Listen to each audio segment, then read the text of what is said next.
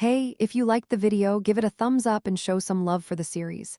Every like, comment, and share really helps us keep going. Thanks a ton for watching. That my voice came out of my earpiece. Okay, you're out of there, hopefully everything's okay, but I'm sure something happened, like the tentacle guy went on a rampage. In that case, the answer is Stardust. She'd be here in a heartbeat if there was an incident of this magnitude, so tell her she can take him down if she attacks with the power of the star that glows in her body. The voice suggested a solution calmly, and without a moment's hesitation, I obeyed. Stardust, I want you to listen to me carefully. You see that monster down there? I need you to catch him before it gets any bigger. Okay, but what about you? She asked me in a shaky voice, and I calmly replied. Tell her to drop you off at the top of the castle with the red flag. Drop me off on the roof of the castle with the red flag over there. Okay. At my words, Stardust nodded with trembling eyes and headed that way. We arrived there, and I finally got off Stardust and stepped onto the ground again. On top of a dilapidated skyscraper-like castle, with the cold sea breeze blowing in, I fluttered my cloak, and Stardust looked down at me, her eyes still full of concern. Her blonde hair fluttering, her blue eyes observing me as she opened her mouth to say something. Quiet. With a loud crash, I heard another building collapse. Seeing that sight, she turned her head as if she couldn't delay any longer. However, she hesitated as she kept looking at me. I put on my best natural smile and told her, I'll be fine, Stardust, go ahead. But she was still looking at me with uneasy eyes, so I took a deep breath and smiled reassuringly. Stardust, I'll remember who you were and what you meant to me soon enough. Don't worry about it too much, go on. The next time we meet, everything will be the same. Ah. When I said that, she looked puzzled for a moment. Then, as if she had made up her mind, she nodded and said to me, Okay. Is that a promise? She looks at me, almost crying a little as she asks, so I nodded, not knowing what else to do. Yes, of course. I promise. I made a promise I probably couldn't keep. And with that, I let Stardust go. Phew, I sighed in anticipation, slumping back once she was out of sight. To Stardust, I tell her I'll see her next time. If you go that way, the group will pick you up soon, so wait there until then. Because that's what my voice in the earpiece said. They're coming to pick me up. Who are you talking about? No, weren't my people Stardust in the first place? Did he mean the association staff? As I thought about it, it dawned on me that maybe I wasn't a hero after all. Maybe I'm a mercenary, a specialist working for the PMC. Though I'm not sure if I'm capable. Anyway, that wasn't the point. Thud, thud, thump, thump, thud. No, really? I muttered to myself, my face bright red, my hand on my chest, listening to my heartbeat. From the moment I first saw Stardust, until now, my heart has been beating like crazy. To be honest, when I first saw Stardust, I was surprised at how much prettier she was in real life than in the comics, especially since she was my favorite. But that's as far as it went. For me, the guy who went to bed and woke up one day with no memory of his life in a superhero comic, it didn't matter. My life sucks right now, except my body didn't. From the moment I first saw Stardust, my heart had been pounding like crazy. More accurately, it was as if the memories had been erased from my mind, but the emotions remained. It was as if my body remembered her reflexively. How much did I like Stardust in this world, and I've been living this down to a T? And Stardust, reaction was strange. I think she realized I'd lost my memory from the start, but the concern and worry in her eyes, it was almost overwhelming. I've never seen Stardust care that much, even in the original. No matter how much I think about it, there must have been something special between me and her. I looked down from the top of the tower as I thought about it. A cold wind was whipping around, and below me, giant black tentacles were rising from the ground, making a mess of the prison above. And in the middle of it all, I see a flash of yellow light. That's probably Stardust. But am I some kind of pseudo-hero or something? Am I supposed to just watch and not help? I sighed deeply as I gazed down at the sci-fi scene. Just then, a voice came out of my earpiece. Oh, and I didn't tell you this. You are a villain. And the moment I heard that, I was dazed for a moment. What villain, me? Is this some kind of April Fool's joke? For a moment, a dozen things popped into my head to retort to that statement, and then it subsided again. No, don't duck with me. Stardust wouldn't react like that. That's the kind of reaction you'd expect from a teammate in the line of fire. With that thought, I looked back at my body. It was then that I realized I was dressed in a black hat, all black cloak, and a white mask over my eyes. A villainous all-black look. And now that I think about it, the name Egoistic is an anagram of egoistic, which means selfish, what the hell. That's when I realized I was confused. So all my friends are villains too, don't freak out. With that said, Durin, hey, Egostic! A girl's voice came from the sky, and I looked up. I was speechless as I saw the familiar faces from the original stepping off the giant flying ship. No, the real villains? Wait. Then what's Stardust? Reaction? And just like that, I was plunged into a great confusion. My Stardust wouldn't do that to a villain. Chapter 313. Above the windswept castle on Prison Island, reunited with those who had called me there, those who had been my companions, I nodded once. Hello. Duin, do you remember me? No. I replied to a woman with white hair down to her shoulders, wearing a blue hoodie, asking me anxiously. She looked to be a college student, probably in her early 20s. Is this the White Witch from the original? I suddenly thought to myself. Among the villains in Korea, only the White Witch is good enough to be recruited by my future self. Her appearance was similar to the original. However, the coldness of the original was gone, and she was purring beside me like a cat worried about its owner. And then, a woman descended from the sky and stood beside me, fluffing her hair. Ha. First of all, it looks like Egostic is completely distracted, so Seo-yoon, just work with me. The woman with a bright scarlet-yellow ponytail said that with a sharp expression, and then lightning flashed in her hands as she said that. Din, you really don't remember me? Yes, do I know who you are? HMPH, I was your girlfriend. Han Seo-yoon, stop talking nonsense and go catch them.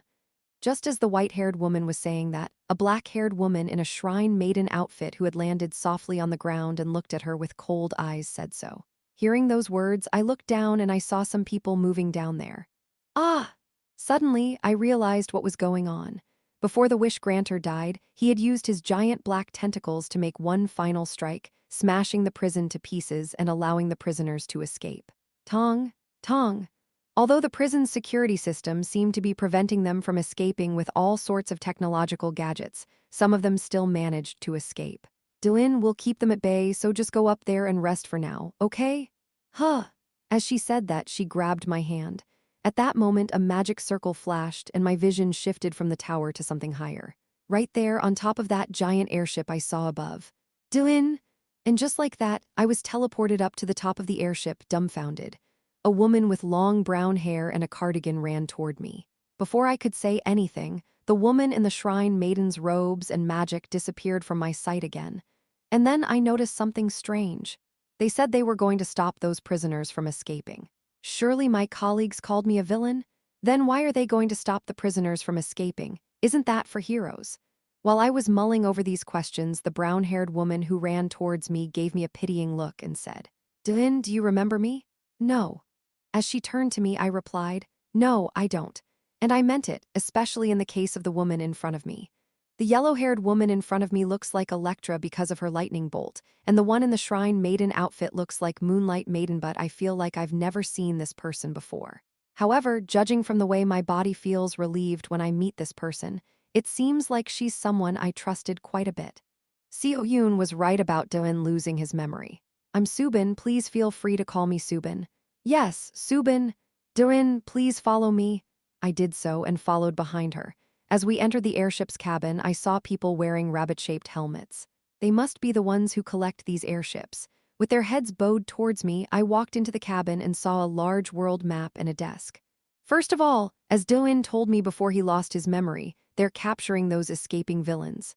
As she said that to me, I nodded, though I don't know why villains are catching villains. Well, I'm sure you're a little overwhelmed right now, so why don't you get some rest? I nodded at the words of Subin, who smiled warmly at me. It was a bit hectic, but still.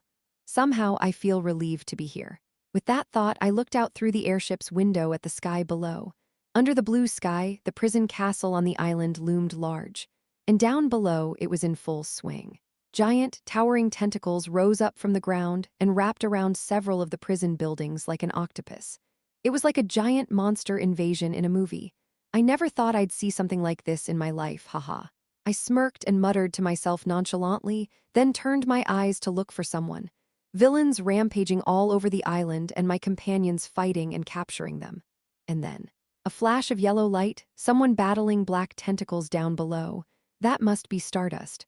I hope she's doing well. As I stared blankly at the ruined state of Karquias, I suddenly realized something. Wait, this shoot is happening in Karquias, the only villain prison in the country.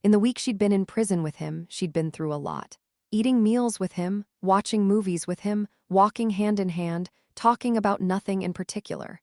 They went about their daily routine as if they were best friends, and she suddenly realized. I'm nothing else, just that she was happy just to be around him. Just talking to him and seeing him laugh made her smile. The way he calls her in a low voice when he wakes up, the way he smiles at the deliciousness of whatever she cooks, the way he eats, every little thing he does for her makes her smile and makes her forget that he was a villain, that he meant so much to her, and so she drew closer to him. And she thought he was coming around too, since he blushed and seemed self-conscious at times when he saw her. Granted, he blushed more often than she did, but anyway. She thought she was getting closer to him. Honestly, not everyone realized that whether he was a villain or not, he was a good person at heart, and she wondered if the fact that he was a villain was something that could be fixed separately. Also, she doesn't really remember, but she was pretty sure they did something together the night before. Maybe it's okay if it's egoistic. She had thought so, until he lost his memory. Stardust sighed as she destroyed another black tentacle. Actually, she understood egoistic. If he'd told her he'd trade her memories for the creature, she'd have said no, too risky. But still. After destroying another tentacle, she flew straight to another, farther away. Now there were only a few tentacles left. Of course, parts of the prison had collapsed, allowing some of the villains lucky enough to be in the building to escape past the emergency security. Hey, wanna bet on who catches more? Haha, are we supposed to show the difference in power? The situation was somewhat calmed down by the sudden appearance of villains from the ego stream who were using lightning and purple fire to stop them. Perhaps they, too, had been summoned by Egoistic, predicting that something similar would happen. He must have planned all of this. He's good at planning things out, so she's sure he's got the memory restoration all planned out. Egoistic is always smiling and taking every event in his stride. By the time she had destroyed the last tentacle, that was the end of the Wish Granter attack before his death. And then, hey, let's go. After it was all over, she stood for a moment on a nearby tower and watched the airship depart in the distance. Presumably that's the airship that the members of the Ego Stream will be on, and no doubt the Egoistic will be on it. She didn't feel like chasing after it. The members of the Ego Stream had come here and prevented the other villains from escaping, and she couldn't in good conscience imprison them for helping her. She just knew in her gut that she needed their help to get Egoistic memories back. She knew that if she caught them, there was a chance that he would be sad when he regained his memories, and might hate her, so she didn't. She stood there for a moment, watching the departing airship with her blue eyes. Somehow, she seemed to make eye contact with Egoistic. Let's get back to work. Soon after, the airship with Egoistic on it left, she turned her head and looked down at Prison Island. The prison castles looked surprisingly intact, considering the havoc wreaked by the black tentacles. The damage had been minimal, perhaps because they were so large to begin with. Of course, there would still be villains who'd managed to break out past the emergency security and the members of the Ego Stream, but she didn't really care. She had plenty of time anyway, now that Egoistic had left her side again. There'd be plenty of time to work, and so, alone and silent, she went downstairs. It doesn't matter anyway. No matter what anyone else says, it won't change the fact that the Egoistic is her villain. And if he could just get his memories back, then they can move forward. Stardust brought a hand to her chest as she thought of that. She had no intention of losing him any longer. It was becoming less and less important that he was a villain. Egoistic would not be handed over to anyone because he was her villain. Let's go! With that, Stardust muttered and flew towards several villains who were attempting to escape again. Her blue eyes were somehow cooler than usual. Hey Dylan, why are you so dirty? Oh, I'm feeling a little ominous. On an airship flying through the sky, standing on the railing of the ship, staring blankly at the direction of Prison Island, Han Seoyun scratched her cheeks involuntarily when she saw Doin responding to what she said. Doin, as expected, he had lost his memory just as he said he would. It was unmistakable from the respectful way he addressed her. She felt a little distant, and while she felt sorry for him, she also felt Han Seoyun found herself feeling strangely excited. Because Doin, who had lost his memory, must be Seoyun. What's wrong? What? Oh, it's nothing. Because he was looking at her as an adult. Han Seoyun felt better because he was being so polite, unlike when he had always treated her like a child. In fact, Han Seoyun was no longer a child. She was already nearing her second year of college, and her innocent yet cute appearance had already turned a few heads when she walked down the street. Her height was a head taller than when he first saw her, and her body was more mature. Her hair had grown slightly longer from its previous short length. In fact, no one could look at her now and think she was a child. Only Do-in didn't realize it because he had seen her since her childhood. To him, she was just Seo-yoon, a cute high school student who was like a little sister to him, and she knew that pretty well.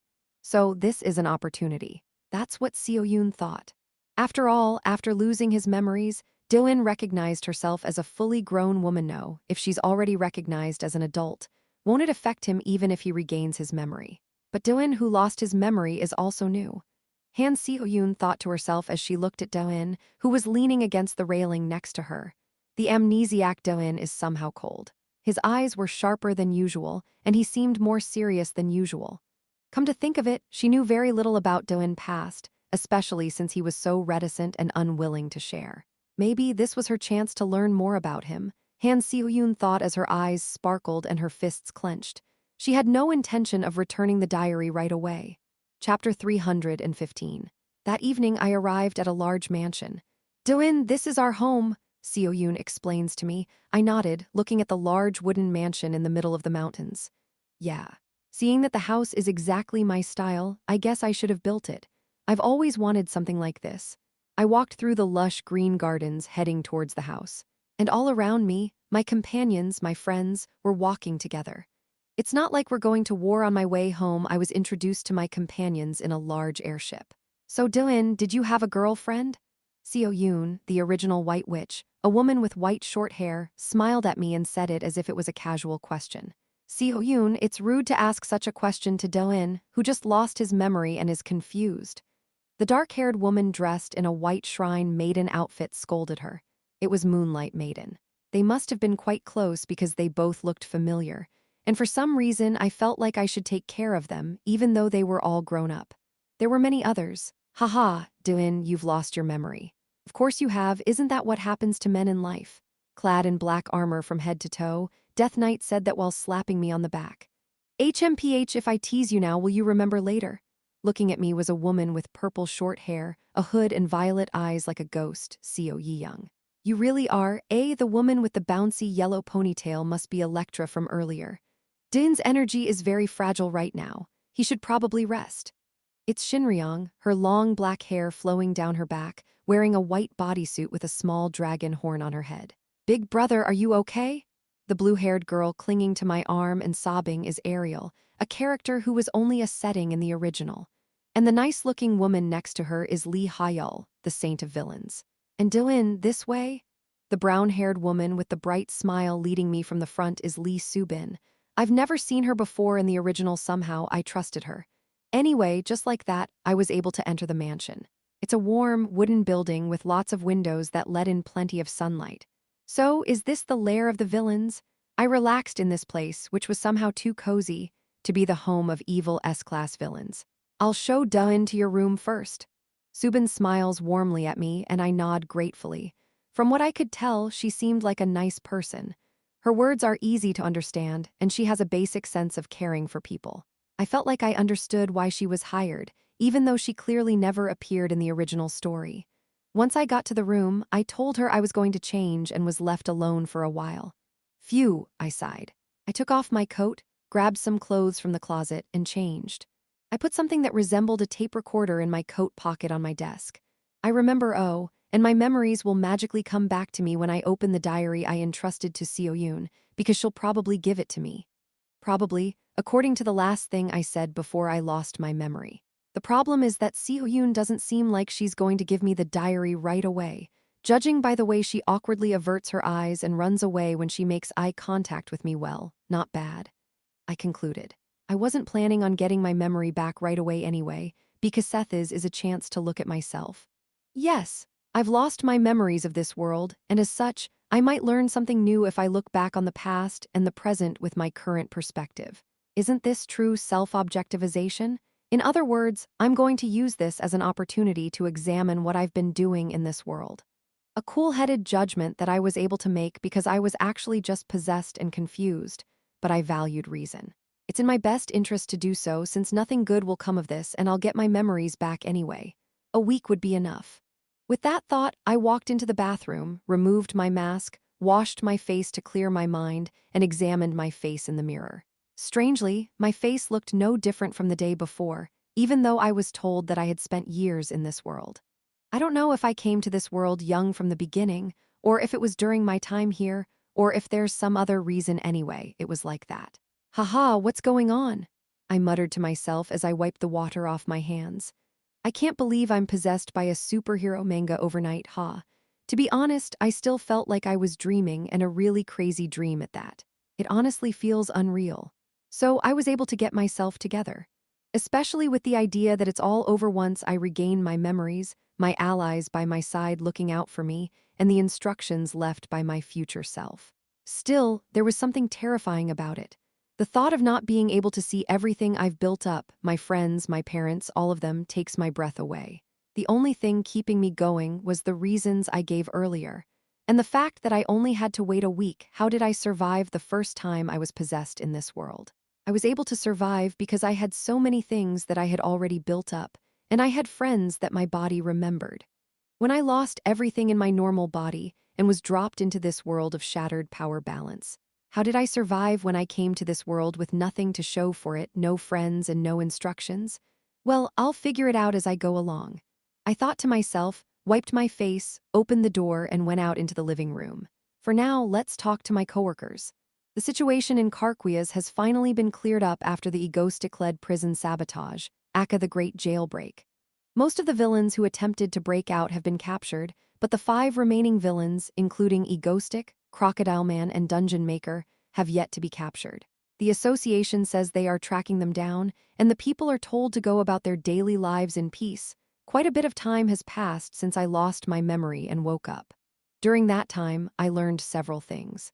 Meanwhile, the people who were protesting for my release have all disbanded with satisfaction after my escape, especially the Egostic fan cafe that led the protest, whose membership increased by 10,000 units every day during the protest.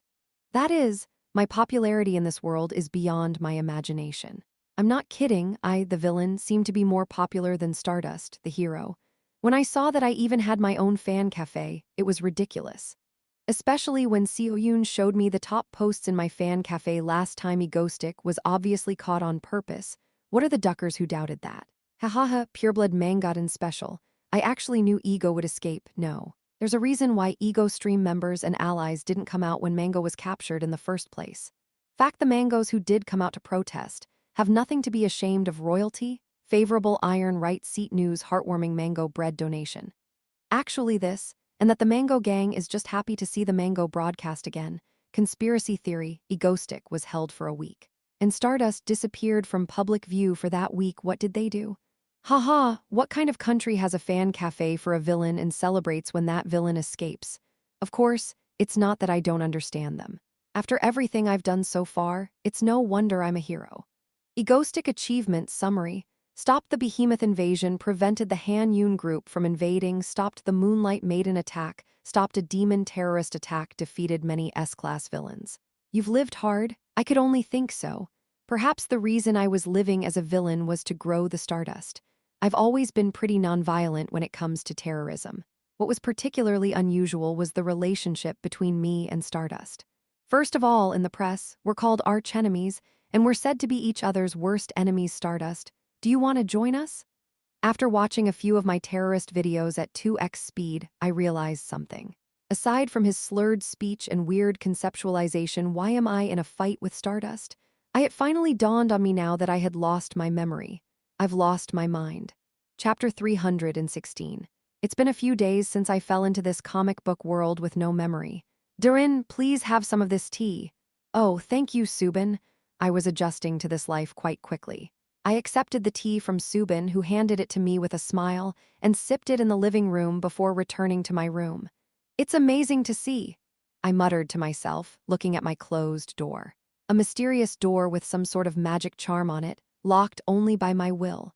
Perhaps there is something secret I do in this room, and maybe that's what I do, compare it to the original and plan my future. With that thought, I opened the white laptop on the desk. There was a password on it, but it was the same one I'd always used, so I had no trouble cracking it. What I've been doing lately is reviewing what I've been up to and my plans for the future. Seoyun, you have my diary, right? Yes. How did you know? Anyway, in consultation with Seo Yoon and the other members of the ego stream, I agreed to give myself a week to recover my memory.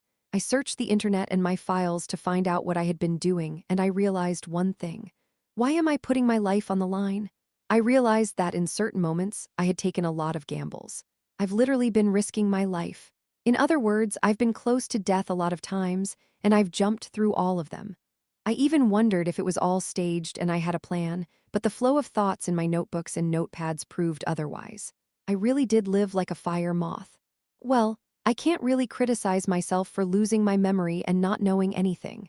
I'm sure I had my reasons, especially since I'm guessing there was a 3-year gap before I met my first coworker, Seo Yoon, and I'm sure I had a lot of trouble. And most of my risky behavior had to do with Stardust. I'll think about that later. My head throbbed at the thought of her for a moment, so I moved on to other things. After all, my remaining plan was to stop the sun god. Is this it? I had my doubts, but I put them aside, figuring I'd be good at it. In fact, when I looked at the plan organized on my computer, it said that I would work harder on external activities in the future. With Cathedral and the East Asian Villain League, it seemed like they were going to stop terrorizing and start working in earnest.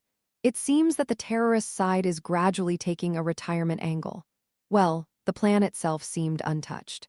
I mean, I've been working on a few projects, but they've all fallen apart and I've been drawn into this world. So I've been focusing on one big thing, the Saving the World project, and I've spent a lot of time on that. I'm like, wow, I just fell into this superhero comic book world. I thought to myself and moved my hand, and there it was, a cup in front of me. Interesting. I muttered to myself and spun the cup in the air. To my surprise, I was granted 2 superpowers upon entering this world: telekinesis and teleportation. They're 2 of the staples of superpower comics, so it seems like a scam, but not good. I can only offer such a mild assessment. Telekinesis is useless because I can't lift anything heavy, and teleportation doesn't seem to have much promise outside of running away. The reason for this is that both of these abilities are incredibly taxing on the body, meaning that they're not something I can use over and over again for the duration of the casting time, but rather a one-time use skill that makes me sick and has a cooldown of several days. Of course, a casual observer might say that this is a scam, and how can you get this and cringe? It's actually incredibly powerful, and if I had it in my world, it could eat the planet, depending on how I use it, but not here. In this power-balanced world, it was impossible. Sure, it's enough to maintain my personal security, but what's the point of living alone when the world is hurtling toward destruction in real time? Running away from meteorites, tidal waves, and crazy people. That's why I recruited my allies. A coalition of villains of my own making. The Ego Stream. Actually, I preferred the name Ego Squad, but I couldn't figure out why it became an Ego Stream. Was there external pressure? Regardless, this Ego Stream was the centerpiece of my plan. To take people who are good at heart, but who have been turned into villains by an unfortunate accident, and convince them to become my allies. Indeed, as of now, I have many people by my side that possess abilities comparable to S-Class. Han Seo-yoon, the White Witch, Baek Yoon-woo, the Moonlight Maiden, Lee Ha-yeol, the Saint who can save anyone, and Shin Ryong. There were also Elektra, Seo Yi-young, Death Knight, and many other powerful people who could definitely take on 5 people. So I was living with such companions of mine, and we seemed to be very close. You're going to sleep with me? Yeah, I always do. In fact, at night, Seo Ya-young, who wore a purple hoodie, came over and said that we used to sleep together, and she naturally entered my futon like a cat. When I asked her later, she said it was true. Well, since she was small, the bed wasn't too tight, so I just slept with her. Of course, it was a bit exciting to be in bed with a woman I barely remember. But Seo Ya-young, what are you doing? I got caught. I felt a weight on me in my sleep, and when I woke up to find her on top of me, looking down at me with her purple eyes, I was terrified. What the hell was she doing holding onto my clothes? Anyway, that's how I was living. Darin, look at this. Darin, it's me, Yoonwoo, Ariel, please choose. Hoo-hoo, Darin. Have some more of this. Hey, Darin, do you want to play a game with me to get your memory back? And one more thing I realized while living like that the people I live with care about me a lot. No, they didn't just care. It was the kind of affection that only a fool would feel. I mean, I could feel that they really liked me. And they didn't seem to think that I didn't notice this, no, so I've been gritting my teeth and ignoring all of this and putting up with it. It was ridiculous. No, it's so blatant that it makes me blush. Plus, I have a suspiciously high number of women in my villain alliance. Looking back at the notes I left, I realized that I was very much about group cohesion. We actually lived together in this house to build trust and get to know each other better. Because even one of us betraying would be the end of the world. And the best way to make sure we don't even think about it is to treat each other like family and develop affection. In fact, if you look at the atmosphere among my coworkers, it's actually because of my efforts that everyone is close and incredibly harmonious around me. I can't be calculating this far, this is too delusional. Suddenly, I remembered a dear friend I had left behind in the other world. What would Yi Yon think if he knew I was doing this? Would he be worried about me falling into the ruins, or would he be annoyed that I'm living with a bunch of pretty girls? Actually, I'm thinking about her because I love her, but that's not the problem. Stardust, she was the problem. Phew, I said and sighed. Stardust, the country's only S-class hero, the hero of this world, the only key to stop its destruction. And I've been going through the archives, analyzing Stardust, reaction when she first saw my amnesiac self in this world. I've come to one conclusion. Stardust seems to like me. This was not an overly self-conscious realization, but a thoroughly rationalized one. How could a high-minded woman like a villain, I wondered, given everything I'd done up to this point? I'm like Stardust, Black Knight, running to her when she's in danger. I don't even need to look at my past records, the Stardust I've seen in person says it all. The concern and affection in her eyes for me was palpable. And in fact, I think I have a heart of my own, judging by the way my heart beats at the mere thought of Stardust. Of course, my colleagues' hearts are beating as well, so I guess that's not an accurate test, but whatever. What am I going to do with this? And the scariest thing was, I didn't seem to have realized it yet. It took me a while to come to terms with it, too. As a Stardust who never had a chance with a guy in the original, the idea of her liking me was hard to accept. I'm looking at it objectively from a third party's point of view, but what about her? And I'm sure she'd even carry out the attack herself. Well, at least I know now. When I get my memory back, I'll realize it all because my current memories won't be blown away. Anyway, I'm done with my reflections. I should get the diary from Seo Yoon and regain my memory. Actually, reading the diary would give me the most information, but I didn't open it for fear that my memory would return in the middle and my reflection would end. With that thought, I began to scribble my realizations in my notebook out of habit. Stardust seems to like me. That should do it. With that thought, I closed the notebook. Okay, in a few days, I'll read the diary and go back to the original me. As I stretched out my arms with that promise, I stopped in my tracks. Wait, me. I just killed another one of the sun god's creatures. Is this one going to be okay with Celeste? Meanwhile, in America, on the day that the Egostic eliminated the wish granter Wham, Celeste noticed that one more candle had been extinguished in her prayer chamber. She sighed and walked out of the prayer room. Then she heard news from abroad. Karkwia's, currently under the control of the Korean Association, is said to be collapsing. It was caused by the S-class villain Egostic. She stared blankly at the image on the TV. Opening her eyes for the first time in a long time, she turned and left the room silently, her silver hair whipping behind her. The time for the next cathedral meeting was drawing near. Chapter 317. It's been a week since Do-in lost his memory. Do-in? The living room of the house in the middle of the day, Seo Yoon came to the door and looked for Do-in, scratching her head. He's not here, where did he go? Just then she heard a voice from under the sofa. He's on the veranda. Seo Yoon turned her head quickly, and there, lying on the couch, was Seo Yayoung. Her purple short hair leaning against the cushions, she was lying on the living room floor as always. When I saw her staring blankly at the ceiling, assimilated into the living room, I wondered if she had a protective color. Thank you, sis. You're welcome. Can I have a twisty ice cream when you come back? I didn't buy that. Oh. With that, I left Seo Yayoung, who was mumbling something like, why did this tragedy happen to me, alone, and walked toward the veranda. Then I saw Do-in figure on the veranda outside the window. I saw him leaning on the railing, facing the wind, looking at the panoramic view in front of him. For a moment, I was about to open the veranda door and approach, but stopped myself. Do-in, ever since Do-in had lost his memory, he would sometimes appear to be lost in thought while gazing out at the scenery like this. In fact, he used to stand outside and think a lot, but after he lost his memory, he did it even more. From the looks of it, it was a habit he had had for a long time. With that, Han Seo-yoon stared at him deep in thought for a moment. That kind of Do-in is also cool, not like this. Whatever. Seo-yoon shook her head and thought back to what she had seen of Do-in recently. In the last week, the amnesiac Doin had been different from his usual self. He was the same kind, gentle, caring man, but somehow, he was a little colder. It wasn't that he was cold because he had lost his memory. It was because he'd been kind, if awkward, when he'd heard that she and the rest of the Ego Stream family were colleagues. Though he'd been more reserved than usual. But what she wanted to say was something more fundamental. That is, he was a little more somber than his usual laughing, joking, and serious self. Something sober, unapproachable. Before you met us, you were like that. She didn't know because the Doin she knew had been smiling at her since their first meeting, no matter how coldly she tried to push him away. And of course, she liked the Doin who smiled that much better than she did now. And then, he seemed to have changed a lot, too, after living with them. Of course, the one thing they both have in common is that they didn't tell me about the past. He never told me what he did before I met him, what he was doing, or what his life was like.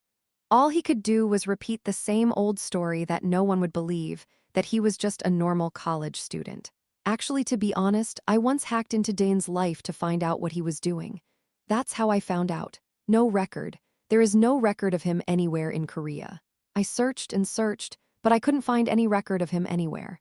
It was as if he had been used as a test subject by the Han Yoon group and had no record of his life. So I wondered if I could use this opportunity to learn the secret of Doin, who always seemed to be hiding something. No way. After all, even if he lost his memory, he was still Doin, but no matter how subtly I ask, he never talks about the past, and it's almost like an iron wall. I sometimes wondered what he had done in the past to know so much, but it seemed unlikely that I would ever find out. Still, it wasn't as if I hadn't learned anything this time. He. That's right, he's becoming aware of her. The corners of her mouth twitched upward at the sight of him blushing when she got close to him, unlike usual. Especially the way he treated her as an adult and gave her respect was very different. Yes.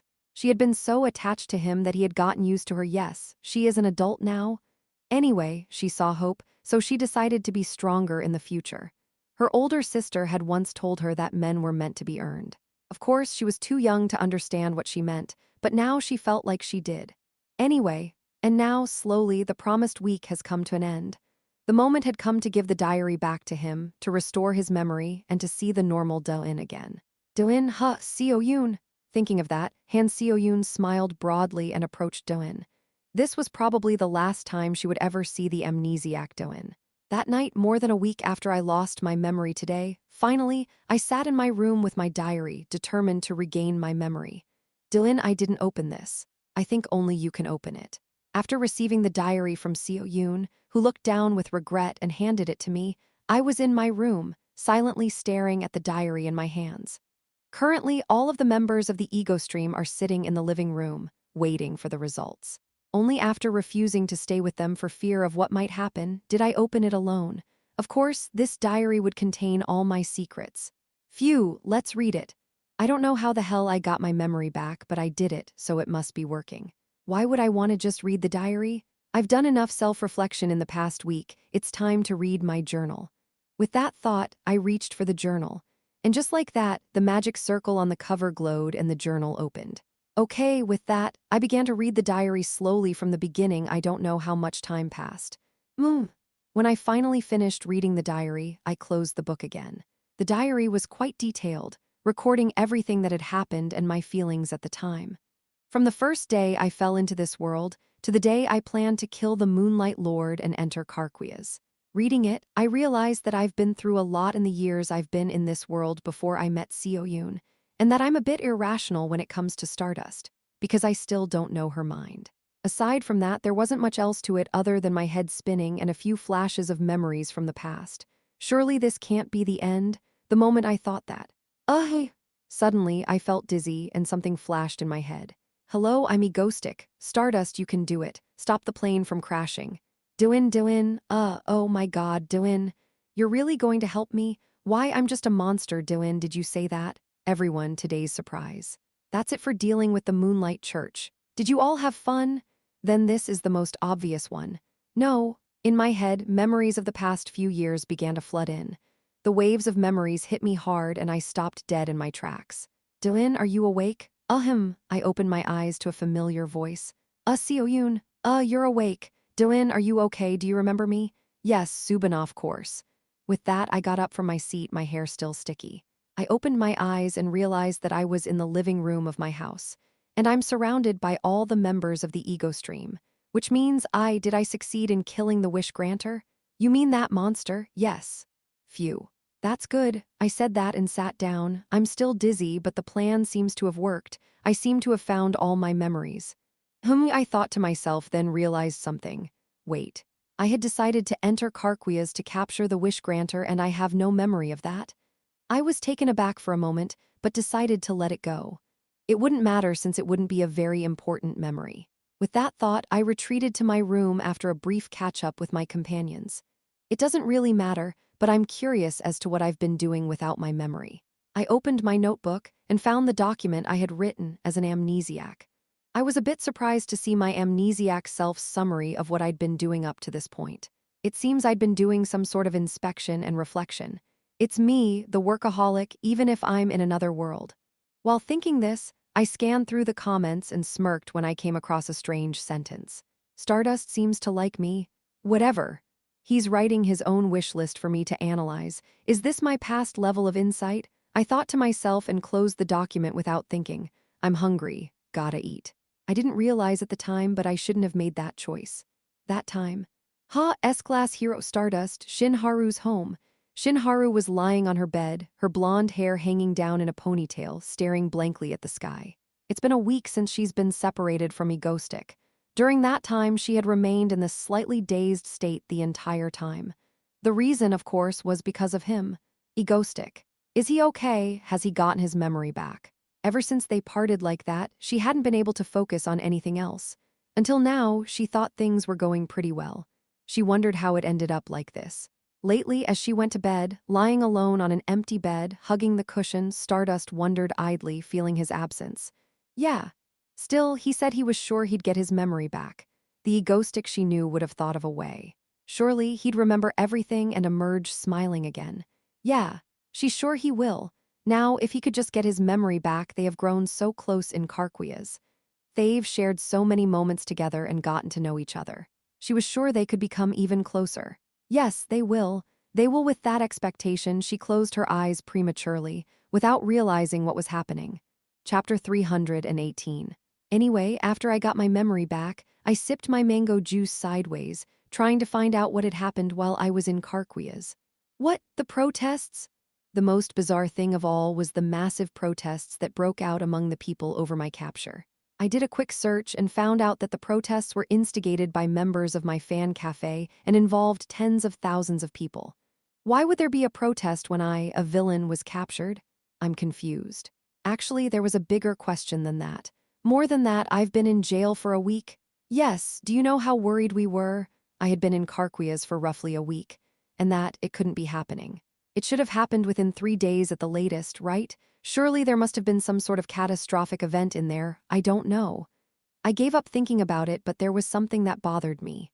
No. Isn't it a bit cold? I'm not there, can't you run away? Egoistic, because you asked for it, I'll listen. Strange memories lingered in the back of my mind like vague, haunting images. Especially when I thought about it, my face would flush and my heart would beat so fast that I suspected I had an arrhythmia. Usually in movies, it's just an arrhythmia and it's because I like someone, but that's definitely not the case with me, so I'll let Ha-Yul check my body. Plus, I'm pretty sure I left a comment that I can't remember. Stardust seems to like me. First of all, I don't think it makes sense. I still remember Stardust looking at me like I was a bug and calling me, "you piece of shoot," early on in my terrorist career, so to change after a few years. Nonsense. Admittedly, she's been acting a bit strange towards me lately. Holding my hand, her reaction to being trapped in Dungeon Maker's labyrinth, it's easy for a guy to say, does she like me? And it was clear to me that she was beautiful. Let me fall in love with her so I can get her to turn herself in. Perhaps my repeated villainy had pushed her to that point. It broke my heart. Still, somehow, I kept thinking. I'm sure all men do. What if Stardust really does like me? What if my amnesia has led me to the truth through a bizarre insight? Through a tremendous amount of self-objectification? What if she really likes me? Of course not, I think, but somehow I still wake up in the middle of the night thinking about it. But I don't feel comfortable talking to Seoyun or Subin about it, so when I'm thinking about it. When I went to visit Ha-Yul for a health check, I suddenly thought, Why don't I tell Ha Yul because I can trust her? Doin, there doesn't seem to be anything wrong with your body. You don't have any arrhythmia or anything, of course, but you're pushing yourself too hard lately, and that's bad for you in the long run, so please don't push yourself too hard. Do you understand? Okay. Thanks, Ha Yul, I said, and put on the top I had taken off. For some reason, I was told that I had to take off my top for Ha Yul medical examination. Anyway, I took the opportunity to ask Ha Yul, who was looking at my face with slightly reddened eyes from the heat. More than that, Ha Yul, I've been browsing the internet lately and I heard something interesting. Yeah, what's that? Apparently, Stardust has a crush on me. Haha, I know it's ridiculous, but some people are really insistent about it. Ha Yul, what do you think? I asked in a lighthearted tone, scratching the back of my head. She stood still for a moment, her face still smiling. Then, without changing her tone, she smiled and said, No, Doin, not at all. Really? Yes, of course. I also know this because I saw other guys dating and flirting in college, but that's absolutely not the case. Is that what you're saying? Yeah. I nodded in agreement with Ha Yul. After all, if she could see it, she must be right. It's not just me, is it? More than that, it was a little scary to see her face still smiling like that from earlier, but I did it anyway. What's wrong with her? Anyway, just like that, I pieced together the 2 weeks I'd lost my memory. All in all, I'd say it was a success, as I managed to defeat the final boss of Phase 3, the Wish Granter. Of course, there was the problem that a few other villains escaped in the process, including the Dungeon Maker and Crocodile Man. Oh well. We'll catch them when they start terrorizing again. Of course, things got a little messy out there while I was gone.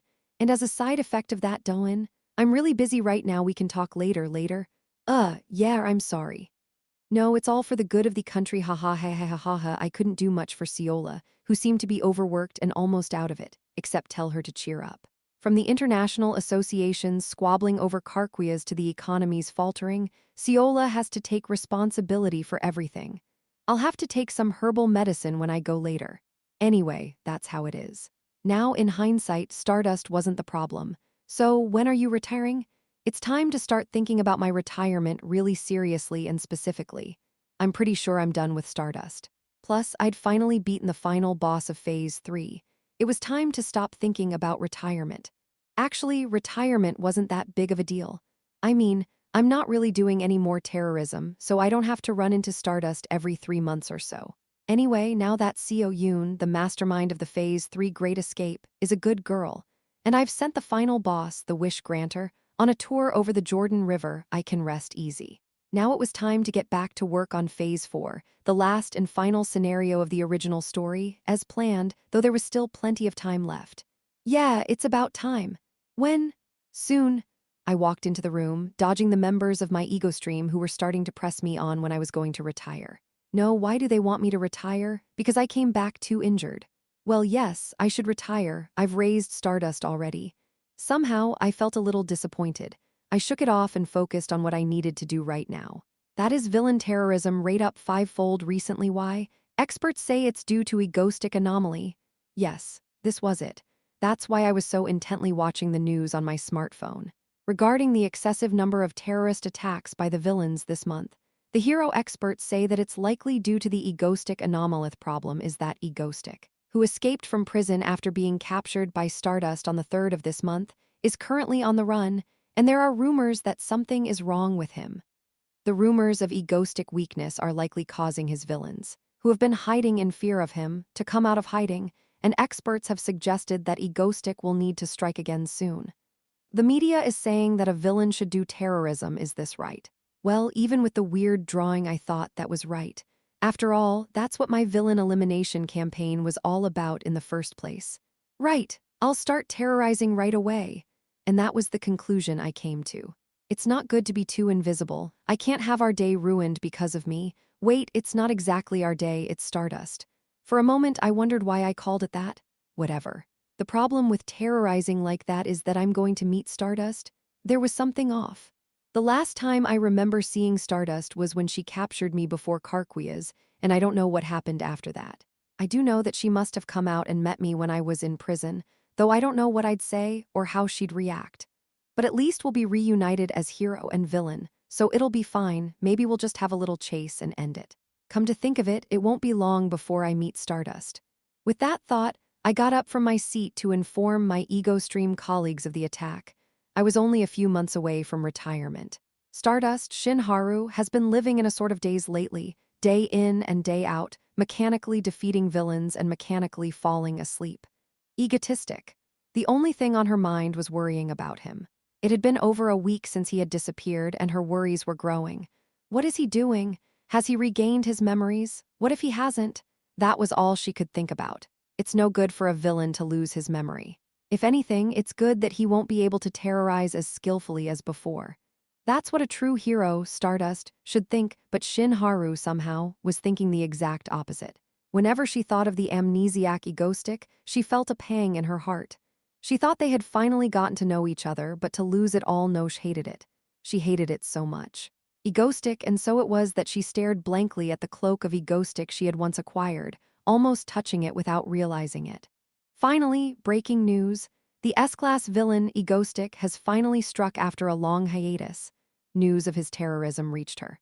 Immediately, she had already changed into her suit and was flying away. For some reason, the corners of her mouth were higher than ever before. Unlike Egoistic, for her, all the memories she'd shared with him in prison were alive and well. Chapter 319. Ever since his escape, the Egoistic Fancave has been in a festive mood. It's what they wanted, after all, so when they got their wish, it was quite the feast. But it was only for a moment. Every happy occasion has its detractors. But don't you think it's a little strange that he hasn't shown his face since he escaped? In the first place, the prison escape process was not broadcast, and it turns out that it was orchestrated by the association. Right? What is this mango health theory?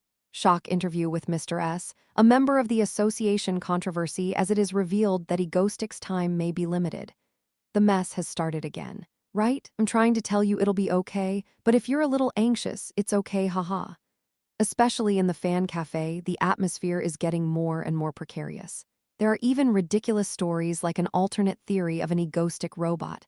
So just when she was starting to worry about Egoistic, at the right time, he appeared. That day, the number of viewers of Egoistic broadcast reached a record high for the year. And then, as if to put everyone's anxiety to rest, "Hello, everyone, it's Egoistic." All they could see of him was a healthy-looking man, smiling broadly from behind a mask. In the midst of all this national attention after his escape, the first live broadcast took place. Above the city of Seoul, under a blue sky on a crisp breeze, I fluttered my cloak and smiled for the camera. "Hello, everyone. I'm Egoistic." As I said that, the chat windows started to pop up. As usual, they were coming in at a crazy pace, but today they were even faster. Even with all the restrictions I've put in place, including the Korean chat restriction, the bombardment of the chat was too much for my eyes to keep up with.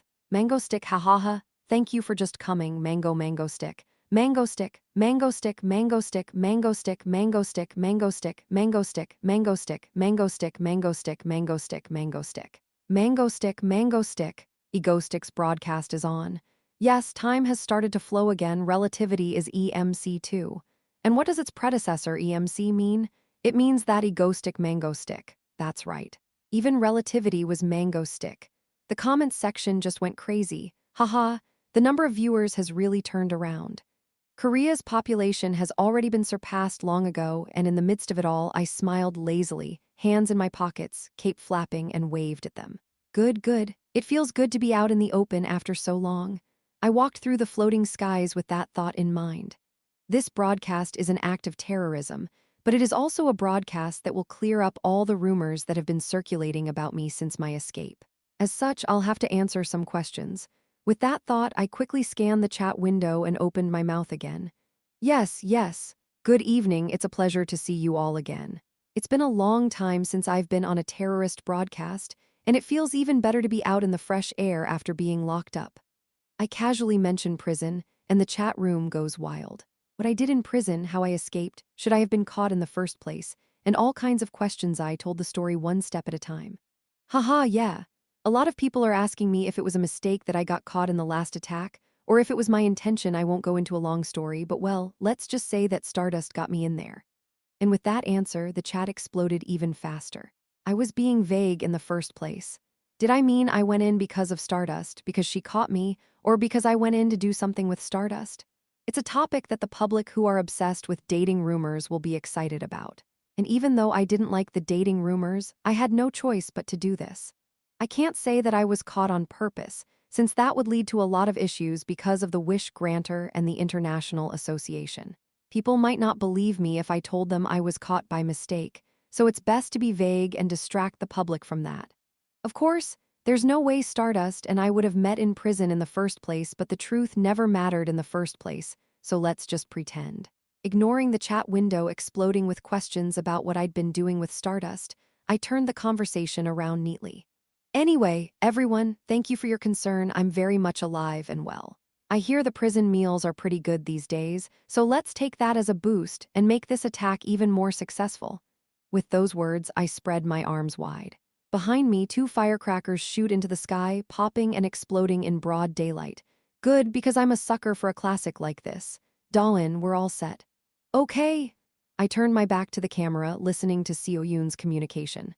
Today's target was the amusement park in the distance. We're going to make it even more thrilling for people who ride gyro drops for thrills, aka air gyro drops. As a bonus, there's also a flying Viking and a flying Comet Express. With the magic of the moon, anything is possible, so all that's left is for Stardust to arrive. I waited for Stardust in a relaxed manner. Why is she a little late today? So I waited for Stardust. Voila, here's a missile, everyone. Where do you want me to shoot it? As a bonus, I also brought a missile that I had already packed. This was to be attached to the Comet Express for reference. I can't wait. Not Mango's amusement park, but Ego's amusement park.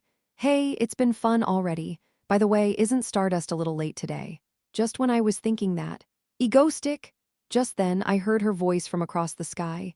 I turned my head at the sound of that familiar but nonetheless pleasant voice. I froze in my tracks as I saw Stardust, who was looking even more beautiful than usual, flying towards me, smiling brightly as if she were pleased to see me. What the hell? Why is she smiling like she's meeting her best friend when she's here to take down a villain? No wonder they hurriedly sent the camera away so the viewers wouldn't notice. Stardust, how are you?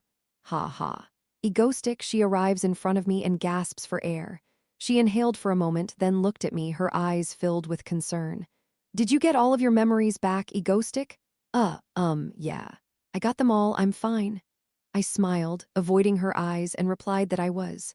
Of course, I don't remember what happened in prison, but I guess I don't need to get into all that because nothing happened there anyway, and it would be insensitive to bore her with that much detail. The plan from the beginning was to call Stardust for help in the event Wish Granter goes on a rampage, so I wasn't surprised when she asked me about it. The odd thing is, Hugh, thank goodness. Are you feeling better? With that, she took a step closer, reaching for me in midair. I did the same, taking another step back from her. No, why are you reaching for me? You're trying to catch me, naturally. Of course, when I did, she lowered her hand and looked hurt for a moment. I wasn't in a position to pay attention to her right now. Of course, I wondered why she had that look on her face. And why did she look so worried and happy for me, as if she had no intention of hiding it? That was a question, but there was a bigger one. Excitement. Thrill, thrill, thrill. Why, as soon as I saw her, my heart was beating like crazy and I blush. Because if it's you, I don't mind. Delicious. Stardust, are you a good cook? I'm not going to let you off the hook. Aren't you a little cold? Yes, it is. My hands are getting cold. Are you warm now? Yes. Egoistic, you asked for it, so I'll do it. Obviously, I don't remember. Why, suddenly? I feel the urge to reach out to her, to embrace her, to blow away the villain, the plan, the whole thing, to be by her side. I'm caught in a sudden, chaotic, uncontrolled wave of emotions. I try to control them, to not let my agitated mind show. I stiffened my face to keep from blushing, and before I knew it, I spoke to Stardust in a cold voice. Stardust, I am about to start a terrorist attack, so you might as well stop it. Not this. Up in the sky, Stardust had flown to meet with Egoistic, and now she was in a panic. Egoistic changed. Stardust, I am about to cause terror, so why don't you stop it? Not so long ago, we were walking hand in hand watching him say that. His expression suddenly cold and not meeting her eyes, she felt her heart ache slightly. Just a little, just a little. No way, Egoistic. Of course not. Chapter 320. After Egoistic turned on the broadcast to start his terror, the entire internet was already reporting on his terror. In fact, since terrorism is literally a terrible terror, it is usually subject to a lot of broadcast control, and people do not bother to look for it, but Egoistic terrorism is an exception. His terrorism, regardless of the process, never results in casualties, so it can be enjoyed by children and the elderly alike. In addition, the character himself already had a large number of fans who found his every word amusing, and the strange relationship between him and Stardust was also noteworthy. Add to that his incarceration, subsequent escape from jail, rumors of ill health, and the increased international attention following the Moonlight Gate terrorist attack, and you have an even bigger story than before. Today, we're going to hit the amusement park. Today's terrorist attack was a classic example of the kind of egoistic terrorism people haven't seen in a very long time. He was in the sky above the city center, suddenly disappearing, and then suddenly teleporting to the sky where he could see the amusement park below. The screen then shows him, behind his usual mask and with a familiar smile, stretching out his arms above the outdoor amusement park. Folks, do you know what I feel every time I come to an amusement park? There are so many thrill seekers in our country. Kia, look over there.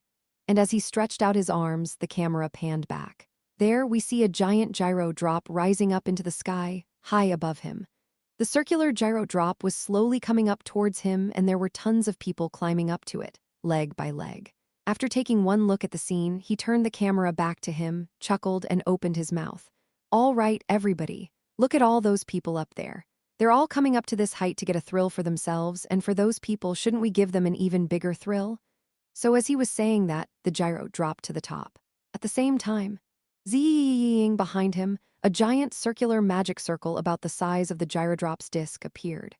As the experts broadcasting the attack were analyzing it, salivating at the sight, saying that it was the Moonlight Maiden's power and that she must be working with him, the magic circle begins to glow. Once at the top, the gyro drop was forced to separate from the pole. Soon, the gyro drop broke through its high point and soared into the sky, beyond the limits set by the park, and the riders, who were already high, began to scream in delight as the gyro drop rattled and rose higher and higher. And just like that, the gyro dropped into a donut shape with a hole in the center, and started moving horizontally beyond the Z-axis. Egoistic, who had teleported to the center, grinned maniacally, spread his arms wide, and shouted into the camera. Yes, ladies and gentlemen, I present to you the first attraction of the Death Amusement Park, Space Drop, sponsored by EgoStream.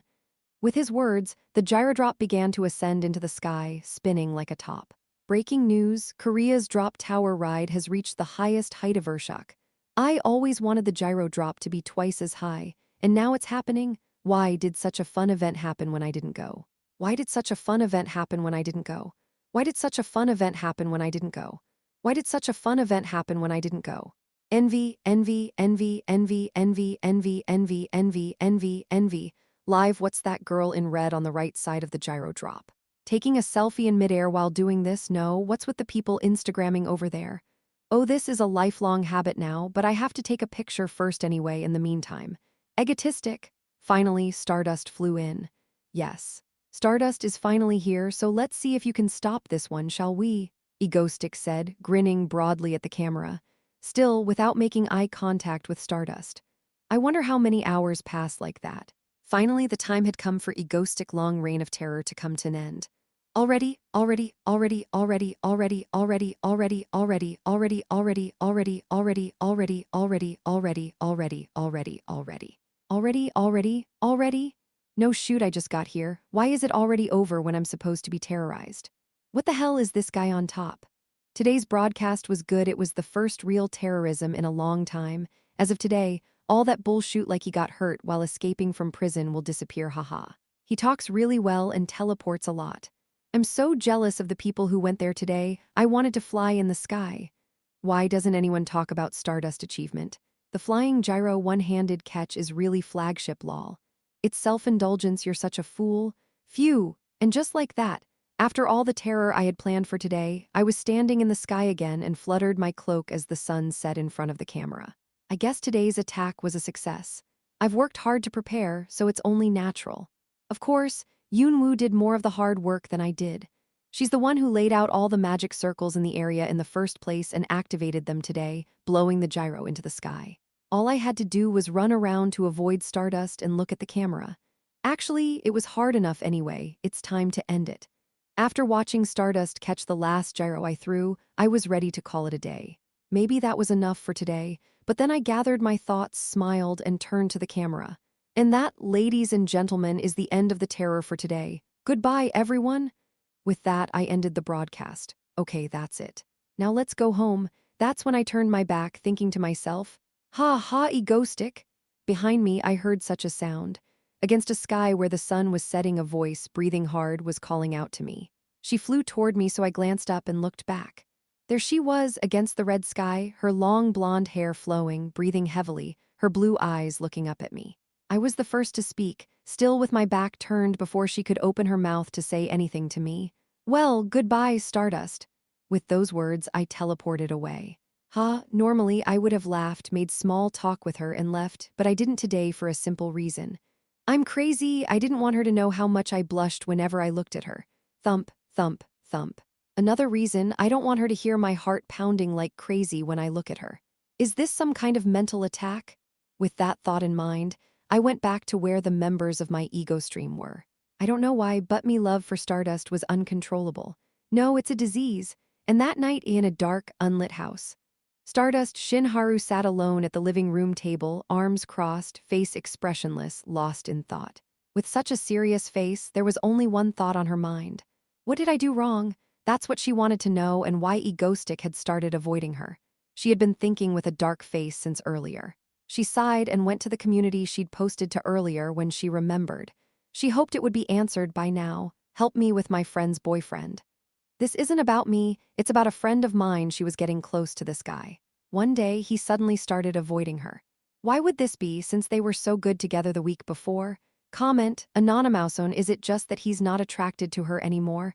Anonymous 2, wow, isn't this a complete meal? Anonymous 3, I think he's just sick of her. Anonymous 4, did they fight? Otherwise, the above statement may be true even if it is extreme. Anonymous 5, well, cheer up, there are a lot of men in the world.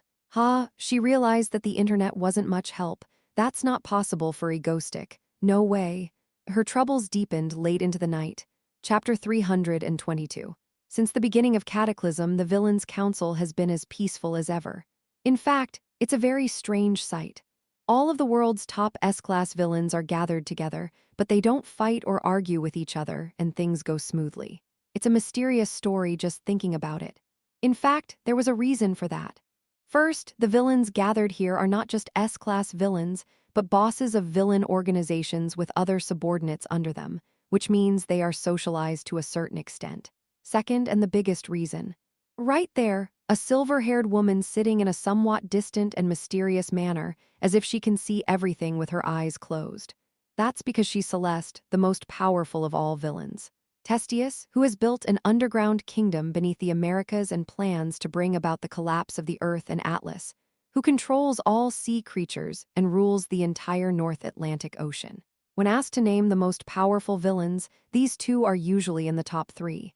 And it was Celeste who was said that even if they attacked together, they could not defeat her. She is the one who wrote a new myth in the history of villains and is considered to be stronger than anyone else at the moment. And there she was, blatantly staring at me throughout the meeting, over and over again. She's so blatant that even the other villains are taking notice. Egoistic, is this okay? I could feel her gaze, so much so that Katana, sitting next to me, whispered in a cold sweat as she tugged at my clothes. And I turned to her. Don't worry, it's no big deal.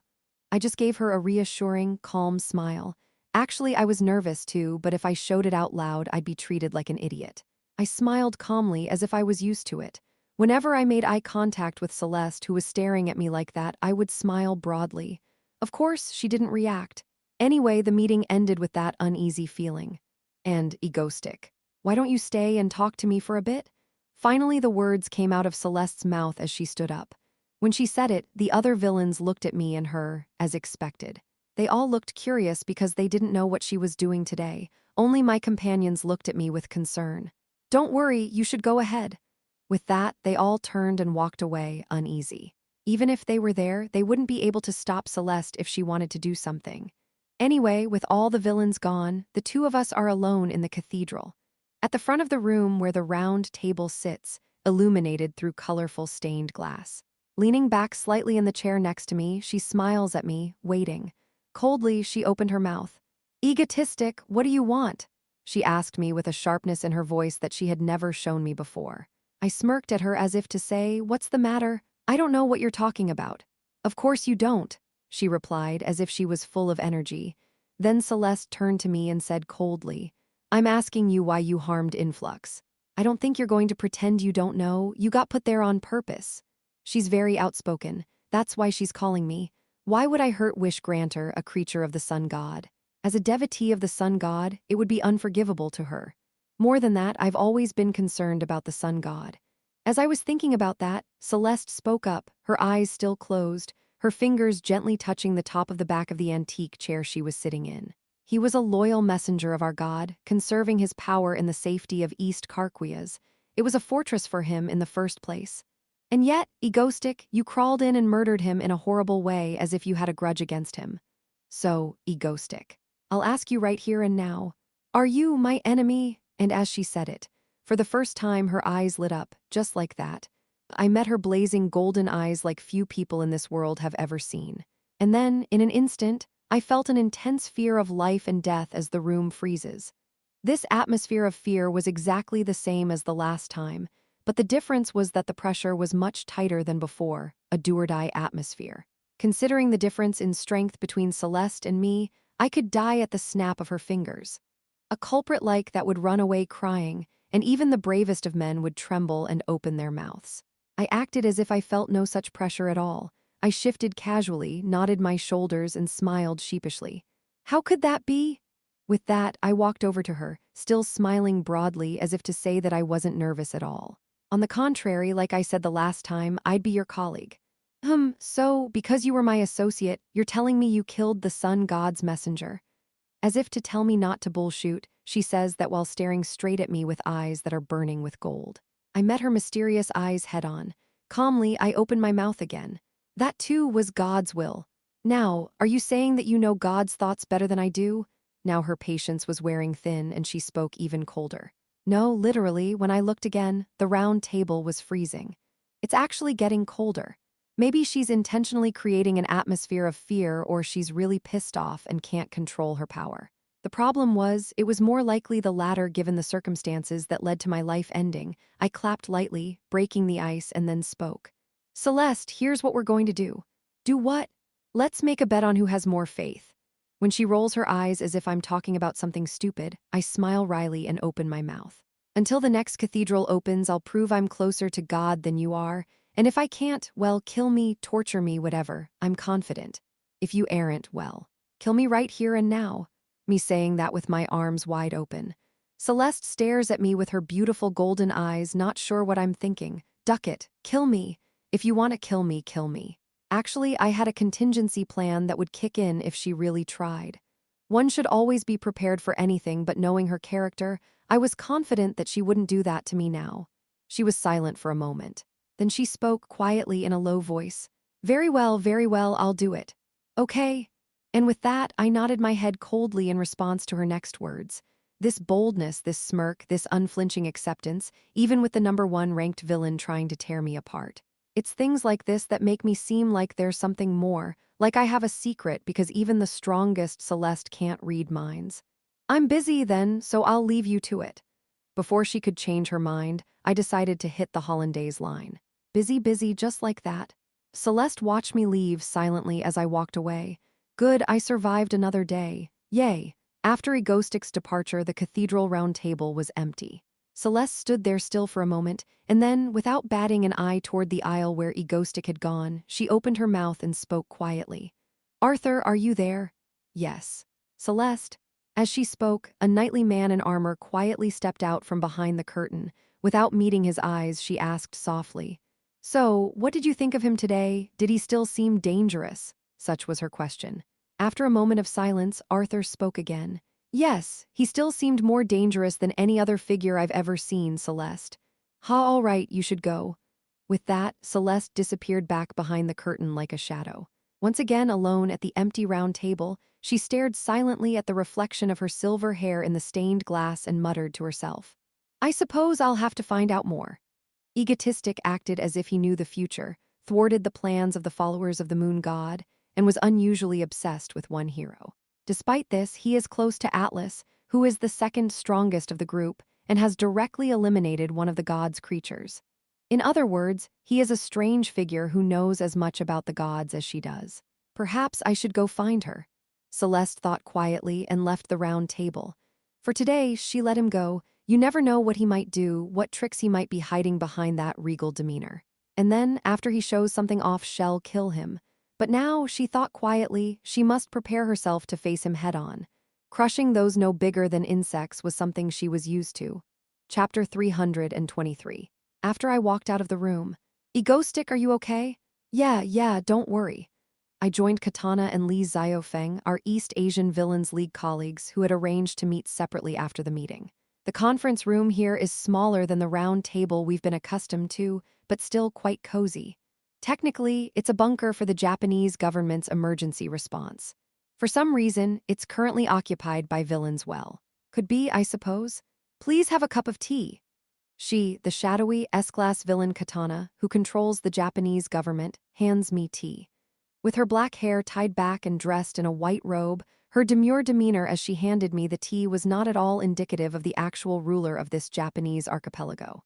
Well, of course, despite her appearance, she had overthrown the rotten Japanese government by force and sat on the throne. History is the record of the victors, after all. Even though her villainous group, Sam Hyup Pa, were the villains in the first place, they, like me, had the support of the people, and seemingly succeeded in getting the international community and the associations to turn a blind eye to them because they had set up politicians who were not puppets in the background. In fact, they were no different from the rebels in that they were the villains, not the good guys. Of course, I provided the traitor and key information along the way, so it could have been different from the original. In fact, in the original, Japan was destroyed by the Moonlight Gate incident, and the archipelago became a monster land. And I was always worried that monsters from over there would cross the water in Korea. I'm glad we're a safe country now. Of course, Katana knew that, so she was always in my favor. Of course, when the villainous group was taking over the country and I didn't know how to control it, I introduced her to Lee Seola, who had a lot of experience in this dark field.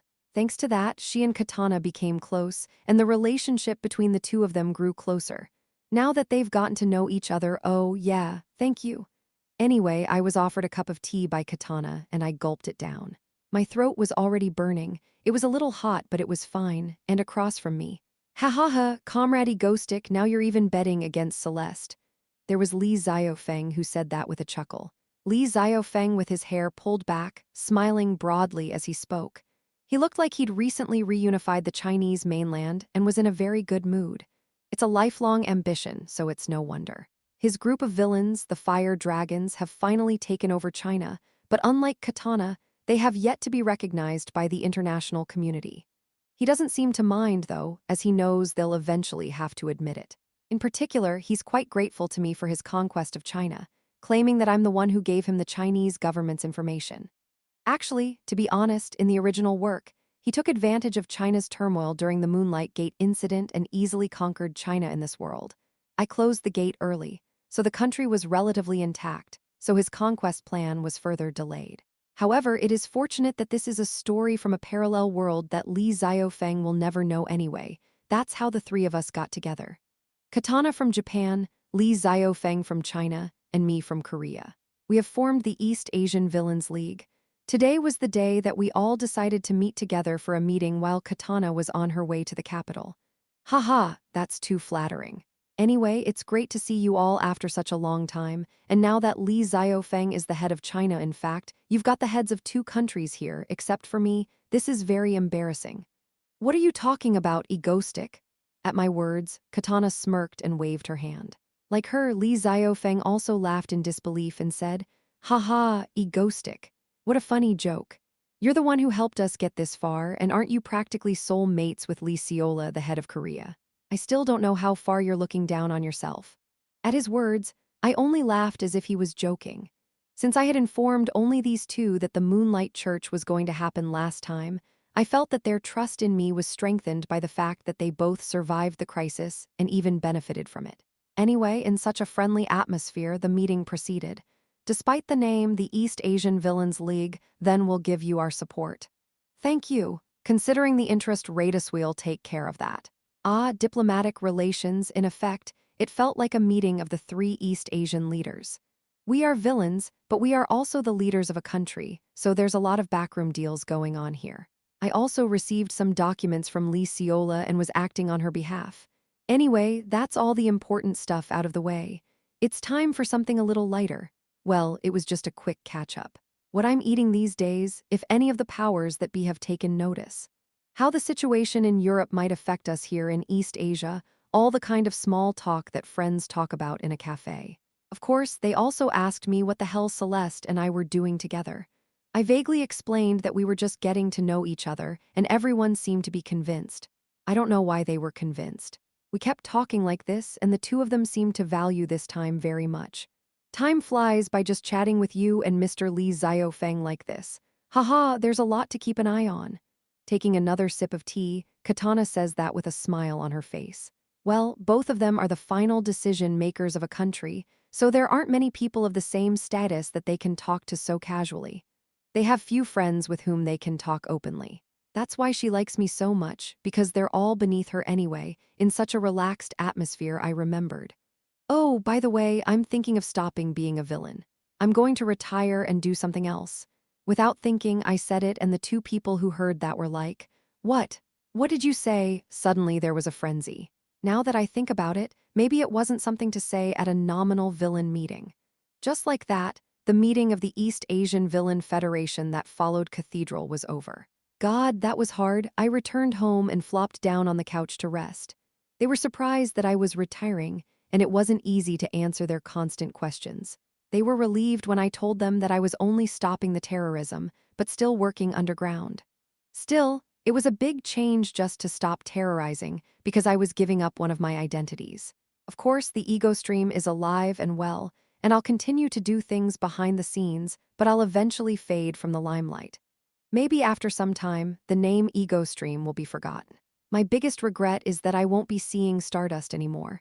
I'm definitely sad to see her go, as we've been together for quite some time and she's been a big part of my life, but it was time to move on. Maybe that's the true role of a fan, to stay behind the scenes and quietly support her.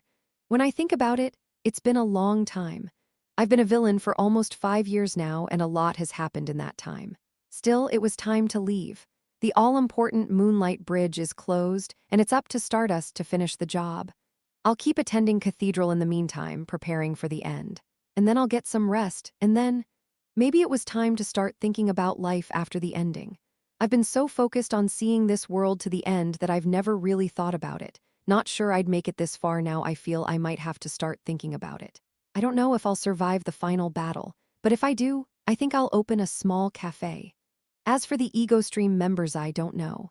For a moment, I wondered if we should remain good friends and go our separate ways, but then I realized that I could predict the reaction of the members of Ego Stream when they heard this, so I stopped myself. I don't know, maybe once I retire, I'll go on a trip with the members. I closed my eyes as I thought about it. For now, I had to take care of my bet with Celeste. It'll be my last show before I retire, a big, non-terrorist show. Angels, the cookie-cutter concept of Phase 3 and the trailer for Phase 4, the Angelic Descent event was about to unfold. Chapter 324. So after the talks with Celeste in Cathedral, I've been taking it easy for a while, lying on the couch, munching on popcorn to be exact. Rest is the best. This is life. I wonder if I've been running too fast. I've killed the Phase 3 boss, the Wish Granter, too quickly, and there's still some time to go before Phase 4 begins. Sure, there was still a lot to do, but it was a lot more relaxing than before. This popcorn is good, isn't it? I could just lie back and watch TV with Seoyun like this. I'll have some too. Here, she says that while lying on the couch with her purple short hair hanging down. I put a handful of popcorn in her mouth like a baby bird and turned my attention back to the TV. Because there, I heard something I couldn't help but be interested in. According to a recent survey, South Korea is the #1 country overseas people want to immigrate to. Reporter Yu Seung explains how this happened. I was watching the program without much expectation, but I was surprised to hear them speak so seriously. South Korea's terrorism rate is currently at the bottom of the list of countries in the association, and among the bottom 10, it has the lowest terrorism rate. In particular, the safety of public security is the best among all countries, and the annual death rate from terrorism is overwhelmingly low. Nowadays, it is said that South Korea is the safest country with a high GDP. Is Korea really that good to live in?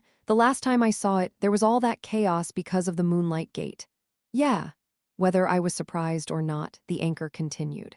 The number of immigrants, especially from overseas, is increasing. The experts attributed this to the hero Shadow Walker, who makes Korea a safe country at night. The S-class hero Stardust, who has a 100 success rate in stopping terrorism, except for one villain. And especially the villain Egostic, who stops almost all large-scale terrorist attacks and prevents other villains from doing so just by being there.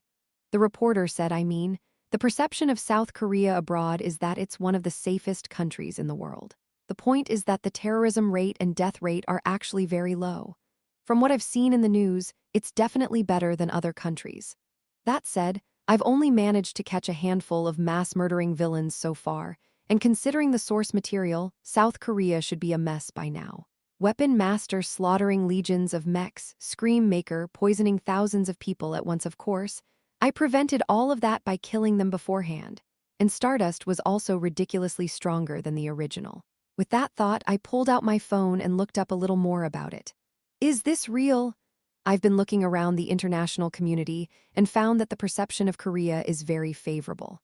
Well, we're on phase 3, so every other country must be ducked up. I muttered to myself. Even though there are still monsters coming out of the gate like in the original, it's easy to see that the other countries aren't doing so well given the ever-increasing number of villains. They've been hanging in there.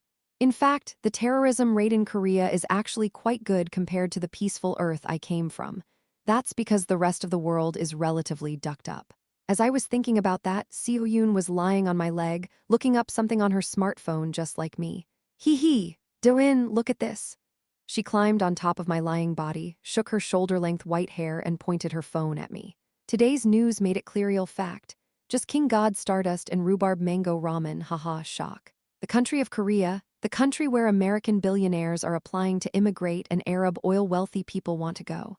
The whole world is Gukbang TV, the whole world is Mangpong TV. They're just broadcasting the news here, and they're all praising you like crazy. Seo-yoon said that with her eyes sparkling like her silver hair. It's been less than a day since my fan cafe was so excited, and I really like Seo-yoon. It was so cute to see her smile as if she had heard the praise herself. I wonder if she thinks that about me. Still, it's good to be happy about little things like this. That's why it's good to have fun while saving the world. While I was thinking about that, Seo-yoon casually clicked on the screen to show me the text. Honestly, if it weren't for Egostic, Korea would already be ruined, no kidding. Behemoth, the black tentacled monster. Destroyed Seoul if not for Egostic. Han-yoon Group's giant weapon destroyed Seoul. If not for Egostic, the Demon King who built his demon castle in the trade center, destroyed Korea if not stopped by Egostic. Moonlight Gate destroyed the Earth if not blocked by Egostic. Besides that, he goes around killing villains like Weapon Master. It can be said that he was responsible for 70 of the security in Korea. It's just composite photo of Egostic raising his glass to toast, comment, laughs, since there is no such thing. Now I wonder if I will fall for the Stardust fan cafe kids, hahaha. I'm in my 4th year in a separate relationship, so I think that's true. So honestly, I think it's because of Stardust rather than Egostic that we're safe, ha. Mangbong-chan, what does that mean? And actually, it's true because Stardust is taking care of all the jerks. But most of the big shoot was stopped by Mango. Let's not fight and support Egostar Enham. I heard Egostar mood is bad these days. Great yellow mango. Okay. After stopping Seo-yoon from showing me all the other posts, I laid back down on the couch and got lost in my thoughts. Well, it wasn't a bad story, really.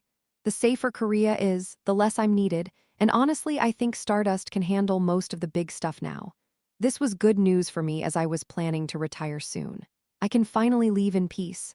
Of course, I'll have to take care of that first. A trailer for Phase 4, the Angelic Descent event. Phew, I sighed. Phase 4, the final chapter of the original story where it all ends. The final boss of this phase is none other than the Sun God.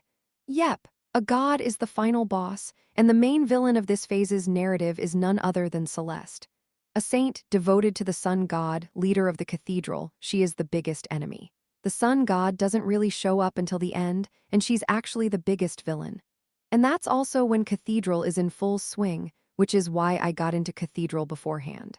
Anyway, as a foreshadowing of what's to come in Phase 4, the event that takes place in Phase 3 is the Angelic Descent.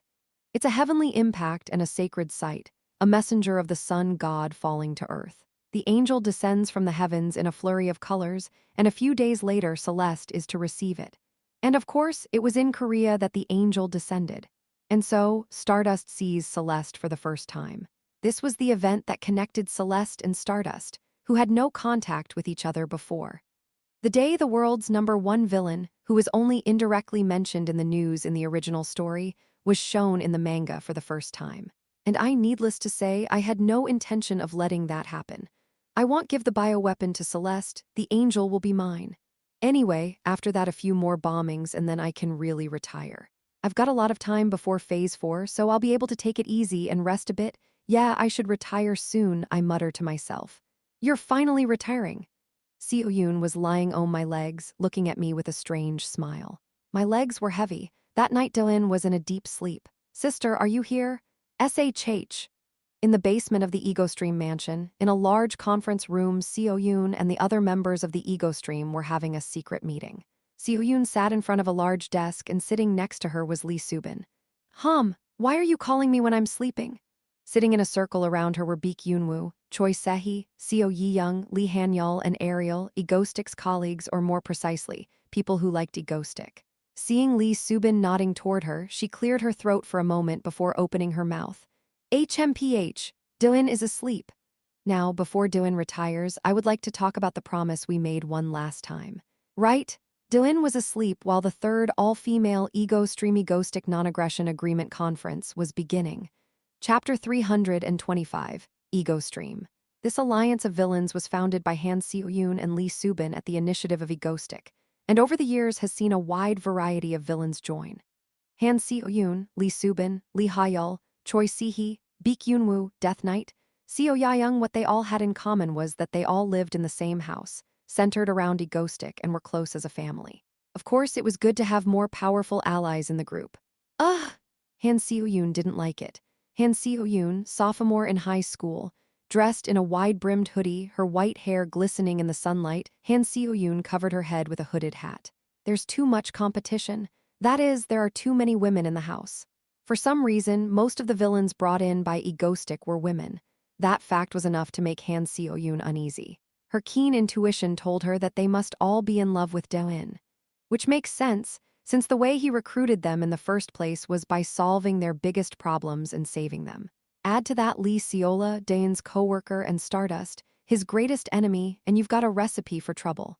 Even worse, Do-in didn't even look back at her because she was underage. No, what am I? Han Seo-yoon muttered to herself as she went to her room and stood in front of the mirror. Her silver hair was down to her ears, and she was wearing a hoodie, showing off her cute charm. As one of the main villains in the original, her beauty was so radiant that when she walked down the street, some people thought she was cute. Now that she is in high school and has grown taller, she could be mistaken for an adult by strangers. Unless, of course, she let it be known, Han Seo-yoon would stand in front of the mirror, take a look around, and seriously think, do I look like a child?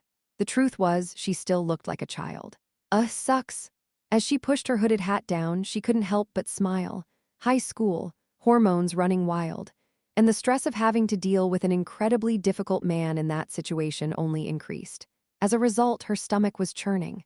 Seo-yoon, what's wrong? Does your stomach hurt? HMPH, I don't know. Just like that, it was mealtime. With Dylan looking at her worriedly, Han Seo-yoon took this opportunity to whine to Egostic as she was not eating well with a dark look on her face. Lee Subin, who was watching her with troubled eyes, called her later that night. Seo-yoon, are you worried about anything these days? No, not really, tell your sister. Okay, Lee Subin stood in the room with her long brown hair hanging down, holding her hands in front of her. After Do-in, she's the closest sister, probably because they've been together for a long time. The woman who sometimes felt like a mother to her, and when she asked that, Han Seo-yoon's heart was finally shaken. Soon, she revealed the thoughts in her heart to Subin herself. Sister, I like Do-in. Han Seo-yoon said that with an unwavering voice, but before Lee Subin could even open her mouth, Han Seo-yoon continued. You know I have a crush on Do-in, since forever. Ever? Well, I know, Seo-yoon, but the age difference between you and Do-in, what's the big deal about a 6-year age difference? I heard that it's common for people to get married even if they're 12 years apart these days. Han Seo-yoon, who had just finished speaking, sighed, looked at the ground, and muttered. I know how the other sisters feel about Doin. I want to hate them, but I couldn't. We've been together for so long, we're so close. After years of living together in the same house, we felt like family, so I couldn't hate them even if I wanted to.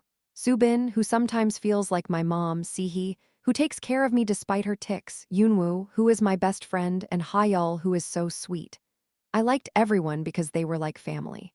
And because I liked Doin too, I was confused and didn't know what to do. Lee Subin looked down at Han Seo-yoon, who was so confused, in silence. Soon, she quietly opened her mouth. So Seo-yoon, you don't know what to do because you like your sisters and you like Doin, right? Yeah, well, then how about this? Lee Subin hesitated for a moment, then calmly opened her mouth and said, Actually, Seo-yoon, it's not the members of the ego stream that you should be worried about, it's Stardust. Oh, you know how much Doin likes Stardust, and frankly I think Stardust has feelings for Doin, even if he doesn't realize it. If they get together, do you think we can stop it? Yeah, faced with the reality of the situation, Han Seo-yoon froze even more, and Lee Subin spoke calmly and soothingly. That's why we shouldn't fight. We should stick together. What do you mean? Well, first of all, Seo-yoon, you do realize that Doin is doing something very important, right?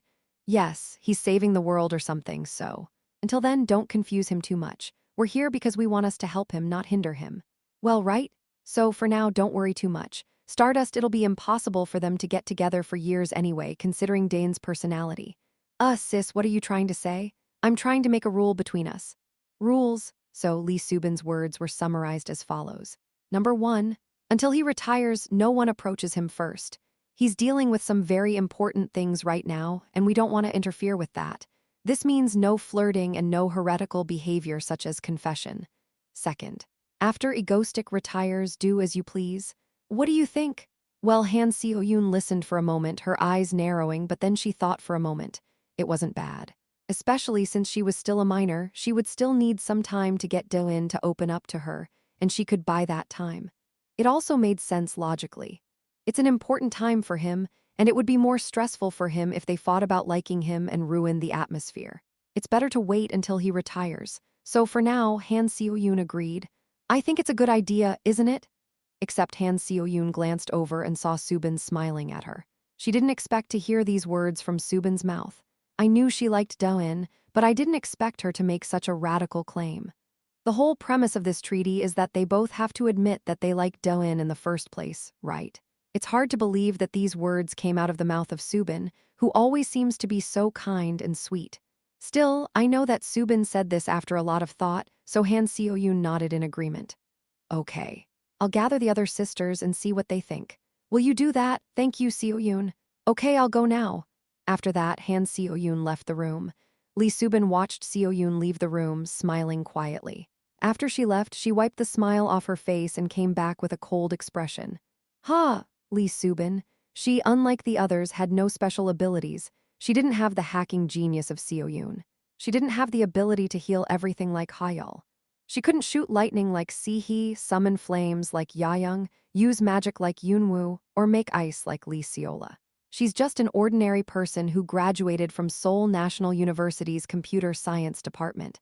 However, that only made her see the situation more calmly. At this rate, there isn't a single one of us who can connect with Egoistic. He'll go the Stardust route, no matter what. She, too, was fond of Doin. She had given up on everything, and he had miraculously found her and given her a new life. How could she not love a man who had given her a new family when she had none? But it was impossible for her to connect with him. It's impossible to fight Stardust and win, and then have him fall in love with both her and Stardust. It's just not in Dane's character. That is, for it to be even remotely possible. She'd have to change his standards in the first place. She'd have to turn the game upside down to make it possible. Not Stardust, eh? It's as if he's embracing everyone in the first place, and one of them is herself.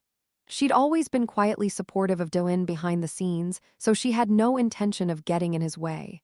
Until he retired, that is. It's only right to stop the fight and see what happens afterward.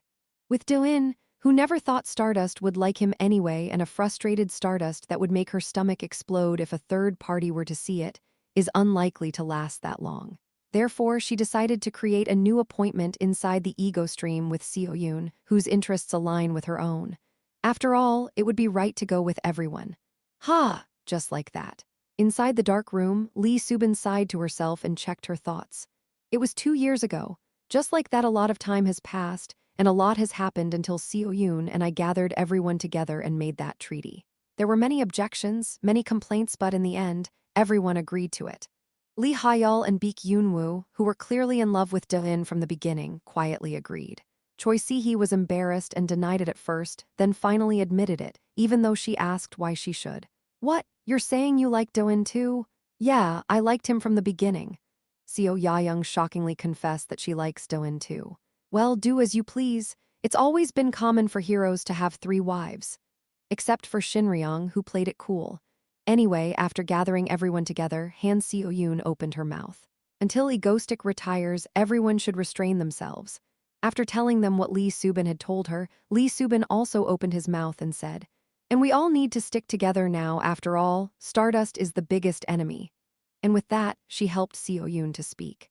After that, nearly 3 years later, we're calling for the 3rd meeting of the Ego Stream. Finally, just as Egoistic was nearing retirement, the final meeting began. Chapter 326. A conference room inside the Ego Stream underground mansion. From there, women's voices echoed. So now that Do-in is retiring, can we do as we please? Sitting in a chair, arms crossed and giggling, was a woman with yellow hair, Choi Si-hee. Hearing that, Lee Subin nodded her head. Yeah, as long as you don't go too far, I don't mind. Ihio, I've been waiting a long time. Seeing Choi Si-hee say that while stretching out, Han Seo-yoon had mixed feelings. I know my sisters are all nice and good people, but still, I never thought I'd feel like we'd become a real family. But whatever, actually, it's probably better this way. I don't want to disrupt the current scenery, even if it means some sacrifices. Anyway, that's how the meeting ended, with a general discussion of how to stop Stardust and what to do afterward when everyone else took over. Han Seo-yoon stood up from her seat, looking both complicated and somehow cool. Haha. Well, I guess it's all Dane's karma. Anyway, that's when it was confirmed that she was going to retire from the company and start organizing her relationship with Egoistic. Do-in was grunting on the bed, having a nightmare about being crushed by a bunch of people. Save someone, Do-in, why are your eyes so bloodshot? I guess I didn't sleep well. The next day, unlike me, who was sitting on the couch yawning as usual, Seo Yoon approached me, looking strangely refreshed and cheerful. She had 2 cups in her hands. Here, drink this. Oh, thank you. Seo Yoon handed me a cup of tea with a clear light green color. As I sat on the couch looking up at her and accepting the cups, I suddenly felt that Seo Yoon looked taller. Well, she's almost as tall as Subin now. Or maybe it's because she's wearing an oversized dress shirt. No, isn't that mine? But she must be wearing shorts underneath, right? I was about to point out something, but I decided to stop for fear of sounding like an old man. Well, she can wear it comfortably at home. Anyway, as I was doing that, Seo Yoon, who was sitting next to me, suddenly turned to me with a sparkle in her eyes and asked, "So, what are you going to do now?" Now, I paused and thought, if the story is true, the angel's descent is about to happen. We should go there and kidnap the angel. When I said that, Seo Yoon's eyes lit up. So that's it, you're really retiring now, right? You've been saying you're retiring for months, putting it off for months and months, but now it's for real, right? It's real. I'm really retiring in 3 months. Really? I promise, if I don't do it in 3 months, I'll do what you say. When I said that so casually, Seo Yoon froze for a moment. Are you sure? Yes. HMPH, then I guess we can take it a little slower. It must have been my imagination that her eyes looked dangerous for a moment, right? Anyway, I sighed and opened my laptop. As soon as I entered the internet, I saw Stardust face on the main news page, her blonde hair shining behind her. Too bad. I thought to myself as I looked at it. I'd be lying if I said I wasn't disappointed. I'm looking forward to seeing Stardust face soon, but when I retire as a villain, I'll hardly ever see it. Considering that everything I've ever done has been for her, it's a bittersweet feeling to be cut off from her. I guess I'll just go back to watching her on TV, but still, right, leave while they're clapping. It's time to end our relationship. It's not productive, it's a waste of time, and it's only going to upset Stardust. Stardust mysterious beauty queen schemes have been distracting me lately. I'm going to try to stay away from her. I'm sure she'll be happy to hear I'm done, and maybe we can be good friends when it's all said and done. I harbor a small hope. If I explain that my villainous acts of terrorism were for a cause I'll make sure my last attack is a big one. And until then, I'd better go over the angel kidnapping plan. With that thought in mind, I passed the time until the angelic descent event, and then I got a call from Atlas. Egostick, are you there? Yes, Atlas, go ahead. Do you remember those black beasts in the sea I described earlier? Ah, yes, Krulu or something? Yes, that. And Chalu. Anyway, I think they are variants of the moonlight monsters that fell into the sea before, but that's not important. Having said that, Atlas pauses for a moment, then speaks.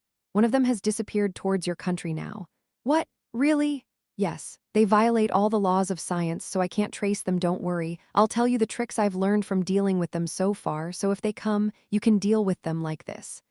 That's how I learned to deal with the strange beasts of the sea. I've had a good, fulfilling time. Finally today, the day finally came. Breaking news, there's a white light in the sky right now. Yoon, I'm going to catch an angel. Meanwhile, well, goodbye, Stardust. Stardust was having a bad day. Ever since the last time they broke up, when he almost ignored her, she had been feeling worse and worse. On the outside, she acted as if nothing was wrong, while in reality, she was festering inside. What the hell is wrong with you? She muttered to herself, tapping her fingers on the table. What's wrong? Is it the pressure of being so close to the prison, or is it that he's starting to hate me? Stardust was in shock, as she had never before seen such callous behavior from the man who had always approached her. She'd been having nightmares about him abandoning her every day lately. It seemed odd for a hero to rely on a villain, but she couldn't help it. It never occurred to her that she would do that in the first place. In fact, after everything he's done for her, sacrificing his own life, stepping in and saving her whenever she's in danger, smiling when he's been beaten for misunderstandings, dropping everything else to be there for her when she needed him. He'd been that way so consistently that even one day of acting differently was enough to break her spirit. Okay, it must be temporary, it must be temporary. He must have had a bad day, yeah. She thought to herself, winning a mental victory. Still, it was undeniable that she was more sensitive than usual. Lately, she'd been going to the Egostic fan cafe every day to see if there was anything about her. And then, by chance, she'd stumble across something like this. She couldn't help but fly into a rage. Honestly, I feel like Stardust is abandoned these days. A villain should hang out with a villain, not a high-minded hero, and he must have realized that. Honestly, maybe the whole pretending to like Stardust was a concept. Now that he's sucked up all the honeydew, he's throwing it away. The electric boom is coming. Electric grilled mango, let's go, let's go, let's go. Comment, ooh, this kind of talk will make Stardust mad as hell. What are you talking about? Hacker Mango is more likely than Electric Mango. Lol, what's wrong with Hacker Mango? Lol, Stardust is a dinosaur now, and honestly, I'm kind of sick of Egostic. Don't be ridiculous. What do you think you know you don't even know? Shut up. What do you know? Anyway, lately, she'd been pounding away at her keyboard in anger. Yeah, surely it's temporary. Yeah, that much conversation in prison. It can't have happened overnight. He said he's gotten his memory back. Next time we meet, he'll be all smiles like he always was one day, while Stardust was still suffering. News broke. Look at the sky right here, as if something divine is descending. A strange phenomenon was happening in Korea. Naturally, it was time for her to go. She was languishing, but a sudden thought made her jump to her feet. Something very strange happened in Korea, something she couldn't understand. Then surely will the Egostic come too. Her transcendent intuition kicked in for the first time in a long time, and she hurriedly prepared to take to the skies. Not to investigate the anomaly, but holding on to the faintest hope that she might find Egostic. Chapter 327. The tip of Seoul, South Korea, was a very secluded, mountainous, watery place for Seoul. No skyscrapers, just a vast expanse of land under an open blue sky with mountains of greenery off to one side. And below it all, a few private homes dotted among the fields, a pleasant, quiet neighborhood with a 0% terrorism rate over the past decade. Unless a redevelopment company got tired of working in Seoul, where terrorism is a daily occurrence, and decided to move here. It always seems to be peaceful forever. Strange things were happening. Suddenly, a loud boom was heard from the sky. Above the blue sky, there was a tearing sound as if the sky was opening up. And then it happened. The sky split in two with a loud noise, and between them, dazzling yellow lights began to shine even during the day. Whoa, what is that? The sky split open and light burst forth, an unbelievable scene that could only be found in mythology. And the clouds of multicolored rainbows that began to form around it were enough to make the bent-over old ladies stand up from their work. grab their unfamiliar smartphones and snap photos to send to their sons and daughters. What is this, Mom? Isn't it a movie? No, but it's a great view. Wow, Mom, you should take some more pictures of this and send them to me. I'll have to report it. The story and photos quickly became a social media sensation. This was enough to make the media, who were bored and scratching their heads wondering if there was anything new in terrorism, blink and take notice. And just like that, the news of the sky splitting open over a village outside of Seoul, bursting with light and rising in a brilliant array of five-colored clouds, quickly spread across the country. Then, just a few hours later, breaking news: a strange light in the sky is currently causing a stir in a town outside of Seoul. The story is already breaking news. The peaceful village is now bustling with people who have come to see the mysterious phenomenon. Wow, look, the fog is rainbow-colored. What is it? Stop pushing it. Don't come any closer. This is a restricted area. Get off my field, you bastards. Is this a villain putting on a show? I feel a little uneasy. A clear brilliance emanated from the open sky and the multicolored clouds divinely sprinkled across the sky. I perched in the trees around the mountain in the distance, watching the sight. It's crazy. Wrapped in a black cloak, I looked ahead with my mask and muttered. Currently, the association is keeping people away from direct light because they believe this could be the work of a villain. The news anchor's words were heard in my ear. The angel, after all, was a messenger of God, making a grand entrance. Especially in a situation like that, when he was just putting on a show with a divine light emanating from the sky that looked extraordinary. That's the sun god's servant, a being that looks like an angel and is therefore called angel. After its first appearance, it stays still for a while before being taken away by Celeste, who is late to learn of the angel's descent. She is kidnapped and brought back, and from then on, she quietly helps people like a hero. It was all cosplay for the final twist. Eventually, in the final war, she turns in an instant and begins slaughtering people with a scythe. It's madness as she slits throats with her trademark innocent smile, her white robes stained with blood. As a servant of the sun god, she shouldn't have been able to do this. She pretended to be holy and good. Of course, naive readers who didn't know that the sun god was the final boss thought at the time of the series, Stardust can't do it alone, so the author finally gave her a foreign helper. No way he was the enemy. Anyway, I wasn't going to watch it. The sun god? The sun is eventually beaten by the stars, and if you couldn't tell, I had a little bit of star power in me too, though my hair didn't turn yellow. Anyway, that's what I was thinking when I realized. What the hell? Am I the only one hearing this? I started to hear a rumbling sound up ahead. An open field under a blue sky and a crowd of people huddled together. So many people looked up at the light from the crack in the sky, with broadcasters' helicopters flying overhead. Suddenly, a chant began to resonate. Qui apparut omnes homines in hoc mundo salventer, an unidentifiable, unintelligible song with unintelligible lyrics. It echoed throughout the sky like a chorus of hymns from all directions. Understandably, people were bewildered by the suddenness of the situation. What is it? Who is singing? Hush. Listen, vera salus est redir vitam, quam dedit Deus. Penitentiam agite, Agnelli d, and so the hymn in an alien tongue echoed everywhere and the people were stunned by the mystical energy.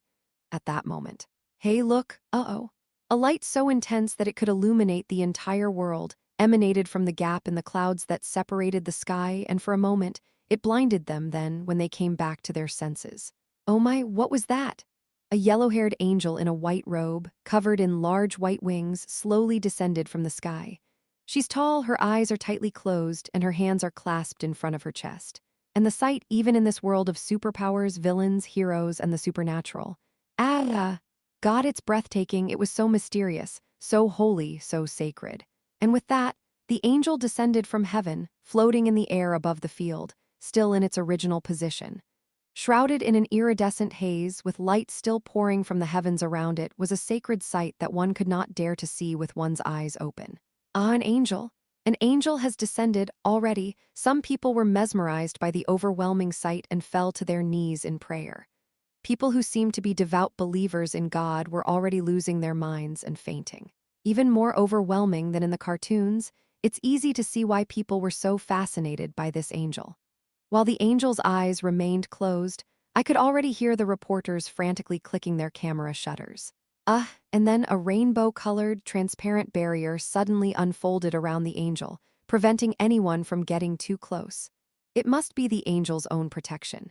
While the people around me were scrambling around the place where the angel was, I was thinking with a cold expression. Yeah, that angel will probably stay like that for days, inside an impenetrable barrier. And in the meantime, her news will be scooped up by the world, and it will reach Celeste's ears, but of course I wouldn't let that happen. I smirked at the thought. All right then, let's go. Time to greet the angel. SHHHH. Just like that I teleported away and the scene before me changed. Suddenly I was standing amongst a group of people gathered around an angel, not a mountain, and they immediately recognized me. Aha, it's Egostic. Egostic is here. What, where? It's the real Egostic. The place was already rowdy enough, but became even rowdier with my arrival. I chuckled, raised my hand, and waved at the people as a fan service gesture. Yes, everyone. Hello, I'm Egostic. Come on, come on. Make way, please, I'm coming through.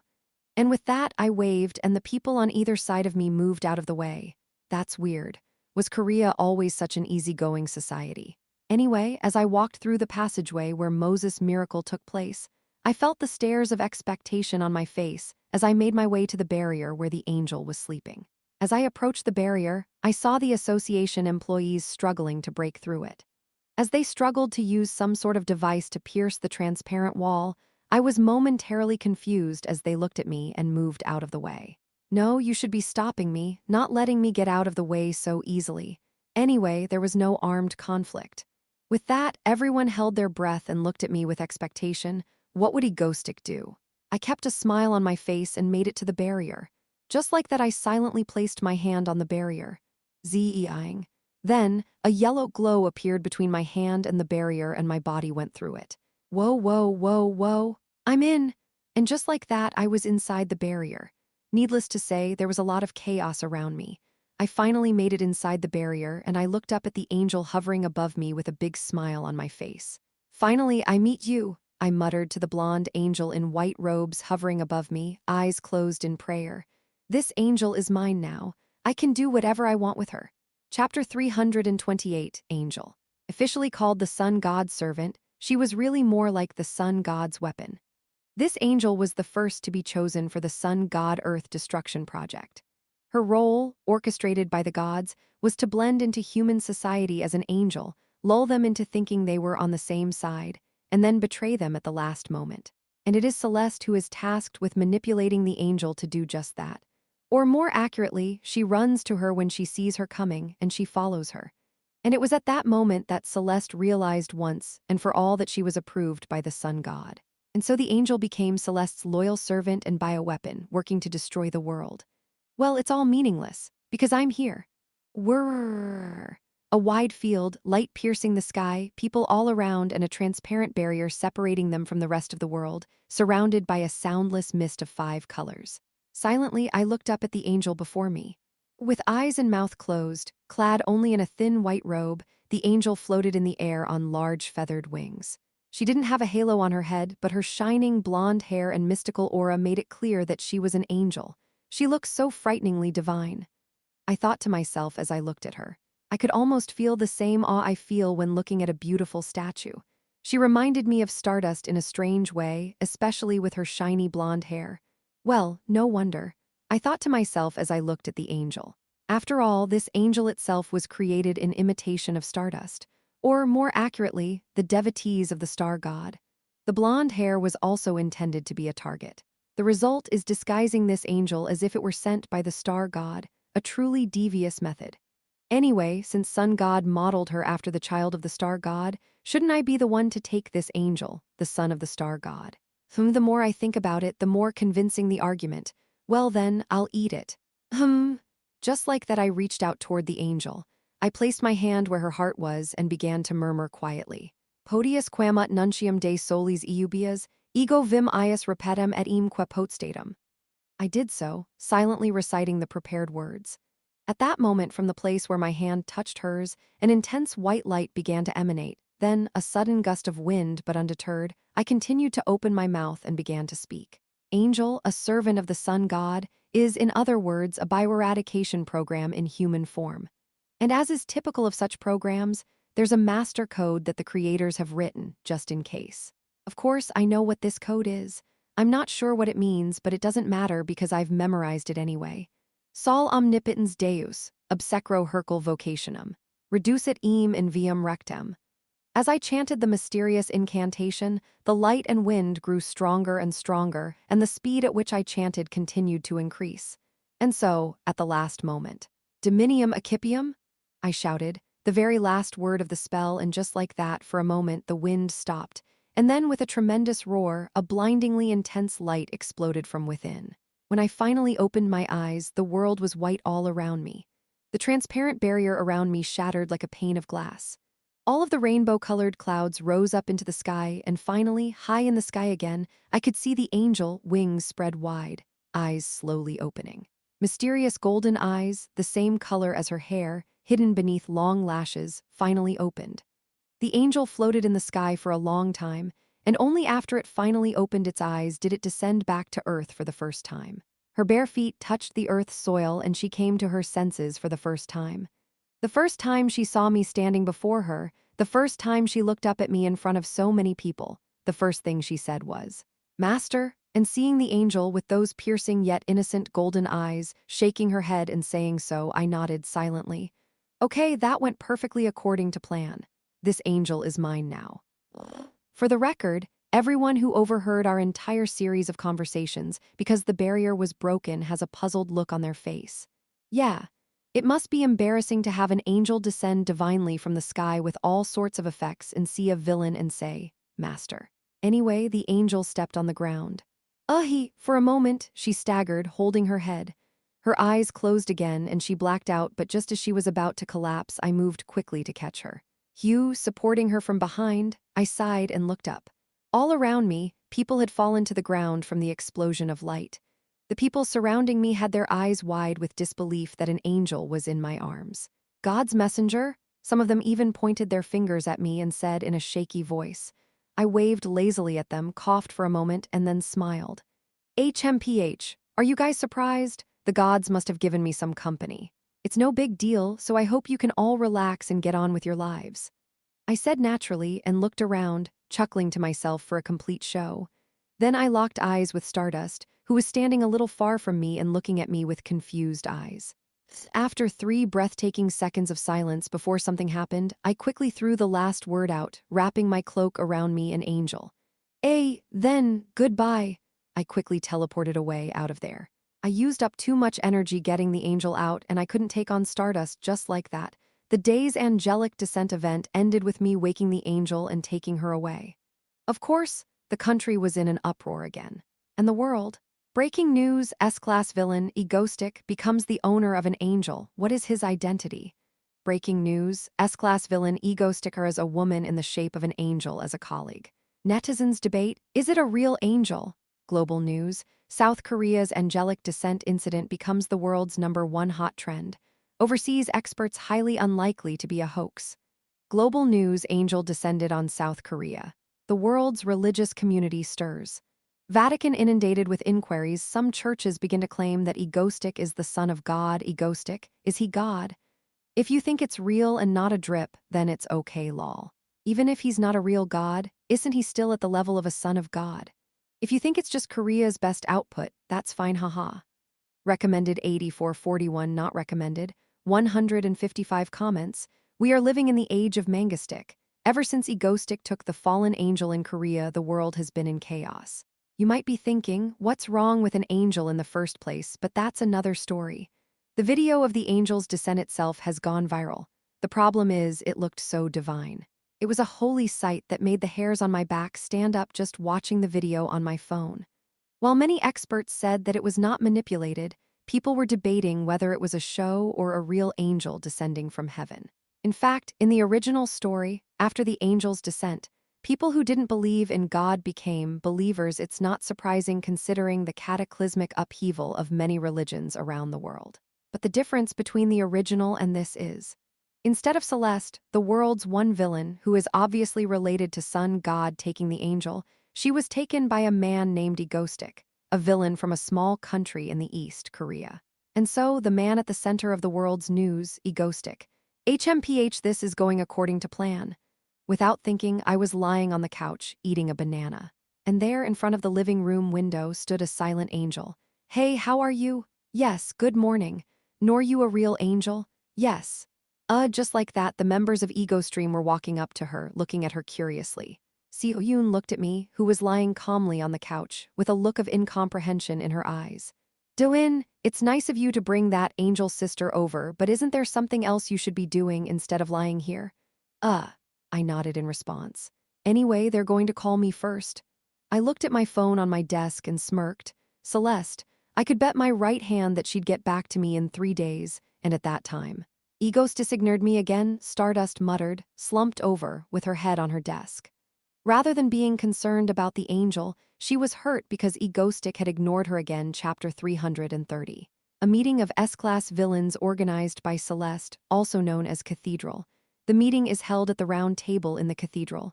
So, everyone has arrived. The atmosphere was chillier than before.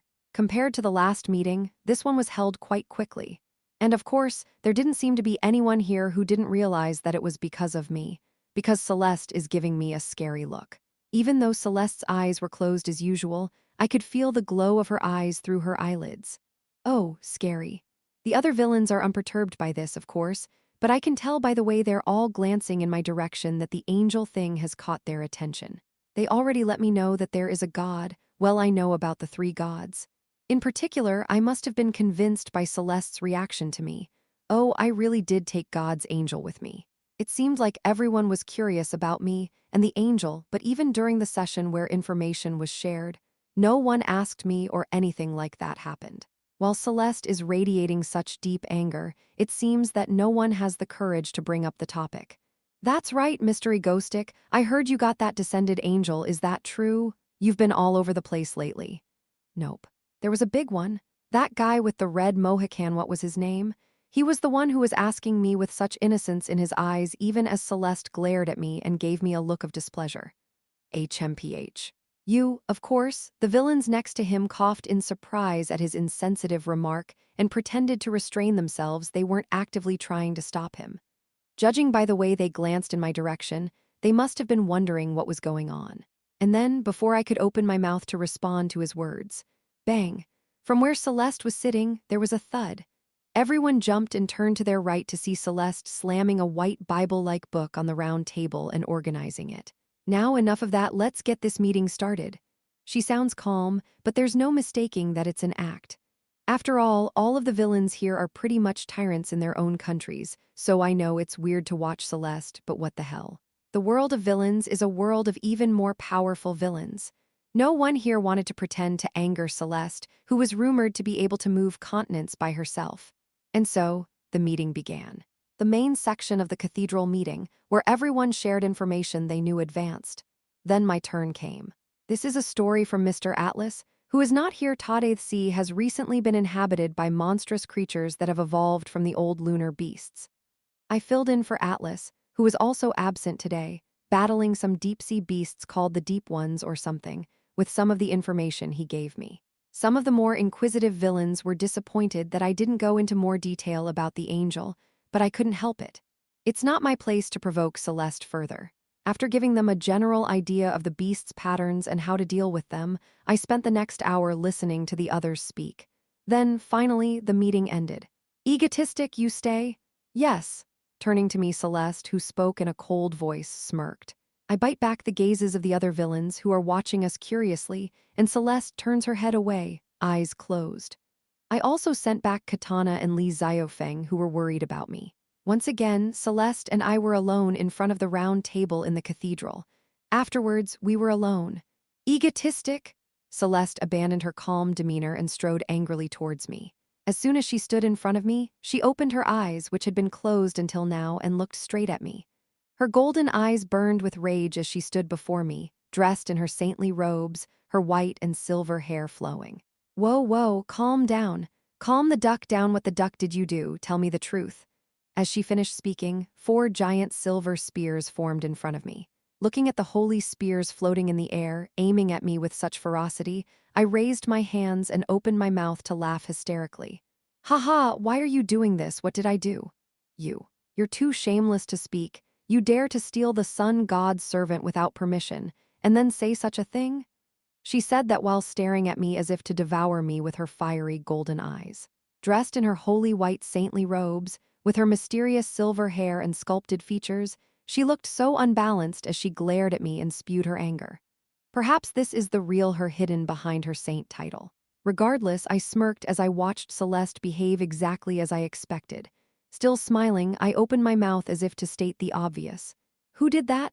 I'm sorry, Celeste. I have officially received a revelation from God and brought her as he intended. Her fair brow furrowed at my calmly spoken words. Nonsense. He would not have left me and given you a servant. It is not nonsense, Celeste. I heard his voice in my dreams, and I did as he commanded. Otherwise, would an angel obey me? Let us see Halo. As I shouted that, gravity shifted beside me, and a blonde angel appeared out of thin air. I have arrived, my lord. You see. As soon as she saw me, the angel bowed her head. An angel with golden eyes just like her own, no doubt a servant of the sun god Celeste, made a face of disbelief. Impossible. He would not send her to a follower of the god of the stars. She muttered in confusion. She served the sun god all her life, lived by his voice, and was even recognized as one of his incarnations. And now she's sending down an angel to a kid who believes in some other god?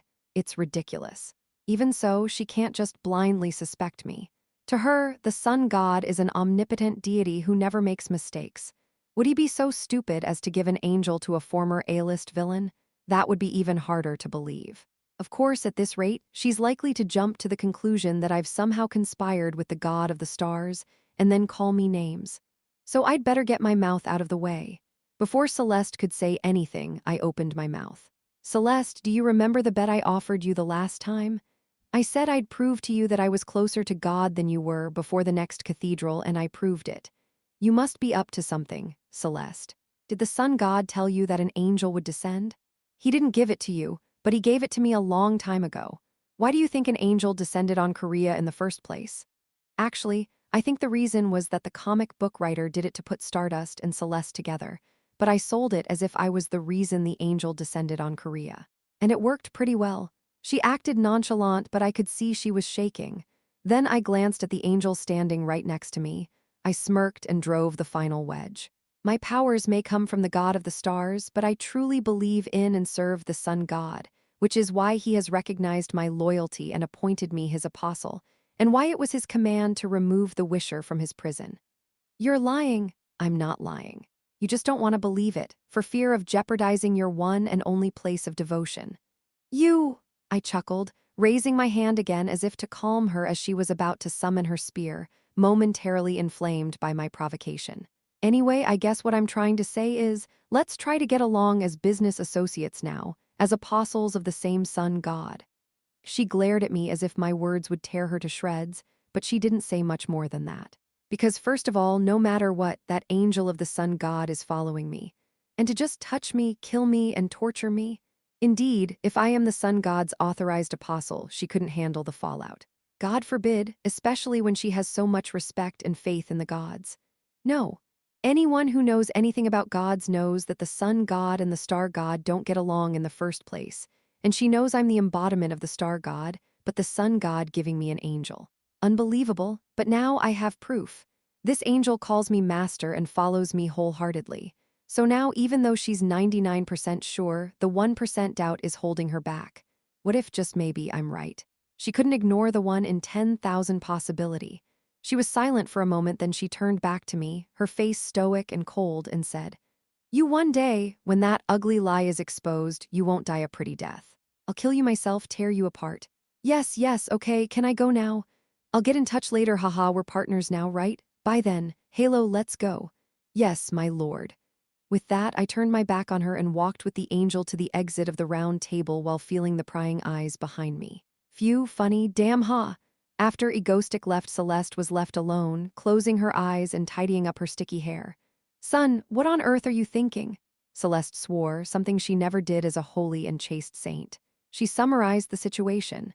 Egotistic, that ridiculous worm, impersonating an apostle of God, selling and deceiving in the name of an angel. The chances of the sun god choosing such a frivolous, unlikable man were zero. Of course, the will of the gods is beyond human comprehension. There was only one possibility, but that didn't mean it wasn't possible. That's okay. Anyway, he's a weak human being who will explode at the touch of my finger if I put your mind to it. As she pondered that, she quickly organized her thoughts. That's right, whatever he was, the difference in power was already obvious. She could take him out in an instant if she wanted to. Egotistic. Once she realized his lies, his deceit, how he'd brainwashed the angel, it would never be too late to deal with him. That's what Celeste thought. Her henchman Arthur opened the door after a knock. "Excuse me, Celeste, none other than the woman you called for the other day has arrived." "Oh, let her in." Arthur's words eased Celeste's mind. The woman she'd called for when Egostic had eliminated the wish granter. The oracle. Well, not exactly a seer of the future, since it's impossible to have that ability. However, if it's not a prophecy, but a prediction of a particular relationship or person, there was someone who could do it. With that, Celeste pushed open a door to one side of the room. Sitting there in the small room was a green-eyed old woman with grayish-blonde hair, draped in a tattered robe. "Long time no see, Oracle. HMPH, Lady of the Sun. Is there a reason you have summoned this lowly fortune teller?" At the old woman's words, Celeste opened her mouth and spoke calmly and clearly. "Egostic aka Duin, show me how he will be involved with me." "Very well, place your hand on this crystal." At the old woman's words, Celeste sucked in a breath and placed her slender hand on the crystal ball on the desk. The oracle, Delphi. A power beyond even Celeste's control, a power that bordered on the divine. With the ability to spy on limited and fragmented possibilities of the future, she was the most prophetic of the world's powers. She could see the future, the fate of those who were related to her, and what would happen. With that thought, Celeste placed her hand on the crystal ball. The next moment her vision flipped and she saw a scene, a room made of bricks. In it, a silver-haired woman dressed in a saint's robe was pinned to the wall by a man in a black hat. With her back to the wall, the silver-haired woman looked up at the man in front of her with golden eyes and spoke in a trembling voice. "Wait, Egostic, calm down, we can't do this here, okay? I don't think so, I can't take it." "No, just calm down, I like it, okay? We can't do this here, But the silver-haired woman's words didn't last long. Before she could finish her sentence, the dark-haired man kissed her. "Pa, wait." And just like that, he kissed her again before she could say another word. She kissed him back, looking like she didn't hate it as much as she said she did. Pa, he. Eventually, she gave up trying to pull away. She closed her eyes, wrapped her arms around his waist, and concentrated on making out with him. Just like that. The scene before her was over. Ha. What did you see, Celeste? Celeste? Wait. In a dark room, with her hand still on the crystal ball, Celeste cleared her throat, her face flushed. After a moment, she calmed down. She sat up quietly, then opened her mouth to speak. "Thank you, Delphi. Tusk, come anytime. The next oracle won't be for another 3 years." With that, Celeste walked out of the oracle, looking ahead. No problem. It's only a possibility anyway. A future that may or may not come depending on what she does. That future will never come. She can't imagine herself looking like that. Never. Never, Celeste slipped outside. Chapter 329. Her concerns ever since Egostic took the fallen angel, Korea has been in more turmoil than anyone could have imagined. If this isn't a show, then Egostic has gone from being a villain to being chosen by the gods, which means he's connected to them. Even if this was a show, the fact that it had the ability to tear open the sky and make the viewers feel this much awe and holiness was something to behold. And then there are the testimonies of experts who say it doesn't look like a hoax. The time and space distortions that they've found in the moment of the angel's descent, that they've been able to investigate, it was a situation where there really was a god. And he sent an angel down to the world. And Korea, where the angel descended, was the chosen land of salvation, and Egostic was the Messiah. And it was spreading like wildfire. Of course, none of that mattered to Stardust. The offices of the Heroes Association, the villains didn't think they'd get much attention if they carried out a terrorist attack, while the whole country was buzzing with Egostic. In the unexpected peace that came with the lack of terrorism, Stardust was dumbfounded. Well, she heard that Egostic got an angel to Shin Haru. The story didn't surprise her. It wasn't like it was the first time he'd gotten an angel in the first place.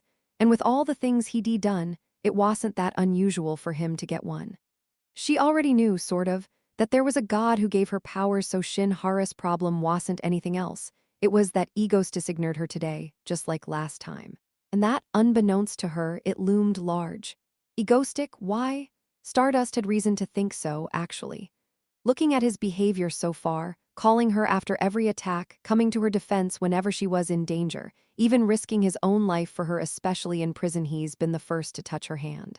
He's even slept in the same bed with her. Honestly, how could he just change his mind like that overnight? Changing his attitude, all sorts of thoughts were running through Stardust's head. Did he get tired of me? Did I do something wrong? Did I get too close to him in prison? The hero whining about the villain disrespecting her is something you don't see everywhere, but it was a serious issue for both parties. Stardust herself was having a hard time keeping her mind off of it, and she was reminded of how much she valued the egoistic. What do you think? The next day, Stardust confided in her friend, a light blue-haired girl named Lee Ciola. Lee Ciola listened to Stardust with her mouth agape. There was only one reason why her face was so stiff. Haru, it's not the time for you to be grumbling to yourself. That's right. Shed heard that Egoistic was retiring soon. You're retiring?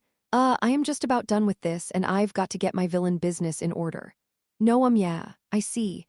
You might say that there's nothing wrong with a villain retiring, but for Stardust, there's a big problem with losing contact with him.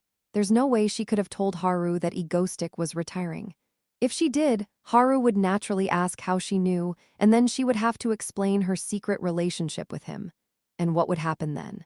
Lee Ciola didn't want to get into a messy drama with her best friend over a man, so there's only one thing she can do. Haru doesn't have much time, so she should just go for it. Lee Ciola thought with a straight face. To be honest, she was 100% sure that Do-in had noticed that she liked him. Only an idiot would not know that. But he, strangely enough, had never imagined that Stardust liked him. As if being involved with Stardust would make him a fool. So I guess I'll just have to tell him and he'll understand. With that thought, she sighed and turned to Stardust, who was drinking tea, and asked her directly. Tell me the truth, Haru, you like Egoistic. What? Oh no. When she asked that, Shin Haru reacted dramatically. As Haru looks up at her with a flushed face, coughing, and watery eyes that shake, she has mixed feelings. No, Haru, this is not the time. It's time to be proactive. With that thought in mind, Lee Ciola gave her some serious advice. Haru, next time you see him, tell him how you feel, even if it's indirectly. What did you say? It's not like that. She tried to say that it wasn't, but it didn't sound very convincing with her already flushed face and lost eyes. Since you don't talk to each other, maybe it's just a misunderstanding that's built up, huh? Haru, you don't really think of Egoistic as more special than everyone else anyway, do you? Yeah. Then at least be honest about it. It's because you don't know what the other person thinks. If you say something like that, don't you think he'll react? Stardust was silently listening to Lee Ciola's advice, but it seemed that she had her own ears perked up. Anyway, that's how the hole was dug. After parting ways with Stardust, Ciola sighed and thought to herself, still, after all this time, they must have gotten the memo. She sincerely hoped that the frustrating couple would get together soon. Then maybe she'd get her chance. I like you. Stardust muttered the words quietly as she lay on the bed, her blonde locks hanging down. Not necessarily like, I'll tell him what I think about him. But doesn't that mean I like him, even if it's not necessarily in a sexual sense? Stardust's hand rose and fell across her chest, pondering the question. Yeah, next time we meet, I'll confess my feelings. I am worried. Jesus, why don't you start the meeting? Picture of Jesus, Buddha, and other gods on clouds looking ahead, talking. Egoistic hasn't come yet. If this drip seems real, then it's okay, haha. First of all, me lol. Comment, Egoistic is he God? Egoistic is he God? Egoistic is he God? Egoistic is he God? Egoistic is he God? Egoistic is he God? Egoistic is he God? It's just that Godstick's performance begins now, haha, Korea's largest output. If you think it's mango sticks, then it's okay, haha. First of all, me first, haha, my heart aches every time I watch the video of the angel's descent, as if there is some kind of hypnosis in it. Republic of Korea, oh my god, where is the villain that the angel calls master? Hahaha, this is just a hero. Rather, it's the ultimate villain. Even the angel may have become NTR. Gasp, the world's #1 villain from now on is Mango Stick. Mango Star is completely destroyed, hahaha. Angel Stick is a piece of cake, haha. Really? How did the community come to talk about this, haha? You should watch that video. I have no choice but to believe in God. I can feel something just by looking at it, Do-in. Look at this. Okay, Seo-yoon, 2 days after that incident, Seo-yoon was having fun watching me being the talk of the whole country. Don't call me master, just call me Mr. Do-in. How can I call you differently? No, this angel, by the way, was embarrassing me in real time. I must have gotten the spell wrong because she's not listening to me. Meanwhile, Seo Yayoung, who saw me training the angel like that, was lying there with a dazed face and muttering to herself. I want to dress her in a maid's outfit, since she's always around her master. A maid angel I am about to be arrested for blasphemy. HMPH, judging by the strange glint in her eye, will have to wait. Anyway, we've been spending the last few days getting to know this new member, Angel. She's basically the tallest of the group, minus me, with long blonde hair, golden eyes unlike stardust, and a pair of large white wings on her back. Her defining characteristic was her almost unconditional obedience to my commands. Ownership of this angel had been seamlessly transferred to me, which was a good thing because I didn't have to worry about her rebelling. Perhaps Celeste will follow my lead when she comes along. I was relieved to have another trusted ally. By the way, I gave her a name because I couldn't keep calling her Angel. She's an angel, but there's no halo, so how about halo? Sounds good. Anyway, the most characteristic thing about this angel is halo. Yes, master. Whenever I call her, she teleports to wherever I am. It was a very useful feature, especially since I now have someone to rescue me if I am kidnapped anywhere. In a way, it felt like an upscale version of our Death Knight companion. You're not thinking something weird, are you? Ugh, get away from me, unholy one. You're bringing a curse on my master. No, what is this lady doing to me? For the record, our angel didn't seem to like Mr. Dzik very much anyway. I was having such a peaceful and unconventional day. Duin, I have a letter for you. Until an invitation letter came from Cathedral. It's been 2 days since I took the sun god's servant. It's been a long time since the last time the cathedral was held, so even if it's time for a gathering, it's quite a coincidence. As expected, by now Celeste should be, I am sure she's in the chute. She'll be furious and angry that I've stolen the sun god's creation that she worships more than her own life. It's even more amazing that she didn't break into my house. Well, if I don't go to cathedral, she will attack me. Seoyun, I'll be right back. And I looked at the angel who was looking at me with innocent golden eyes and chuckled. You too, get ready to go, Halo, okay. Go give Celeste a taste of your angelic power. Toughness is a villain's virtue, isn't it? Chapter 331, after a pleasant conversation with Celeste. Back at home, I flopped down on the couch, rubbing my chest. That was risky, man. It was a bold statement, made possible by the fact that I knew everything about Celeste's personality, values, and behavior through the comics, but I was still nervous. It took a lot of mental energy to smile with a sneer on my face in front of someone who could turn me to ash with a snap of her fingers, and who was furious with me. But hey, it worked. Oh my God, I'm dying. Master, can I get you some water? No. I told the angel who said that so politely to me, and with that, I turned to the other side. I feel like I'm trash because a grown woman is calling me master. For the record, the angel was wearing a light blue t-shirt instead of her usual Greek-style white robes, with a hole in the back for her large wings to pass through. Anyway, here I was, suffering from Celeste-facing withdrawal. According to my plan, she would get her comeuppance one day. Yeah, she will. I don't know when that will be, but anyway, I can't deny that it's a breath of fresh air, even if it's a headache. I've gotten my angel, and I've gotten away from Celeste. Phase 3 is actually over now. There was still some time to go before the start of Phase 4, but it was the perfect time to retire from terrorism and take a break. Retire if I'm bored, I'll raise another hero in my spare time. Thinking about it, isn't that retirement? Anyway, that's what I was thinking. Naturally, my ego stream colleagues were thinking the same thing. Dylan, you should really retire now, right? Seoyun said, her eyes shining at me.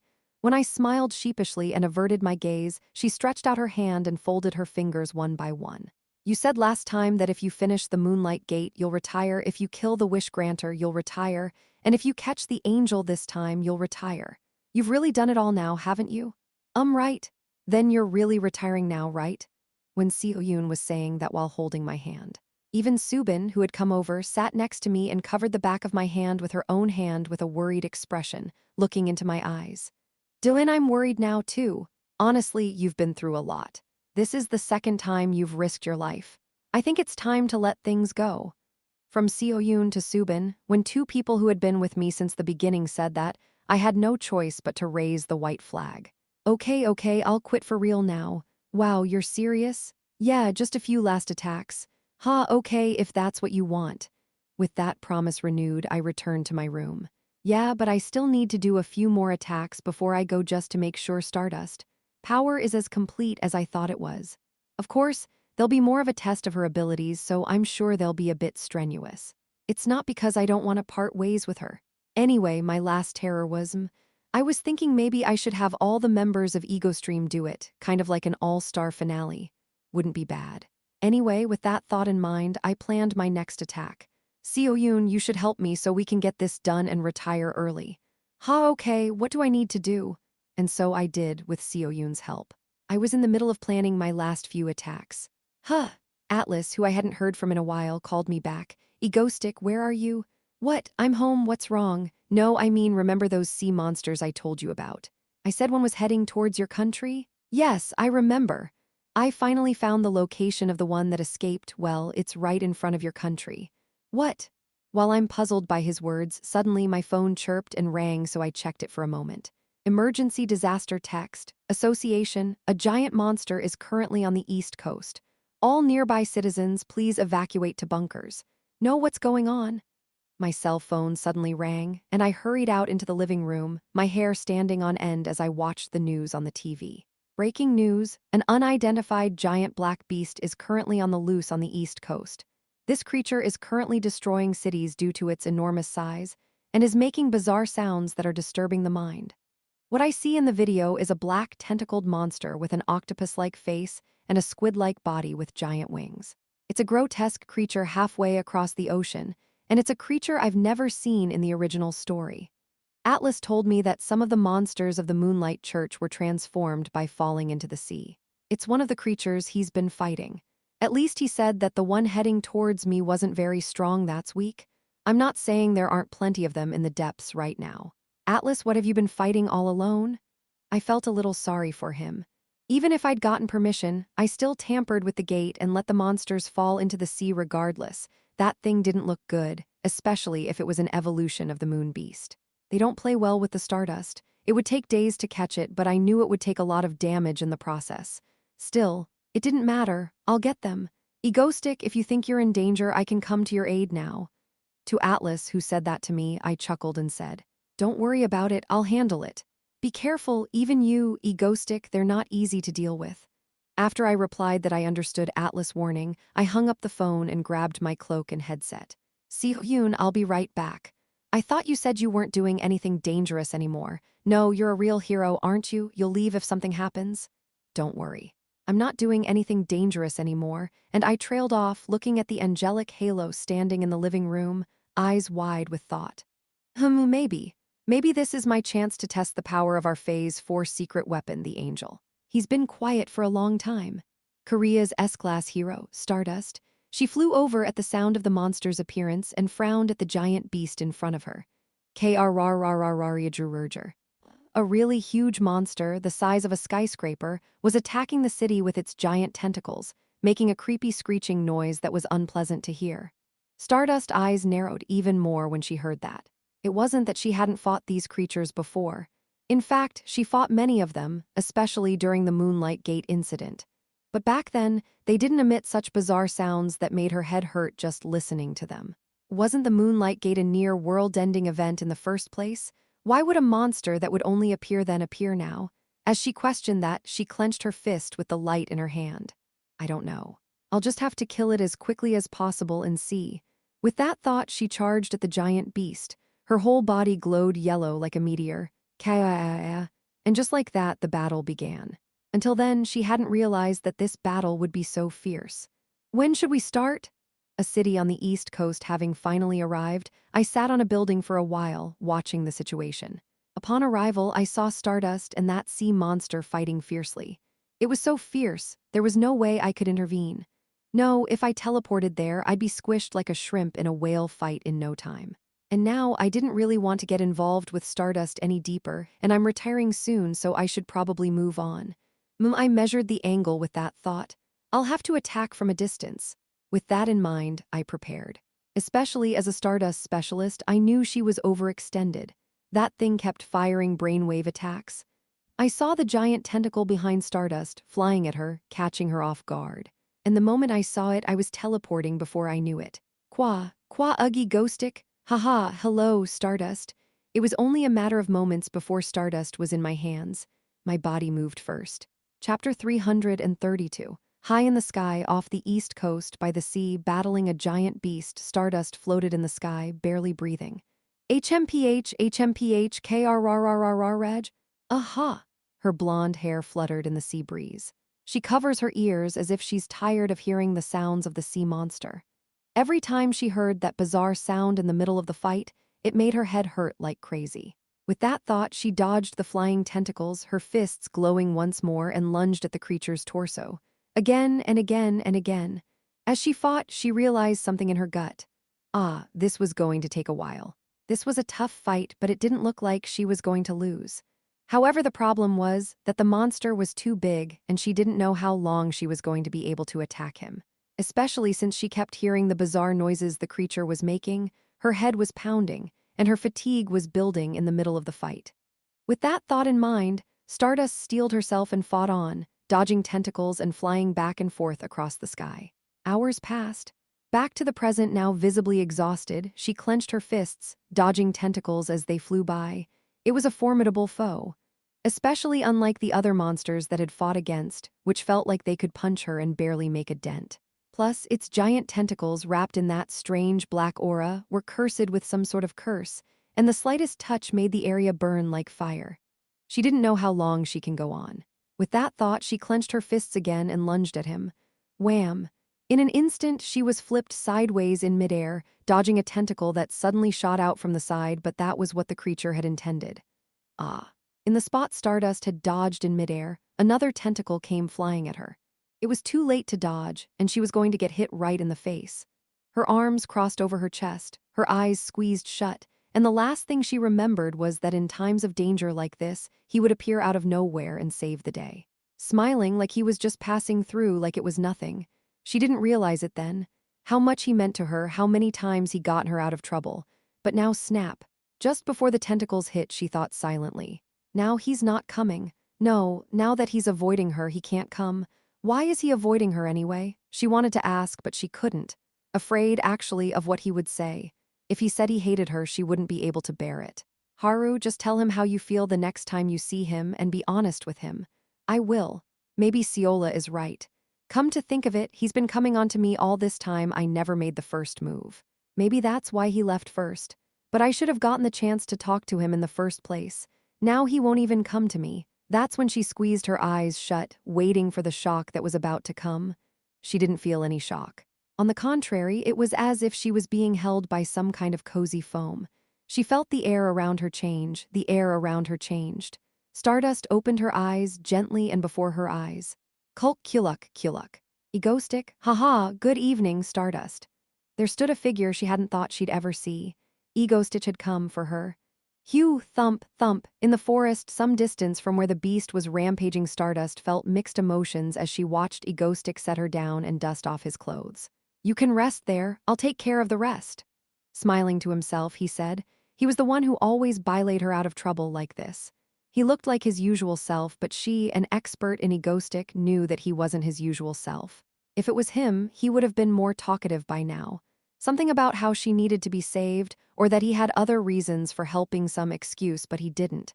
In the first place, he didn't want to talk to her at length. Watching him turn to leave, Stardust remembered her advice in an instant.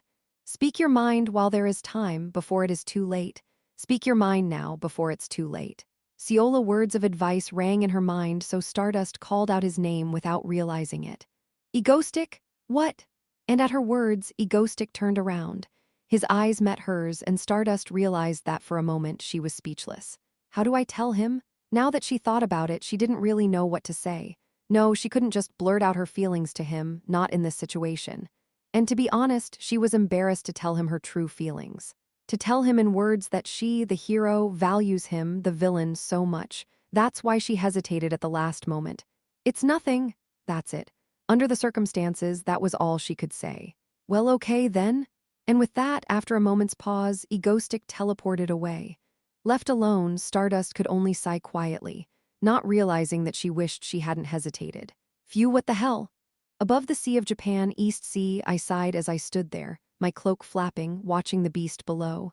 3 minutes after I vowed to stay away from Stardust, my body took over and I unwittingly saved her, but I'm still glad I got away without incident.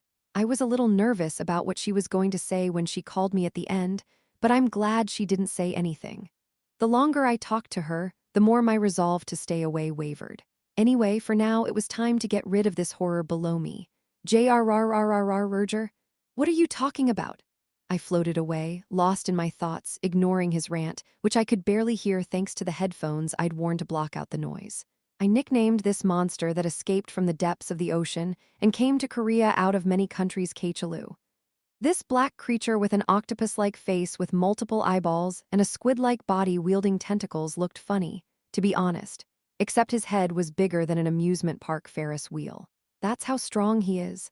I remembered what Atlas had told me about him.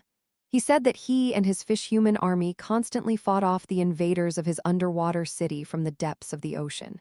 They must have been pretty strong, because he even brought his entire army to fight them. Of course, Atlas says that the strategies he's learned from fighting them over and over again make them much easier to catch now, but even that's a bit of a struggle. So I thought to myself, if it's a variant of the moon beast, as I suspected, it must be weak to the power of the sun. Then, shouldn't the angel, the theoretical weapon of our sun god, be quite strong against it? With that thought in mind, I called out to our angel. "Halo, you called, my lord?" Before I could even finish my call, she burst out of the sky.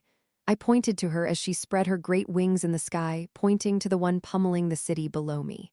"I want you to kill him." "Yes, master." And with that, Halo reached out and summoned a giant golden ring from thin air. At that moment, from that golden, circular ring, a laser, a pillar of pure white energy, more powerful than anything I had ever seen before, shot out of it. And with that, the beast was struck squarely in the head. KRRR, with a gaping hole in its head, it exhaled its final breath and collapsed into the sea. "Dealt with, master," Halo said, putting the golden ring that had appeared out of thin air back away and bowing to me. I, for one, could only roll my eyes. "Me, my angel, you're quite strong, aren't you?" Anyway, after that was settled, I turned my head and spoke to Halo. Well done, let's go." "Yes, master," I said and left. I hurried back to the house, avoiding Stardust approach from behind. This was my last major non-terrorist event before my villainous retirement. Chapter 333.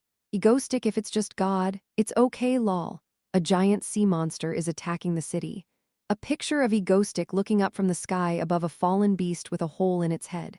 Protector of the Republic of Korea SSS class hero, I just can't imagine Korea without this guy anymore. The goat of Korea forever, Egoistic.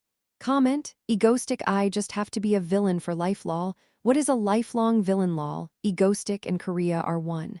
Any attack on Egoistic is considered an attack on the Republic of Korea. The light of the world, Egoistic, my salvation. Egoistic, my mango. Whenever there is a great crisis in Korea, you are always the first to appear, just a glow, just a glow. Info: the beast he defeated is currently undiscovered outside of the country. How dangerous it could have been. Stardust looks a little stressed. That thing had come ashore and advanced on Seoul. It could have been ugly. Egotistic Mango King, Angel Stick just overwhelmingly honest. Angel cringes when she calls Egoistic master. Front view of an angel flying in the sky, shot of her shooting a beam and taking down a monster, Star Mango. Ice Mango, duck you all. It's all about Angel Mango. Comment, this is it. This is the part where even the stars admit it. Someone admitted it. Star Mango, Hacker Mango, Ice Mango, Elec Mango, Moonlight Mango, Japanese Mango, Angel Mango. Why are there so many mangoes? Is it a mango restaurant? I didn't know what you'd like, so I prepared everything. Where are the Shadow Mango and Death Mango? Gay, killing it with a single laser shot was crazy. Honestly, I was a little suspicious that the angel was a joke until then, but I realized it was a real angel when I saw the giant monster killed in one shot. Lol, Angel Death Beam makes no sense. Yeah, who cares what anyone says? The reason for Egoistic terror was because of Stardust from the beginning. The original Star Mango is still strong. And actually, he didn't say a word when he caught the sea monster this time, except for saving Stardust. Honestly, I can't imagine life without Egoistic anymore. I mean, he gives me a new mango rice cake every time. Mr. President, this mango is good this time. Ha! Stardust Office, the Korean Hero Association. Shinharu, who was mindlessly dragging down the Egoistic fan cafe there, sighed as a thought suddenly occurred to her. After all, yesterday, I didn't get to talk to him much. And honestly, she was annoyed that he kept adding more girls. But she knew that she didn't have the right to say anything since she wasn't that personal with him, but it still bothered her. Haha when Lee Seola said that she was curious about what had happened yesterday with Egostic. She headed to the Yuseong Group headquarters to meet with her again. A few hours later in the president's office on the top floor of the Yuseong Group headquarters, Lee Seola was sitting on the couch, with the night view from the window behind her, drinking tea and listening to Stardust. What? Stardust words stunned her and she slammed her cup down in disbelief. So you couldn't talk to Egostic after all? Yeah. No, wait, why? Because she was embarrassed. Shinharu blushed, turned her eyes to the side and twisted her golden hair slightly as she said that. She felt unbearably frustrated. No, Haru, please, you don't have much time left. From the sounds of it, it wasn't long before Egostic would retire. Once he retires, he'll be much less likely to encounter Stardust, so it's good to get some closure before then. Honestly, if Haru would just confess her true feelings, he'd be okay with it, right? But why the hell? You two stuffy people, why are you doing that? Haru, it's not the time to be ashamed looking at her friend in front of her like that. Lee Seola felt a little confused. Honestly, seeing that she didn't do it this time, it seemed like she wouldn't have anything to confess in the future. Haru, really? You don't even know your own mind? She was distressed by her friend's frustrating shoveling. After a while, she thought to herself, yeah, maybe shock therapy would be better. At the rate she's going, she's not going to be able to keep up this pace for a month to a year. It seemed like a good idea to give her a jolt to wake her up. After all, it would be a great stimulus for him to announce his retirement. Lee Seola continued to think about it. She quickly changed her mind and came up with a plan B. First, she would have to make him look back at Stardust. All of this trouble right now, actually, is because he's trying to avoid Stardust and retire. But in the first place, if you think about it, it was weird that Dylan, who wanted Stardust, was avoiding Stardust in the first place. Actually, the whole thing is more of a problem. I don't know what's going on with Stardust since Egostic won't talk about it, but wait.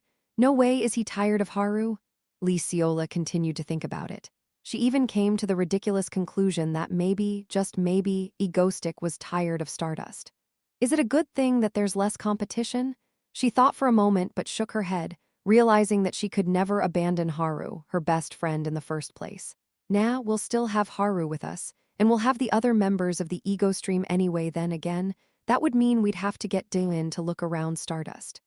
Seola thought over and over again, and eventually she came up with an idea. Haru, how about this? Why don't you just treat Egostic as coldly as you used to? Huh, Seola advice began. She suggested going for the bad girl style that's in vogue these days. It's said that relationships between men and women are pushy. If you push too hard, they'll lose interest. Yeah, I've heard that before.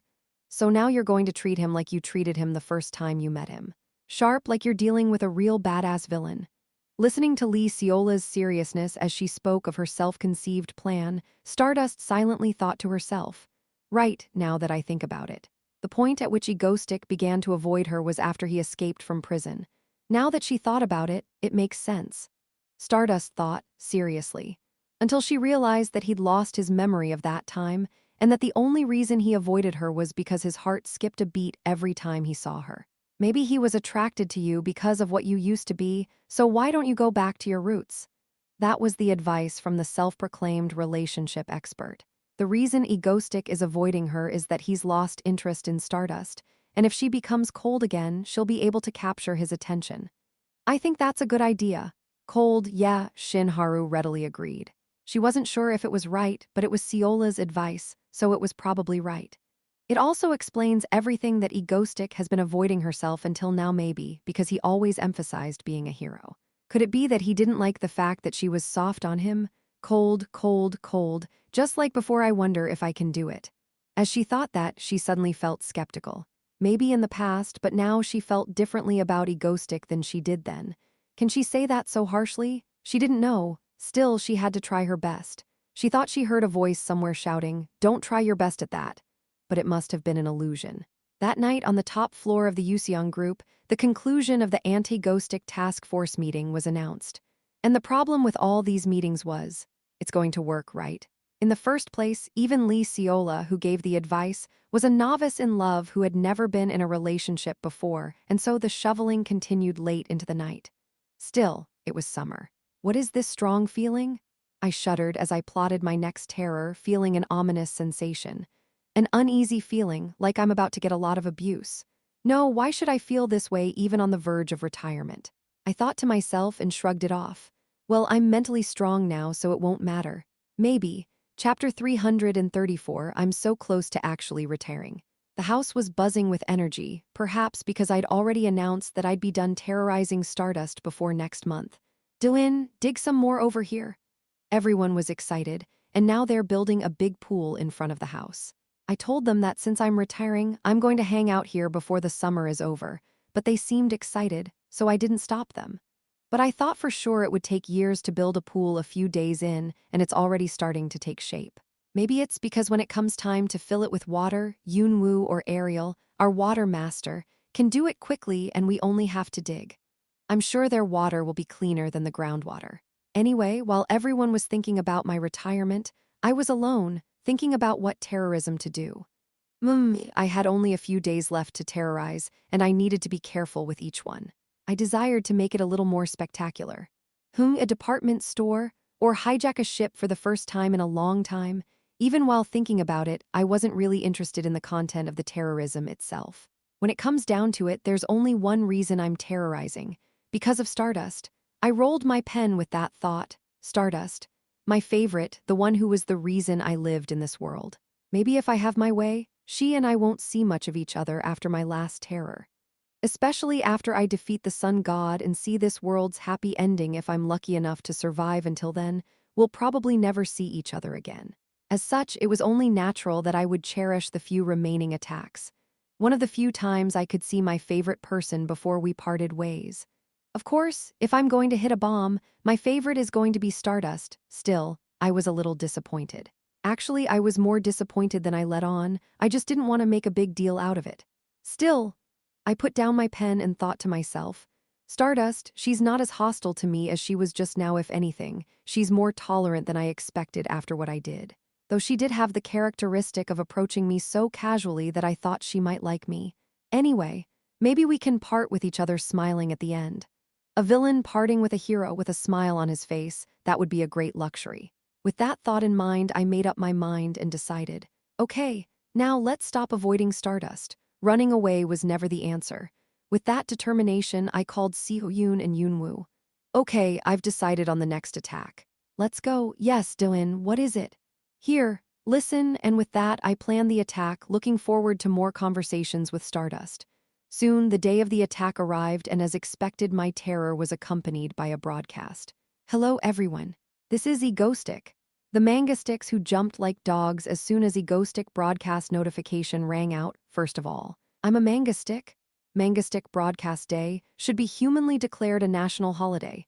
Now I can't live without manga stick S-class hero who communicates with me regularly. Isn't that the best reason I live? Because I know an Egostick broadcast will come someday. These guys are already trained, so they're just going to giggle and like it when they get to see Egostick's face actually. I do too. Protector of the Republic of Korea, agent of God, and savior of the world. Mangoat, is that you again, in the sky above Seoul, South Korea? I turned on my camera, and as usual, the usual mix of chatter popped up. I can't wait to see them again. At that thought, I shook off a pang of regret. I smiled and opened my mouth. Yes, yes, good to see you, everyone. I'm sure you're wondering what else has me on the air today, and it's none other than this department store below me. As I said that, I turned the camera around, showing the rooftop of the department store below me. Then, with the camera pointed back at me, I chuckled and opened my mouth again. Yes, that's right, something very interesting is going to happen here today. Haha, you'll have a lot to look forward to. Oh, and by the way, it's impossible to get out now. It's too late even if you try to run away, I say, smiling brightly. Chat windows quickly popped up. Who the hell is going to get out? One of the bucket lists of people in Korea is to experience the manga stick terror once. If I can't get out, is it possible to get in now? I really want to go in. What? I'm inside the department store right now. It's on fire and going crazy. Oh, I'm jealous. Mango's Terror Park beyond a theme park. Well, as always, it was a series of articles that felt insecure without the slightest sense of crisis. Well, still. Everyone talks like this, but when it comes to the Moonlight Gate attack, there's nothing to worry about, seeing as how everyone got away so quickly. The department store is ready. Seo-yoon's words came just as I was thinking about it. I looked at the camera and said at her direction, anyway, before the attack starts, let's wait for my hero, Stardust. I'm looking forward to seeing if she can overcome this elaborate attack. Cue the usual Stardust shout-out. With that, I called Stardust and soon after. There she is! From across the sky, I could see her flying toward us. With her long blonde hair flowing, Stardust is dressed in a form-fitting red suit. I smiled, suppressing the slight pounding in my heart as I caught sight of her. And then there she was, standing before me in the sky. She was beautiful as I always feel when I see her. So beautiful, in fact, that I wonder if humans are capable of it. Anyway, that's not the point. Let's just smile and say hello, so I opened my mouth and greeted her. Hello, Stardust. It's good to see you again after seeing you on the beach the other day. At my words, she falls silent, looking at me with a cold expression. I sensed something a little off here. Normally, she would have smiled sheepishly and said something like, "Yeah, I see." For some reason today, her expression hasn't changed and she doesn't speak. What is it? Is he not feeling well today? I wondered and opened my mouth again. Haha, anyway, I have a brand new terror for you today, I said, smiling like that. Finally, for the first time, her mouth opened. Haha, and then. The words were, by far, the most sarcastic I'd ever heard her speak. You scumbag, what did you do again? She glared at me. The way she said it, the way it came out, and then her blue eyes. I froze on the spot. It's been a long time, huh? I kept a smile on my face while listening to her words. Inwardly, as opposed to being in a panic.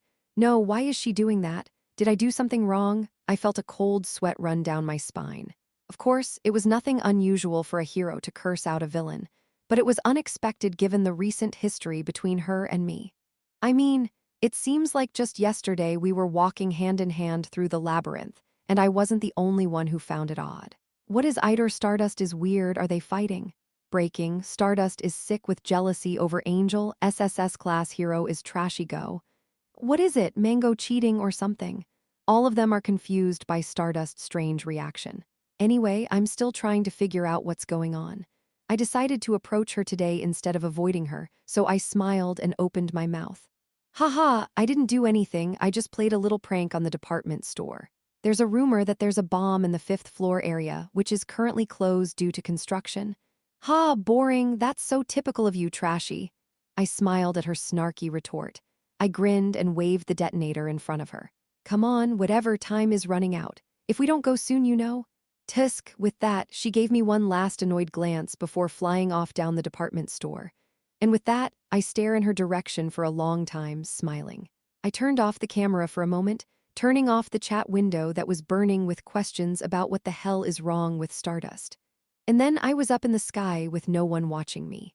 I wiped the smile off my face and stood there. What is this? Why is she doing this? She looked so different from her usual self, approaching me casually. Immediately, a thought popped into my head. Why, was that her true intention? As I suspected, her intimate demeanor up until now was just a cover to catch me off guard, and that was her true intention. I decided to defeat the concept. Haha, I knew it. I muttered quietly to myself, smiling weakly. Yeah, I saw it coming. I know exactly what Stardust was like in the comics. She never compromises with villains, and I'm supposed to be friends with her. Ridiculous. I don't remember what I said. What, Stardust likes me? Ha ha ha, I was right after all. I thought it was a ridiculous guess. Well, I'm rather flattered. I was like, seriously, I thought so. Are you crying? Be quiet. I feel like my heart is broken. It must be an illusion. Stardust was in the center of the department store, her hands covering her face. Is this right? I'm sorry for swearing and I want to apologize right now. Even as he thought that, Stardust muttered quietly to herself. Still, it worked, didn't it? Unlike before when he was avoiding her, he kept talking to her. He's been cursed at, but he's still smiling. Does he like this? She made up her mind and decided to give it a try, unaware of the fierce warnings her gut was giving her. Chapter 335. A terrorist attack on an entire department store turned into a haunted house. The attack was a great success. Not only were there no casualties, but it was also one of the largest attacks ever perpetrated by the now world-famous Egostick. The attack garnered a great deal of attention. Live Tread 1, Egostick 2, Department Store Attack 3, Broadcast of the Attack 4, Terror Broadcast 5. Haunted Department Store Egostick took over all the real-time keywords throughout the day. I'm back with a video from the haunted department store created by Egostick Feet. Stardust? In particular, one participant who was a hostage in a department store became famous for the video he took inside, and it became the #1 most popular video. In particular, the scene where he wanders through a burned-out maze in terror and is about to be attacked by a monster. When Stardust appears with a beam of light and saves him, is said to be like a movie. It was as if someone had intentionally manipulated the monster to create such a situation. The video of the attack was then translated and spread around the world, with comments asking how much it cost to participate in the attack. Of course, I wonder if it's right to measure the success of a terrorist attack by its popularity. In any case, the attack was a success. I lay alone in my room at home, in a state of great shock. In that state, there was only one thing on my mind. Stardust, of course. At the end of the day's terror, even then, she remained as cold as ever to me. It didn't take much for a scumbag like you to cause this. I could still hear the icy tone of her voice echoing in my ears. I had to work hard for it. I shook my head and thought to myself, yeah, who cares? It's more natural for Stardust to be like that anyway. She's always been uncompromising with all the villains, even in the comics, and to think that she'd only be nice to me, it was ridiculous in the first place.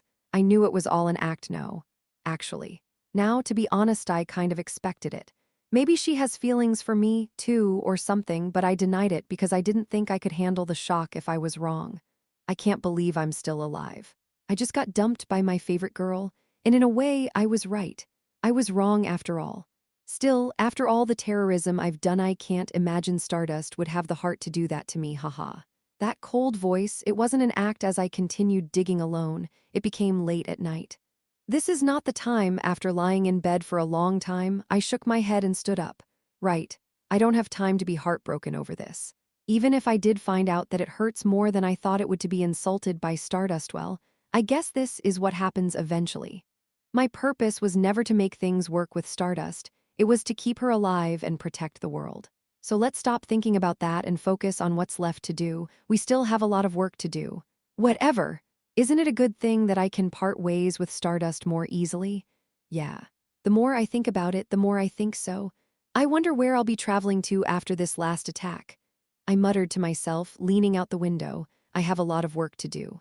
Defend this world until the end, and then rest. I'll have done my part.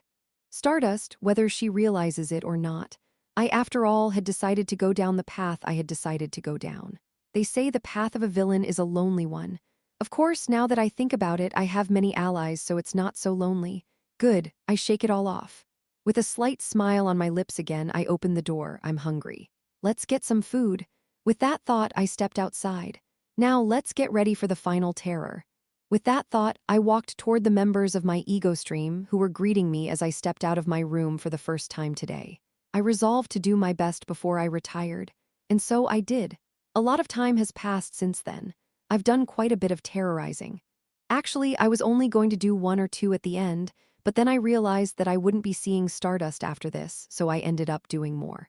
In short, I've been terrorizing almost every other week. Of course, since I didn't have to worry about anything else, I was able to focus on preparing for the terror, and it turned out pretty well. To be fair, after I finished the Stardust test, I reverted to puzzle-type attacks for the first time in a long time. For example, I had to capture 2 politicians, expose their misdeeds, and then put them on trial by popular vote to see who got more votes. Of course, Stardust saves them both at the end, but it didn't really matter since they were both going to jail anyway. Of course, all the while, Stardust's reaction was still cold. "Ha, you scumbag, you're having fun," she would say in a cold voice to me. When I sometimes approach her with a joke, she seems to be so angry that she blushes. How did she hide it until now? She's a professional after all. Of course, now that I've gotten over it, I've become more tolerant, so she just smiles and talks back. Of course, my heart still aches from time to time, but whatever. Anyway, that's how I've been living lately. "Dylan, are you sure you want to retire?" Then one day, I was sitting at my computer reliving the last attack when a small, cold finger poked and prodded my cheek. I turned around to see Seo Yun pointing her finger at me with her cheeks puffed out. When I opened my eyes, she wiggled her finger and spoke to me. "Dylan, I don't want to rush you, but don't you think it's a little weird to say you're retiring and then start 7 terrorist attacks?" At Seo Yun's words, I smiled and said, "Don't worry, the next one will be the last one." "Really?" At my words, Seo Yun's face turned bright red. I loved how simple it was. She was so happy that she was jumping up and down that after a moment of calming down, I said, "So, can you call everyone else into the living room? I need to talk to you about the last attack." "What? The last one I want all of us to get together and do something big. Aha. Okay, I'll be right there. I looked at Seo Yoon, who hurriedly left at my words. I smiled quietly and turned my head to look out the window. My long life as a villain and Stardust arch-nemesis is over. I'll never have to deal with her again, and I'll never have people talking about me like I used to. I felt a twinge of regret at the realization. Stardust has been through a lot with me, and it's time to make her comfortable. I could tell she was having a hard time dealing with me. Let's do it, final terror. I muttered and picked up my mask in preparation for the big show, the last time I would face Stardust. I think we're going to have to keep going like this. Something's not right. Lee Seola, chairwoman of the Yuseong Group and Korea's A-list heroine, muttered to herself while talking to her friend Stardust. It's been more than a month since Stardust came up with the concept of cold girl against egoistic. And the problem was, she had a hunch that this wasn't going to work. No, I said push and pull. Who told you to just push? That was the biggest problem she saw, that Haru was too good at acting. More precisely, she was so good that anyone who saw her would think, oh, Stardust hates egoistic. Feeling a little uneasy, Lee Seola called Do-in. Ah, Stardust? Well, she hates me. Isn't it obvious? Ha ha ha. When she heard his empty voice, she realized she was in trouble. That's why she was about to tell her to call it a day. Wrong. Haru had already stopped listening to her. The problem was, from the time she'd given Egoistic the cold shoulder, he hadn't stopped avoiding Stardew, but had actually increased his terrorism. That was enough to make Stardust think her methods were working. As a result, Haru, blinded, decided to stick with it. Haru, I really don't think this is going to work still, she said it. She seemed to calm down gradually. Really? Yeah, it might backfire. Oh wait, I'm sorry, I have to go now because I've been told that Egoistic has caused a terrorist attack. Yeah. Ding, grabbing the phone, Seola sighed. Haha, I hope it works out. And she didn't know that the terror of that day would be the last terror that Egoistic would cause. Chapter 336. Good morning, everyone. It's Egoistic. As usual, it began without warning. He's on the rooftop of a building against a blue sky, laughing hysterically.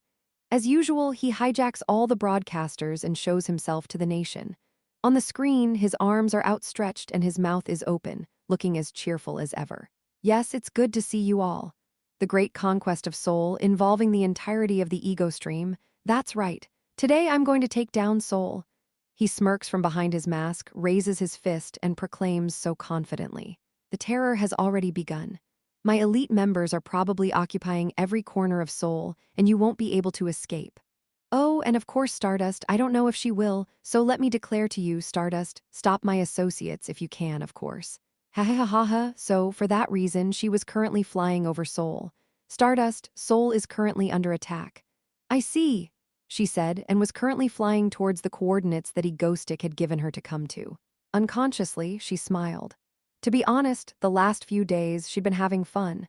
She used to see him once every 3 months, but lately she's been seeing him almost every week. The only problem with that was that she had to pretend to be angry with him, but At that thought, she sighed involuntarily. Actually, it was getting harder and harder to treat him like that. It was because she didn't feel comfortable speaking to him so coldly, even though she knew what kind of person he was. But she didn't know if it was working, or if she was only doing it because he was paying attention to her. It was hard to imagine life without him anymore. Shaking off the thoughts, Stardust stretched out her arms again and took to the skies. First, she'll take care of what Egoistic has in store for her. With that thought, she arrived at her destination. Haha, it's been a long time, Auntie. Please help me. In the center of the city, in front of a group of people caged like loot, stood a giant white humanoid robot. I'm South Silver, and I'm going to destroy you today with my final weapon, the Star Finisher. Atop it, she saw a familiar, white-haired, cheeky kid she'd seen a few times before the hacker. Wow, it's been a while. As soon as she got here, Stardust was stomped on Kaya Gundam. She knows the romance of a man. While the helicopter in the sky was broadcasting the whole thing, Stardust clenched her fists at her appearance. It's to save the citizens, not because she's mad at being called Auntie one and done. With that, Stardust charged in. At the same time, South Silver also charged and the fight began. The battle raged swiftly for a few minutes, with popping sounds echoing throughout the city. The result. Chet, wait and see. Han Seo-yoon, who escaped in an emergency escape plane, was defeated. Of course, no one could defeat Stardust, who was now at the peak of her powers. Phew, is it over? Just when Stardust thought so, clenching her fists, she freed the hostages after defeating one of them. Phew. From the other side of the city, a burst of orange fireworks, so bright they could be seen in broad daylight, erupted. "Ha, is that the next one?" She muttered to herself and took to the skies again, hoping to find Egoistic there. She realized one thing while dealing with this terror. The terrorism of Egoistic was quite full-fledged. Are they really going to conquer Seoul? The attack was big enough to give the illusion. In the place where Egoistic set off fireworks, there was only a sinking ship and a helicopter with Lei Subin in it, machine guns blazing from above. Chit! Do. That's how she saved the sinking ship from the flying bullets. Unlike in the past, she was already stronger, so she lifted the ship from the bottom with both hands and saved it without much effort. This reminds me of the old days. The first terror unleashed by Egoistic was also a ship-sinking terror. Unlike then, it's a mixed feeling to think that she reached the point where she can save a ship even if it sinks. The flying bullets didn't even matter. No sooner had she saved the ship and gotten the people on it back to safety than another firecracker went off in the distance. And only then did she realize, in a straight line, that the path of terror was a straight line and perhaps at the end of it was Egoistic. He's got hostages everywhere, so I can't go straight to him. Meanwhile, she's not the only one who realizes something strange. The content is endless. What day is it? Mango Broadcasting is a country-approved drug.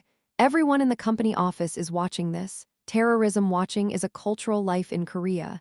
As people slowly realize the magnitude of today's attack, Stardust continued to advance. Haha, Stardust, you're finally here. Kahaha, my time for revenge has finally come. Ha. The next thing she saw were three people standing in a large clearing. Elektra, Death Knight, and Mist. No, 3-1 is too much. What kind of existence is Stardust in Egoistic? Oh, this holds up too. Does this work too? Kai hahaha lineup legend hahaha. What kind of day is this? Stardust thought to herself, clenching her fists. So far, so good, if only to meet Egoistic. Come on, Elektra, Mist, give me strength. Suck, eat. Ha. Power to you?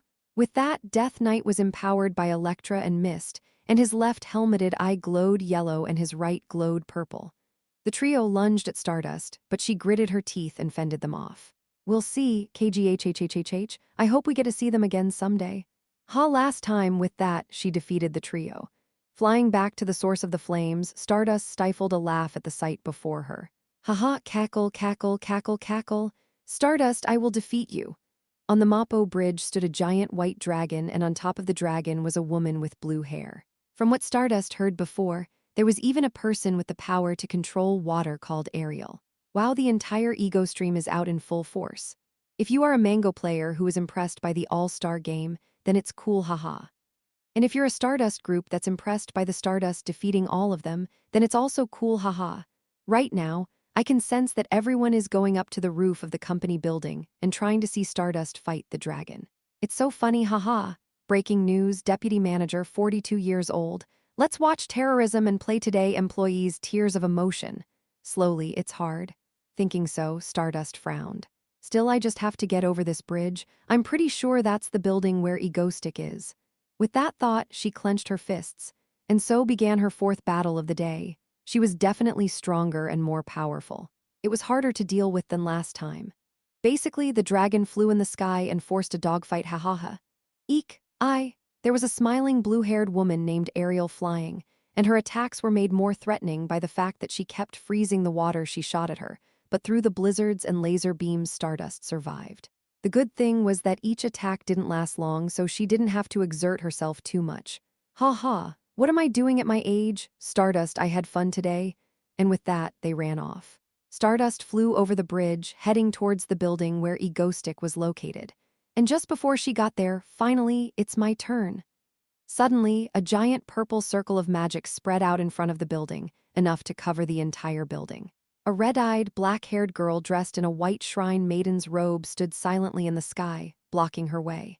The Moonlight Maiden, considered one of the strongest in the ego stream, stood in Stardust way. So you'll have to deal with me?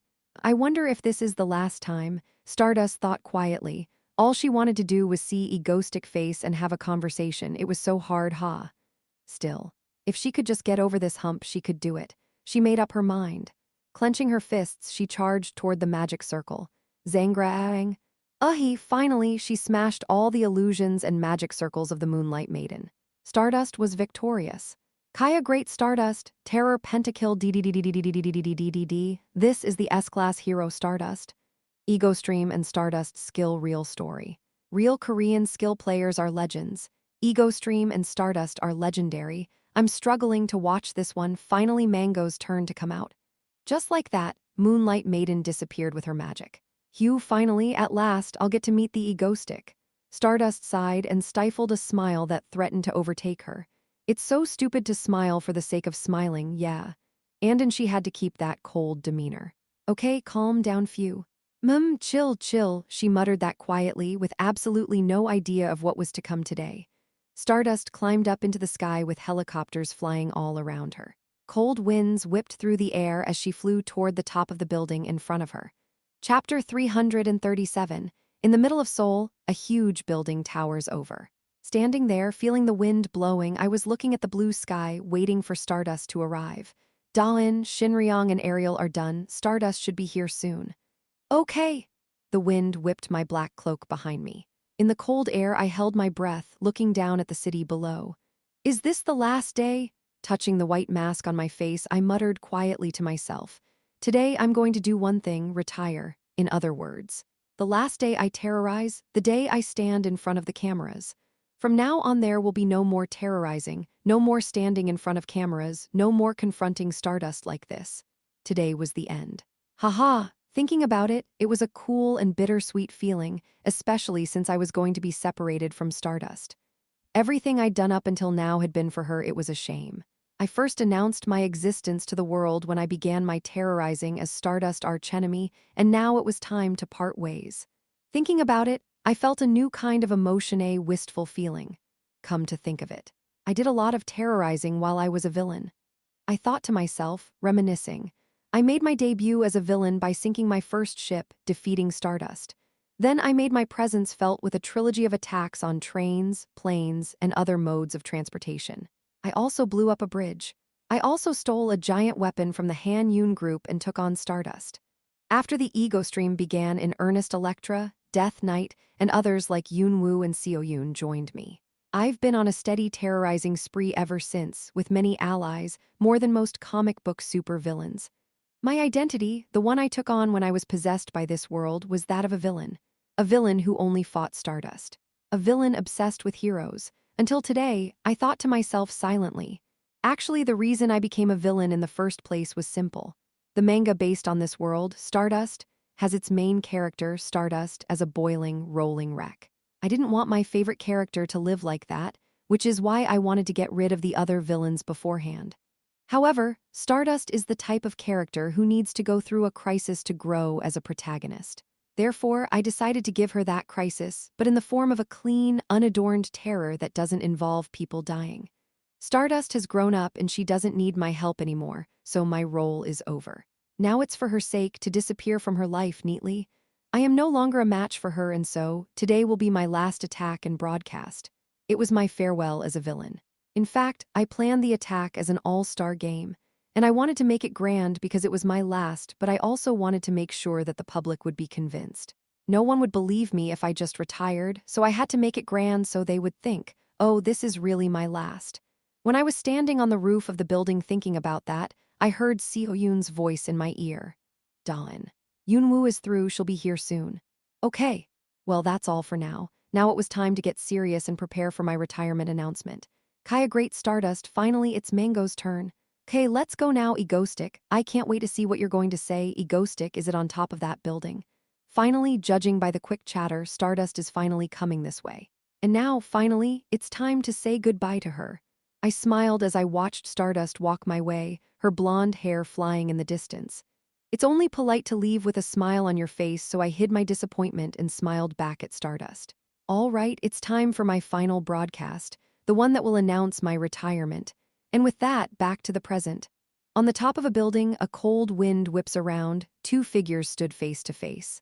The woman glared at me from up there, her long blonde hair whipping around her. My hero, Stardust. Haha, and me, the villain of this world, facing off against her. Egoistic, your antics are over. What more are you going to do? She glares at me, her eyes cold. I was being criticized by the hero for taking several hostages and causing a terrorist attack.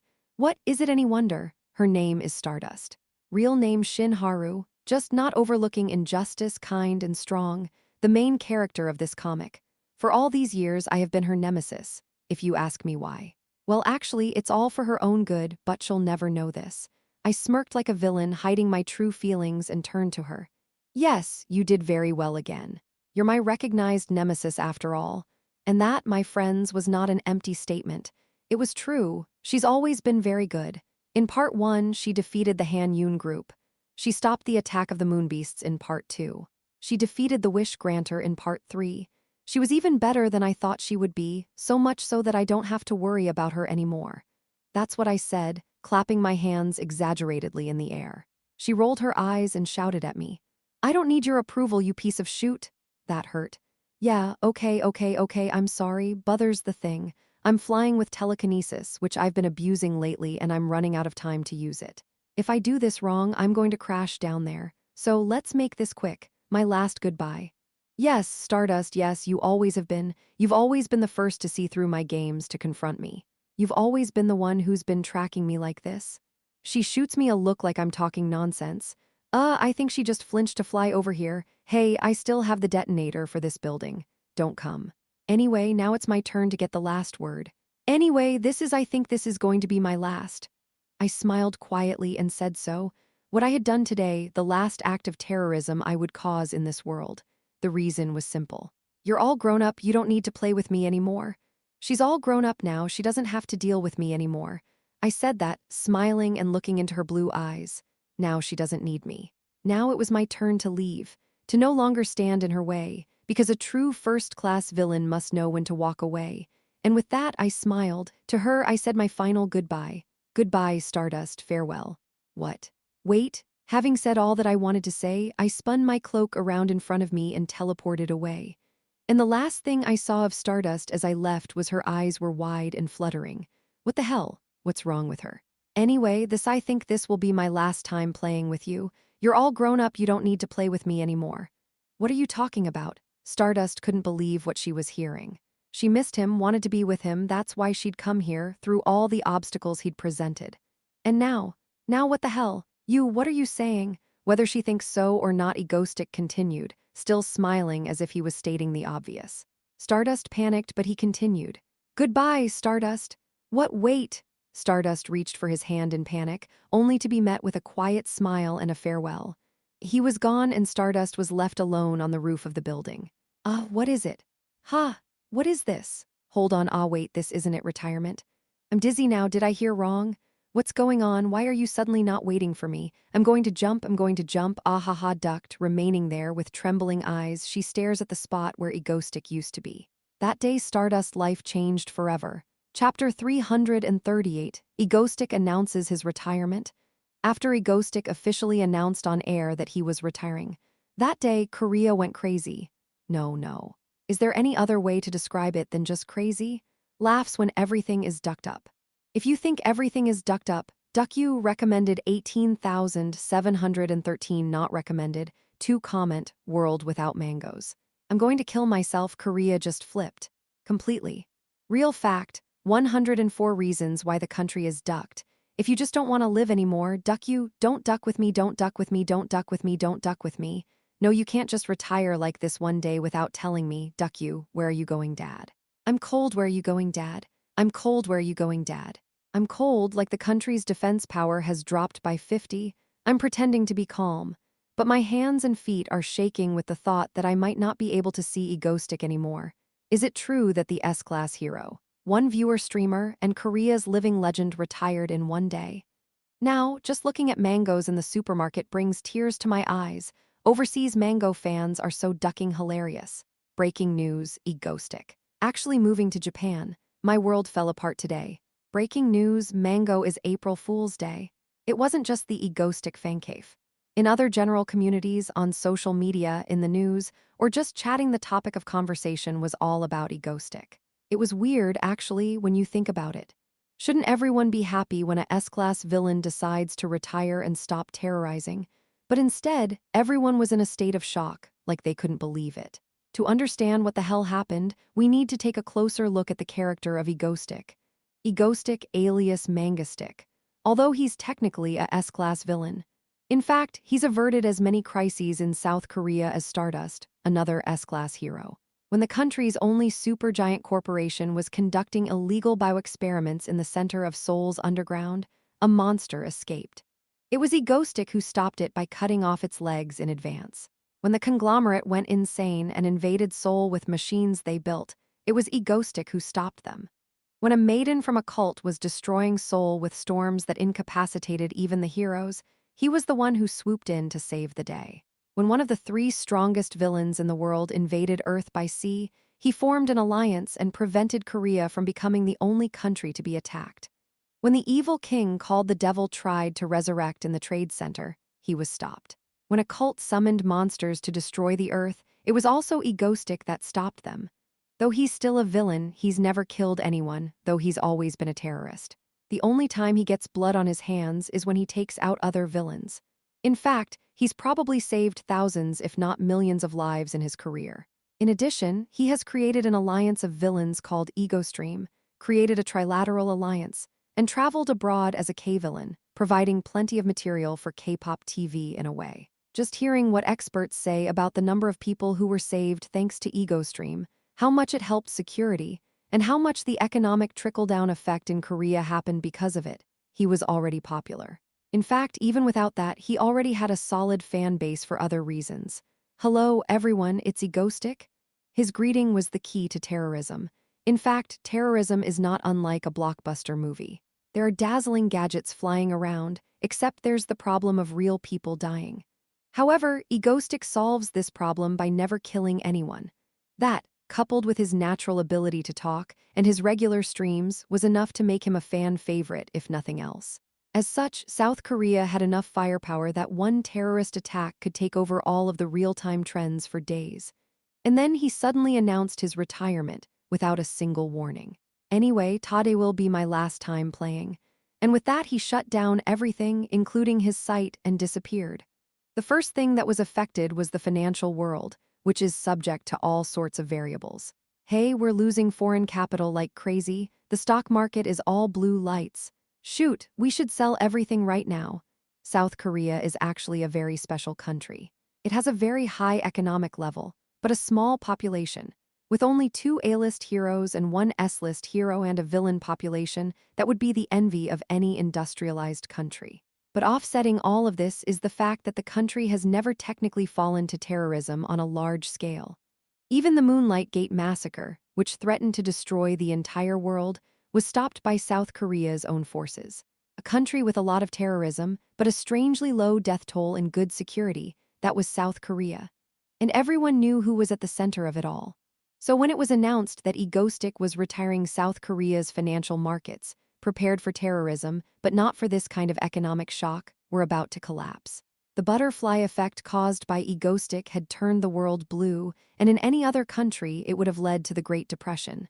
Except, Korea was not like any other normal country. Buy them all. Yes, Chairman. In the center of Seoul, a huge building towered over all the other buildings.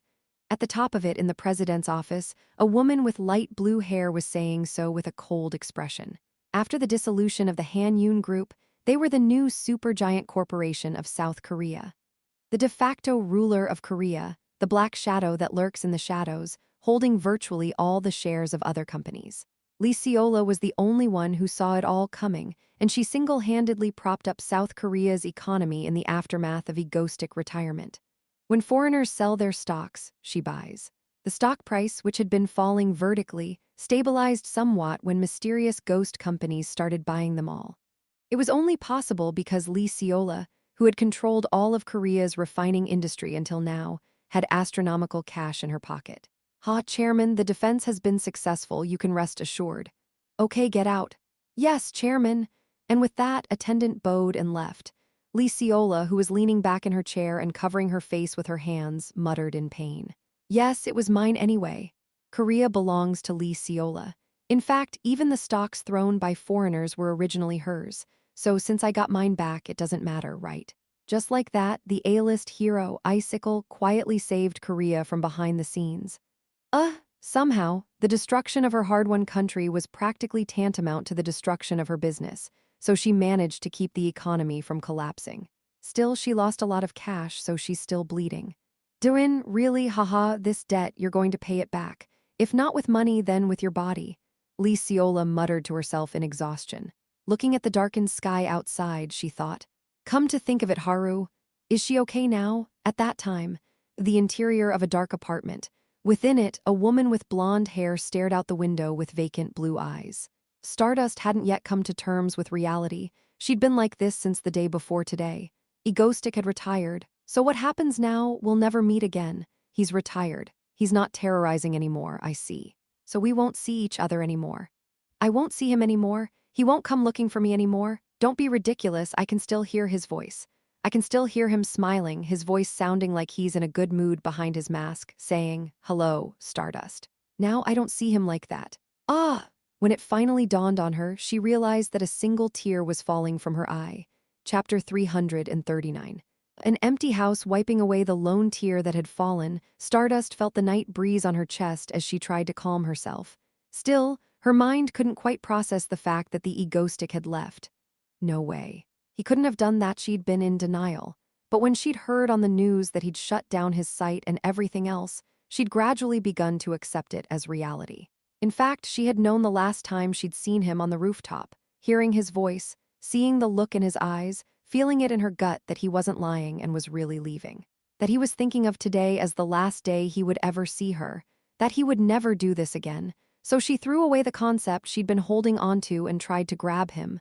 Goodbye, Stardust. With those words, he was gone. After that, I don't really remember much. I only know how I got home. An empty house by the window there, alone, leaning against the wall, Stardust shielded her eyes with her arm and thought quietly. Yes, this is good. An S-class villain terrorizing our country has retired, and that's a good thing, isn't it? Yes. I mean, how much terrorism has he caused so far? Good is good, haha. While she was thinking about that, she was trying to keep her mind occupied. Suddenly, she thought to herself, a life without Egoistic. How would that be? Well, actually, she's been a hero even before Egoistic appeared. She was an inexperienced A-class hero who hadn't yet adjusted to being a hero, and she first met him when he threatened to bomb a ship. At first, I thought he was crazy. But I was going through a rough patch at the time. She had just become a hero, and she didn't have much recognition, not many people liked her, and she was surviving by sheer willpower. He was just an annoying villain who used to prank people on the airwaves, nothing more, nothing less. But when did that change? He became so big in her mind. Yeah, it was his airplane bombing. When she was just making her debut as an A-list hero, and realizing that the world doesn't run on her will alone.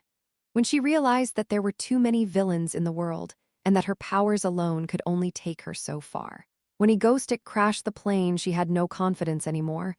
That this would be the end since she couldn't stop it, she gave up, but Egoistic said quietly to herself, no, you can do it. You can do it. Stop the plane from crashing. It was foolish of him to tell her to stop it after he crashed it himself, but there was sincerity in his words then, as if, of course, she could stop it. And it was. To her, who had never heard anyone believe in her like that before, it had resonated so deeply. Just like that, Stardust had succeeded in stopping the plane from falling from the sky. And that was probably the first time she really began to be called a hero. That's when the figure of Egoistic began to enter her mind. A dark night, Stardust leaned back against the window, thinking about Egoistic. As she thought about him, the memories began to rise to the surface of her mind like a flood. It must have been after that the thought of Egoistic bothered her. A suspicion had sprouted that he might not be as bad as she thought. And that suspicion grew when the masked man who overpowered the terrorist in the hotel seemed to be Egoistic. When the bridge he took down turned out to be the key to stopping the monster's attack, it increased more and more. Until finally, this time, you owe me. Han Yun Group Underground Laboratory, the day the monster attacked her from behind, the day Egoistic sacrificed himself and was stabbed her in her place, was a turning point. Her perception of him changed from the inside out.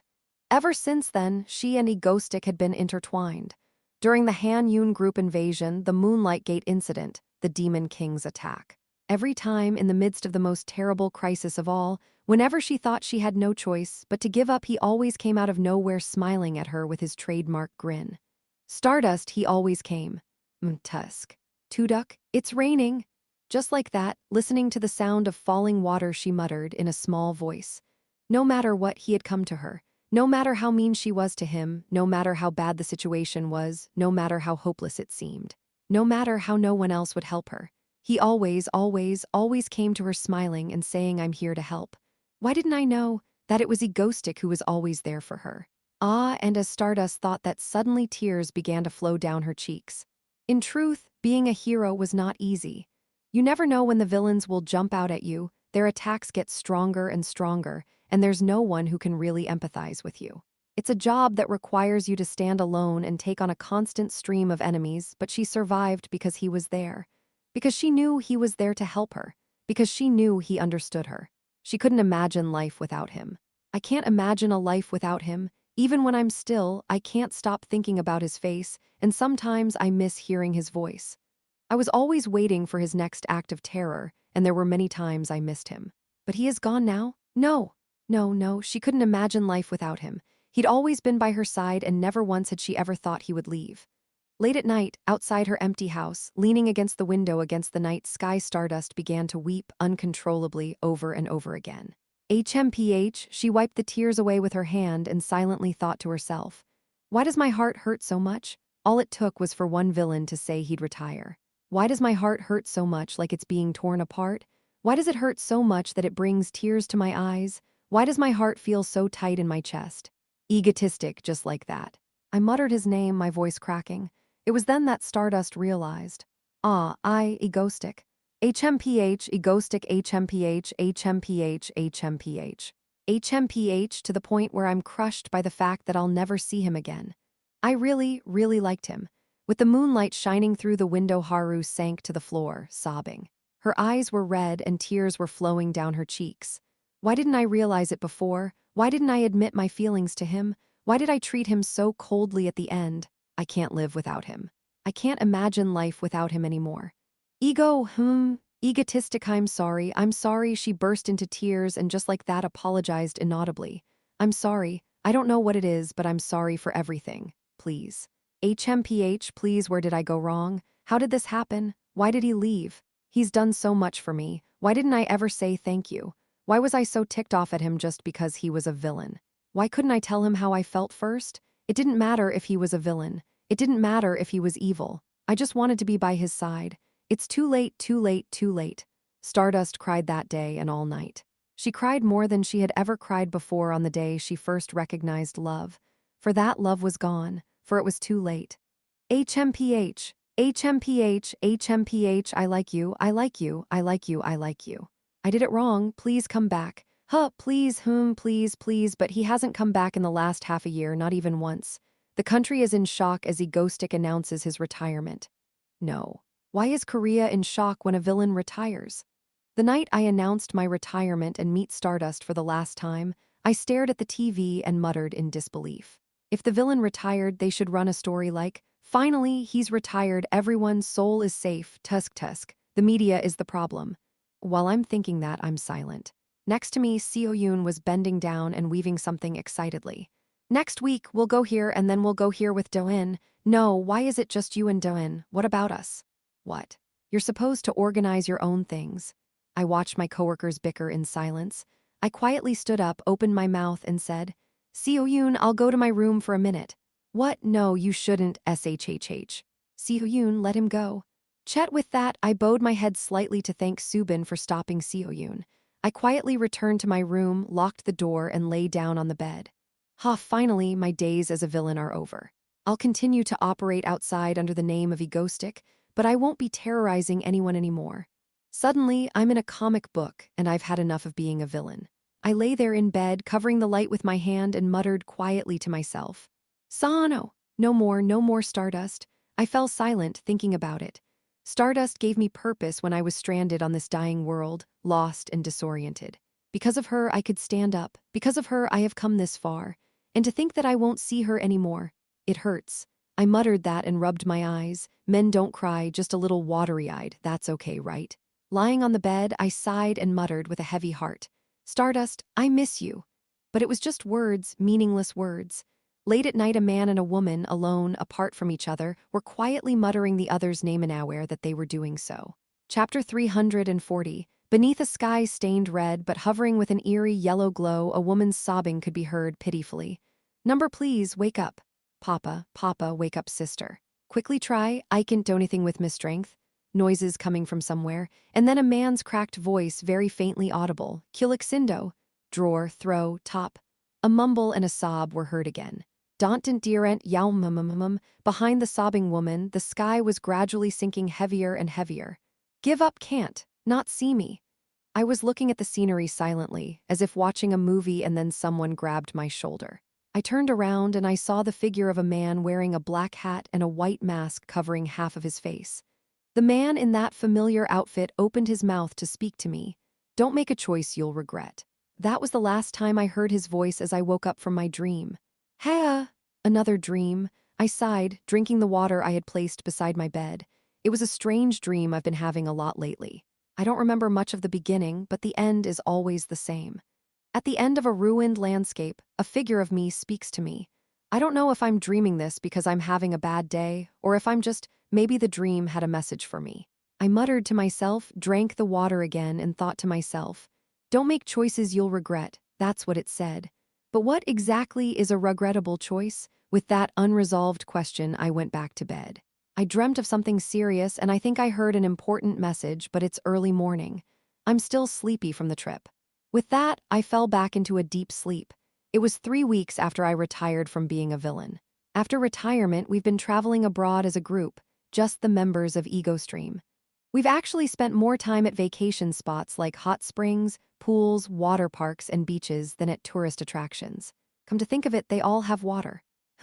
Anyway, I had a great time. It was enough to make me feel better about the idea of parting ways with Stardust. Seoyun, Subin, Ha Yul, Chayun, Choi Sihi, Mr. Dazik, Seo Yayoung, Shinryong, and Ariel, everyone else traveled with me. Actually, it's not a good idea to go abroad at this point because security is much worse abroad than in Korea. There are more and more villains, and the chances of getting caught up in terrorism are much higher. But then I realized that the villains are us, and we're so strong that it's not a big deal anyway, so I went on the trip. Of course, I made sure to fly safely on the private plane she lent me, just in case. It was also the last time we could travel anyway. The current time is in the middle of the third part of the original. Normally, the still rampaging monsters of the Moonlight Church, the Wish Granter who is slowly starting to align with them, and the White Witch Seoyun would have been a chaotic collaboration, however I stopped the Moonlight Church. Seoyun is now on my side, and I killed the final boss, the Wish Granter, in advance. Unexpectedly, it was quite a quiet time compared to other times because I took care of everything in advance. Of course, there's still some nasty stuff left to do, and I had a huge task of wooing Celeste during this time, but considering the world is going to go to shoot again when part 4 starts, it's a pretty relaxing time. So yeah, let's enjoy this time. With that thought, I walked out of the room. Warm sunlight shone through the window. It was one of my favorite things. Something about the morning sun producing vitamin D or something anyway. Ever since I was in my previous world, the warmth of the sun on my body has always made me feel good. Anyway, when I walked out into the living room, I saw on the couch, Seoyun was lying down with Yoonwoo hugging her from behind like a stuffed animal. In Seoyun's arms, Yoonwoo was sleeping with her eyes closed like she was dead. And I smiled, thinking how cute they were together. Even though they were both bigger than they were when they were younger, it was still cute to see two kids who were the same size cuddled up together. But Seoyun was always a morning person, so that's one thing, but what's wrong with Yoonwoo? She's not like this. I felt such a question when I saw Yoonwoo with her black hair tied back, her eyes closed with a white face and not moving. Are you awake? Seoyun rubbed her eyes and got up from the couch still looking groggy from sleep. I stroked Seoyun's hair with my hand and asked her, Hey Seoyun, did you sleep well too? What's wrong with Yoonwoo? She looks like she's dead asleep. Oh, that's right. Seoyun giggled at my comment and explained, It's because she played a game yesterday. Game? Yoonwoo doesn't play games. Usually Seoyun and Choi Si-hee play games at our house. In response to my question, Seoyun began to explain that this was not the case. Apparently, Seoyun and Yoonwoo played a board game last night, like chess, but Yoonwoo kept losing, so she kept trying to win and they played until dawn. While Seo-yoon went to bed, Yoonwoo stayed up all night studying how to win. And the result is the now collapsed Yoonwoo. Yoonwoo is quite the competitor as I stared in wonder at Yoonwoo sleeping in her shrine maiden outfit. Seo-yoon, who was wriggling around on the couch, giggled and spoke up. Anyway, Do-in, it's a good thing. Why don't you hang out with me today? Yeah, sure, let's do it. Hey, Beak Yoonwoo, did you hear Do-in? He's coming over to hang out with us. Did you say yes? Seo-yoon wakes Yoonwoo up with a barking laugh and shakes her body impatiently, but Yoonwoo can only spit out a sound with her eyes still closed. Seo-yoon jumps off the couch and stretches her hand across the room, saying confidently, "Come on then, Do-in, let's go to the basement." Okay. And so Seo-yoon and I set off on our adventurito, the basement. Come on. I'll show you the new room I made. The basement of the Ego Stream Mansion, a place under a house somewhere in Seoul, technically only connected by a teleportation device. We descended together to what had been our first residence. Seo-yoon is walking down the basement beside me, chattering away. As we did, I thought about the old days when she was 2 heads smaller than she is now. We used to walk together like this back then, when Subin had just arrived. I can't believe Seo-yoon was so small back then. Well, if it was the original, she'd be destroying Korea by now. I look down at Seo-yoon and get overwhelmed with emotion. At one point, Seo-yoon grinned at me, grabbed my arm and pointed to a room. Come on, Do-in, here. She led me to a fantasy room. A big, fluffy beanbag chair sat in the middle of the room with a large, movie theater-like monitor on the wall in front of it.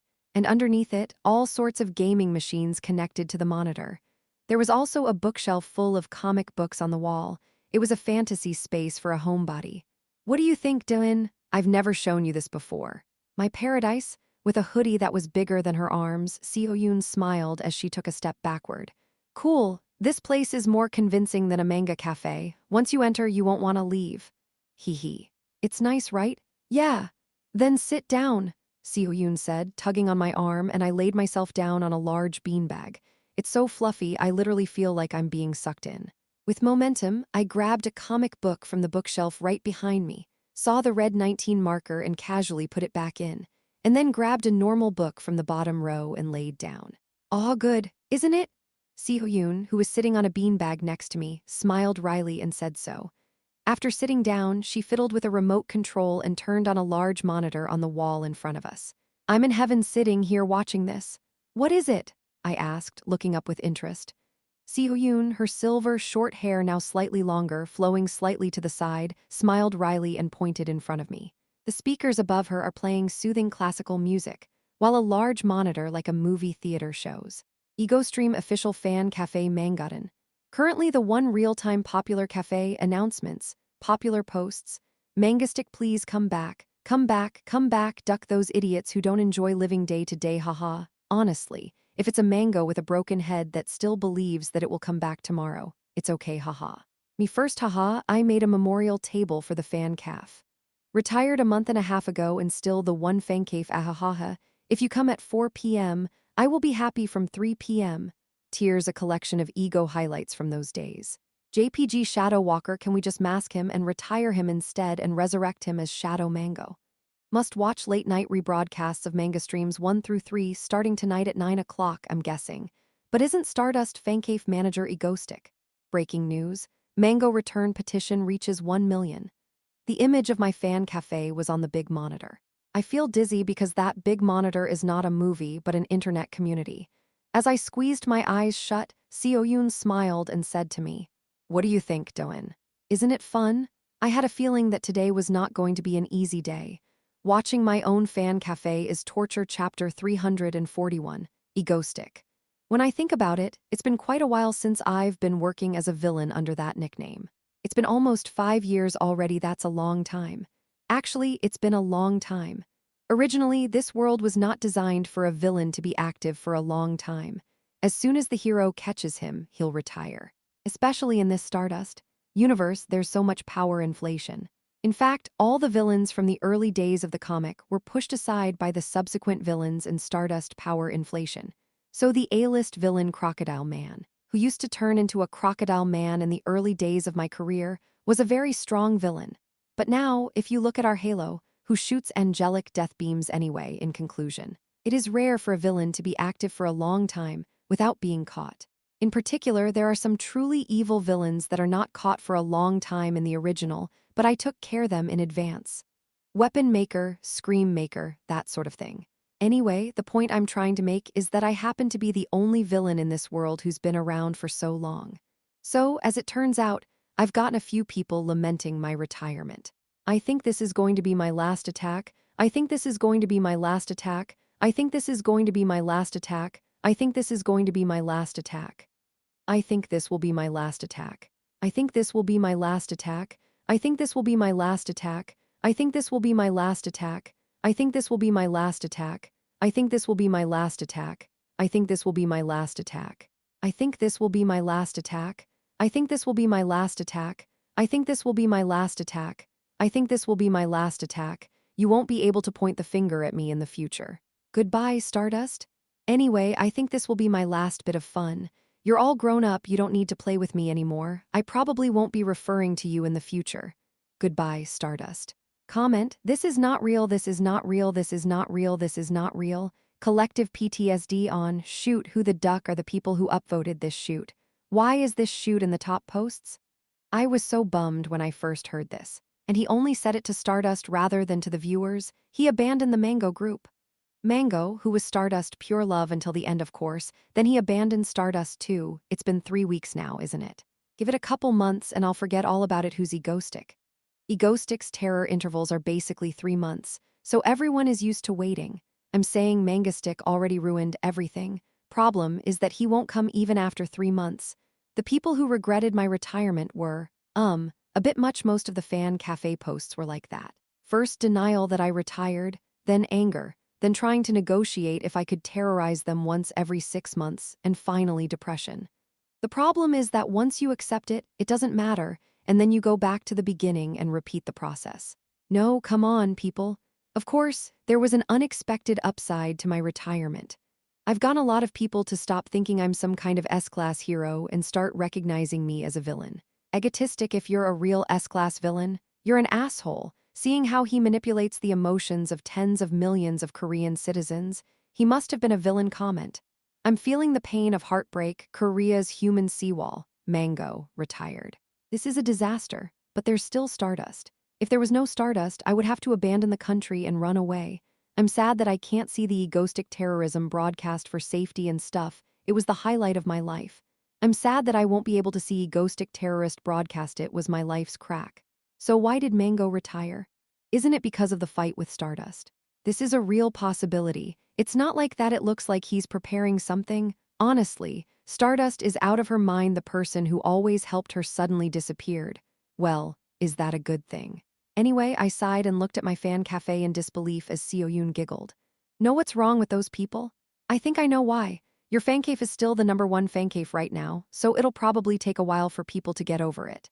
It was Seo-yoon, sitting on a beanbag, facing me with her face covered in sepals, smiling with a big smile on her face. Seo-yoon, who is in charge of technology and information at EgoStream, and who has always liked to watch my fan cafe. After showing it to me, Seo-yoon clapped her hands, operated the remote control and said, "That's right, Dylan. Do you know what your fans are doing these days?" "What are they doing?" I asked, scratching my head as the screen changed before my eyes. There was a post on it.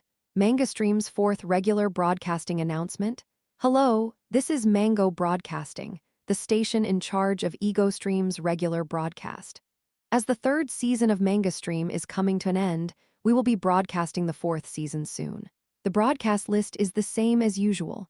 All of the first through last episodes of the first episode of The Terror of Egostic.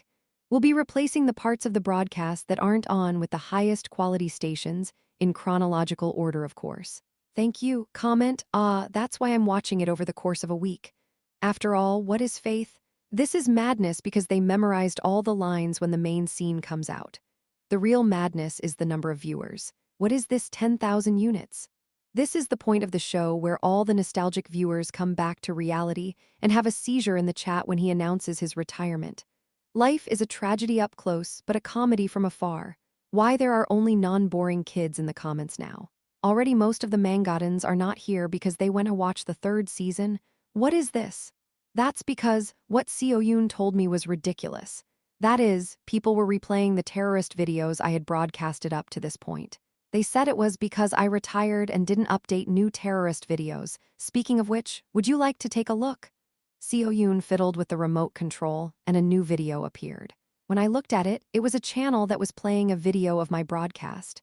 Looking at the scene on the screen, I realized that it was during the battle with the Moonlight Church. The voice of the crazed moon cultist was heard in the video. Yeah, the traitor knows. There's no way you can survive. Just despair, despair, despair, forever in torment in the afterlife. And then, the moment the Stardust moved her arm, the chat window began to go crazy. Wait, wait, wait. Wait, Stardust stretches out her arms. I was nervous. Stardust is calling. Wait a minute. Hey, hey, hey, fubber, fubber, fubber, fubber, fubber, fubber. 3 seconds before Stardust screams. After the chat window is finished, Stardust. Voice comes in later. Wait. After that, cultist magic bullets began to rain down. Watching that, I was dumbfounded. No, why are you memorizing that? Anyway, the chat room was in the midst of the greatest memorization contest in the world. Dylan, aren't they funny? Phew, I feel sorry for them, so why don't you let them know how we're doing and do SNS like I said, okay? While listening to Seo Yoon talking to me like that, I was staring at Stardust, face on the screen. Stardust? I wonder what she's doing these days, the headquarters of the Korean Hero Association. Stardust, there's the, approval paperwork. Yes, leave it there. Yes, yes. The woman who answered so hastily glanced at Stardust's smiling face, sighed quietly, and walked out of the office. Heh, I hope you're okay, Stardust. Stardust didn't threaten her or say anything. On the contrary, she smiled at her reassuringly. It was just Stardust. Are you sure you're not in trouble? Ha, that's it, it's the man. With that thought, the association employee sighed and walked down the hallway. S-Class hero. Stardust had a smile that could break at any moment. Her recent behavior, seemingly precarious, was the association's biggest concern at the moment. Chapter 342. After Egostic retired, Stardust on the surface hasn't seemed much different. Yeah, on the surface. Die! Quagga! Quagaga quagaga quagaga quang. In the center of Seoul, another villain has emerged, unleashing terror. Stardust rushed to the scene and quickly grabbed him by the throat, slamming him into a building. Then she went straight for him. The villain's body was smashed against the building, and he was left unconscious. Tusk, she looked down at him with a cold expression and threw him to the ground. After defeating the villain, she contacted the association with an expressionless face. S-Class villain, knowing Monkey has been dealt with. Please come and clean up the mess. Yes, yes, yes, got it. Poof, that was the end of the call. She took to the skies again, silently glancing around at the wreckage of the city center, and then stiffened. Stardust hasn't changed on the surface. Except somehow, she'd become even less merciful and more violent in her dealings with villains than before. Unbeknownst to Stardust herself, the reason she had grown colder to the villains who unwittingly caused terror was simple. No, it's not you. When she was told that it was the villains who caused the terror, a slight sense of anticipation that blossomed without her realizing it, but when she heard the name of the villain, a name that had nothing to do with Egostic, the bitterness, the anger, the I knew it that comes with it made her despair. All of these stresses were made more apparent when dealing with other villains that weren't Egostic. Why are you stealing my time? The sight of Stardust flying through the air with such thoughts in her dead eyes was enough to scare any other villain away anyway. That's how she got back to the association. Sitting in her office, typing away at her laptop, she looked impassive, but inside she was a whirlwind of emotions. Most of them, of course, were about Egostic. If I hadn't spoken so coldly at the end, would he have left? Self-hatred and regret. It's too bad, how could he leave so quickly? Resentment towards Egostic. Egostic HMPH. I can't cry in the office. Sadness. Still, I'm sure he's still thinking of me. At least he's not dead. And bargaining. Yeah, it's good that an S-Class villain has retired, and I don't give a damn about him anyway. I'm sure this feeling will be temporary, huh?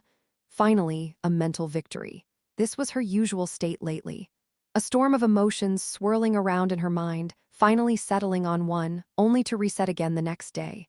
Today, though, it seemed to end in a mental victory. Of course, for someone who says she doesn't care about Egostic, she was typing Egostic on the internet as soon as she turned on her laptop, and so she went through her usual routine. Suddenly, she saw a post and froze. Breaking news, Egostic starts terrorism with a new hero overseas. Was it just a breakup with Stardust, not retirement? Her mind went white at the sight of it. What are you talking about? Egoistic, that can't be right, that can't be right. Even as she thought that, she grabbed the mouse with a trembling hand and clicked on the post. What she saw as soon as she entered the post was, it was a picture of a robot with a cold expression. Breaking, Egoistic starts terror with new hero overseas. Was it just a parting of the ways with Stardust, not retirement? Photo of a white robot with a hand on its head. Comment, what the duck, where do you live? I'll give you a gift, so call me with the address. I came in as soon as I saw the title, but Stardust hates this post. No, it has a lot of recommendations, so it's real. Why are you guys liking this? That's right, I can't be the only one to get caught. But honestly, Egoistic said he doesn't play with Stardust, not that he doesn't terrorize, so it's plausible, lol, qua. Stardust, what's going on? It's nothing, you don't have to come in. Stardust slammed her desk in anger at the moment's post, and in response to the employee's question from down the hall, Stardust blurted out, they're really bad guys. Even if you catch them, why do you catch them like this? Stardust muttered as she leaned her head back in her chair and covered her slightly reddened eyes with her arm. For a moment, she felt her stomach twist in knots at the thought of Egoistic abandoning her and going off with another heroine. She wasn't even sure how she would react if that actually happened. Egoistic, she muttered his name. Once again, Stardust was caught in a storm of emotions. She realized for the first time that she liked him. Why hadn't I been more honest with myself? If only I had been more honest with myself. If only Stardust, who had been mulling over her regrets and self-loathing, didn't know. It's only been 3 weeks since Egoistic retired. 3 months, the limit of her body's memory of life without him, hadn't even arrived yet. As she dug, she sighed and thought to herself. Right, just don't dig too much by yourself. Maybe I should ask my friends for counseling. She looked at her contacts. I thought of Kim Ya-hyun, Shadow Walker, who recently decided to marry his girlfriend soon. It had been a long time since she had last spoken to him. I'll see if I can catch up with Seola.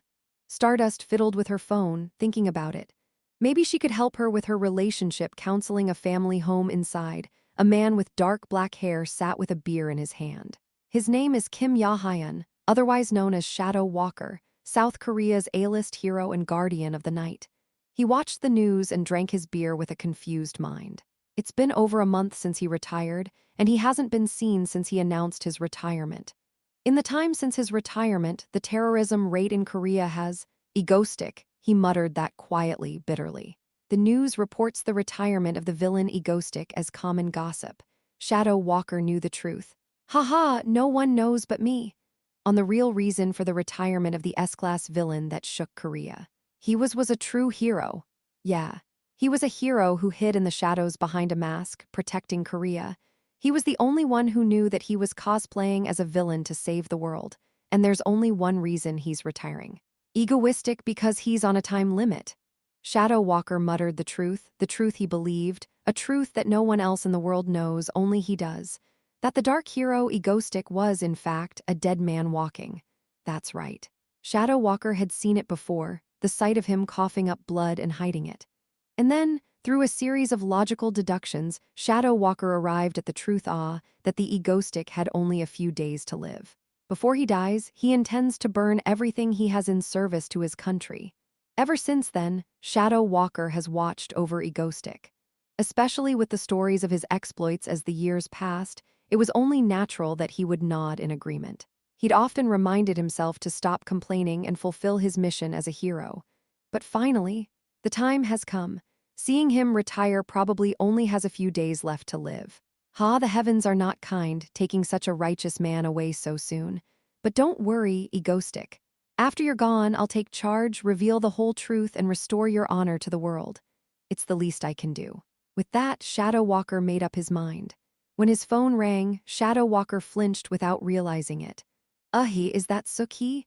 It was only yesterday that his girlfriend had given him a stern look and told him not to drink for a while. But today, as he was gulping down a beer, he was stabbed without realizing it. He hurriedly picked up his cell phone and breathed a sigh of relief when he saw the caller. What the Stardust?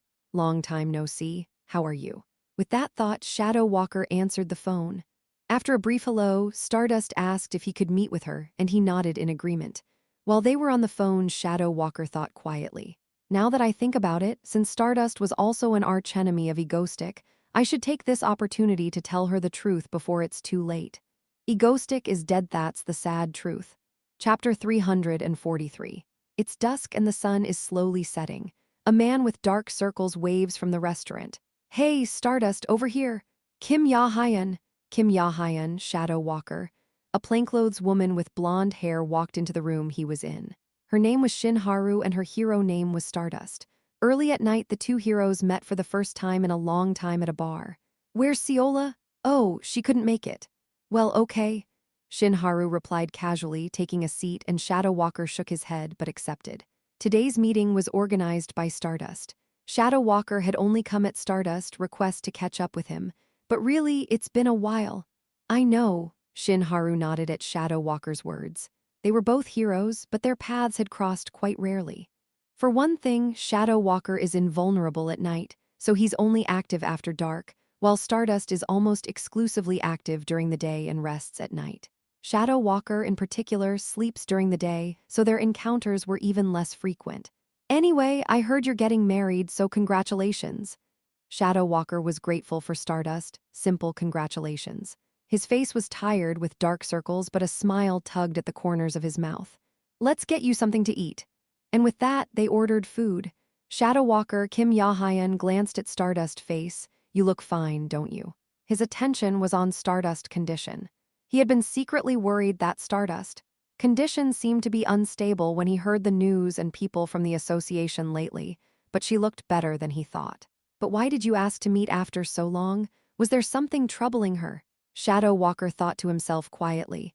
He had agreed to meet with her today for one reason. He'd heard that Stardust had been going through a lot lately, and he wanted to talk to her about whatever was bothering her to help her heal. Perhaps that's why she called him. Actually, his guess was spot on. It's just that the problem is relationship counseling, yeah. Stardust was thinking to herself. If he's getting married, he might be able to give her some advice from a man's perspective. How to, get back together with Egoistic anyway. After such a long time, they caught up. So, it's been a bit of a rough time overseas lately. The number of villains keeps increasing and the number of heroes is decreasing. The head of the association said that the Korean association is upset. They want to borrow us.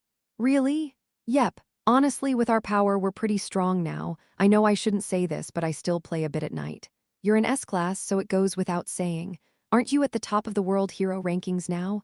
So what happened? Nothing much. We can barely defend Korea, let alone go anywhere. Honestly, we haven't had another A-class hero since our generation. HMPH, talking about world affairs. My love story? I don't know why you're curious about that, but how did Suki and I meet? Shadow Walker's love life.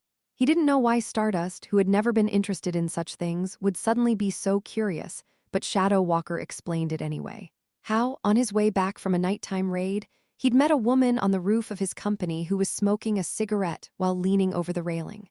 Shadow Walker's girlfriend was a regular late-night worker at the company. Out of spontaneous curiosity, he talked to her and listened to her whine about the stresses of her job without paying much attention to his hero status from then on. Whenever there was a terrorist attack in the area, he would always go to that rooftop. And she would always be there. It's a long story, but it's a story nonetheless. As they ate, Stardust listened intently as Shadow Walker went on at length, occasionally asking questions about how his girlfriend approached him or something like that. Anyway, the conversation went on like that. Finally, at Stardust prompting, "Oh yeah, and that S-class villain Egoistic retired, right?" The topic naturally turned to Egoistic. Oops. Sipping her drink, Stardust silently thought to herself. So now she's gotten the conversation going about Egoistic. She'll tell him that he doesn't seem as bad as he thought, and if his reaction is positive, she'll confess that she's interested in him, ask for his advice, and her canned response, having painted such a big picture, is, Egoistic."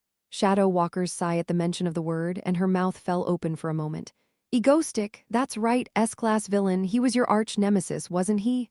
And with that, she sliced the steak with her knife. Shadow Walker spoke quietly in a matter-of-fact, truthful tone. He's on a time limit. The moment he spoke the words, Stardust's hand holding the goblet remained still. Shadow Walker, looking down at his steak, didn't notice. Honestly, I don't know what you'll think, but I don't think Egoistic is a bad guy. I can't say much more than that as it's a man's duty, but it's a shame. It's a shame, I guess he's nearing the end of his life this time. Haha, why does the heavens always take people like this? After saying that, Shadow Walker raised his head with a sigh. he looked at Stardust, who remained still and frowned. Come on, shouldn't Stardust, who's been with him for years, have noticed it already? Even I, who's only known him for a few days, noticed it right away. Convinced of the truth of his own conjecture, Shadow Walker rather wondered at Stardust for not noticing that Egostick was dying. Well, some things can only be recognized from a distance, and I suppose there's some resentment involved. Still, Stardust is known for her coldness toward villains in this world, if not more. Maybe she doesn't like the idea of him disappearing without his capture. As Shadow Walker pondered such idle thoughts, Stardust stared at him with blank eyes and unable to hide the tremor in her voice. She asked, "What do you mean?" "Huh, deadline Egostick?" Stardust asked with a pale face. Shadow Walker, who had covered his face with his hands and was once again in his own world, thinking of Egostick, who was nowhere to be seen. "What do you mean, Stardust? Don't you know he coughs up blood every day?" "Wait, ah!" Stardust's gaze went blank as if realizing something.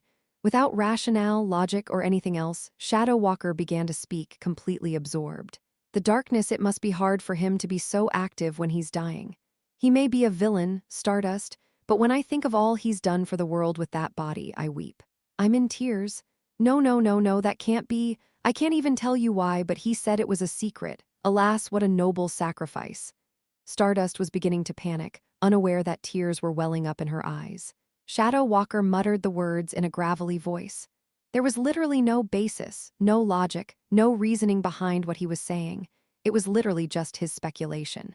But there was something deeply appealing about the way he spoke. His voice tinged with bitterness and sadness as he spoke of the fact that, with all that triviality, the only thing that mattered was the fact that Egostick was dying. It was enough that even if he heard it next to him, he'd think to himself, "What, I'm dead?" for a moment. Anyway, I guess what I'm trying to say is that Egostick retired because he didn't have long to live. Wait. Stardust? Shadow Walker looked up with a sigh, and only then did it dawn on him that Stardust was in a strange state. "Not that can't be, ah, she sobbed silently. Leaning forward slightly, she looks down, trembling slightly. "Stardust? What have I done, ah," and with that, Stardust burst into tears. "HMPH, qua." And then, almost smashing the desk, she jumped up, sobbing, and took off running through the window. Shadow Walker was left alone. Blinking, he finished chewing the steak in his mouth. Then, just in time, a call came in from Liciola. Hello, it's Kim Yahayan. How did it go? Are you still seeing her?" No, Shinharu left first." "Oh yeah, so how did it go? Did you listen to her troubles and give her a mental boost?" At her question, Shadow Walker thought back to Stardust, who had smashed the window while crying and had flown away. In a quiet, calm voice, he told her, "Well, I think we're screwed." Huh. Ever since Stardust had heard of Egostick condition from Shadow Walker, 3 months had passed, and in all that time, Egostick has never been seen. Chapter 344, it's been almost 4 months since I retired. So I'm realizing that, this story is coming to an end. The world is getting more and more chaotic, even though it's not visible. Most notably, the number of talented people is increasing. It's not a good sign since it means that the sun god's power is growing. This will become even more pronounced in Part 4, the climactic and final chapter, which is still some time away. This is when all the heroes and villains grow in power. Yeah, it's a big deal. The reason why Stardust was an unrivaled strong protagonist was not only because she had the power of a star that could overpower the power of the sun, but even more so when you think about the fact that it was because of her ability to grow alone. Most powerful people have the power of the sun god, special abilities that made their dreams come true, but there are others who have received powers from other gods. Yunwu was given extra powers by the moon god.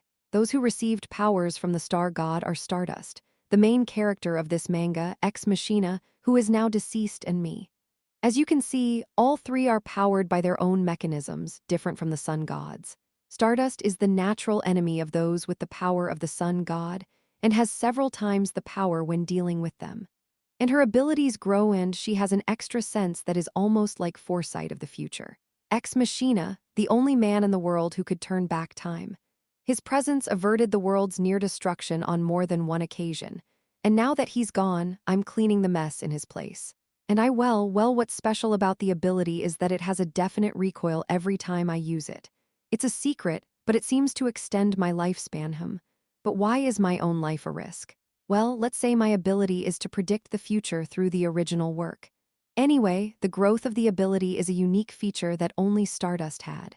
However, as if to mock this, from part 4 onward, the powers of all abilities gradually become stronger.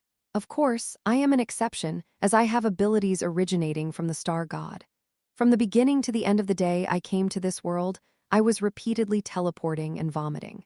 That's why I'm obsessed with expanding my circle of allies, which is why I recruited Seoyun and Subin, because even if I'm weak, but I have strong people by my side that will eventually become my strength. That's why I put a lot of effort into building my team, the Ego Stream. I designed everything from the order in which we met to the timing. I even thought about their personalities, how to get to know them, how to get them to trust me and follow me never. I thought a lot about how to make sure they wouldn't betray me.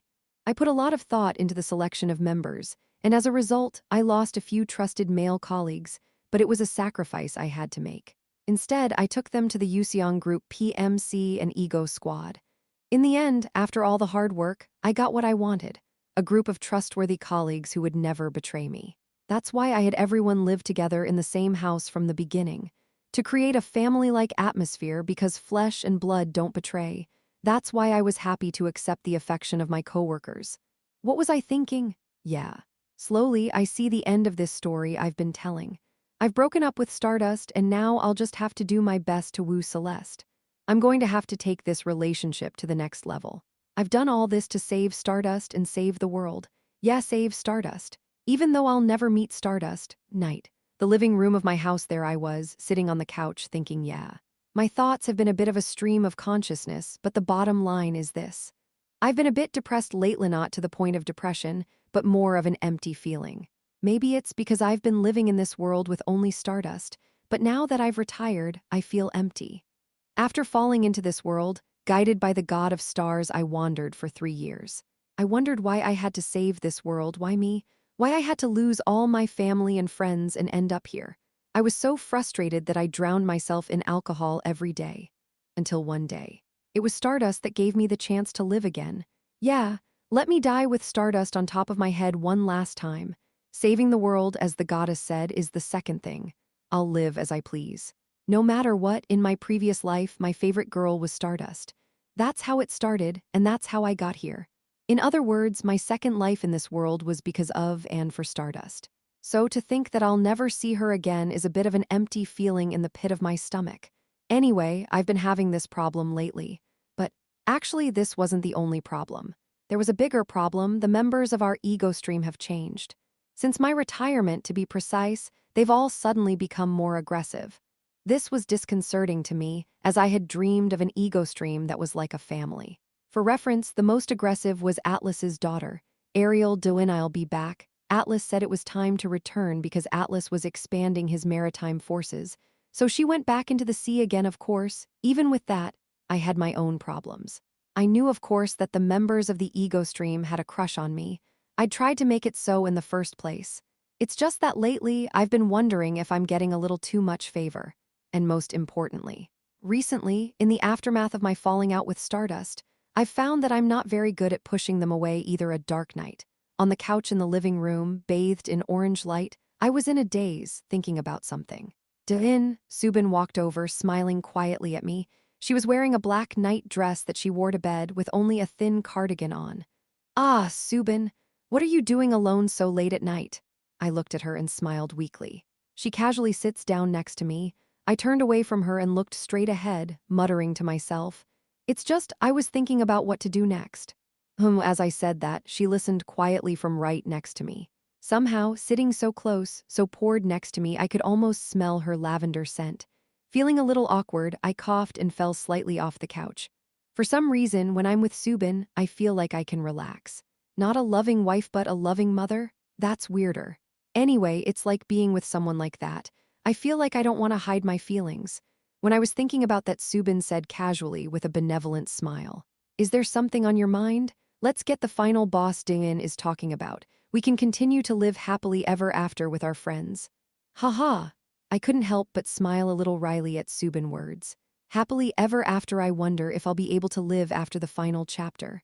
Honestly, considering the power of the final boss battle and the role I was given, I couldn't quite picture it when I was thinking about it. Not again, not again. Ugh! Subin suddenly stretched out her arm and placed her hand on both of my cheeks. I panicked at the coldness of her hands on my skin and turned my head towards her. Subin smiled faintly and said to me, "Doin, you're thinking gloomy thoughts again, aren't you? Don't be, you're making too many negative assumptions." "Nah, that's not it. How many years have I been with you, Doin? I know what you're thinking just by looking at your face." Subin smiled brightly as she said that, without removing her hand from my face. I couldn't help but smile back, too. "Yes. I see, I guess I should. Good thinking, and..." That's all she said. With a smile that was uncharacteristic of her, Subin told me, "Why did you avoid me when I sat down on the couch? What? Doesn't Doin like me? What?" "No, of course not." I panicked while looking at Subin, who was crying while saying that. "Oh," Subin casually raised her head and put her arm around my shoulders. Half laying me down on the couch, she flipped my brown hair back and chuckled in front of my face. "I'm just kidding. Haha. Well, you know how I like you, Doin." "Haha, of course, I like all the members of the ego stream. You know that doesn't mean you like them, right?" I looked at Subin, who was leaning towards me on the couch, smiling brightly as she said that. I could only smile and sweat. Strangely enough, I could be strong with any other girl, but I couldn't be strong with Subin, especially when she was smiling. By the way, she likes me. When I was panicking for a moment, smiling again, Subin opened her mouth and said to me, "Doin, do you want me to tell you another secret?" What is it?" She paused for a moment, then looked me straight in the eye. In the dark living room, she smiled and confessed to me, "It's true, we all like Doin." "What?" I was still reeling from the shock of the conversation. Folding her fingers together, Subin smiled and muttered, "Somi, Yayoung, Sihi, Yunwoo, Sihoyun, Ariel, and Hayol. We all like Doin as a man." Yeah. And we agreed that it's okay if we all end up together. And we don't mind if there are more." "What? Is this some kind of April Fool's joke? Now Sihoyun and Yayoung are going to set off firecrackers and say, 'Voila, it was a hidden camera.'" I had such vain hopes. "What do you think, Dylan?" "What? I'm so embarrassed right now, I don't know what to say. Foo-foo, I knew you would, but it doesn't matter."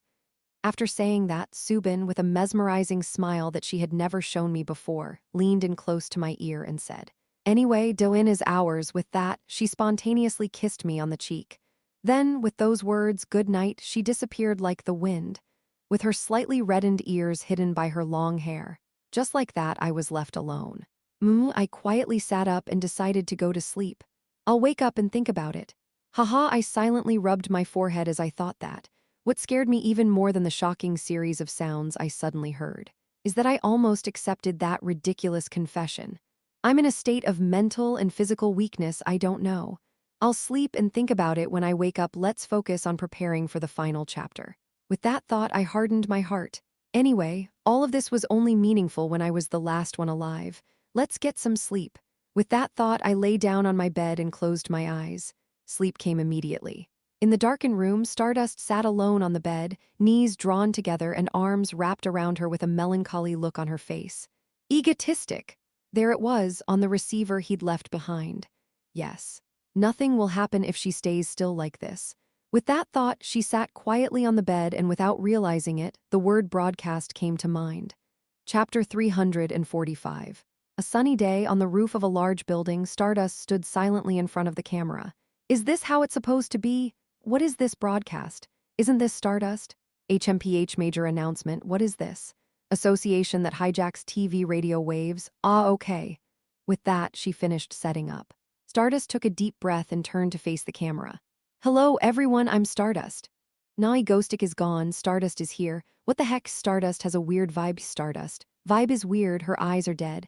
"What the duck, what the duck, what the duck, what the duck, what the duck, what the duck, what the duck, what the duck, what the hell is going on?" Ghostic has been gone for 4 months. And while she's been grieving for him, Shadow Walker's revelation that he may have a terminal illness has left Stardust devastated. So she decided, one last time I must see the Ghostic, make sure he's okay. Stardust stood in a world of black and white, breathing in the cold air and thinking of ways to summon Ghostic. Given his nature as a villain, one who would do anything to protect the world, and then come out when something went wrong. If she causes an event of this magnitude, he'll come out. With that determination, she looked at the camera with dead eyes and opened her mouth. "I came out here for one reason, to call out to the Ghostic. Ghostic, come here immediately. If you don't come, I'll bring down the building below me." It's dust. What do you mean this is Korea? Let's go, really let's go. S-Class Heroes, S-Class Villain Awakening Stardust. Did I hear you wrong? What is this? Rather good, are we seeing manga stick today? Oh, now that I think about it, I guess so. Thinking about it, I'd be better off cheering for the Stardust. I'm like, what the hell? Oh my god. What the hell? Dream, real dream. I'm going to give you 10 minutes from now and ego stick, I'm serious. Looking straight into the camera, she said as seriously as she could. And then, a moment later, Stardust swallowed hard as she watched the blackness of the sky beyond. Yes, he was coming. She'd known he'd come. But to think of seeing him this way, right in front of her eyes again somehow, it made her feel dizzy. She wondered if she'd made the right choice, if there was a better way. What if he's really sick? Despite these worries, she waited in silence. Finally, and when he finally came, before she saw his face, the world suddenly turned upside down. Huh! And at the same time, Stardust opened his eyes. What the terror? A loud ringing sounded next to her. Fumbling with her right hand, she managed to turn off the alarm, then looked up at the ceiling and sighed. Now she was lying on her bed, Stardust realized. Ah, that was a dream. Grabbing hold of her dizzy head, she walked over to the refrigerator and took a sip of cold water. Leaning back against it, she slipped and hesitantly sat down. Her eyes, however, were already glazed over. Egotistic, he's dying, he's on her last breath. Time is running out. Egoistic, he's a dead man walking. When she heard what Shadow Walker told her, Stardust days became hell from that day forward. Not someone else's. A self-inflicted hell. What if she had known he was about to die? Every time she thought of it, tears welled up in her eyes. But not now, of course, there were no more tears to shed. Her feelings for Egoistic were complicated. He was a villain who'd carried out dozens of terrorist attacks and who'd taken hostages, but there were just as many times he'd helped her save a country and the world. It was hard to tell if the villain was doing heroics for fun or the hero was doing terrorism for fun. At first, Stardust hated Egoistic. It was Stardust, characteristic to have no mercy on villains. She didn't care about their backstories and had no forgiveness. A villain who caused harm, no matter what, was a criminal, but as the years passed, her thoughts began to change. Seeing the things he does. Questioning whether he, the villain, was really a bad person. Terrorizing but never harming civilians. He steps up to the plate in times of crisis, eliminating danger first. Especially the way he would appear in her time of need and help her with a smile on his face melted Stardust hardened heart. Even risking his own life to protect her. Even when no one else would stand up for her, he would always be there for her, calling her his own. Stardust finally opened her heart to him. Without realizing it, she had grown to like him. She didn't even care that he's a villain anymore. Yeah, she didn't know what the point of terrorism is, but if it's the high of life, it could be maybe. In any case, under the circumstances, she couldn't imagine it. The man who always smiled, turned on the radio, and terrorized her. That he would suddenly announce his retirement and disappear overnight. Even worse, I won't be calling you in the future. With a smile, he'd made it clear that he would be no more calls for her. He will never see her again, and just like that, Egoistic was gone. In the midst of great loss and despair, Stardust realized. I did like him, but it was too late. Like a jilted lover, Stardust cried every night before she fell asleep as he thought about why Egoistic had left her. The rest of the time, she scoured the internet for stories of his sightings. Sometimes, when she had to travel for work, she would follow my instincts and look for his house. Her intuition led me into the weirdest mountains and back out again. Anyway, under the circumstances, Stardust heard something even more shocking. Her colleague had told her that Egoistic might be dying, though her mind denied it. The look on his face when he said it was so sincere and true that she found herself believing it. Now she was thinking all sorts of things with dead eyes, her mind completely broken. What if his ill health is due to the monster attack he took on my behalf once upon a time? Tears welled up in her eyes as she thought of such things. As she thought about it, she felt as if it was her fault that Egoistic was dying. In reality, she had her doubts.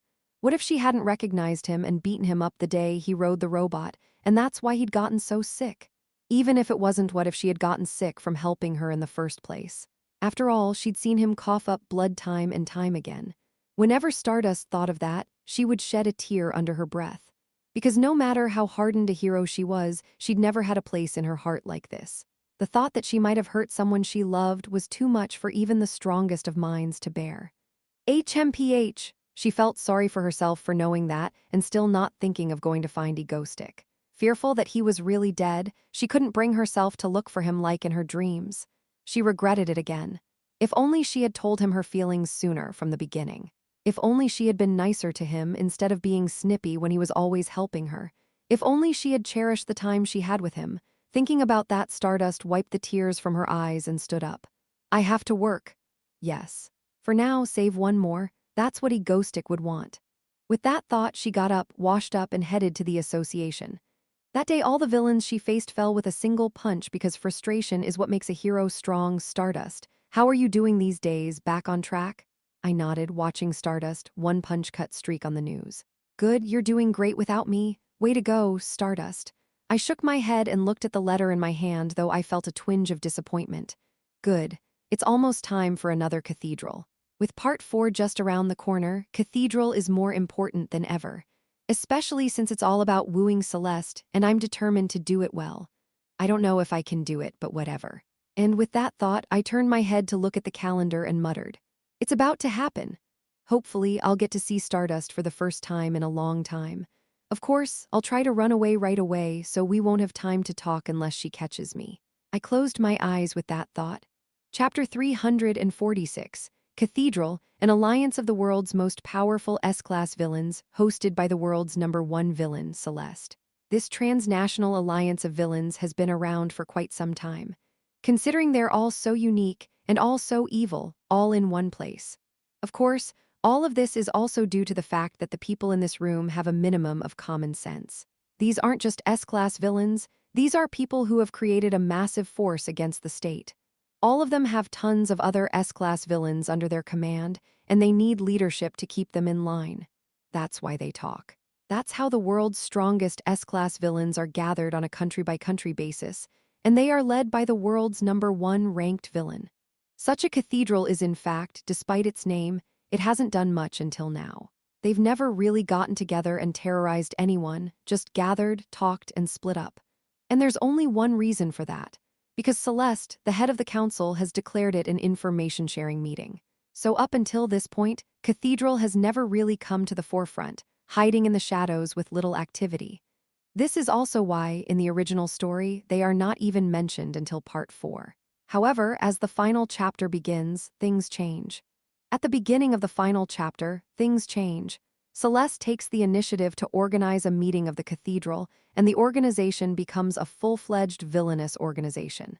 As such, the S-Class Villain Alliance Cathedral becomes one of the final bosses in the original game, so it's all about Cathedral from here on out. And luckily, I was a member of that cathedral. That means that there are many opportunities to encounter Celeste. And even though my murder of Wish Granter and Angel Robbery had gotten me on Celeste's radar, it was a good thing. It's better for our relationship if she pays attention to me than if she's indifferent. I wonder how she'll react today. With that thought, I headed to the meeting. I tore the letter open and was automatically teleported down a dark hallway. I walked down it and opened the door at the end to a white cathedral. The surrounding stained glass emitted a holy-looking light, and a large round table sat in the center of the room. Egostick over here? You're here, Egostick. And with that, I went straight to the gathering of those who had called me Katana, the Japanese villain, and Li Xiaofeng, the Chinese villain. Our East Asian Villain Alliance, and even Atlas, who couldn't make it this time, are those I can call my faction within Cathedral. I take a seat between Li Xiaofeng and Katana, feeling the other villains glance in my direction as I arrive. There must be many villains who are very curious about me. I know everything. I'm favored by the mighty Atlas, and I've brought an angel with me this time, and Celeste, who's always been cold and indifferent, seems to care about me. Of course, I haven't really communicated with others until now, but now the importance of Cathedral is growing. There may be a need to communicate slowly. By the way, Atlas didn't show up today.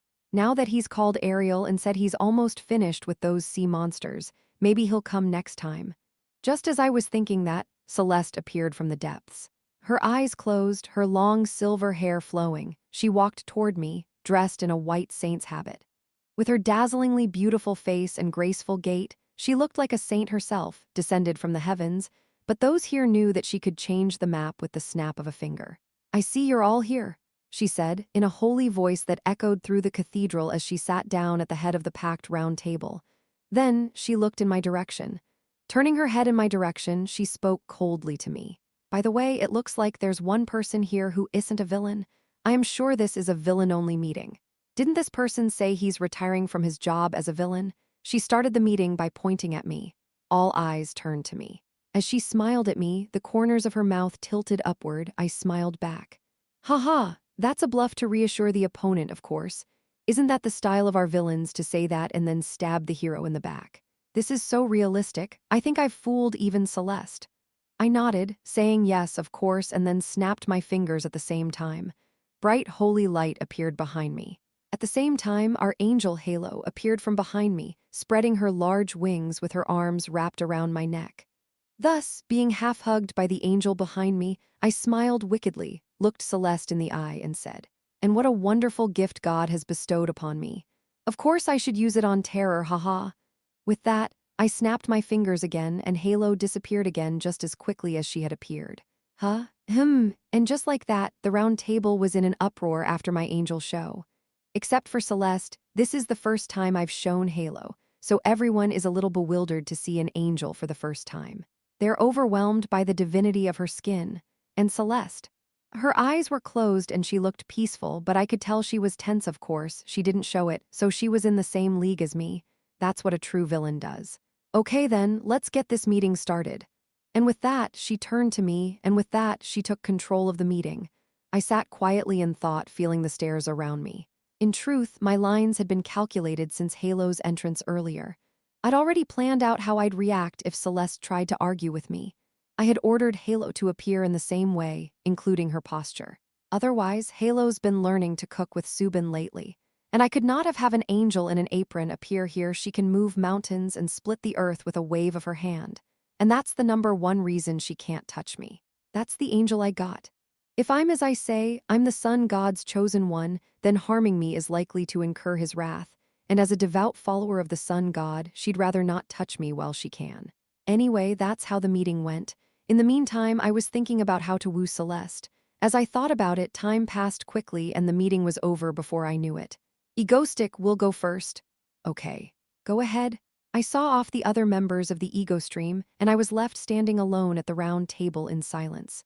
Celeste didn't say anything, but we were left alone after everyone glanced at us and disappeared. Finally, when it was just the two of us, Celeste showed her true colors and frowned at me. "What? Why are you still here? I don't want to talk to you anymore, so go away." She spoke to me in such a stern manner, but I smirked at her and approached Celeste. "Haha, come on, don't be like that." "Wait." Suddenly, uncharacteristically, Celeste panicked and reached out her hand towards me, restraining me. Ting. I was suddenly blocked by an invisible wall. "No, what is it? What's wrong? Don't come near me, talk to me there." "No," I blurted out in disbelief. "What harm could I do by coming near you when you could make me disappear with a wave of your hand?" "Never mind, just stay where you are." With her red face squinting at me, she muttered as she looked at me with her golden eyes. "What the hell, just try to kiss me." "This beast," she muttered so softly that I couldn't hear her, having seen the future. "I see, but I'll tell you anyway. I've found one more place where the sun god's legacy is located." "Where?" When I said that, her mood suddenly turned serious. As expected of a radiant follower of the sun god, her eyes changed at the mention of his name. Unfazed by her mood, of course, I smiled and replied, "Well, I can't tell you much about it as it requires a certain trigger to access it, and even Celeste, a saint of the sun god, didn't know about it. Do you want to die? So, I will guide you. Of course, if there are other people who are not followers of the sun god, the trigger may not activate, so it will be just the two of us." She hesitated, still wide-eyed at my words. Her eyes squeezed shut again and she answered me. "Okay, when are we going?" "Oh yeah, I got her." Chapter 347. After convincing Celeste to come with me to the location of the sun god's artifact, we made an appointment to meet another time. I was back home in my room, managing the Stardust Fan Cafe. It's been a while since I've done that. I managed my fan cafe by blocking bad users and posting good posts as announcements. I remembered that the original Stardust Fancave eventually became Stardust Anti-Cafe, so I managed it even more tightly. No, the owner of the cafe here is not in a good mood these days. "Are you going to suspend me for 7 days just for saying this? Damn, how dare you swear at Stardust in my cafe?" Do you want this user banned? Banned. Do you want to ban this user? Banned. I'll deal with the flames. Nah, there's been a lot of weirdos lately. I've had to deal with them dozens of times since then. So again today, I drove away all the troublemakers who were trying to take shots at Stardust. Phew, I saved my little cafe again today. Personally, I've never understood the people who bash heroes, especially Stardust. They basically put their lives on the line every day to protect the citizens. They put their lives on the line every day and you criticize them for doing so? I know it's a click in hero comics, but it's still annoying. Especially in this Stardust. The writer doesn't really have a human heart, and he portrays the public as people who criticize Stardust from beginning to end. That made the nobility of Stardust, who tries to protect even those people, more visible, but I felt like I'd eaten 100 sweet potatoes. At least now, thanks to my efforts, all the aggro is gone and it's mostly just fans. Stardust is finally getting the respect she deserves. The few remaining troublemakers, well, they've been banned from my fan cafe for now. Of course, I don't think Stardust will ever know that I did this, but I'm proud of myself. I don't mind being remembered as a villain forever, as long as Stardust it's fine. By the way, Stardust, how are you doing these days? I thought to myself. Suddenly interested, I clicked through to the top posts and scrolled through them one by one. I saw on the news that Stardust has been taking down enemies with a single punch. I've been seeing Stardust's photos in the posts. What's wrong with Stardust these days? I couldn't help but mutter seriously. In fact, to others, she didn't look much different from her usual self. She's always cold and stoic, beating the crap out of villains. But to me, a Stardust expert, it was different. There's a hidden tiredness in her that's hard to see, and an aura of defeat. Is something wrong? Something I don't recognize? I racked my brain, trying to think of something, but there isn't much that could be stressing Stardust this time of year. Her old college classmate being turned into a villain? Not yet. Weapon master slaughtering tens of thousands of Seoul's citizens? I stopped him before he could. I thought I was even retired, living a more pleasant and carefree life. What's wrong with me? For a moment, I thought about asking Stardust best friend, Lee Seola, but I stopped myself from reaching out because it sounded like a jilted ex-boyfriend asking about his ex-girlfriend's life. Right. If something was really serious, she would have told me first. If so, what the hell was wrong with her? What could have caused her to be so stressed? With that thought in my mind, I flipped through Stardust photos from months ago. I realized a few things. First, her complexion deteriorated around the time I retired. And two, she had been looking worse and worse for about 3 months. It's like she hasn't been sleeping. By the way, her complexion got worse around the time I retired. No way. She missed me when I retired, of course not. Is it because she's angry that she couldn't catch me with her own hands or something else? Whatever it is, I'm not sure, maybe I should meet her at least once. I thought to myself silently. Of course, I was a little embarrassed to sneak up on her again after the cool goodbye I gave her last time, like I'd never see her again. Well, I said I had nothing to point out, not that I'd never see her again. It's not terrorism, it's just a passing glimpse, so it shouldn't be a problem. It's not like I have a broadcast key. Okay, at the end of Phase 4, when the thing happens, I'll have to step up and take care of it. I'm sure Stardust will be there, so I'll just have to check her face, because a quick glance can tell a lot. Anyway, to make Stardust life easier for the rest of her days, it all came down to how to roast and boil Celeste. Having one of the final bosses on my side would be a boon. Especially considering that she is the sun god's greatest henchman, I could see how important it would be to win Celeste over. Of course, it wouldn't be easy to do that to someone who was ranked #1 in the world and could kill me with a snap of her fingers. Still, I had an idea. The sun god's ruins we're going to visit. If I go there, it would certainly bring me closer. I'll make it so. Good, we can go this very week. I'll make the first call. When I was thinking about it. Ding. Dylan, are you there? HMPH. Slightly startled by the knock on the door, I calmed down and answered. Yes, Subin. I brought you some fruit, please eat. Just like that, the door opened and she came in with the fruit. Smiling brightly at me, I smiled awkwardly and took the plate. Yes, thank you. Hoo-hoo, Dylan, what have you been doing? You know Celeste, right? The #1 ranked villain. I was thinking about what to do with her. She smiled at my words and spoke to me. Dylan, I'm all for it, but don't you think it'll be a little hard on Dylan if it's too much? What? It's nothing, then cheers. And with that, she wished me good luck and left. After Subin left like that, I sighed and sat down again. After Subin's confession last time, I was in quite the predicament, in more ways than one. The girls were already talking to each other, and they were getting closer and closer. How much longer can I hold out? I thought to myself, remaining silent. The offense was intense. No joke. Of course, I'm gritting my teeth because it's not even phase 4, but who knows what will happen after that. Actually, I still haven't gotten over Stardust, so maybe I should get over this and do something about it. No. Considering the original setting, I'm not sure I'll even be alive after the final chapter. I continued my thoughts in a stream of consciousness. I shook my head, stood up, and reached for my cell phone. I don't know, I'll do what I have to do first. Let's convince Celeste first and think about it. With that, I immediately contacted Celeste to schedule the next appointment. After Egostic left, in the center of the prayer hall, the silver-haired Saint Celeste, dressed in her saintly robes, kneels reverently. She remained in a prayerful posture, thinking, egotistic. That bastard, the S-class villain of a country called Korea. And somehow, the servant of the sun god, he was chosen by an angel. And yet, he killed the sun god's warriors. Her teeth clenched at his brazen and shameless behavior. She quickly calmed down and thought calmly. For some reason, being around him made her feel childish. Actually, she hadn't really realized it. It was also natural. Ever since she had awakened the power of the sun god as a child, she had been at her peak at that very moment. With the power to manipulate the heavens and earth, she led her own faction and always stood above others. Most of those around her were either wealthy or beneath her, whom she could wipe out with a wave of her hand. It was practically the first time in her life that she'd ever met someone she couldn't kill. Since he had already been chosen by the sun god, there was no point in using force against him. Of course, she believes he stole the angel somehow, but one never knows. What if he really is the sun god's chosen one? And he knows about the sun. Of course, beyond these things, there was another reason to be wary of him. The beast, the image she had seen in the prophecy, of herself kissing him.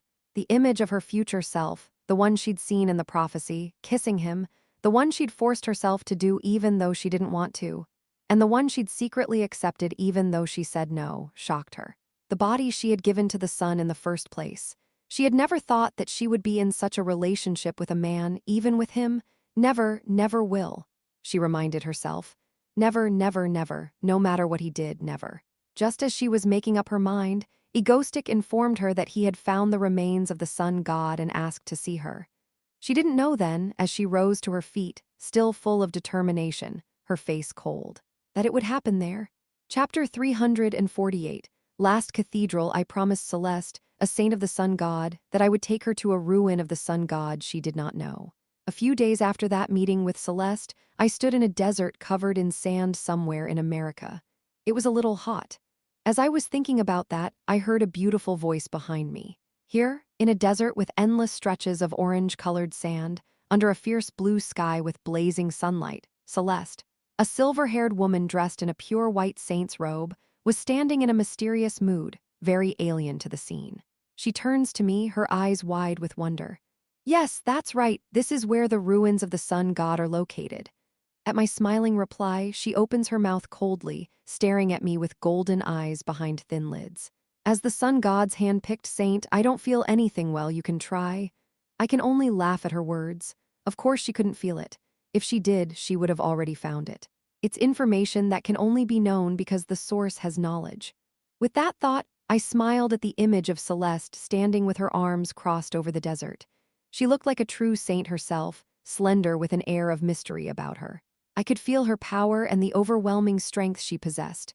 Creepy? I could feel the vast power within her, as if it was boiling uncontrollably. There are many powerful people and villains in the world. Among them, Celeste, the world's #1 ranked villain. She is said to be able to part oceans, move continents, and bend the heavens with a wave of her hand. In truth, people don't know exactly what her powers are, just that she's overwhelmingly strong. She can teleport, breathe fire, and do anything by herself. So some people just assume she has all the powers, but I know what her powers are. Her abilities, which are not even clearly stated in the source material, but which fans have deduced from the given elements. To put it simply, the ability to turn dreams into reality. That's what Celeste's power is. The ability to use the power of her dreams in reality. It was her real power, that's why she always walked around with her eyes closed. It sounded so simple, so powerful, but the thing was, she wasn't sure where the limits were. Since this ability was directly given to her by God, the creator of this world's paranormal abilities, Celeste was the final boss among the humans in the original work. After all, her powers made her the strongest villain in the world. No, she became the world's most powerful heroine. She's still stronger than Stardust, who's almost finished growing, though Stardust is stronger against powers HMPH. You still haven't found where those ruins are? Haha, wait a minute. That's why she's able to stand tall and proud. She has absolute faith in her strength. Of course, I don't know if that's still the case today. With that thought, I turned to the ground below where I stood and muttered the words. O sol sanct aperi alveum qui lucit ad perdendum malum. As I muttered the incantation, the sand beneath my feet began to shift. After a moment, now. How about this? And just like that, before us, a staircase to the underground appeared out of nowhere in the middle of the sandy desert. Celeste's eyes were still closed, her expression unchanged, but I could sense a hint of surprise. She hadn't expected there to be something she hadn't detected in the first place. Well, fine, lead the way. She spoke to me coldly, as if she didn't care. Of course she was, but there was an undeniable interest in her eyes. She's a sun god fanatic, of course, and I suspect she has a miniature sun god in the house. Okay, follow me. And with that, I led the way down the stairs and she followed behind. Dressed only in a saint's robe, she walks into this basement without a care in the world. She's too strong to think that anything in here could harm her. And then, I smirked and looked toward the swinging door at the end of the stairs. That was what I was aiming for. These ruins are special and my purpose is to get closer to Celeste, not that she'd notice now, of course. Come on, let's go in. Sure, let's see what we can find. With that, Celeste and I stepped through the swinging doors and in that moment, the scene before us changed. Suddenly, we were standing inside the white-walled ruins. It was old, like it had been built in ancient times so long ago, but somehow sacred. It was bathed in a pure white light. I giggled as I turned to Celeste, who was stumbling around with her eyes wide open, and I opened my arms and introduced myself. Welcome, this is the temple of the forgotten sun god. Still speechless, she looked around. After a few moments of looking around, Celeste said with a sigh, So it's true, such a temple was hidden. Her eyes were still closed as she spoke, but there was an uncharacteristic sparkle in them. She had been staring at the temple with interest since earlier. She was a sun god nerd after all. I wonder what era this was built, and as she said that, she took a step forward. Suddenly, from within the ruins, there was a magical sound effect. Bang, the glowing door we had entered through suddenly collapsed and became a plain wall. There must have been security. Seeing that, Celeste muttered that with a calm expression. She wasn't surprised at all. Well, with such a powerful force, she shouldn't be surprised. As she said that, she gestured towards the collapsed wall, but nothing happened. Sensing something was amiss, she pointed again, but the rock didn't budge. Wait, Celeste staggered, holding her head as if something had been knocked out of her. Then she looked down at her hand and mumbled. I smiled at the sight. Here in the United States in an underground temple of the sun god. The peculiarity of this space is that all of the sun's powers are neutralized inside. Unlike the power chamber in the basement of the old Han Yun group, this is a place where the sun god himself sealed his powers so that others cannot use them. As such, no matter how powerful you are, you'll become a normal person inside. Of course, my powers didn't originate from the sun, so I didn't care. I'll clean it up. With that thought, I moved my hand, still smiling. The crumbled boulders scattered and I moved on. For the record, my hands were shaking from the effort, but I had a hard time keeping a straight face. Celeste, of course, didn't seem to care. No hat is this? She looked down at her hands, her voice trembling for the first time in her life. Her eyes were open for the first time since she entered this place, unlike her usual closed ones. Perhaps she can't see out with her eyes closed anymore. She's always stood at the top, but this must be the first time she's ever been stripped of all her power and become a normal person. Why? Her powers are among the best on the planet. If Celeste were trapped in a powerless chamber like the one Stardust and I were trapped in before, she'd probably escape by forcibly using her powers to destroy it with pure force. But that's not how it works here.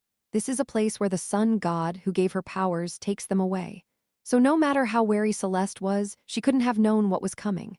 Nor would she have seen it coming, for those who ascend to great heights become arrogant and blind to what lies beneath. Anyway, here's what happened. She's trapped here with me, unescorted, naked, and minus all her powers.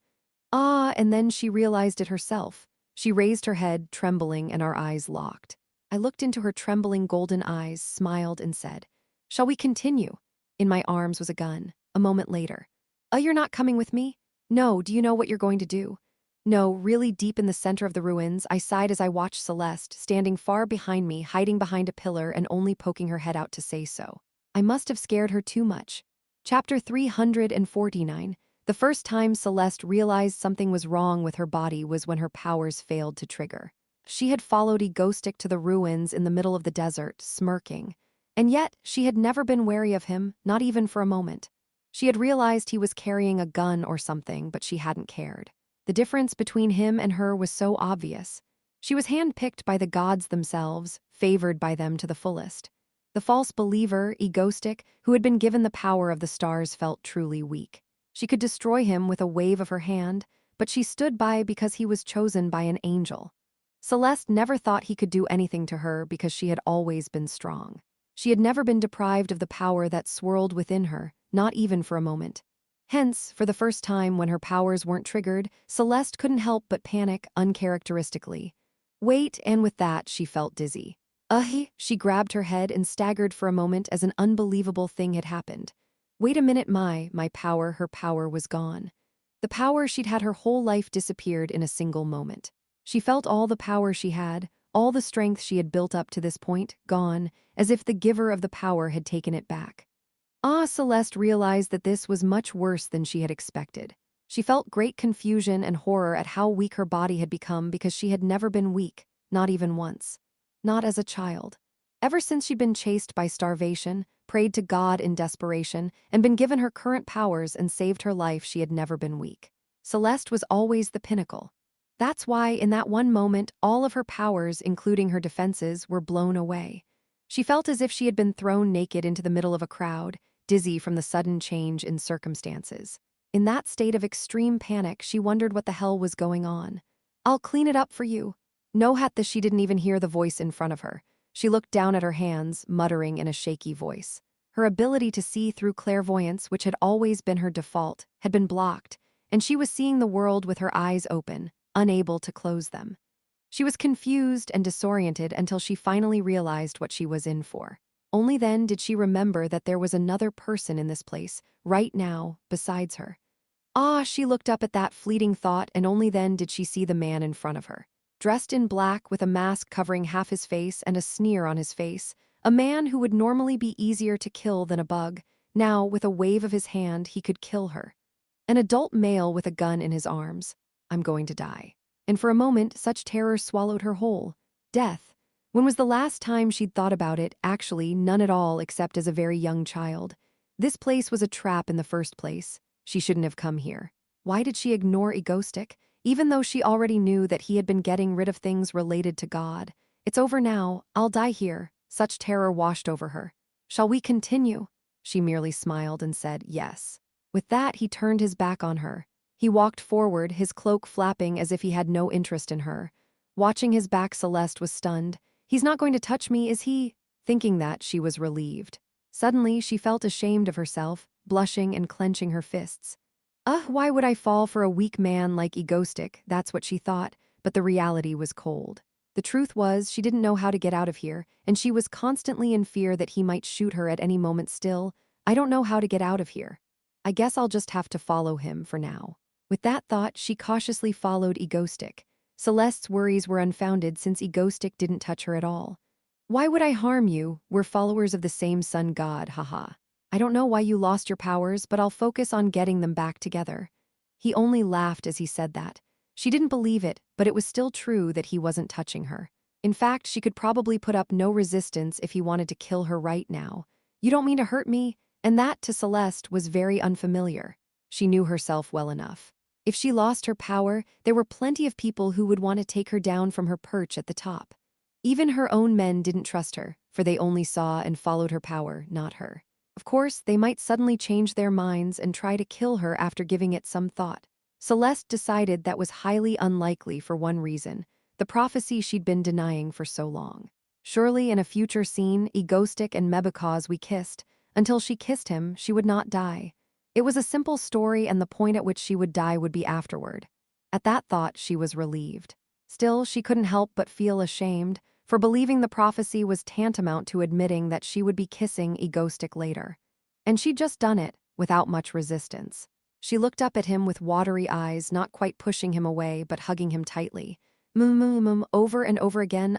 Why are you doing that? It's nothing, shut up, you beast. Swallowing hard on the last word, she sighed and hid behind a wall, away from Egostic.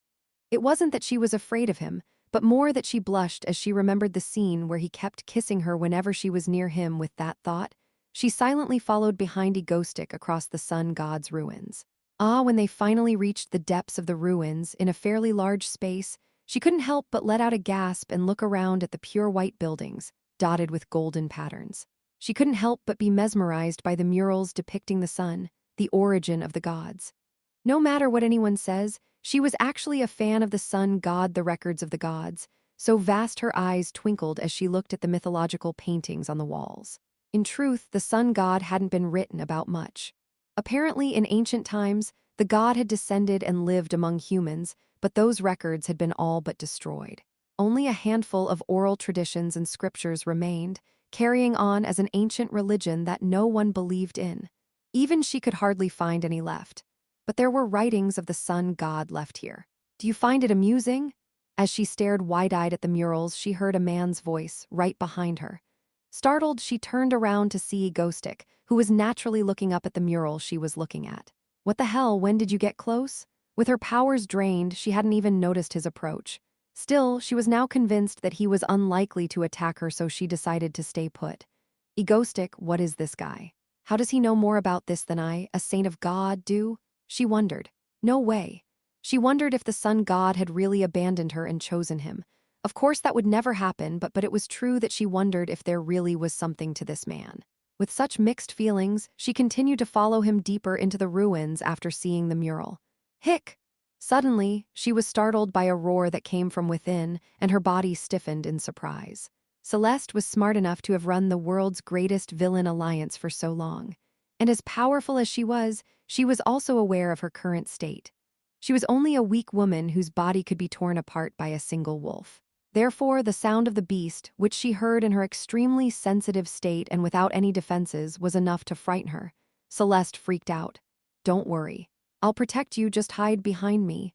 Suddenly appearing in front of her, smiling as he said that, Egostic hid her behind his back. Of course. It was enough to make Celeste blush, coughing involuntarily. Somehow, she found it comforting to have him by her side. Deep in the ruins, I shivered slightly and smiled quietly at Celeste, who was stuck behind me. All right, just as planned. The wobbly legs effect seemed to be working. World peace requires getting close to Celeste, and in my experience, it's the classic way to get close. I know it's a crappy idea, but I can't help it. Villains have villainous ways. It was all for Stardust's sake. She'd understand, wouldn't she? Of course. Thank you, Stardust, I nodded, having debated with myself. Let's go, chapter 350. Celeste, the one-ranked villain in the world and the right-hand man of the sun god in the original game, she is the final boss. Wooing her was a very important task. In fact, you might say, why don't I just shoot her right here and now? No, I can't. It was a bad idea. Because killing her here doesn't change the fact that the final boss is the sun god. The only benefit of killing Celeste is that it prevents her from acting later on, right? But what if instead of killing Celeste, I turn her to my side? The benefits are far greater than just killing her. I don't think the sun god would think that Celeste would betray him. Come to think of it, would the moon god assume that Yunwu would betray him? Or the star god assume that Stardust would betray him? Probably not. In fact, there was no way Celeste would ever betray him, as she was a devotee of the sun god. But what if I, an irregular from another world, came along? It was a fight worth fighting, especially since I knew everything about Celeste. With Celeste on my side, I would plant a spy in the sun god's inner chambers and thwart his judgment. That was the big picture of my plan. To do that, I'd prepared for a long time to get Celeste on my side. Become a villain, enter Cathedral, contact Celeste, unlock information, create a faction. Of course, there was still a risk. If I failed to win her over to my side in the first place, the whole thing would be for naught. I might as well kill her here. I wonder what it would be like if Celeste were a man. I almost wistfully thought to myself. Everyone knows that women have a much lower sense of caution toward members of the same sex than they do toward men. If she was a man, I would have already succeeded in getting him halfway over the line. I've had great success in the past with projects all over the world where I've been able to bring people together that way. Anyway, still, killing Celeste would spoil the original story, so I focused on making sure she couldn't kill me, even if I was flirting with her. That insurance was an angel. Anyway, this was the event of the day that I organized to get closer to Celeste. Entering the ruins where her ability cannot be activated with Celeste. It was a shame to waste a gimmick ruin like this one right away, but I have to have a trick up my sleeve to get close. What I'm aiming for is a swinging bridge effect. To make Celeste, who has always been on top of the world and forgotten what it means to be weak, helpless. My plan is to build her trust by showing her that I won't touch her when I could touch or even kill her. It sounds a bit clumsy, but I thought what would happen if I covered it up with my acting skills and directing skills after 5 years of living as a villain. The result: I finally succeeded in getting Celeste to sit right next to me. It's no big deal, it's just machinery, I replied as I telekinetically crumpled the white mechanical lion guarding the ruins. This is the one that was growling earlier. As I suspected, these creatures were made from the power of the sun, so they were very compatible with my own stellar origins. It's probably because they're made of purely solar power, which is not comparable to normal abilities. I knew from the original that they were weak. Anyway, feeling like an S-class powerhouse even with this flimsy telekinetic ability, I hunted down the scattered goons guarding the ruins. And all the while, Celeste stayed close to my side. It had been a long time since she had looked so human, always with her eyes closed and dressed in her pure white saintly robes, giving off an aura of mystery. As she opened her eyes and looked around anxiously with her golden pupils, I smirked. Everything seems to be in order around here, so you don't need to be so anxious. Who said anything about being anxious? It's just in case. Ridiculous. Celeste said with a slight blush, but then her golden eyes flashed at me as if she realized something. And now that I think about it, if I'm God's legitimate apostle, why are they so against us? Isn't this all because of you? At her suddenly pointed question, I shrugged and replied, "What are you talking about? By that logic, you wouldn't have lost your powers earlier either. Perhaps this is a place of trial." I replied, and indeed, it was true. This is the place where the sun god gives holy relics to selected warriors after undergoing trials. It's supposed to break them out of their comfort zone and make them fight with their bare hands. The problem is, I'm not a sun god apostle, and I'm cheating since I didn't lose my powers. Okay, so let's just go for it. Okay. With that, I walked with Celeste deep into the ruins. Perhaps she was more used to it than before, but she was now walking with a relaxed air even beside me. Perhaps she's more confident that I won't hurt her, which is a good thing. It means she trusts me. I'll have to come back later with a contingent and study this place more closely. As she said this, her golden eyes gleamed as she looked at the murals painted on the white corridors. That's a good idea. Seeing me nodding beside her, she turned to look at me for a moment, a look of puzzled appreciation on her face. And so we walked down the long hallway together in silence. As we did, I realized that now would be the perfect time to speak up. "Celeste, do you not believe that I am a faithful follower of the sun god?" "What?" She looked back at me as if she didn't understand what I was saying. I took the opportunity to look at the mural and spoke with an expression of emotion. "I suppose it's not unreasonable for you to think so, since I have the power of Star God. But let me take this opportunity to tell you, I am indeed a follower of Sun God. It was in my childhood that I came to follow his doctrine." Celeste was listening to me in silence, so I began to furiously wipe my mouth. How I was an orphan without a family name, living in fear, until I stumbled upon a book containing the doctrine of the sun god, and how I heard the voice of God. From then on, I became a firm believer in the sun god. Of course, it was bullshit, and I was raised with both my parents still alive and well, but I don't actually have a family register in this world, so it wasn't exactly a lie. At least, not according to Celeste's research. As I rambled on, she listened in silence, probably because I could shoot her if I wanted. Anyway, I recently heard the sun god's voice again, and I've been following his lead, and this ruin is also something he led me to in a dream. Here we are. We walked through the labyrinthine ruins, dealing with the junk, and finally came to the last room. In the center of it all, a white sword floated in midair, glowing with brilliance. It was Luxuria, the holy relic of the sun god, the legacy of a god whose name is now forgotten. In the original, someone else got it, but whatever. It's useless to me anyway. I smiled at that thought and turned to Celeste. come on. Celeste, you can have it. Really? I smiled and nodded at her, who hadn't been able to look away from the sword since the moment she saw it earlier. It's useless anyway. The conditions for that sword are too demanding. Same goes for Celeste. In the original, it's destined to be just a decoration. Especially since Celeste will probably take it away once she regains her powers, let's give it to her first to increase her favorability. Thank you. As she said that quietly, I could only smile. With that, Celeste reached out and grabbed the sword as our tour of the ruins ended. After all that happened, I moved back to Korea. My big house. My room there, I was plotting my next move. Now for the next event. It's about time. I'll finally be reunited with Stardust after all this time, I thought to myself quietly.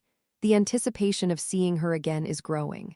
It must be an illusion, I thought to myself quietly. Until then, I don't know what will happen. Chapter 351. After things with Celeste were put on hold, I came back and started doing things normally again. Kuluk, before doing so, I wiped the blood from my mouth. It's been so long since I've used my telekinetic powers inside the sun god's temple, and I'm bleeding again anyway. I was doing my job.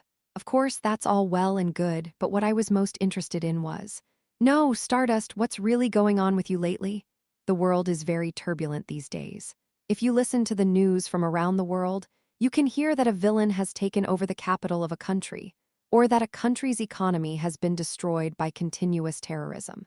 Other villains are not all like Katana anyway. Maybe that's why Korean news seems to try to show only hopeful things about their country as much as possible. I mean, they just showed Stardust the hero and started promoting, Korea is safe, everyone. In reality, Stardust had been so good at beating up the villains that there was nothing to worry about. However weird, that didn't fool my Stardust expert eyes. The Stardust I've been seeing on the screen lately has been strange. She's always had a stony expression, but lately she's become more subtly expressionless. More than that, she seemed tired. More precisely, she seemed empty, as if she had lost her purpose and was just killing villains out of habit. Stardust doing something so self-destructive. I thought to myself, pen in hand, a serious look on my face as I stared at the screen. This was something that I was more sensitive to as an observer of Stardust, not just as a Stardust expert, but as someone who had seen her in the first person through the original story. For example, just watching this video today, I was like, oh no, there's a villain breathing flames nearby. I think that's how he's trying to distance himself from Stardust as we speak. Stardust just flies straight through the flames. As the enemy breathes out flames, Stardust flies straight through them. Normally, she would never do this. She'd step back, see if there was a way around the flames. If so, she'd go around them. If not, she'd wait a moment for them to die down before charging. But she didn't, and when the flames came, she walked right through them.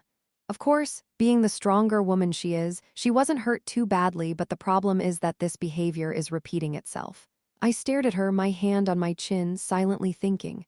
The public would have seen her like this and thought, how brave Stardust has become, but I knew better. I knew that what Stardust had been doing lately was a kind of self-inflicted wound. She's been doing risky things over and over again, as if death isn't scary enough. It was almost as if she had lost the will to live. And these behaviors were already similar in the original story. When her best friend from college, Kim Ki-hyun, died, she briefly went into a tearful rage and showed this kind of radical behavior. The problem is she's not dead, but lately Stardust has been acting like that. There was no trigger for it, and she's been relatively normal since I retired, and then all of a sudden she's been acting like that lately. What happened? I wondered to myself and then shook my head. Yeah, I should ask someone close to Stardust about this. With that thought, I whipped out my cell phone and dialed somewhere. Ciola, what are you doing?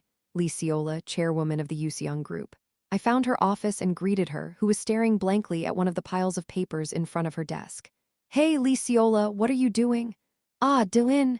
She looked up at my words, smiling broadly as if she had been waiting for me, then signed the paper, tossed it aside, and stood up. Haha, are you here? But you look a little busy. Yeah, life is not easy. After answering me with that smile, she just plopped down on the couch in front of the small hospitality table that sat in the center of the office, facing the armrests. Are you okay? I'm fine, except a little busy. No, actually, I'm pretty busy, and I'm pissed off about assholes. Other than that, I'm fine. Lee Ciola, who was smiling and talking like that, didn't look okay to anyone. Even though she was smiling, she looked almost disheveled. Especially now, she threw away her usual suit and tie and wore a t-shirt, lying on the couch, laughing like a wild maniac, not like the chairman of a large company. I guess she's having a hard time these days. I left her behind and turned my head toward the TV that was turned on alone in the large office.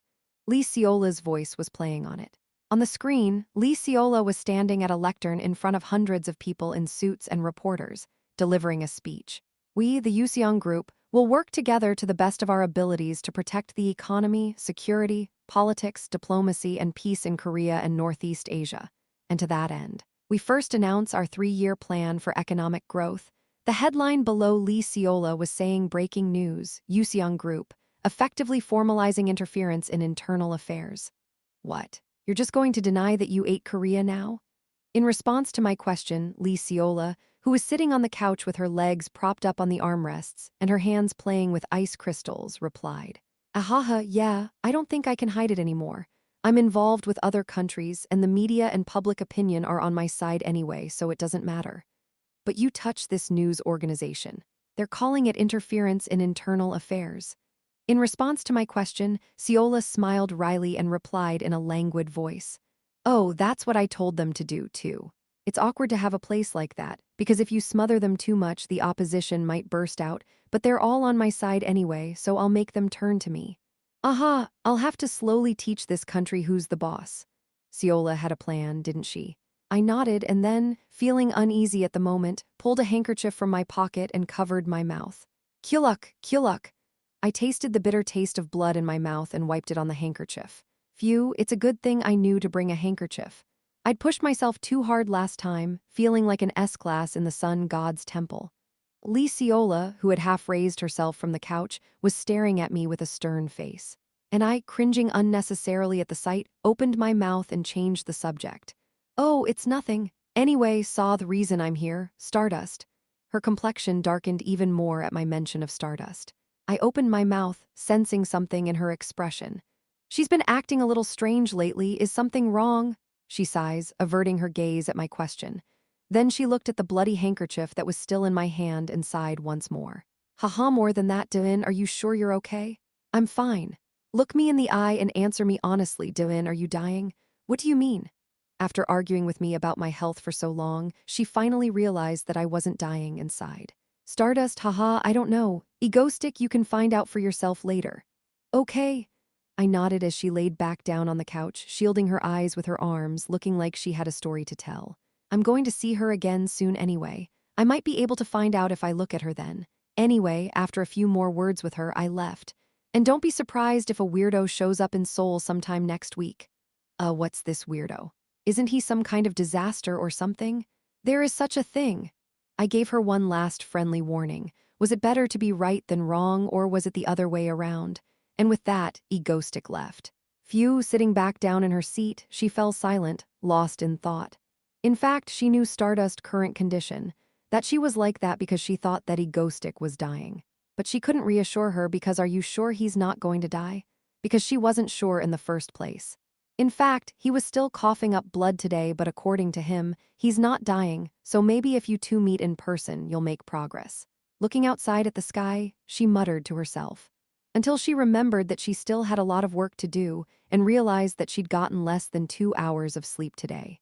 Anyway, that night I returned and I was thinking about what to do next. I thought, okay, we still have time before the next event, so let's rest and think about it until the day after tomorrow. I concluded that and went to sleep. The next day I woke up with a heavy feeling. Woke up. Hey, on my stomach, Seo Yayoung was sitting up and staring at me. She must have gotten into bed again during the night, so I wasn't surprised. What's wrong? Nothing. Having said that, she looked at me with her violet eyes and said, "Today, let's play together." Chapter 352, I told all of my colleagues the other day. We're taking a break now, but we're going to have to work nonstop from now on, because we're about to hit another fork in the road. That fork in the road is Phase 4, the final phase of the original 4-part story and the final act, which ended with the destruction of humanity, the culmination of the destruction. In fact, if you think about the original, there was no break. I'd say the plot is tight. There was no time to breathe, and events were constantly happening. In the case of part 3, the first half was spent dealing with the gate opened by the Moonlight Church, and the second half consisted of Seo Yoon's great escape and the Wish Granter boss battle. The middle was filled with miscellaneous villains and events. And as soon as it ended, the fourth part started. But it's different now. As you can see, there were no big issues. It's just a peaceful state of affairs in Korea. And the reason is, the gate for the first half of Phase 3 was handled by me at the end of Phase 2. I blocked the all-important second half of the Great Escape and killed the Wish Granter in advance. In other words, I've done all the work ahead of time, so I have a bit more time than in the original. In fact, this is probably the only time I'll be free before the final battle, and I've already told everyone that. Anyway, the bottom line is that if Seo Ya-young asked me to hang out with her one day, I wouldn't have any reason to refuse. Of course, I still have to prepare for that crazy villain next week. Well, tomorrow I'll do it, yeah. Anyway, for that reason, I was standing in the street with Seo Ya-young. Come on, let's go. Where are we going? The comic shop. I've always wanted to go there. I decided that since I was hanging out with Seo Ya-young today, I would do whatever she wanted. But a comic shop, I haven't heard that in a long time. Is there still one there? I wondered if there was any point in going out since Seo Yoon built a comic shop in our hideout, but I couldn't help but nod when she said they sold food there. It's kind of weird to go to a comic shop while the world is on the brink of destruction, but what the heck? It's now or never anyway. Anyway, to get there, the two of us were walking down the street. I was walking down the street, and I thought everyone's looking in our direction. It turns out that people often glanced in the direction of Seo Ya-young as they walked. At first, I thought it was because her purple short hair stood out, but when I realized that it was all men looking at her, I realized there was another reason. Well, in the original story, it was mentioned that she had a secret admirer when she was a villain. Even though she's walking around with her hands in her hood, there's something mysterious about her languid demeanor. Ouch, my legs hurt. She didn't seem to notice at all with a blank stare. As I watched her walking, I silently thought to myself, so she likes me, right? At least that's what Subin said. Honestly, I still couldn't believe it, especially not from anyone else but from Seo Ya-young. She's always been a prankster, but does she like me? Maybe. If she didn't like me, she wouldn't have come into my bed and asked me to play with her. I was walking with Seo Ya-young when I thought about that. Kaya. Suddenly, a scream echoed from the street. I looked over to see what was going on. Bang, there was smoke and something was going on near the building over there. It was a man in a black jumpsuit, pool glasses, and a hat with a flamethrower behind him, spraying fire, and from around him, people were running away at breakneck speed.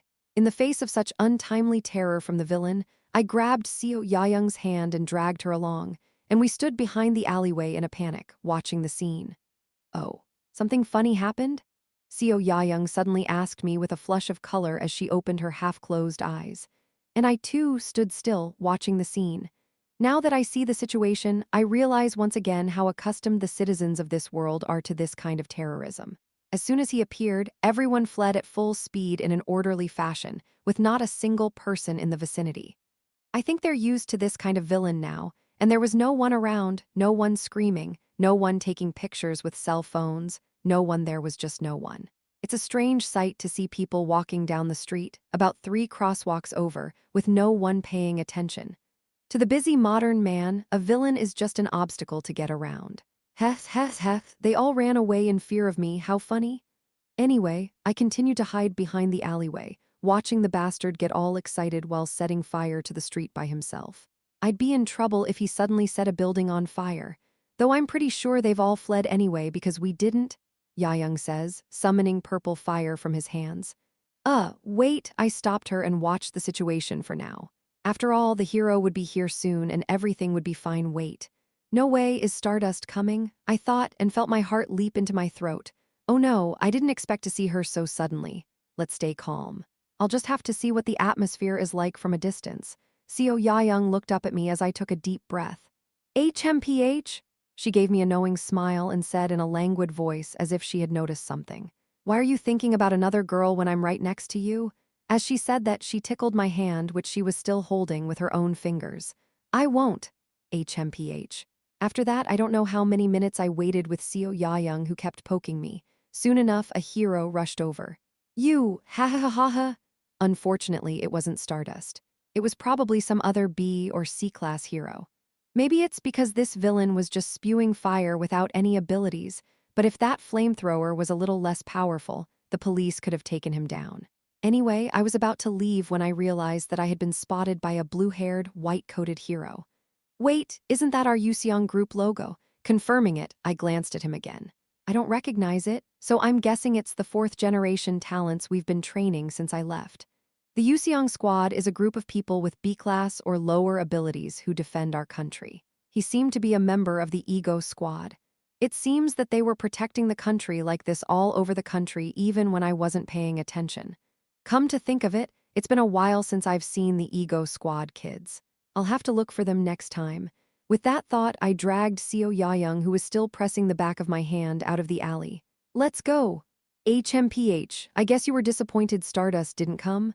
At the comic shop, I felt puzzled and said, is this how comic shops used to be? All the newer manga cafes are like this. Instead of reading in an open area, there were rooms, and you rented comics at the counter and took them to your room to read. The problem was that the room was too small, so I said, maybe we should sit separately. What do you mean, we can sit like this? So Yayoung sat me down first, and then she sat on top of me. Read with me? In response, she grabbed one of the comic books she had brought with her, squirmed in my arms, and began to read. Her mental world is something I still don't understand. I couldn't help but sigh behind her and read the comic with her. I felt a little weird when she put my hands in her hoodie pockets because my arms were getting in the way, and I felt like I was hugging her. But halfway through, the comic book was more interesting than I thought, so I didn't really notice. It's like hugging an attachment doll, only softer. Actually, Seo Yayoung was more shy from the middle. Whenever I moved my hand, her ears were slightly reddened and she flinched, purring occasionally as if she was hugging a large cat. Are you uncomfortable? Do you want me to move away? No, I'm comfortable right now. Really? Yep, oh, and I like it. I like it. She suddenly turns her head, looks me in the eye, and says it. I'm momentarily stunned to hear her say that, with her back against my chest within breathing distance. This position? At her next words, I relaxed. Why, what were you thinking? Seeing the look on my face, she smirked and replied, I don't know. No, wait, hee. PSHHHH, no, I was just kidding, seriously. I moved my hand inside her hood to tickle her in frustration, and she gasped. Ha. After gasping for breath, Seo Yayoung turned her head forward again and spoke in a low voice. Well, and I like you too. HMPH. You'll be embarrassed if you say that again. After saying that, Seo Yayoung started to focus on the manga again. I hugged her and read along with her from behind, with a slight sense of guilt. For the record, after returning home, I was scolded by Choi Si-hee for hanging out with just Yayoung chapter 353. I went out with Seo Yayoung, and when I came back I was scolded by Choi Si-hee for going out alone with her. Then stay with me for the rest of the day? I nodded at Choi Si-hee's confident words. I'm not flattered by Choi Si-hee, who talks in a nervous mood. Yeah. Anyway, as a result, I ended up accompanying Choi Si-hee and what Choi Si-hee wanted to do was manifest your powers. Yeah. I've been piling up a lot lately. I need you to help me release it. She rolls onto her back and stretches her arms upward as she speaks. At least the training grounds were right in front of us, so we didn't have to travel far. Eventually, Choi Si-hee sets off, determined to shoot lightning today. Before she did, she was hand in hand with our healer, Lee Ha-yeol, getting buffed. Sis, don't push yourself too hard, okay? Yeah. Don't worry. With her brown hair tied up in a ponytail, Lee Ha-yeol stood in front of Choi Si-hee, hands clasped in front of her, speaking in a worried voice. And when I saw Choi Si-hee responding to her words with a cool smile, I felt something heartwarming. That's right. If you think about it, Choi Si-hee and Lee Ha-yeol were always together in the original, as the villains Saint and Electra.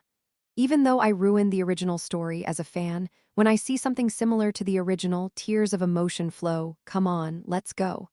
Anyway, that's how the two of us traveled further into the forest. I don't know how far we flew. Is that it? I said, flying in the blue sky, looking at the gray golems walking through the green forest below. That's one of Seo Yoon's, what's it called? She said it's a test robot. We just need to take him down. That's how she explained it. Apparently, Seo Yoon had built a solid robot that calculates damage to check the power of our ego stream, and she had scattered it in the mountains behind us. I asked, what if we get caught doing this?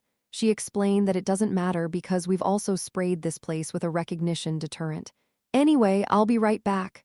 Okay. Bye, I said and grabbed the towel and water bottle that Choi Si-hee handed me. Haha, let's play, shall we?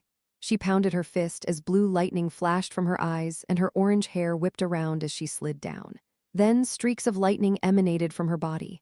Ha-ya-ya-ya.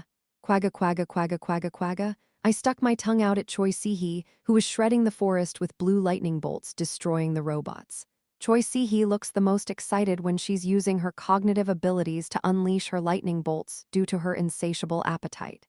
In fact, there were very few people who had to use their abilities as regularly as she did. If she doesn't shoot lightning, her body gets nervous and she can't control her impulses. I wonder if she's really building up electricity in her body. That's why she became a villain in the original, because she couldn't control her impulses. I've gotten used to that side of Choi Si-hee, although she was still a little crazy. Ka-ha-ha-ha-ha-ha. Boom boom boom boom boom. I nodded as I looked at Choi Si-hee, who was still smashing up the forest with blue lightning bolts shooting out of her eyes. Apparently, Choi Si-hee did power up. First of all, her lightning color changed from yellow to blue, probably due to a combination of a low percentage of buffs that awakened buff abilities beyond her existing abilities, and her enthusiastic use of the most abilities of the existing Ego Stream members. It's impossible for an ability to become stronger in absolute value by itself, but it can become stronger by mastering combat skills and how to utilize abilities. Maybe after the start of Phase 4, if she really goes through a power-up event, she could become the next strongest member of the Ego Stream. By the time I was thinking about it, it was finally over and the lightning had stopped striking. When I looked up again, I saw Choi Si-hee sweating profusely. Ha ha, I need some water, here. With those words, I handed her a bottle of water as she tied her orange hair back in a tight bun, tied a towel around her neck, and started gulping down the entire bottle. Something about her reminds me of Il-jin, the sister I used to see in the alley when I was in school. She used to dye her hair that color, wear sweats, and looking like this. The difference was that Choi Si-hee wasn't in school, and her orange hair was due to her ability, not dyeing it. When I was looking at Choi Si-hee with such emotion, she must have felt my gaze, because she finished her water and said with a frown, "Hey, what are you doing? I thought it was weird. You reminded me of someone I knew." "What?" Our flirting soon led to Choi Si-hee's lament. "I know how I look, but I can't stand it if I don't use my powers." "Am I weird? You're weird, aren't you?" "Wow, I'm so frustrated. I honestly can't believe there's a normal person like me in this house." At her sincerity, I shook my head and replied, "Is there? Uh, Honestly, they're all a bit extraordinary, like a moon god saint, the daughter of the world's second-ranked villain." Choi Si-hee had a point. Si-ho-yoon is a survivor of a bioexperiment, having been kidnapped as a child and used as an experiment by the Han-yoon group. Not to mention Yoon-woo, Ariel, and Hyul. A healer who now looks like a normal college student, was the girl head of a family of orphans who had been taken from an orphanage. And honestly, Subin isn't normal either. She's the one who came up with the idea to go out with you all. Choi Si-hee realized what she was saying and closed her mouth. Choi Si-hee, whose face was bright red from sweat or something else, smiled and turned her head to the other side. The silence continued for a while until we were on our way back. Choi Si-hee couldn't stand the silence, so she clutched her towel tightly and shouted with a red face, "Yes, I like you, okay?" After saying that, she became embarrassed and quickly flew forward, outpacing me. Then, standing in front of me, she looked back at me with a deep red face and said, "Wait and see. One day I'll force you to accept it. Let's see how long you can keep your eyes on Stardust." And with that, she flew off into the distance. It's only fitting. And I was left behind, alone, thinking to myself. Time passed after playing with Choi Si-hee and the peaceful days continued. Except that whenever Choi Si-hee saw me, she would blush and quickly get up and run away. By the way, Seo Ya-young teased Choi Si-hee when she saw that even such peaceful days were going to end because something big was coming soon. Next Monday, the event is finally here. Sitting at my desk, I took one last look at what the next week would bring. As usual, I didn't have to do much, but the now fully powered Stardust could handle it, But first, there was the matter of casualties, and she needed something from me, so I had to step in. The last thing I was thinking about was whether to go in my egoistic costume or to go in a different costume, pretending to be someone else. I'll defeat him soon anyway, so it won't be a big deal. So I decided to go in my old costume. It wouldn't matter anyway. And then I need to find out how Stardust is doing. To be honest, I did want to see Stardust, but not for that reason this time. Stardust has been acting emotionally unstable and self-destructive lately. I wanted to find out what was wrong with her. What the hell is wrong with her? Whatever it is, I'm going to fix it, whatever it is, no matter what. Because that's what a true fan does. Until that moment, I didn't really know what I was doing. Why Stardust was in the state she was in? Until that day, until I met her. Not at all. A dark city on the rooftop of a building, a woman with long blonde hair stood, staring out into the night with a blank expression on her face. Her name was Stardust, and she was thinking, I wonder if I should be living like this. The meaning of her existence. It had been days since she had slept without nightmares. Since his departure, Stardust had felt his absence so acutely. What if he's really dead? Would there be any point in living? With her deathly eyes, she found herself thinking such thoughts.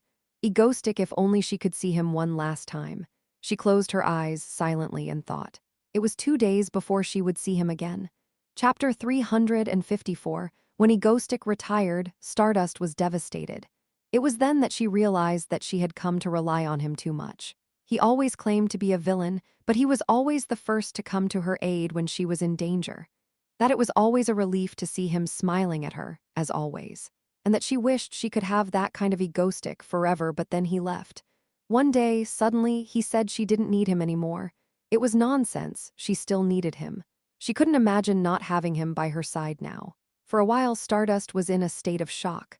Why did he leave so suddenly? What did I do wrong? What's wrong with me? And yet, in the back of her mind, she believed that someday he would return and she would have a chance to see him again. Then she heard the news. Egoistic, he's dying. What? At first she didn't believe it. No, she couldn't believe it. He was so healthy, and suddenly, wait a minute. He's okay? Only then did she remember. Come to think of it, Egoistic had never been healthy. He'd been stabbed in the gut by a monster for her own sake and was covered in blood. And then there's the fact that occasionally he'd vomit blood. I wonder why I didn't notice. There were always signs, if you think about it. The way he would always pant after a few teleportations, the way he would act so boldly, like he was giving his life away. It was something he couldn't do unless he was about to die, unless he was certain of his own mortality. If he was dying, all the things that hadn't made sense before now made sense. Why the sudden retirement? He didn't want to announce his death. Why did he act like he'd forgotten everything that happened in the prison? He knew he'd be leaving soon, and he didn't want to hurt her. When I thought of it that way, everything made more sense. And the moment she realized it, Stardust felt a deep sense of despair overtake her. And from then on something seemed to break inside her. The day began as usual. She would put on her red suit, her blonde hair tidied up, and she flew through the air battling enemies. It was the usual except for when you start to have doubts about what you're doing. I killed him. Sometimes such words would echo in Stardust ears. If only she'd known he was sick from the start, she could have treated him better. I could have told him how I felt instead of acting cold. I could have told him I wanted to be with him more. She did nothing. Egoistic, he's done everything for me so far. What have I done for him? This pain, it just keeps piling up. I wanted to apologize. If I ever saw him again, I wanted to tell him I'm sorry, I killed him. If I could have done better, if I could have done things differently, if I could see him one more time, I shouldn't have been jealous in the first place. What's the harm in being together? You only have to look at yourself when he's with you. She regretted everything and was so emotionally drained to the point where she thought she'd killed him. And that thought went to the extreme. If I killed him, am I worth living? Sometimes, when she was dizzy, she thought about it without realizing it. I'll spend the rest of my life protecting people, she decided. I couldn't think of a single person who liked me, who I even liked. That's how it is. That was why she'd cut herself off from everyone and focused on being a hero. It's been half a year since the death of Egoistic. Now she was acting aggressively, as if she was sacrificing her life like Egoistic. She had no reason to live anymore. The next day, she stood on the ledge of a nearby rooftop, leaning on her back, having just spent the day defeating the same villain. Tough. Stardust sighed and leaned back against the rooftop with dead eyes, thinking about Egoistic as casually as ever. A sudden thought made her turn her head. There it was, the orange glow of the sunset, slowly setting, staining the sky yellow. As she watched, she suddenly felt a certain emotion she'd forgotten come over her. Somehow it was as if she had seen this scene before with Egoistic. The moment she thought of it with a cracking pain in her head, she remembered something. This won't be the end. A voice suddenly sounded in her ears. With that, she remembered something without realizing it. Somehow, she remembered something that wasn't there. Even if goes back, it's just the two of us. People don't change.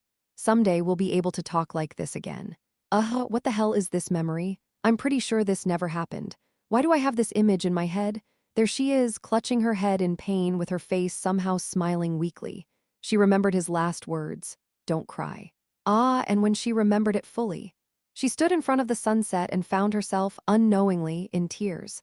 Her daily routine hadn't changed, though she recalled strange scenes like dreams that she didn't remember. Only the thought that she didn't want to live anymore grew stronger, but reality wouldn't leave her alone. "Stardust, it's an emergency. A giant monster is now engulfing all of Seoul. I'm on my way." With that brief reply, she turned on her heel and flew off with the icy cold face that had become more familiar than anything else. This time, a giant monster appeared in Seoul. She had been told that it was almost as large as an entire region, and that it was swallowing up several cities, so she traveled quietly but quickly to the area. She didn't have to go far before she spotted it. It's really big. It looked like an elongated dragon, half buried in the ground. Its translucent body glowed colorfully like a colored mist as it passed through the city. Although it did not cause direct harm, perhaps because it was transparent, it seemed dangerous to anyone who saw it, rising higher than a mountain visible from afar and moving with a body larger than several cities combined. It was transparent, like a spiky hedgehog, a vision of pale yellow, pink, and blue with dozens of jewels in front of its strange eyes. A strange sight even she had never seen before. Stardust frowned a little, but not much else. Her heart was already worn and tattered, unable to show much emotion for anything anymore. I wonder where to strike. While she was in the air silently assessing the situation. Kaya, what is it? Suddenly, the transparent beast that had been traveling silently began to twist its body with a painful groan. Soon after, it let out a pitiful scream. "Pa-ching!" And then, like glass shattering, its body began to shatter. In the midst of all this bizarreness of a monster suddenly appearing and breaking itself, she realized that someone had broken it. The monster's body had started to shatter, starting from its head. Who? Are you saying that I'm not the only one here capable of defeating such a beast? It can't be. If there is, it's definitely not on the association's side. I need to see for myself what this thing is. With that thought, she flew up ahead with a cold expression on her face. In such a blue and pink haze, what she came to witness. All too suddenly, she saw, grunt, "Hua! Huh!" Someone she thought she'd never see again. "Ha, I had a hard time dealing with him, ha." Someone she thought about every night and was sure was dead at the same time. Someone she wanted to see so badly, but the realization that she would never see them made her sick with anguish. "Ah, ha, why do you look like this, Tusk? I said I was retiring from terrorism, but I never said I wouldn't engage in activities." Ha, the one who she thought she could do anything, just to see his smiling face once more. That was him. Now he was in front of her eyes so suddenly, looking the same as always. The man she'd been waiting for. Egostic greeted her with a smile. "Greetings, Stardust. It's been a long time." HMPH, she ended up crying. Chapter 355. There's a law that goes something like this. Before a big accident happens, there are dozens or even hundreds of small accidents. And a similar law applies to the hero manga Stardust. Phase 4 was represented by the descent of the sun god. In the original manga, the sun god doesn't appear out of nowhere, but is gradually hinted at in Phase 3 by the wish granter and the angelic descent. The final event of the trilogy involving the sun god was codenamed Leviathan. Giant translucent dragons appeared all over the world at the same time, surprising people and making them wonder what was going on. For the record, they weren't particularly harmful, thanks to their translucency. Their bodies were made of light, so objects could pass through them. The only problem was that people who went inside them complained of dizziness and felt a little strange. Well, if you don't touch him, he'll go away on his own. There was also a minor problem that he would shoot at any hero that attacked him. Anyway, I decided to defeat him. I wondered if I should do it, but there was an item I needed to get from him. I donned my familiar mask and cloak and watched from among the clouds as the beast appeared below. Wow, it's really big. I clucked my tongue at the sight of the elongated dragon, Aka Leviathan, pinned to the ground in the heart of Seoul's city center, swimming across the land as if it were the sea. A large, translucent creature with pastel colors all over its body was floating on the ground. I'm not kidding, it was huge, just like in the original. Maybe even bigger than the beast of destruction from the Moonlight Gate, because of its long body. I stared at it, glancing at the news screen and chat window that popped up on the left side of my mask. "Ha, what the hell is this?" Breaking news. A giant rainbow dragon has appeared in Seoul. I'm in this dragon's body right now, except I'm a little dizzy. I'm running away. What kind of a country is this? They're all appearing in different places. This is all because Mangastick is gone. We'll just have to trust Stardust for now. Let's watch the sky closely, in case Egostick makes a surprise appearance. I've been watching these broadcasts for only one reason: to prevent the unfortunate event of me being caught on the station's helicopter cameras and being seen. To be honest, it would make a lot of noise if I showed up now. Maybe it's best to hide for now, though it wouldn't hurt to be seen. Whatever, today I was going to see Stardust after all. I thought to myself as I flew through the sky. My first priority was to defeat the beast. You might ask how I was going to do that, but I had a plan. With that thought, I flew high into the sky and headed for the top of the dragon's head. It was a strange creature with multiple donut-shaped eyes in the front and extending down the sides. All in all, the dragon was transparent, except for one thing: the jewel on its forehead was a real, non-transparent sphere. That's it, the jewel that animated Leviathan, one of the sun god's illusionary dragons. Just like the moon god's moonstone, that jewel contained the pure power of the sun god. Well, it's not really that important, but it's a bit powerful to have around. I'd need it anyway, so I thought I'd take it with me this time. I wasn't going to use it as an excuse to see Stardust for the first time in half a year. Yeah, anyway, let's give it a try. With that, I smirked and flew toward the creature's head. The dragon looked uncomfortable as I approached, but it didn't show much wariness, perhaps because I was too small or perhaps because I was too weak. I took that opportunity to get in front of the jewelry, and after that, it was one thing after another. It was supposed to be quick. I threw my hands up in the air and gave it my all. In the original comic, the way they dealt with this villain was simple enough. The jewel on the dragon's head is pure sun god power, and the power of the star god is the opposite of the sun god. Therefore, if you hit it with the power of the stars, the jewel will be destroyed. Using this logic, Stardust had easily smashed the beast. This meant that I, who had received the power of the same star god, could also lightly smash the jewel. With that thought, I gathered telekinetic power in my hands, allowing my hands to become imbued with the power of the stars. And at the same time, bang, I slammed my hand down on the gemstone and gave it a push. HMPH, my arm began to burn and surge with power. As if it knew what I was touching, the power in my body began to surge down on him in rapid succession, and as I watched, I felt it instinctively. Finally, my true star power is awakening. Is this an awakening event that only the protagonist experiences? Just like that, my head suddenly exploded with the howl of a burning beast. I was in such pain that my hand was about to fall off. Centering on my hand, I saw a bright yellow light begin to glow, just like Stardust. Yes, this is it. I'm finally awakening my powers. Look at this bright yellow light. This is it. As I was thinking these thoughts, suddenly, the light emanating from my hand began to gradually dull. Huh! For some reason, the light on my hand wasn't yellow, but the same ominous black color as my clothes. So while Stardust fist contained yellow light, mine contained black light. What the hell? Did you give it to me in the concept of a villain? No, God, I prefer the brilliant yellow. I don't like it when you change colors at a moment's notice.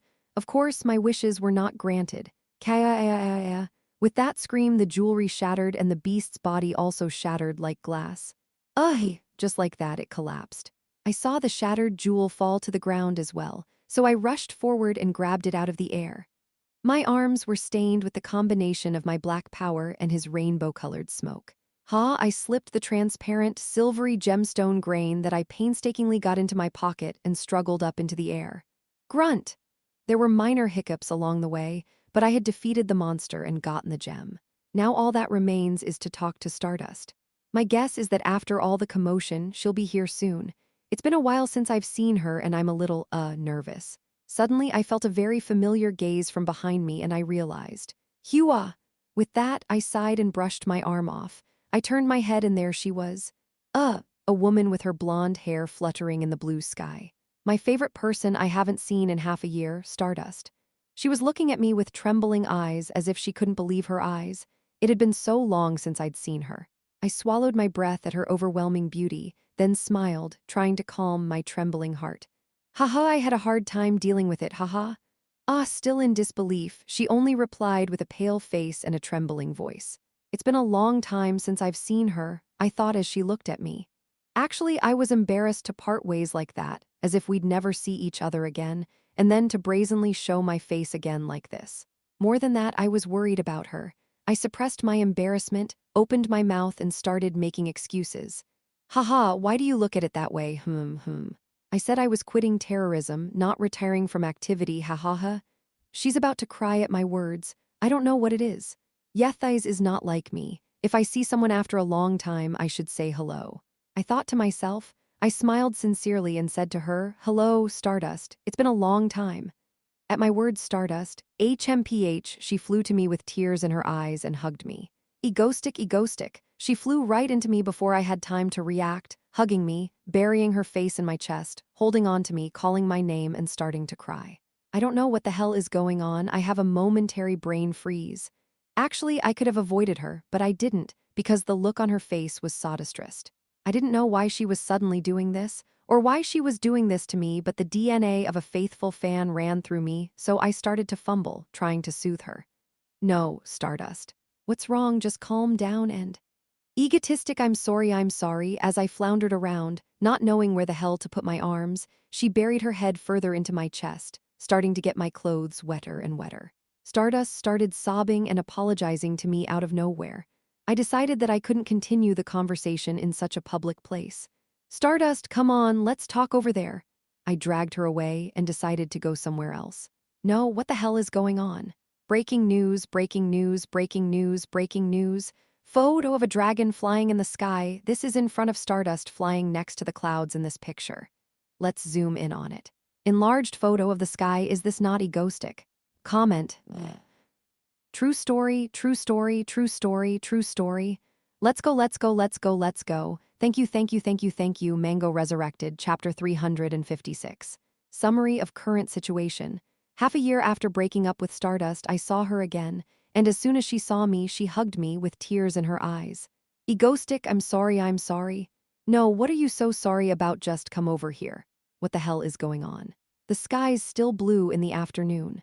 I was in Stardust arms in that sky, trying to hide my blushing face from the suddenness her closeness, and trying to find a place to get her out of there.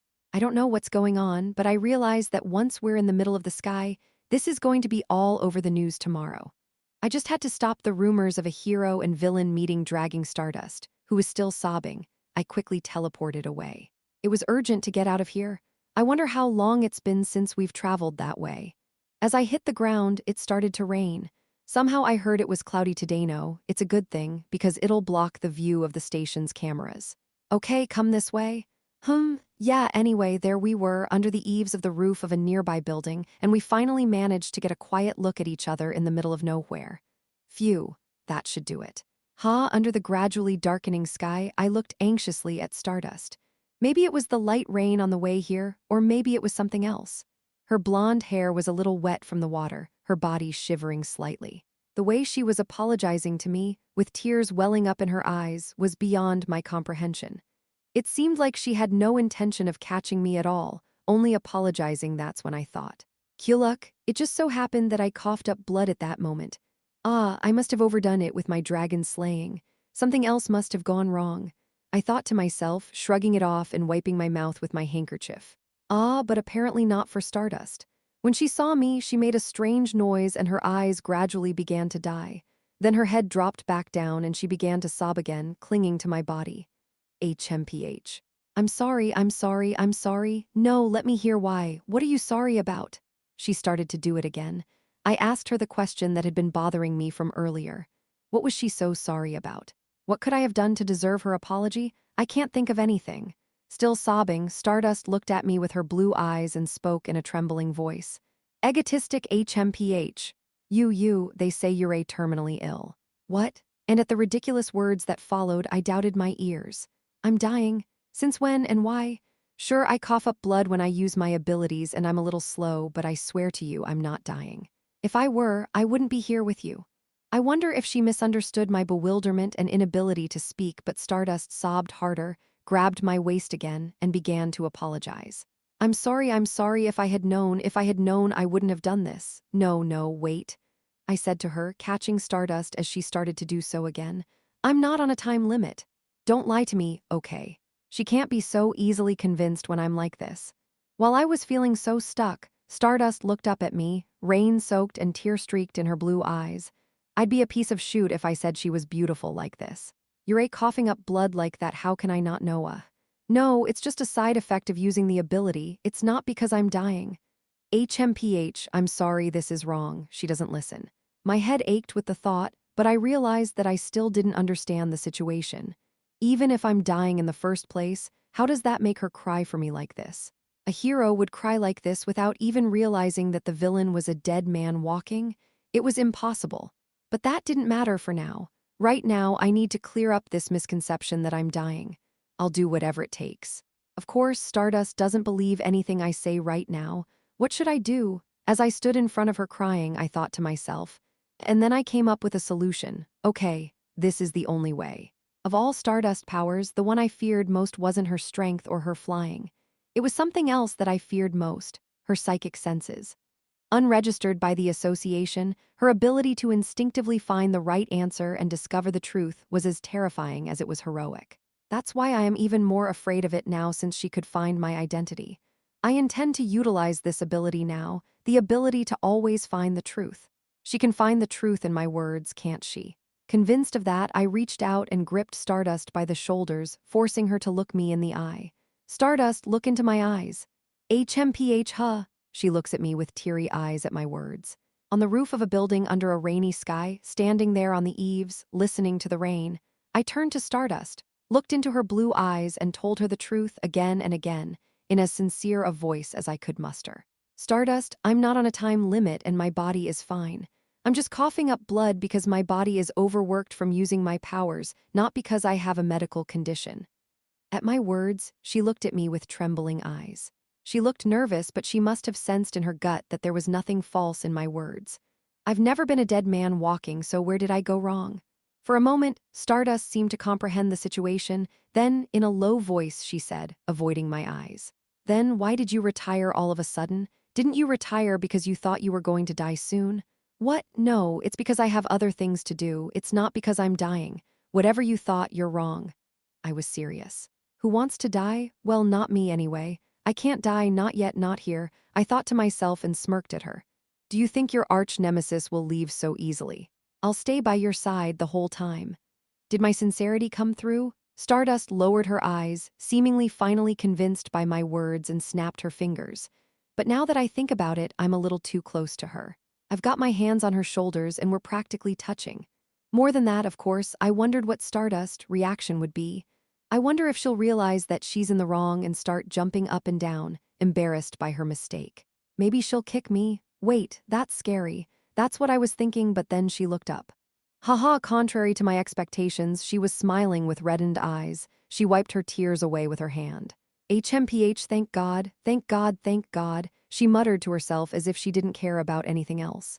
Thank God, thank God, thank God, she just smiled at me with a relieved smile, and I looked at her, who cared so much about me. Seeing Stardust like that, I felt my breath catch in my throat and I couldn't say anything. Shoot.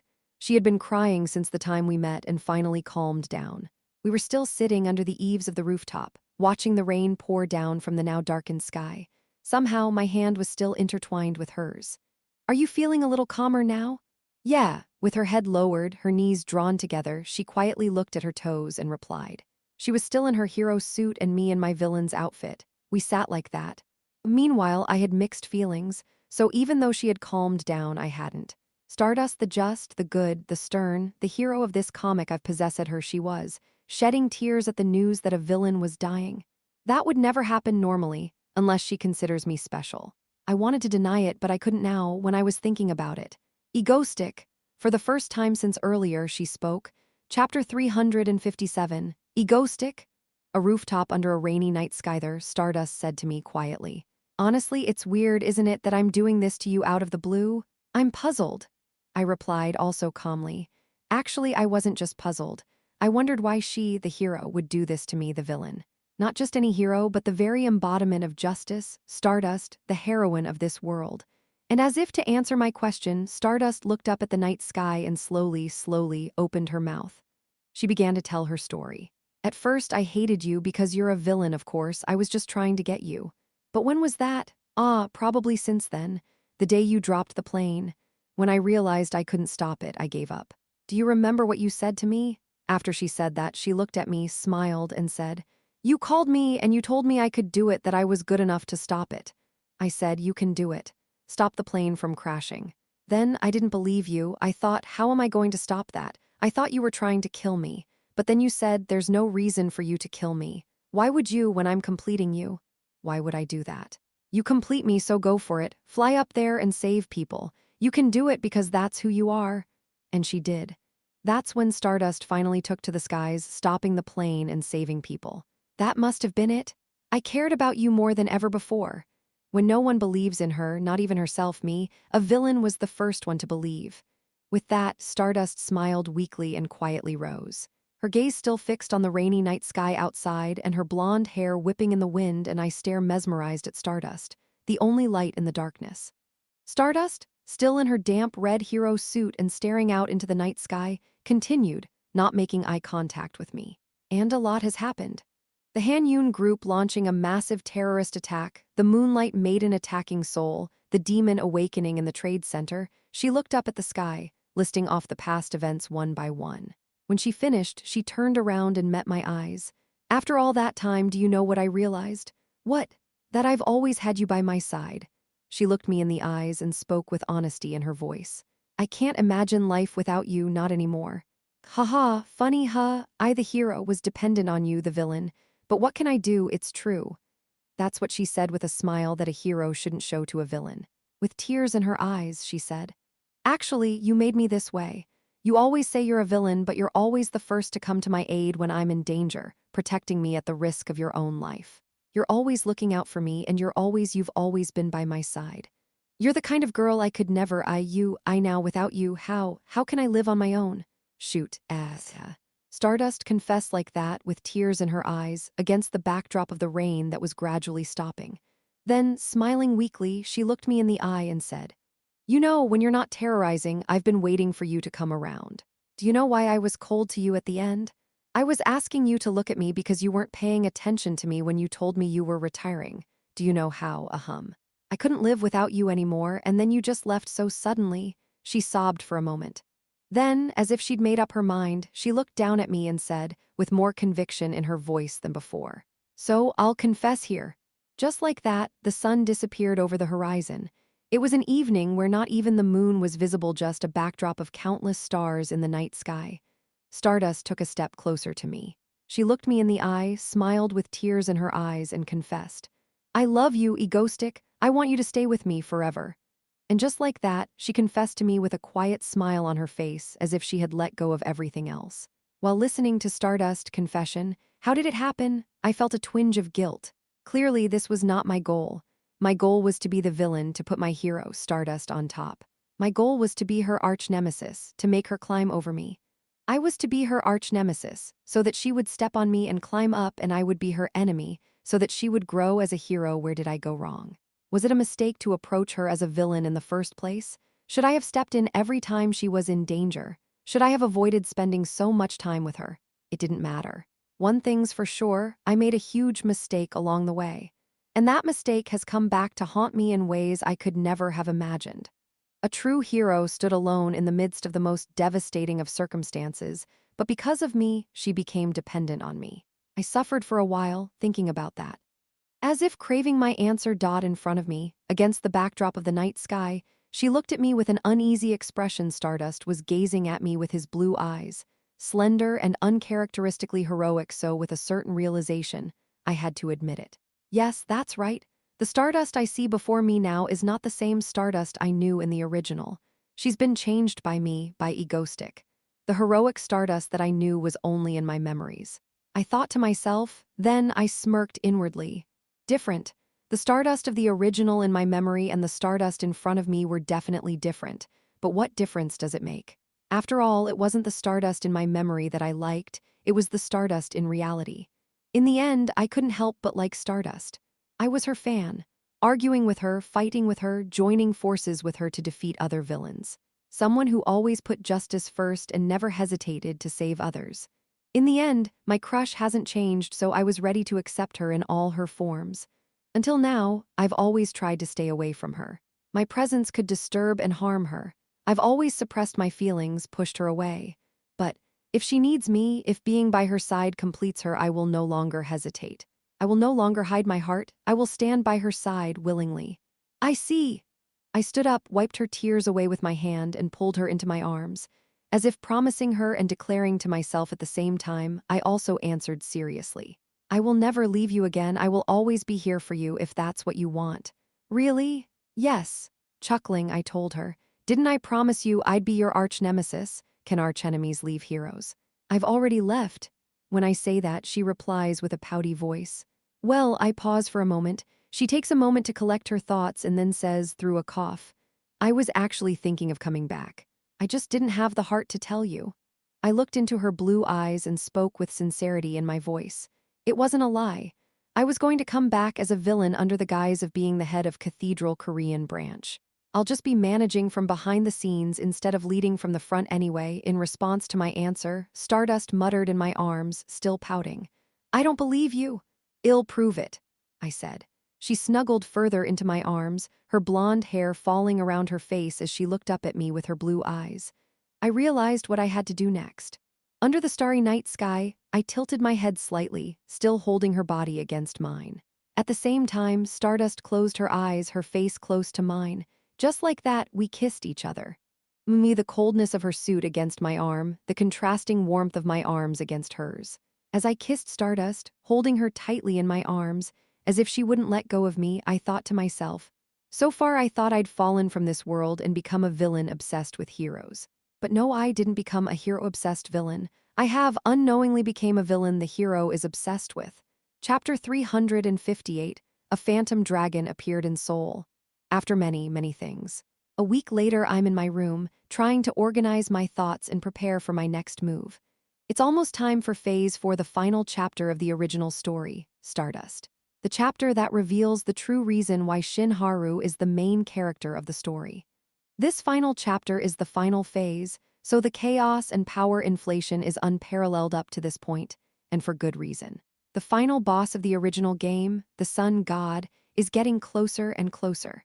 The result is a literal hyperinflation, where every hero and villain's abilities are elevated to the next level. Those who could previously create a flame the size of a simple lighter could now create fire that could burn down buildings. Powers that could already create fire could now create meteorites that could destroy cities. It was a festival where all abilities evolved from B to A to S, and so on, and was literally the harbinger of the end of the world. Think about it. Class of villains became Class S villains, especially ones like Atlas, who was already powerful. He's grown so much that it's ridiculous. So much so that there are vicious rumors circulating in the fan community that the writer is finally throwing in the towel, and it's seriously disrupting the world. This is why when I was dropped into this world with telekinesis and teleportation, I despaired of my abilities, because I didn't think I could survive this power inflation. Anyway, in the original, the world loses control and goes to shoot. Even though the heroes became equally powerful, it didn't keep the balance of power. It's also because the small citizens who originally had B-class and A-class abilities evolved their abilities and became villains rather than heroes. It's only natural that the world would become chaotic if there were more powerful people with uncontrolled abilities. In any case, the world becomes even more chaotic with more powerful villains. At the center of it all is Cathedral, the leader of the villain alliance. Emerging from the shadows, they have finally made their presence felt, bringing all of the villains that exploded in Phase 4 under their umbrella. It's almost like an association of villains. Ironic, considering the actual association has fallen into obscurity since Phase 4. And the reason for that is, of course, Celeste, who has become even stronger than before. Anyway, the bottom line is that sooner or later, there will come a day when all the powers will be powered up, and that's the beginning of Phase 4. With the world coming to an end, I had no intention of letting it happen. If nothing else, I had to protect Korea. With that, I went to find Lee Seola. Doin, why are you here? In the president's office of Yuseong Group, I greeted Lee Seola, who was sitting there, half lying on the couch. When she saw me, she smiled as if she had something up her sleeve. You've been so calm lately. Oh, and by the way, her face has been really bright lately. Do you know what's going on? I don't know. Half lying down on the couch, I leaned against the desk next to her, avoiding her all-knowing smile. She had confessed her feelings to me that day, but nothing had changed between us. She's busy being a hero, and I'm busy being the head of the ego stream. We haven't seen each other since that day. Except, I leaned against Liciola's desk as I recalled the events of that night. The evening when the stars decorated the night sky. Ha, ha, ha, after we finished kissing, Stardust, who was leaning against me in a disheveled position, took a moment to catch her breath. After calming down somewhat, she pulled her face away from my chest, looked up at me, and spoke quietly. Honestly, there are a lot of things I've wanted to ask you why you keep acting like a villain when you're not. Why you continue to terrorize and choose the side of evil. Still, there must be something about you. I'm the hero and you're the villain, yeah. I won't ask too many questions right now. Just she looked up at me with slightly watery blue eyes. At the very least, can you show me your true colors now? I, for one, would like to see the real you without the mask. She stopped there, turned her head away, and muttered. No. Is this too much to ask? No. It doesn't matter. I'm sorry. As she said that in my arms with a sullen look on her face. In that situation, there was no man who could not take off his mask.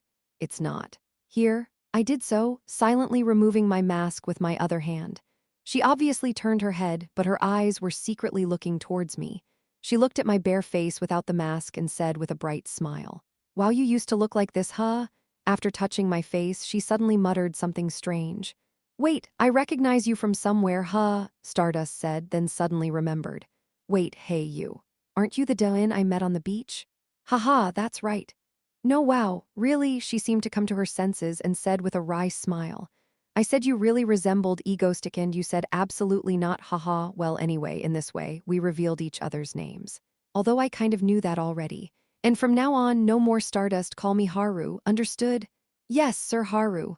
We chatted for a bit longer, kissed one last time, and then parted ways. She hesitated a bit, as if she didn't want to be separated from me, but we had things to do. At least she smiled a little at the end, so she seemed to be feeling much better. Perhaps she'll be more cheerful the next time we meet. I was reminiscing until then. Then I looked at Liciola, who was smiling at me, and blurted out. Anyway, that's not what I wanted to talk about.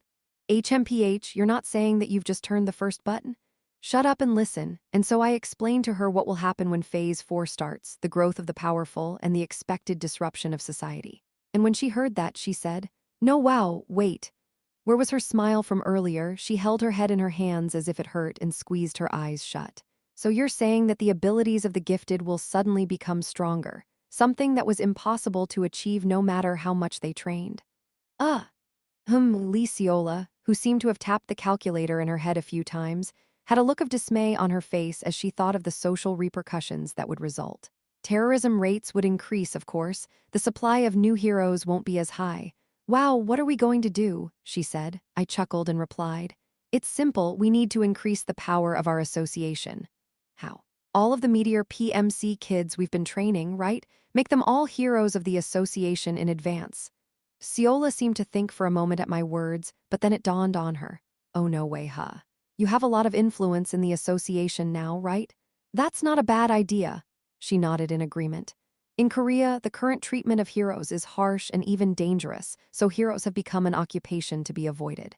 With all the talented people not wanting to be heroes, we created the Meteor PMC Aka Ego Squad. In short, we gathered orphans and people with nowhere else to turn, paid them a lot of money, and created another hero association with private soldiers. Soon they're going to be insanely powerful, but before they do, we're going to make them all part of the organization and explode the number of heroes. What if a power inflation event occurs? The media play and propaganda of the Meteor Group, which has taken over Korea, could attract people who suddenly became superhumans to the center of the association. Of course, they'd pay them more. Humans want to follow others, and if there's a group, they want to be part of it, don't they? We're taking advantage of that psychology. I had that kind of conversation with Liciola. The goal is to stabilize the association-based regime in South Korea. I don't know about the rest of the world, but it was my way of stabilizing Korea, which Stardust must protect, okay? I'll have to start preparing. I'll be back. With that, I prepared to part ways. Phase 4 is right around the corner and I have a lot to do. I need to see Celeste one more time. Yes, Dylan, and with that, I leave. With a final giggle, Liciola turned to me and said, "The pictures of you and Stardust in the sky before it started raining that day, I took control and deleted them before they spread. I paused for a moment at her words, then replied quietly, "Thank you. You're welcome." Life was not easy anyway, just like that. I returned home. And as I lay there in bed, I was thinking about something related to Phase 4. I tried to think of "I love you, egoistic." Over and over again, I thought of something else. For the past week, I've been in a near daze. The reason, of course, is Stardust, Haru, that she was so dependent on me, so obsessed with me. It was so unexpected. Or maybe I knew it in the back of my mind but denied it. Anyway, it was a big deal that Stardust and I ended up like that. I never imagined that she'd have any interest in men. A heroine falling for a villain, a fan of the original would have been outraged. It was a big deal. Why does the corner of my mouth keep turning up? It was a strange thing indeed. Chapter 359. Korea Hero Association. The atmosphere has become quite bright. Hello, haha, yes, hello, Stardust. It was none other than Stardust, the only S-class hero in the country. For almost half a year now, she's always been cold and serious. Of course, that's to be expected from a hero who's always in the middle of life and death, but she's always been somewhat quiet and edgy. She's changed. She's always smiling, and sometimes she even laughs out loud, much to the dismay of the staff who were used to seeing her cold and sharp. Has anything good happened to Stardust lately? I don't know, but it's good to see she's cheerful. Of course, her cheerfulness lightened up the normally stiff atmosphere of the association, and everyone was happy, even the president. Stardust has been brightening up lately, hasn't it? That's right, Mr. President. That's good, haha, I'm finally going to live, haha. I was scared to death all this time. Saying that, the chairman collapses into a chair and wipes his shiny hair. He was quite relieved, as he had been tormented by the cold Stardust for some time now. Well, if she's suddenly looking like that, it must be a man, haha, whoever you are, thank you very much. Unbeknownst to the association president, who was laughing hysterically while holding his stomach at the time, Stardust, Lover was the villain. He would find out later and realize that he was about to fall by the scruff of the neck. Well, whatever. Stardust, Shinharu had been in a good mood lately, the best she'd ever been. I will never leave you again, I will always be by your side. At the end of the day, Haru was in her bed, hugging the quilt and smiling with a slightly flushed face. She had finally confessed her feelings to Egoistic and he had accepted them. What could possibly be better than this? HMPH. Haru smiled broadly. The anxiety, nervousness, and tiredness that she had been showing were almost gone. In short, she was almost back to her old self. Her brain was finally able to make rational decisions. And that's why she still had a dramatic reaction whenever she was reminded of her past indiscretions. Like now, when she remembered how she'd flown off in tears at the sight of Egoistic. She would feel unnecessarily ashamed. I was so crazy back then. I wish I'd taken it more seriously, but that's because I wasn't in control of my emotions. On the contrary, that's why it works well with Egoistic. With that, she blushed slightly and unconsciously smacked her lips. And then she felt her heart fill with a sense of fulfillment. She wasn't so much jealous of the ego stream anymore, but rather giggled at the thought of them. Of course. She was still uneasy about Egoistic still living with them. Butit couldn't be helped. After all, he had his own reasons. In fact, she didn't know it, but the guilt from when she thought he was a deadbeat still lingered deep in her chest, making her feel uncomfortable about leaving him behind. Of course, cheating on her was unforgivable. She brought her fingernails to her mouth with a deadpan look in her eyes and then pulled them away in surprise. Okay, let's not think about such dark thoughts. Instead, we should find a house where we can't be seen, just in case. A basement would be good so he can't escape. No one can get to it. She lay awake one night thinking about all this, and then she sighed and looked at the ceiling. Of course, not everything was solved. The biggest problem is that it's hard to reach out. Stardust had agreed vehemently that it would be a bit of a problem if the ego stream or anyone else found out about their relationship. There's no telling what they'd do if they found out about their relationship. Of course, she had his contact information, but it was sad that the chances of meeting up were slim, especially after how deeply they'd connected last time. I miss you, she muttered, hugging the pillow beside her. I miss him, I miss him, I miss him, I miss him. She wished he were lying next to her. She wished he would hug her again like he did then. She wished he would smile at her. She wished she could kiss him again. She wished she could spend the night with him. With these thoughts, Stardust rubbed her eyes and drifted off to sleep, waiting for the next time he would see the Egoistic. Maybe I should talk to Ciola. I can tell her, she thought to herself in her sleep. Late at night, after Egoistic left her office, Ciola smirked, looking up at the moon in the night sky. Looks like the plan worked out after all. After all, she'd finally gotten through to Stardust, which meant she was finally one step closer to the big picture. Much preparation had gone into this day. She hadn't actively denied to Haru that he was dying, and she hadn't told him that Stardust was in such a state. She was Haru's best friend, and since Haru was also her best friend, she knew everything about her. She knew that if she let Haru think he was dying, she'd have a dramatic reaction when she saw him again. And the moment she cleared up the misunderstanding, she'd confess everything. This was the right choice because otherwise they'd still be stuck in the same frustrating place. In the end, she succeeded in bringing them together as planned, which means that the path is now open. If only I had connected with the ego stream first, she might not have had a chance since the bond between them is strong, but not if Stardust came first. She was her best friend. Spice up my day, beat the ego stream good. Good. That's probably the best way to go. She's seen it before, the way the members of the ego stream they had the look of never giving up. Ciola shuddered just thinking about it. She had to prevent Egoistic from being kidnapped and split into 10 equal parts. It was for the greatest happiness. Egoistic wouldn't know, the tearful struggle behind her smile. How good. With that thought, she looked out at the lights of the city below her. I've got a lot of work to do, including taking into account the ability inflation that Egoistic mentioned, she sighed as she organized the things that needed to be done. It was a night of many thoughts.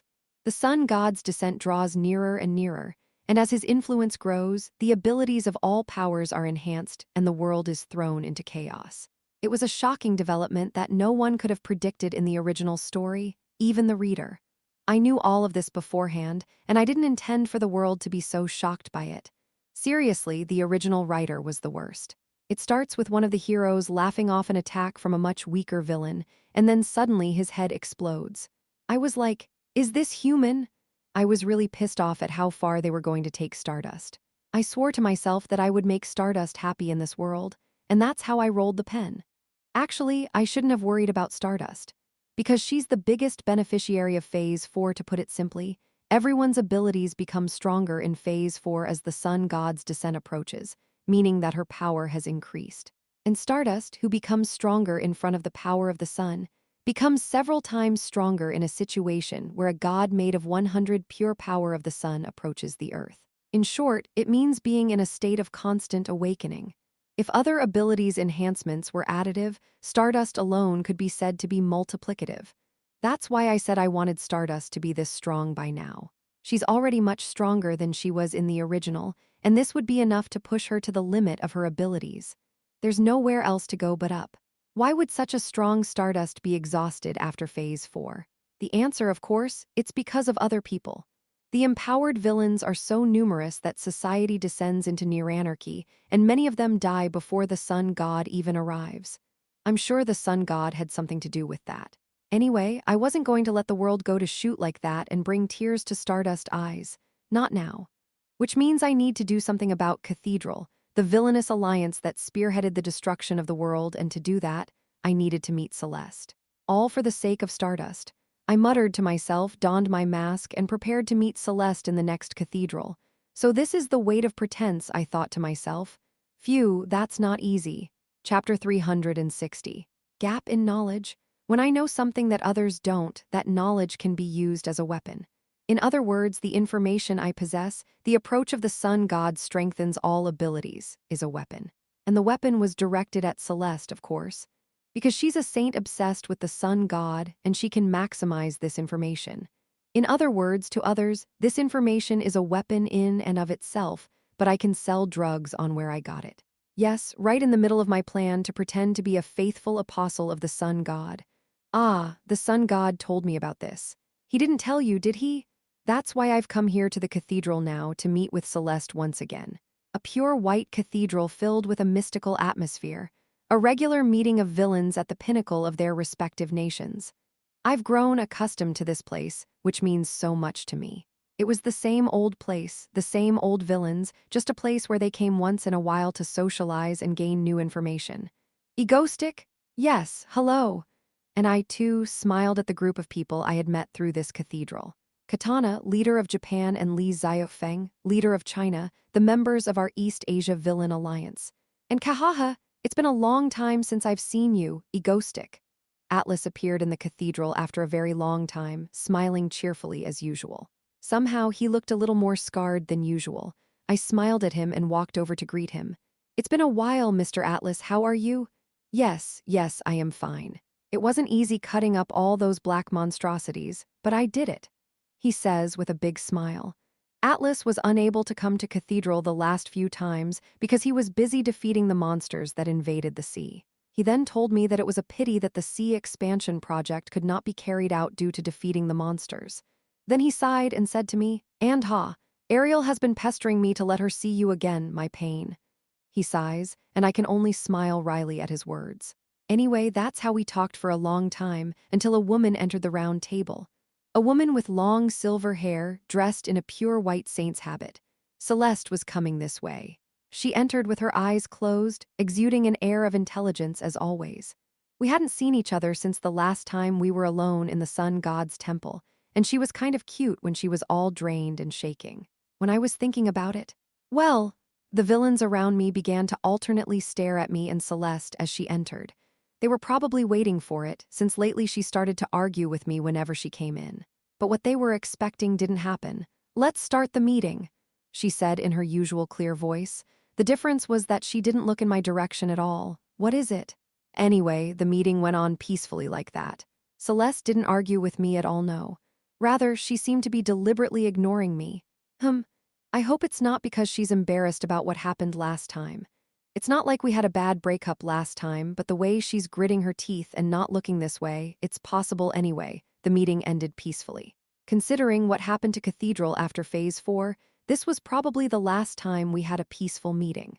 Celeste, meanwhile, doesn't seem to want to talk to me today, judging by the way her head is turned away and her eyes never leave mine when I speak. But I can't let that happen. "Thank you, everyone, this is the end of the meeting."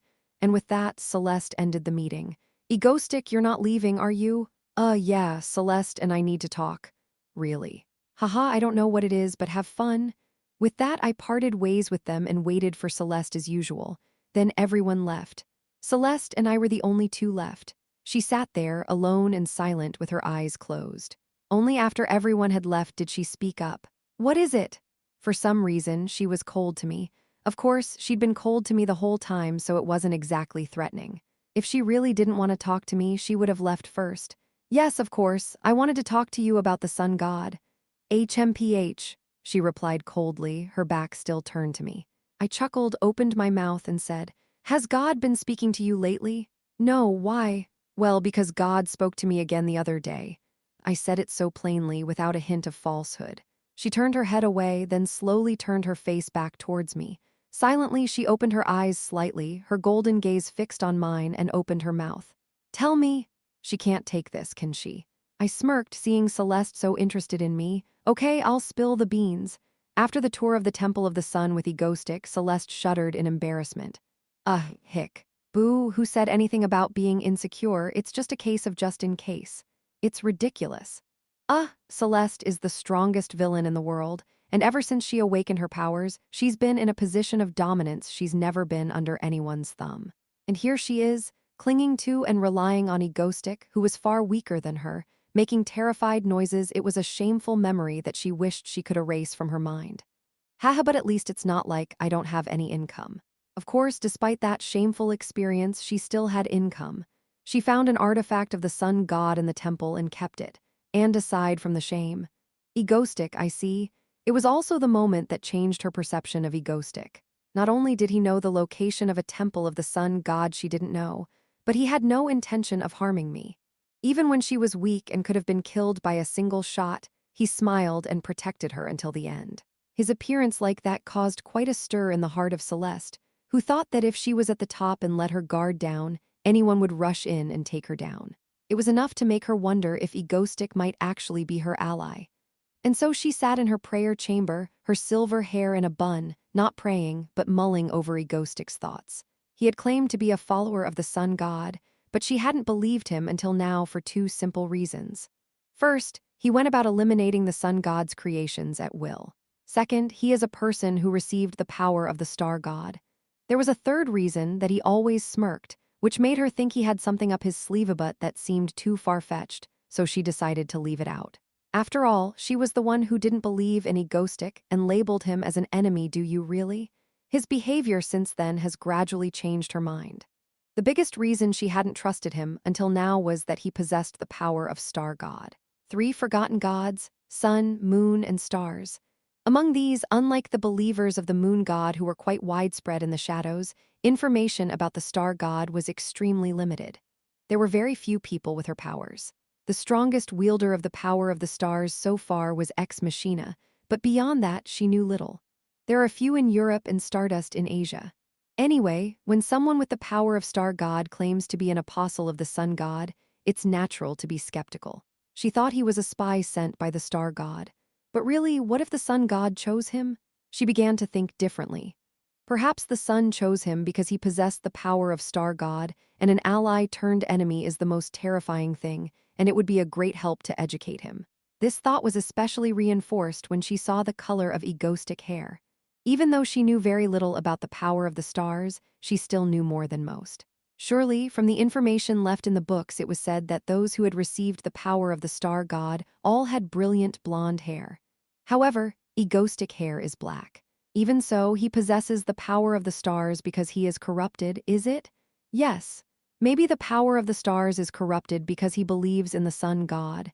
It was a pretty good guess. She thought to herself and was persuaded. Honestly, to be given an angel of the sun god as a servant, to know the location of the sun god's temple without his knowledge, and then to keep accusing him of being a spy for the starset was a bit much, even for her. Especially since he wouldn't even touch her, it was obvious he thought she was an ally. She didn't know why the sun god was silent to me, but spoke to him. Egoistic really is, could he be the sun's chosen apostle? She silently wondered about that, a full-blown delusion just as Egoistic intended, as she continued to think about it. Wait a minute. And she found herself thinking about the future again, this time with Egoistic kissing her. It kept her awake for several nights, thinking that at this rate, it might actually happen when she saw him in cathedral afterward. She gritted her teeth and avoided his gaze. She had a nagging feeling that if she made eye contact with him, she would blush, of course. That didn't stop him from staying and waiting for her, as if he had something to say. Eventually, she was forced to confront him and talk to him, and she heard something shocking. What? That's right. He said that there would come a day when all those who received the sun god's power would become many times stronger. And with that, he said, "You heard me right." He smiled as he said that. Chapter 361, what I told Celeste was none other than the story of Phase 4 power increase. A shocking tale of how all the able-bodied people in this world will become much stronger than they are now. That's because the sun god's descent is near? Yes, I think so. I said so with a shameless face. Actually, all of this was the result of Celeste's self-realization in the original story. All of a sudden, everyone's abilities become stronger, and in the midst of the chaos, Celeste deduces the truth of what happened. And that truth process of discovering that truth is now in the form of me telling her. In other words, I'm specifically giving her this information. And then, so the sun god himself told you this. Yes, that's right, I was sitting idly by during the day, and all of a sudden, with a divine sense of the world coming alive, this information popped into my head, as if I was remembering something I had forgotten. I guess it was a divine revelation. Well, hearing that, Celeste's expression changed strangely. Naturally, the emotion was one of disappointment. To tell me information that even she, a saint of the sun god, wouldn't know about. Honestly, even the most pious person would feel frustrated here.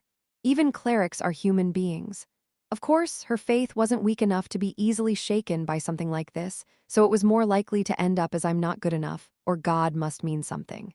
If she can't be shaken easily, I can just stand here and shake her hard, right? I took advantage of the momentary pause in her self-consciousness and spoke up, warming to her. Don't be so upset. Maybe God passed it on to me because it might confuse you. What? Hahu said anything about being upset, it's not like that. She responds with a cold glare as if slightly stung by my words. Even if you're not upset, when a third party decides that you look upset, it makes you think, am I upset? Yes. Like this, slowly, very slowly, it'll create a rift between her and the sun god so that I can get between them and intercept her. Anyway, if you're right, this is a big deal.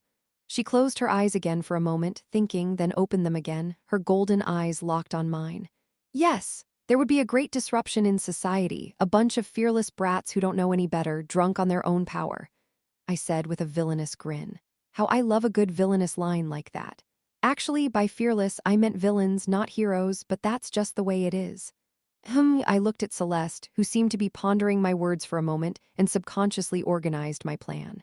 The core of Phase 4 was the power inflation. This power inflation was only good for the powerful and was a disaster for the general public. Weaker powers would become stronger, and stronger powers would become unstoppable, meaning that Celeste, right in front of me, would become even stronger. And in the midst of this chaos, this is what Celeste chose to do. Power inflation made villains more numerous. A world where those who were too weak to terrorize became stronger, and all of them awakened as villains. In that world, Celeste proclaims herself to be a force to be reckoned with. All villains must follow her. Just as the heroes all belong to an association, so do the villains. That was the true emergence of Cathedral. Since Cathedral was originally composed of the strongest men in a country, a cathedral with all of them, made even stronger by the power inflation, was a disaster. Rebellious villains are crushed, and the organization becomes a vast coalition of villains, larger than the association itself. It's an event that was portrayed as a group that must be destroyed and scales Stardust enemies to global proportions. By the end of Phase 4, the reader's assessment was, no. But wasn't Cathedral actually not that bad after all? The logic goes something like this. The world was a chaotic mess of villains anyway, and Cathedral was the one who united them and brought order. That's what happened in the original, but it's better now because me and my friends are part of Cathedral, which means I can manipulate things from within. As I was thinking about it, the words of Celeste caught my attention. I'll have to think about that. She mumbles quietly as her eyes closed. Then she opened her eyes again and said to me with a slightly puzzled expression, "Well, I guess I was going to find out anyway, but it's nice to know, thank you, egoistic." I looked at Celeste, slightly averting my eyes, and I was surprised. Celeste is grateful. The sun is rising in the west. Still, she's opening up to me a little bit, and that's a good thing. Though it was kind of funny to see myself getting all giddy over a thank you, I need to win her over to prevent the end of the world. Anyway, that's enough for today. I'll go now, and I'll approach Celeste again when her mind is clearer. I was about to say goodbye when I thought to myself, haha, since we're in the same boat, of course I should let you know this right off the bat, so I'll be off, going where? Just as I was about to cry and get up, I heard a cold voice in my ear. I turned my head, momentarily flustered, to see Celeste, who seemed to be flustered herself, coughing slightly and motioning for me to sit back down. HMPH.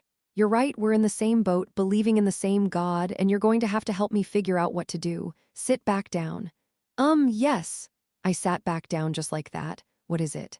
I didn't know what it was, but I didn't want to offend her now. Yeah, whatever. That's good. Maybe I should take this opportunity to give her my own idea for cathedral expansion. With that thought, I opened my mouth. I wonder how much time has passed since then. Let's do that then. Okay. It was decided that I would be in charge of the Asia branch of Cathedral. The sun god's descent is near, and everyone's abilities will be strengthened listening to the words of egoistic in front of her. Celeste was silent in thought. This was very important information. It could change the course of the world. The more she thought about it, the more butterfly effects it would have in her mind. Celeste, as the head of Cathedral, the world's most powerful villain organization, was naturally good at keeping track of the situation so much so that all sorts of calculations were going on in her head at the same time. I'll have to think about it. So she muttered those words, lost in thought. What is the right thing to do in this situation? What should she do? Regardless, this information was invaluable if it was true. Though she wasn't sure why God had chosen to speak only to him and not to her. You never came to me except to share your power with me in the beginning. She felt a slight twinge of annoyance, which she suppressed at the thought of blasphemy. But she didn't know that if anyone who knew the truth about the sun god had heard this, they would have burst into flames. The sun god had never visited Egoistic in the first place, nor was he in a position to do so. Anyway, it was thanks to him that she knew. Celeste wanted to thank him. Well, I was going to find out anyway, but it's nice to know. Thank you, Egoistic. It was a bit awkward to say this, and the wording was a bit odd, but it was all she could do to convey her sincerity. In fact, it was so out of character for her. For someone who had always been on top of the world, this was the first time she'd ever had an equal relationship. They were both chosen by the same sun god. If what he said was true, anyway, that was when she thought to herself, haha, since we're in the same boat, of course I should let you know this right away, so I'll take my leave. That's what she heard. And the moment she heard those words, reflexively looked up and said, without realizing it, "Where?" The words came out of her mouth unbidden and were so cold that even she felt embarrassed. "HMPH, where are you going? We're on the same boat, believing in the same God, as you say. You'll have to help me figure it out. Sit back down."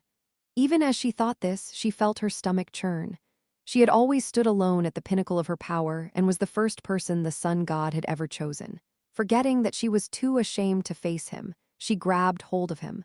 What if we expanded Cathedral into an international alliance of villains instead of just an information-sharing conference? She found herself nodding in agreement at his lingering idea. It was a good idea, one she would have come to the same conclusion had she thought long enough. After all, it's useful, Celeste thought to herself quietly. Yes, it is. Perhaps, after all, Egoistic was sent by the sun god as a gift for her. Unbeknownst to her, Celeste was beginning to believe him, a little slowly but surely. Chapter 362. After I had negotiated with Celeste and gotten her cooperation, I've been back home, working on a number of things. With Phase 4 looming large in front of me, but still some time away, I was thinking about things before then. First, infiltrating Cathedral and taking over as the villain's representative. Second, working with Lee Seola to stabilize Korea. And thirdly, HMMMWAs about Stardust. Stardust, the protagonist of this world, beautiful, personable, and all-around nice, finally reached her peak Phase 4, after rolling and rolling in the original, both as a character and in terms of perception. That's exactly what happened, yeah. First, we need to understand the principles by which the powers of those with abilities become stronger. Gods, the sun god, the moon god, and the star god. These three gods do not exist in this world. Like the last time I saw the moon god, he exists in another dimension. And the sun god was currently trying to cross over to this world from another dimension to destroy this world. In other words, the sun god's body is moving closer and closer to our world. Stardust, power, the ability to become stronger in the presence of someone with the power of the sun, or, more precisely, the ability to grow stronger in proportion to how close the sun-powered one was. And now that the body of the sun god, composed of pure solar power, was close to our world's Stardust power, suddenly went insane. In the original Stardust, growth was so explosive that she suddenly became the #1 unofficial world hero. In fact, she's still roughly in the top 10, so it's no surprise. In other words, Phase 4 is all about Stardust. Cathedral tries to destroy the world, and Stardust fights back in an epic battle. Of course, I had no intention of letting Stardust roll like she did in the original. Why else would I have entered Cathedral? So my idea was to enter Cathedral from the shadows and quietly help Stardust without her noticing. Well, things changed. "I love you, Egoistic. Don't leave me now, never leave me again." I can still see her teary blue eyes as if they were right in front of me, her small breath from earlier. I swallowed, remembering the sparkling night sky that stretched out behind us. To be honest, it still feels like a dream, especially since we haven't had any contact since then. Except Stardust defeats another S-class villain with aplomb today. Man, she's got a big smile on her face. Seeing her on the screen, not looking as tired as before, but smiling brightly as she defeated the villains, I can only think that something must have happened. Honestly, I still couldn't believe it. That Stardust had a crush on me. Did she ever have a crush on me? No, I think she did, and she pushed me away because she thought I didn't notice or that I was too pretty. Of course, I had my reasons. I've spent my entire life in this world trying to be perceived as the bad guy by Stardust, and here it is. A complete botched plan. Of course, I wanted to deny it. As much as I did, it was actually right to reject her confession right then and there. To make the plan perfect, I had ego stream. There was desperation in the look she gave me that day. A desperation that made me realize in my gut that if I rejected her confession, something worse would happen. And to be honest, I liked Stardust, too. I liked her a lot, probably more than she realizes. I just gritted my teeth and kept my personal feelings to myself because it was work. Her happiness was my goal in this life in the first place. It was my motivation for falling into this world. That day, are you okay? That meeting, right after I fell into this world. I had already decided then. This life, I would use it for her, who shone so brightly before me. Anyway, confirmed each other's hearts, but the question was after that. What the hell would a hero and a villain do together? In terms of romance, it's the ultimate secret love affair. The moment we're discovered, she and I are both dead. She to the association, me to my ego stream coworkers, of course, we're not even in contact with each other right now. That's a lot of trouble. That's when I was sleepless, worrying about this and that. Ting Ling, who is it at this early hour? The sun has already set and the moon is nowhere to be seen. Only starlight filled the sky. As I sat at my desk, unable to sleep, I turned on my cell phone, wondering who it was. And there it was, Sleep, unfamiliar. It was definitely from that day, the day I had secretly saved in my contacts. From HMPH, from her. Stardust Haru had a message for me. I gasped for a moment. No shoot, where the hell is Egostic? A picture of Egostic floating in the sky in front of Stardust. What the hell? Where are you two? What are you doing here? It's been almost half a year since he appeared and nothing has come out. Comment, everyone was excited at the time, but then they just disappeared. First of all, he's alive. Isn't it fortunate just knowing that?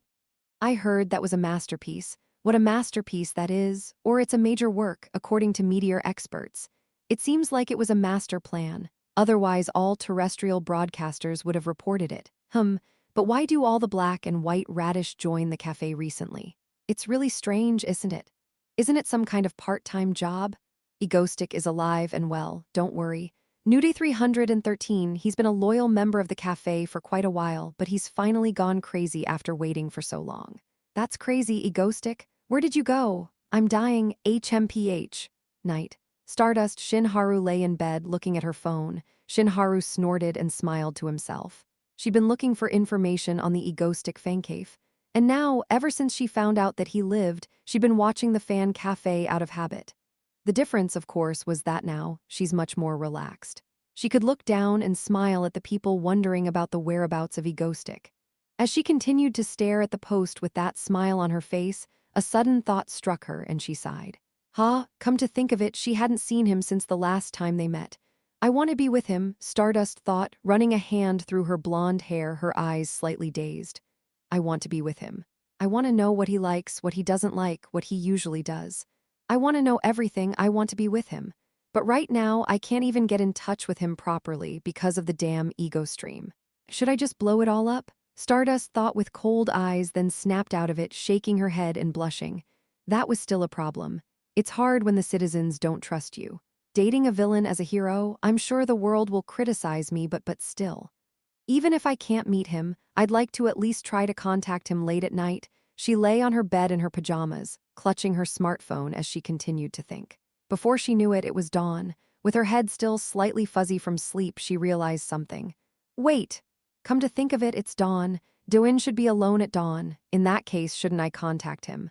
With that thought process in mind, she entered the message window with a bit of trepidation. She got his phone number from their last meeting. She entered the message window of the contact, and suddenly she was at a loss as to what to send. After some deliberation, she tapped her finger. What are you doing? And then she thought, come to think of it, maybe he's sleeping right now. I think I should ask her if he's sleeping first. Thinking so, she erased the previous text and typed it again. Sleeping? And then she thought, isn't this a little too short? S-class hero Stardust was in a relationship for the first time. She thought about it for a while and finally, she managed to send a text. Sleeping, she said, good. After sending it, she smiled with pride. Who knew? The villain's worst nightmare, that's cold at the scene of a terrorist attack and crushed the villain in one fell swoop, and was always admired by her hero peers for her steely, cold face. Sends a text to the villain, smiles and feels proud of herself. After sending it, she began to feel nervous. I wonder if he'll reply. I wonder if he's already asleep. And then, after a long wait, what's up? He replied immediately. Stardust, who had been lying on the bed in a daze, immediately sat up. Just like that, after their last kiss, their first conversation began. Chapter 363, a message from Stardust out of the blue. Virtually the first contact since our last meeting, I swallowed hard and texted, what's up? A few moments later, a message came back to me with a beep. Just missing you. I gulped at Stardust's reaction. Ever since she'd confessed her feelings to me, she'd become distant. I wonder if it's a reaction to all the time she's been holding back. What are you doing, not sleeping? When she asked me that, I simply replied, I just couldn't sleep. I was thinking about this and that. Really? What's wrong? Before I could even ask Stardust why she wasn't sleeping, the reply came quickly. What's going on? Nothing much. I'm just wondering what to do next. I've got a lot on my mind. I thought as I sent it. Now that I think about it, I should also tell Stardust that the powers of those with abilities will soon run out of control. That way, she won't be surprised when that day comes. That's when I thought to myself, if you have any concerns, please let me know. I'm your girlfriend now, embarrassed teddy bear emoji. I gulped down my water, my throat burning unnecessarily at her response. Girlfriend, girlfriend, girlfriend, I guess. I fanned myself with my hand, feeling my face heat up slightly. Stardust. That Stardust is my girlfriend, girlfriend. It's been years since I last heard such a cute word. I get it, haha, nods, nodding teddy bear emoji. I looked at the white bear emoji she was using and momentarily stifled a laugh. Stardust was this how she sounded online. It was so cute, unlike in real life, where she was a bit of a cold-hearted beauty queen. No, now that I think about it, was she cute in real life? As I seriously thought about it, I realized that she was right and this was my chance. A chance to tell Stardust what's going to happen next. Phase 4's ability power-up. The inflation event, as it was originally called. Oh, and Stardust, there's something else I want to tell you. What? And don't call me Stardust, call me Haru? Yes, Haru, lol. Anyway, that's what I heard. With that, I told her what was going to happen. Roughly speaking, experts in the dark say that the abilities of all villains will suddenly be enhanced in the future. As such, the world could become chaotic. Okay, this is bad. And she easily believed me. Of course, I assured her that she had nothing to worry about. Of course, I didn't mention LL Ciola because I'm sure she and I would do our best to clean up the mess anyway. With that reassurance, we continued talking into the wee hours of the morning. And finally, when it was really late and it was time to go to sleep, you know, when will we see each other again? She said. When will we meet again? I closed my eyes as I listened to her words. Maybe, if my plan worked, we would get a chance to meet sooner than I thought. I hadn't originally planned to be on the front lines, but now things had changed. Therefore, I replied to her as follows. Sooner or later, we will meet. Yes. Sooner or later, we will be able to see each other again. Okay, I look forward to it. Smiling teddy bear emoji. With that, the last message I read from her, I turned off my phone, flopped down on my bed, and closed my eyes. I was tired, but somehow I couldn't help but smile. Anyway, the playtime was over. Now it was time to really prepare for the inflation event, and that's exactly what happened. First of all, we need to turn Korea into a total hero-centralized system. The large conference room at Yuseong Group. There, with her light blue hair tied back, Lee Seola declared boldly. But wouldn't that be bad for you? You're practically running the country right now. No, Mr. Doin, what are you talking about? I'm a hero after all. She giggled and formed an ice crystal in her hand. Phew, when inflation comes, my half-assed ice ability will become S-class. I opened my mouth to ask, trying my best to ignore LL Ciola, who was muttering something and smiling evilly. So what exactly are you planning to do? Hoo-hoo, listen up. With that, she pointed to the big screen. Okay, so once we have ability inflation, we're going to have a problem with increased terrorism, and the solution is simple. We're going to do what Da-in said, and we're going to make a bunch of heroes. And with those heroes, we'll just enroll all of our Yuseong PMCS in the association, since we're already overflowing with B-class abilities. I nodded at Lee Seola as she spoke. I nodded. That's exactly what I've been thinking from the beginning. Considering that after inflation, all B-level talents will become A-level talents, the idea is to turn all those bought at low prices into heroes. In fact, the work won't be much different than when I was at Yuseong PMC, but public perception is important. In a chaotic society, we have a lot of heroes, so having a lot of heroes can be very reassuring for them. Our Yuseong PMC is now in its 5th generation, which means that not only are there a lot of them, but they're also very tight-knit, which means they're less likely to go off and become villains. If they're grouped together as heroes, they'll be under the envious gaze of others, making it hard for them to break away. That way, it might make other superhumans want to be heroes. I nodded and said, right. We're going to take this opportunity to increase the pay and treatment of heroes, and we're going to promote it relentlessly so that the public will think, heroes aren't so bad, she said with a wicked grin. It was evil, but it was all for the good of the country, perhaps. Then we can provide funds to the association. Is there more? No, this should be enough. I nodded and said, okay. Actually, this was easy because we had prepared in advance for various events such as Moonlight Gate. In fact, it was difficult. In the original story, the Korean Association was completely disorganized. It was amazing to have so many B and C level heroes in this small country in the first place. Well, I'll start the job this week. I just need to convince the president, and I'm sure he'll agree because it's good for the association, right? Yeah. And so it was. Things moved very quickly. Breaking news, Yuseong PMC talents register as heroes en masse. From now on, I want to work for the country. South Korea has hundreds of B-class and below heroes record number per capita. Breaking news, Hero Association promises to improve treatment of heroes under a massive salary hike. We will build an association that will be strong for 100 years speech by the president of the association. Reka, Yuseong Group and Hero Association sign a partnership. Group President Lee Seola says, "We promise our full support." A picture of the association president shaking hands with Lee Seola and smiling brightly. A sudden what? The number of heroes has increased dramatically. Yuseong Group says they're supporting the association comment. Suddenly there are hundreds of heroes in Korea. Wasn't it originally less than half that number? There isn't a single person in Class A, but it's still the highest number ever, lol. What's happening all of a sudden? The number of heroes has increased, is it good? Isn't it Stardust? One tool show anyway. The local and C-class or lower jobbers are still handled by other heroes. You can think of it as an increase in the police force. Statement of belief, even if the number of heroes increases by hundreds. One egoistic can protect Korea. This is correct. 100 heroes vs 1 villain. Mango, where are you? Please come back. The really scary thing is that this is true still. It's good that they're increasing the number of heroes. It's a win-win. The Republic of Korea had built a solid foundation for the association against catastrophic power inflation. And rightly so, this increase in heroes had reached Stardust. More heroes! The Heroes Association office. She heard from the president and read about it in the news. Stardust smiled broadly at the news of more heroes and thought to herself.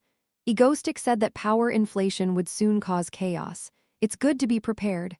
Seola helped. Interesting, what perfect timing. What a coincidence this. Coincidence? A coincidence? That's all she thought. Her eyes grew cold for a moment, and she silently thought to herself with a strange intuition.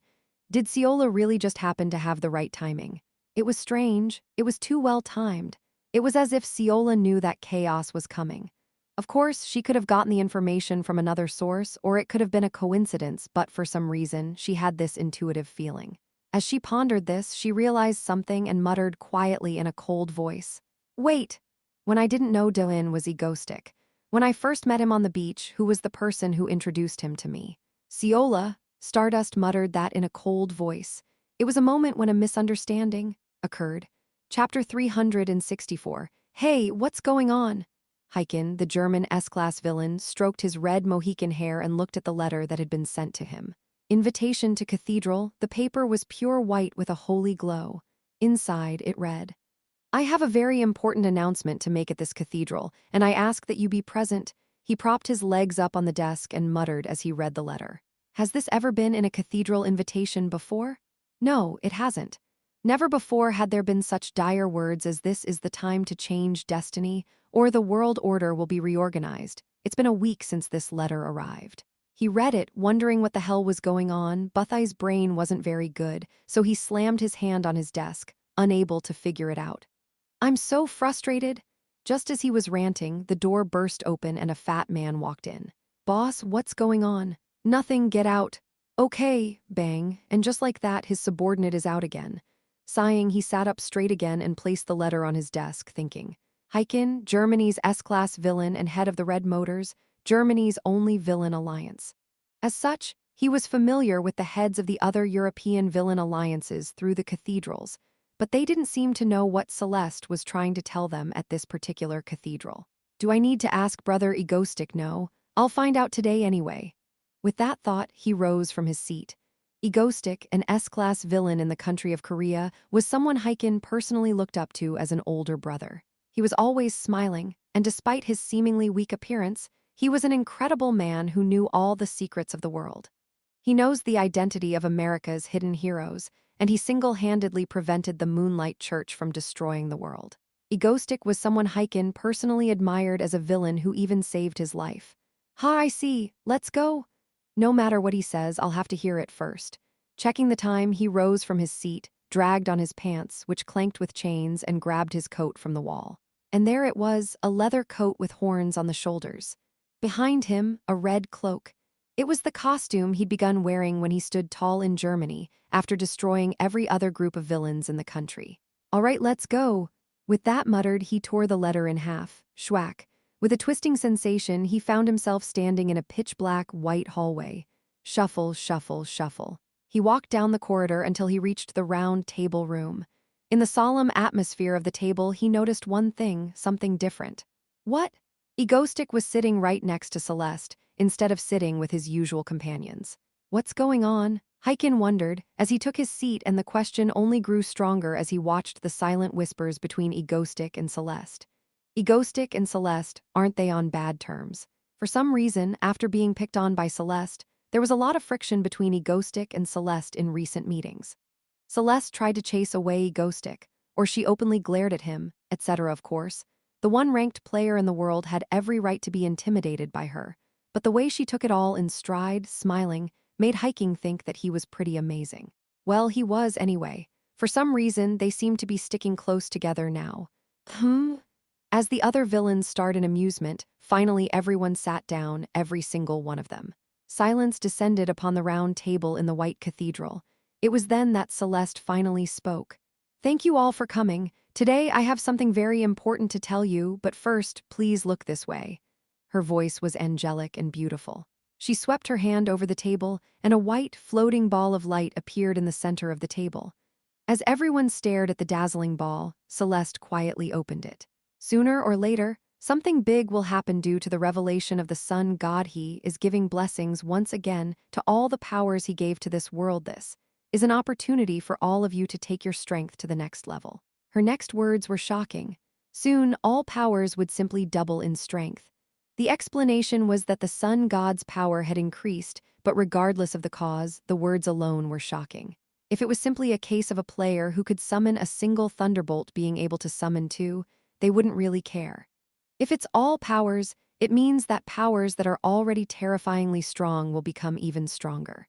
For example, if the powers that can destroy a mountain with a wave of their hand become even stronger than they are now, what the hell is going to happen? Everyone could see that the world would be even more chaotic than it is now, even if no one said so, but of course. That meant that not only others, but also they and their subordinates would become stronger. Celeste waited for a moment for everyone to fall silent. Finally, in a cold voice. "Everyone?" For a moment, the air around the table turned freezing cold. All eyes were focused on Celeste, whose unspoken charisma was somehow overwhelming. Celeste, the one who always kept her eyes closed. Silently, for the first time in Cathedral's history, she opened her eyes and looked at everyone with her golden pupils. "I know that you will be confused, of course. If it happens, the world will be confused, but yeah, we're the ones who see opportunity in that chaos. The world will be more chaotic in the future, perhaps more than ever before, so what are we going to do about it?" With those words, she rose from her seat. Looking down at them all, her eyes filled with ambition, she spoke coldly but firmly, in a whisper, but loud enough for all to hear. "At this moment, I speak as the head of the cathedral. From this moment forward, all of Cathedral must unite as one, working toward a single goal: to rid ourselves of the weak and those who would seek to lord over us, so that we may all be aligned before a new order of power. I will lead you. May the blessings of the sun god fall upon all in way we take the world in our hands. From now on, I call upon all of Cathedral to unite together before the crusade. I hereby declare Cathedral the global alliance of villains. The goal is to bring the world under our control." A moment of silence descended, and suddenly, the sound of applause was heard. At the center of all the attention, a man in a white half-mask, Egostick, was clapping silently, and then, starting with him, the round table began to fill with noise. Thump, thump, thump. "That's right. Yes, you should be born a villain and rule the world. That's a funny story, it should have happened a long time ago. Ha ha ha ha, great, I'm in. Celeste, shouldn't we have done this a long time ago?" And just like that, in a room full of nods of approval, unknowingly clapping along with the others, Hyken suddenly realized. From the beginning, the speech was pointless. Celeste could have just said, "Hey, gather," and the other villains would have followed suit. Why? Because everyone would have been thinking the same thing. If the day comes when the powers of the powerful explode Celeste, how strong is she going to get? Right now, no villain could stand against her, at least, not without a few. Atlas, maybe, but even then. I'm sure Egostic has them all in his pocket. In other words, it all pointed in one direction. All the villains would be united under Celeste at this time, and they would all be in one place, a villain alliance on a scale never seen before. Can the International Association stop this? I don't know what it is, but I'm going with it. Well, the details didn't matter. No matter what, there was something about Celeste's speech that set his heart on fire. On this day, it was decided that the Global Alliance of Villains Cathedral would be officially launched, after the announcement was made. Anyway, this is the important part, okay, Egostic? Yes, Miss Celeste. I sat alone in her room, drinking coffee, wondering where the charismatic Celeste from earlier had gone and what had happened to her. How does it feel to be Cathedral's #2, anyway? It wasn't bad. I was pretty much writing the book. Anyway, Celeste's speech confirmed one thing. Her goal, Cathedral's goal, is world domination. She's doing what the gods want, right? Not world destruction, but world domination. She just didn't know yet that the sun god's goal was destruction, not conquest. Of course, I said and took a sip of my coffee. Now the world-conquering cathedral has officially been launched. How do I turn this into a world defense headquarters? Chapter 365, Breaking News, this is urgent news. We are currently experiencing anomalies in the city due to a sudden surge in the powers of all superhumans. Please evacuate to a safe place. It happened all at once. The international community was as unstable as ever. Every once in a while, a villain would unleash a terrorist attack and destroy a city, and there were conflicts every day. It was a society that worked until it suddenly happened. Experts speculate that the powers of the superhumans have been enhanced for some reason, and are currently trying to figure out what it is. This event, collectively dubbed inflation, is believed to have far-reaching ramifications, especially in the aftermath of the villain's massive attacks. A secondary awakening of the superhumans without any context, as if they were evolving. All of them became stronger at once. This reverberated through society, but mostly to the villains. Breaking news: simultaneous terrorist attacks are currently occurring around the world, reportedly on a very large scale. The anchor's words are accompanied by footage from the screen. It showed a hero and a villain fighting on top of a building in an overseas city center. It was a common scene of terrorism. However, something was different. Ha ha ha. Fireball? The masked villain's words and actions were light, however the aftermath was anything but light. A fiery sphere, like a giant meteorite, appeared in the sky. It emitted such heat that it could be seen and felt as if it were about to destroy the entire city below, much to the horror of all who saw it. The heroes were no match for him. A giant golden shield formed against the falling fireball. Finally, they collided with each other, creating a huge explosion, and just like that, the whole world was suddenly in an uproar. In a way, it didn't seem like such a big deal, since both heroes and villains were pretty powerful. But the real problem is that the villain who took down one building threatened a city now, and the one who threatened a city before threatened a nation now. Breaking news: a group of villains are currently running amok in the middle of Washington State, USA. They were originally Class A villains, but this inflationary event has given them Class S powers. India's capital is currently being rioted over by a group of thugs, who have now taken over the Indian Association and are continuing their terror. There has been an increase in the number of accidental deaths around the world caused by suddenly empowered superhumans. With only a handful of cases reported to date, the International Association has now released a statement, stating that the rating reevaluation of the heroes and villains is being done immediately, and that everyone is doing their utmost to resolve the situation, but netizens have reacted by asking, what on earth are they trying to do? In fact, the international community has been on edge since the beginning. Because of the growing number of villains and terrorism and a sudden increase in the number of superhumans, international organizations have lost control. There were even countries like Brazil, China, and Japan that were eaten by villains. And in the midst of it all, South Korea, which once had more villains than any other country, and terrorism was a daily occurrence, the country that seemed most vulnerable to sudden power inflation was opinion. Honestly, if you don't have any sense of the world being in trouble, you're a fool. The association is doing too good a job. Recommend 38.6, non-recommend 47 comment. In the news, it's almost the end of the world in foreign countries, but it doesn't affect Korea at all. Is this the kind of caseability that Japan and China are freaking out about? But they're also hitting each other subtly. Why is it that only our country is calm? It's not like it's a newsworthy situation. Because the number of heroes has grown. Precisely because Yuseong Group hired most of the talented people in advance they beat up the villains. So now those B-level and below heroes are also stronger. Goat Lee Seola has prepared everything. I'm supporting Ice Mango from today. But it's the perfect storm right now, Celeste, and the other top villains are ducking quiet time, sure they're pissed right now. But I don't know how they'll react. Atlas, Testius, and the other top bosses in Asia, Katana, Li Xiaofeng, and Egostic are all quiet, there's something going on. And it could get crazy when they return. That isn't the reason for the silence. Enhum Egostic hasn't been quiet the whole time, oh nothing. What? I hate you all. This is also probably egoistic arrangement.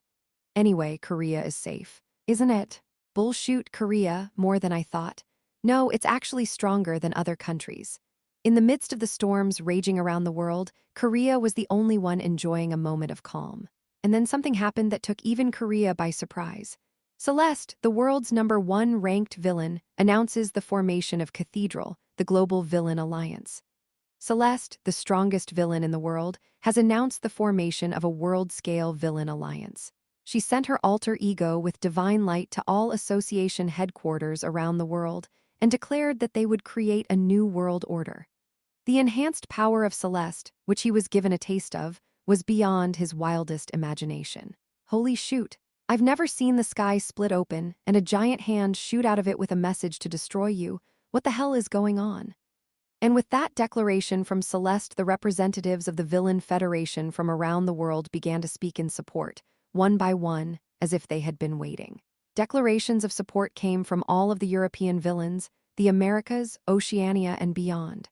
Even Atlas, the so-called leader of the seas, declared himself a member of Cathedral, and the world descended into complete chaos. For the first time in history, a global villainous alliance has emerged, rather than the small, national villainous alliances of the past. With a clear center point, Celeste, the world's most powerful villain. Under her, villains from all nations would join forces to conquer the world. They even said that they would eliminate not only the heroes, but also other villains if they resisted their order. Isn't this really ducked up? And of course the world went crazy like never before. Not just one or two, but dozens of villains, S-class villains, and the heads of the villain groups from almost every country in the world have announced their participation in Cathedral. It's especially shocking to see that even villains who occupy entire countries, such as Asia's Katana and Li Xiaofeng, have been revealed to be part of the Cathedral. In short, the membership of Cathedral is not just limited to the S-class villains who belong to it, but also includes all the villains of the villain alliances under their respective countries. In the face of such a world-scale invasion announcement, South Korea, like the rest of the world, was freaking out. Who the hell is in charge of Korea, they wondered, and what will happen to this country? Until someone found something on Cathedral's site. Wait, what is this? I've been scraping things off of Cathedral's site. What is this? List of Cathedral members, Asia region, head of Asia region. Egostic, South Korea. Egostic/Egostream Japan Katana/Sam Hyup Pa People's Republic of China Li Xiaofeng/Fire Dragon India. Vhashva/another Ohm.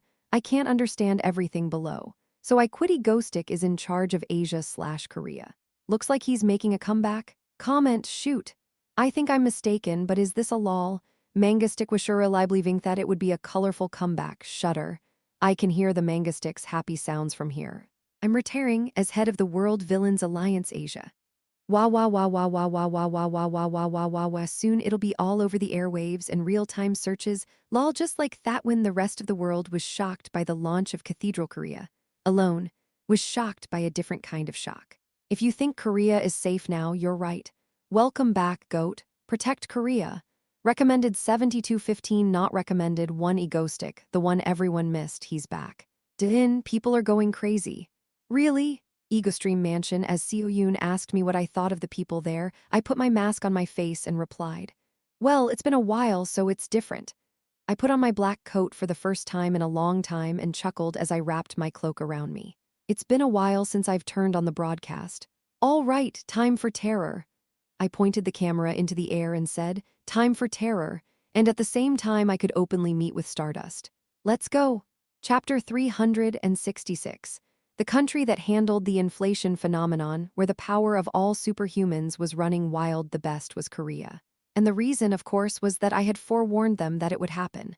Dylan, you're up front now. What do you mean? One day before the inflation, Lee Ciola had told me that.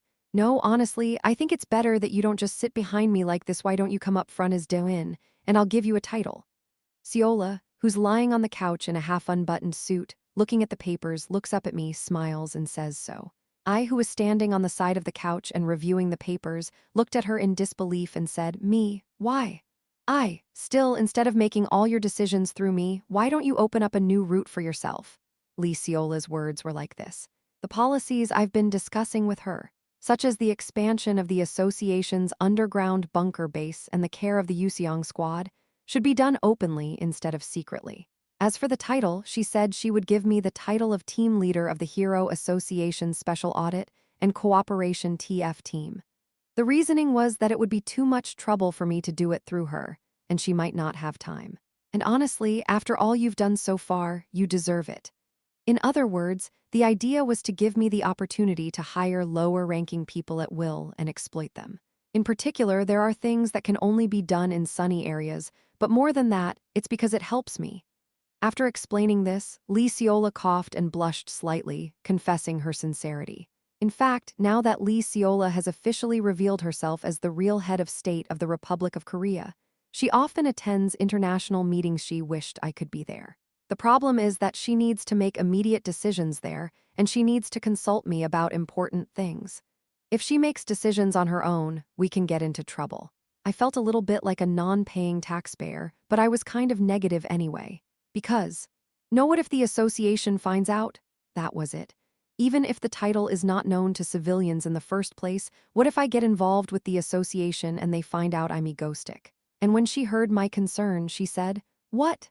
She looked at me with a puzzled expression as if she was surprised. "Dylan, is there anyone out of the 3 A-class heroes who isn't on the side of egoistic? I'm on your side, Shadow Walker's on your side, and now even Haru is on your side. You're even dating.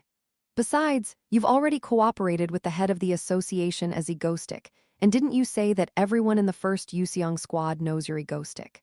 Honestly, I think everyone in the association knows you're on our side now." Is that so? My mind was instantly confused by her words. I thought I'd managed to keep it under wraps, which was embarrassing. Okay, this is what I'll do. Anyway, that's how my entry into public power was decided. I don't know if this is right, but whatever. Woohoo, I guess I can legally hang out with Dylan now. Lee Ciola muttered to herself as she lay quietly on the couch, flipping through her pad. As if she was writing something down and suddenly remembered, she looked up and asked me, "By the way, Dylan, what's your last name?" "Last name? I don't have a last name." "What?" I scratched my cheeks at her surprised reaction. Years ago, when I first fell into this world, I decided to abandon my last name. I cried, "What use is my last name now that I'm in this world without parents and ties?" Being determined to survive in this world from scratch, and anger at the gods who had brought me to this point. It's funny to think about now, but at the time, I was a bit picky. That changed when I met Stardust and Seoyun along with the other people I care about. It was actually a little dangerous back then, even for me. Of course, now that I'm better, I don't think much differently. Let's just call it Dylan. It doesn't matter anyway, right? Yeah, okay. With that, she nodded silently and started to write something on her pad. As I watched her, a question popped into my mind and I asked her, "So, is that okay, since I'm a stateless person who doesn't even have a resident registration in the first place?" "Oh, that's okay. Who am I?" To my question, she smirked as if she didn't care. "It's a problem that can be easily resolved if I just touch it a little. Who can say anything when I tell them to do it?" "That's true," I nodded, looking at Lee Ciola, who was so confident. In the original, and even now, her control over the Republic of Korea was so deep that it was the Republic of Lee Ciola. Even though she put so much power into the Republic of Korea, she never crossed the line and tried to save the dying country until the end. No matter what anyone says, she's still a hero at heart. Now, that's it. Dylan is a member of the government-affiliated Hero Association Cooperation TF team, and I've set you up as one of my direct staff. I see. Good, she replied with a smirk as she put the papers down. Ciola stretched out on the couch, her light blue hair hanging down. Huh! She put the pad back on the desk, smiled mischievously, and then suddenly grabbed me by the arm and pulled me onto the couch. I was barely able to center myself on top of her, lying on the couch, and ended up facing her in a half-flat position. With our eyes locked so closely together, Lee Seola smiled brightly, looked at me with her deep sky-blue eyes, and then leaned her forehead against mine and said, "You see, Do-in is now perfectly in the same boat as me, a soul partner. Anything to get off? Of course not. You're the only person I can be with now." With that, she smiled mischievously once again, then she turned her head toward my ear and whispered, "Together we're going to lead this country, okay?" Feeling her cool breath tickle my ear, I smiled bitterly. Despite her playful tone, I could feel her sincerity, that she would never allow me to leave. Oh, and don't worry about Stardust. I'll try to convince her. What do you mean? That was the end of my brief encounter with her. Since the start of Phase 4, I've been planning a terror that will mark the beginning of the final phase in earnest. In the original, and now, the centerpiece of Phase 4 is the Cathedral-centric villain counterattack. All of the named villains will be aligned with Cathedral, bringing together all of the villains that have been scattered and separated from each other. As such, the terrorism from this point on is characterized by large-scale combat. Of course, Cathedral doesn't just unite the world's top villains, they support each other. That's the scary part. Especially scary is Celeste's Army of Heaven, and these guys are standing right in front of me. Do as I say, do you understand? Understood, they're like egg ghosts with plain white faces, white robes, and armor. These are the clone soldiers that Celeste supports, and they're a great help to the villains in their tactics. Whatever the mechanics of their creation, they have the added bonus of providing an endless supply of staff that can be summoned by simply requesting them from above. They're comparable to B to C class heroes, and while they're not weak, they have the advantage of being numerous. This means that using them, Akka the Heavenly Soldiers, is the core of Cathedral's terror. They summon a lot of mobs to fight and are the reason I needed so many heroes. And I was planning to use this to make a go-stop game for me and Stardust, just the two of us. Yes, Do-in, I'll do as you say. Okay. Thank you, number 1 no, see gum. And with that, I agreed with my faithful students, the Ego Squad, the current heroes of the association. Soon after, I pulled on my mask and floated in the sky, fully dressed once again, to announce my splendid return. Here we go, let's start our first terrorist attack in a long time. The purpose of this attack was twofold. One, to announce that I am back in action as a member of the Cathedral. The other, to meet Stardust legally. With that, I set up all the dozens of cameras floating around me. I smirked, and as I turned on the broadcast, I opened my mouth. "Hello, everyone, this is Egoistic," I returned. Chapter 367. A man stood in the blue sky, illuminated by bright sunlight, his black cloak fluttering, looking down on the city while the camera filming him was broadcasting the footage across the country. People all over the country were watching him, the most popular villain in Korea who hadn't been seen in half a year, Egoistic. He's finally back after a long wait. "Hello, everyone. I'm Egoistic," and their reaction was enthusiastic. "The king is back. The king is back. The king is back. The king is back. The king is back. The king is back. The king is back. The king is back. The king is back. Now let's go now, let's go now, let's go now, let's go now, let's go now, let's go now, let's go now, let's go now, let's go now, let's go now, let's go now, let's go Mango. Is he a god?" The gods answered the question. "Daddy, what do you want me to say?" "Mango, is he a god?" The gods answered that question. "What do you want me to say?" "Dad." 200 days of miracles, 200 days of miracles, 200 days of miracles, 200 days of miracles, 200 days of miracles, 200 days of miracles, 200 days of miracles, 200 days of miracles, 200 days of miracles, 200 days of miracles. The hero community welcomes the return of S-Class Hero Mangastic. The hero community welcomes the return of S-Class Hero Mangastic. The hero community welcomes the return of S-Class Hero Mangastic. The hero community welcomes the return of S-Class Hero Mangastic. Ugh, why am I crying? Why am I crying? Why am I crying? Why am I crying? Why am I crying? Why am I crying? Why am I crying? Welcome back. We've been waiting for you, goat. Welcome back. We've been waiting for you, goat. Welcome back. We've been waiting for you, goat. Welcome back. We've been waiting for you, goat. If you're a mango dancer. You're a mango dancer. You're a mango dancer. You're a mango dancer. You're a mango dancer. You're a mango dancer. King Egoistic of Cathedral. King Egoistic of Cathedral. King Egoistic of Cathedral. King Egoistic of Cathedral. King Egoistic of Cathedral, King Egoistic of Cathedral, King Egoistic of Cathedral, King Egoistic of Cathedral. Looking at the dizzy chat window running like crazy all over the place, I sighed inwardly with a bitter smile. It's really the same. Yeah, this is what my broadcast chat window looks like. What did I expect? Maybe it's because it's been over half a year since I returned to terrorism, but I feel a bit nostalgic. It's been a long time since I've stood on top of a blue sky, surrounded by cameras and spoken. After a few moments of such sentimentality, I smiled again, looked at the camera, spread my arms wide, and began to proceed. Still, what's done is done. Yes, everyone, it's been a while, y'all. That's right, I'm back. Have you all been waiting, haha? And if you haven't, well, you're all in for a disappointment because I'm back in full force. As I finished speaking, a white flashbang shot out of the sky and exploded behind me with a loud bang. This was another one of the supplies from Cathedral. It is a divine light that is visible even in broad daylight. I'm currently using it as a substitute for firecrackers in my cooking. It's nice to have a backbone. Best of the Cathedral budget. The flare emits a pure white glow that somehow feels divine, while the sky around me turns white as if spilled white ink. I grinned and began to reveal that I was a member of Cathedral. Yes, I'm back like this for one reason and one reason only. Because I'm working with Cathedral, created by the world's greatest villain, Celeste. Cathedral's logo popped up simultaneously on the broadcast. After emphasizing my affiliation with Cathedral, I continued. Actually, I wasn't going to do it after last time, but Celeste has given me a great opportunity to conquer Korea together, so here I am. Now, as an officer of Cathedral, I will be dealing with you. And I see an old friend of mine is coming from that direction as well. I raised the corner of my mouth as I said that.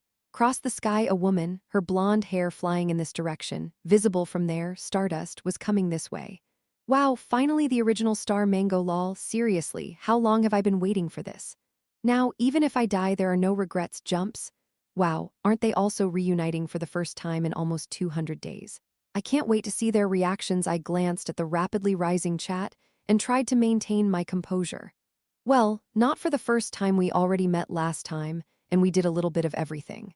Of course, I couldn't let this slip, so I tried to act like I wasn't bothered at Alland while I was at it.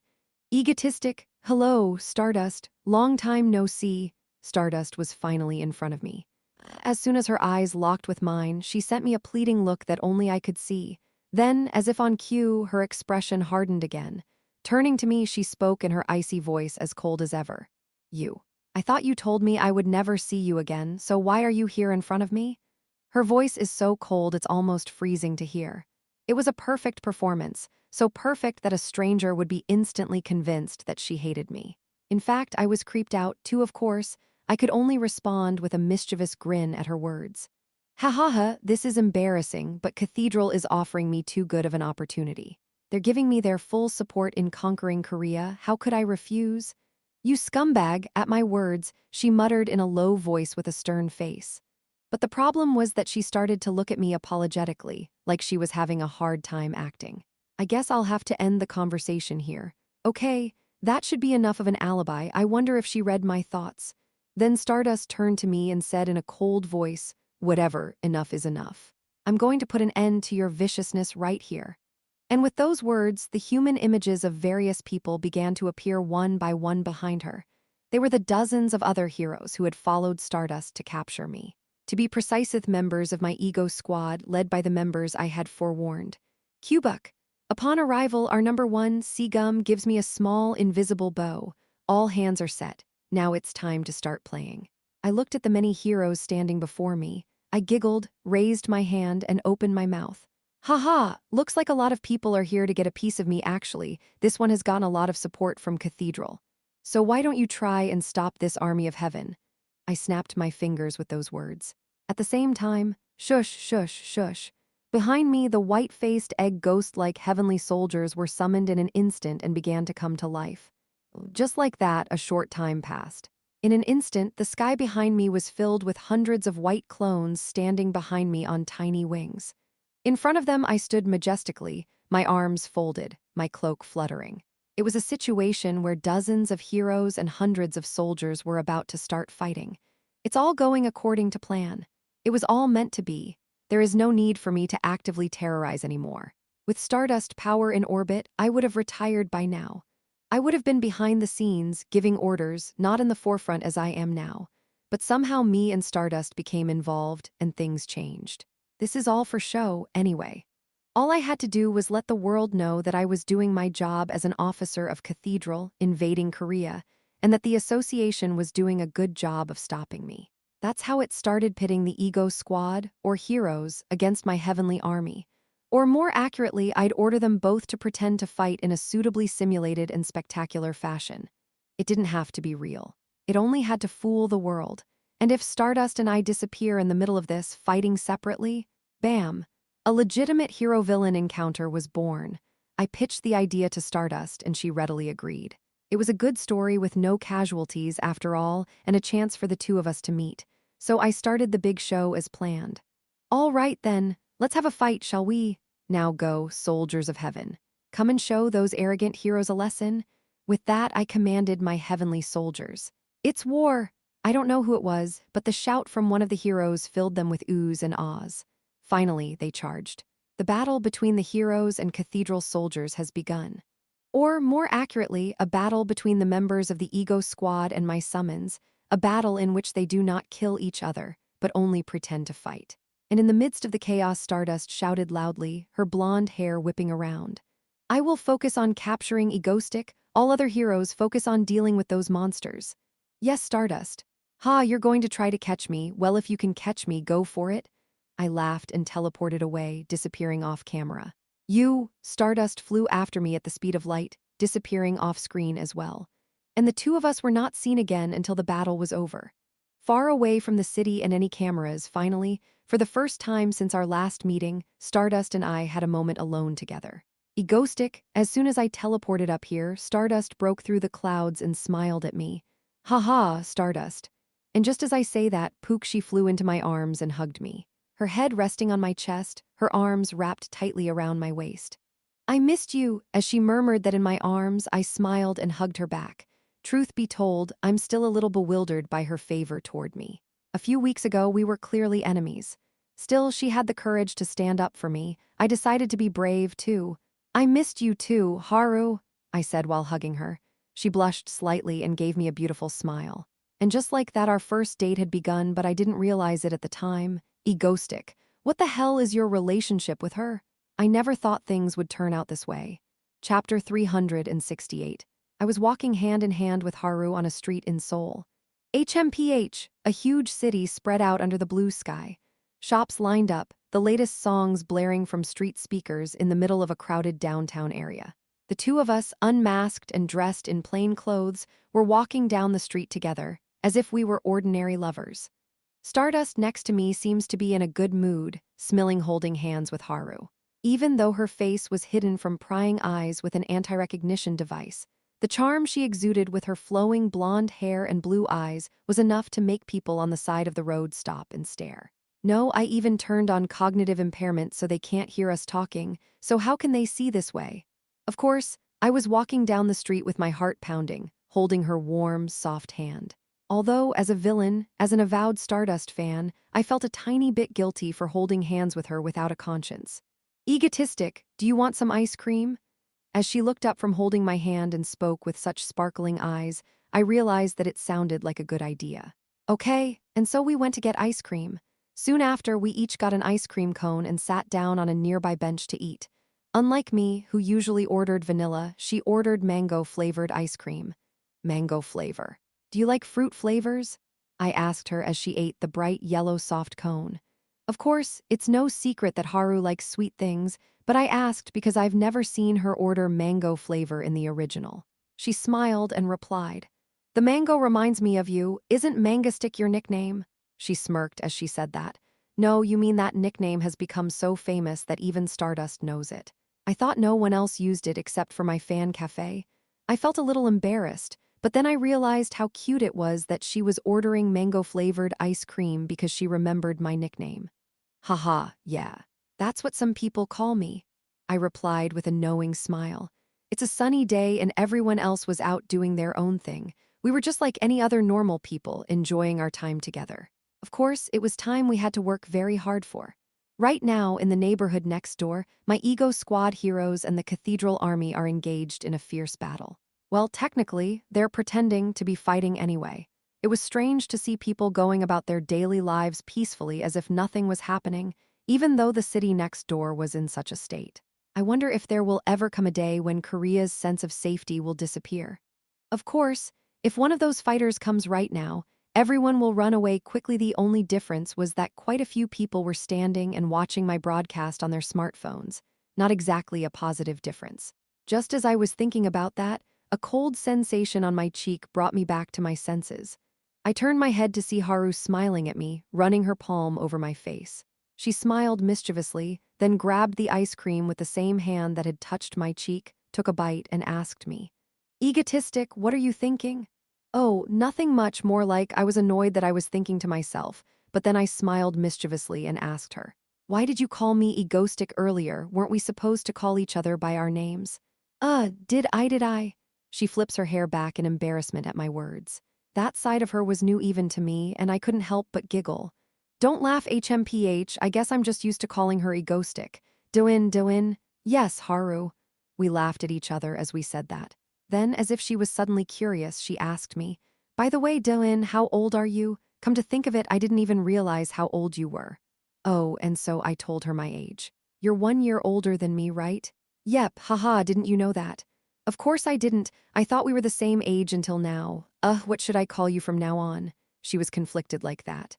Then she raised her head slightly, met my eyes, and asked cautiously with a slightly reddened face, "Big brother Dylan?" "Uh-huh." And at her response, I couldn't help but burst out laughing. No, this is so awkward.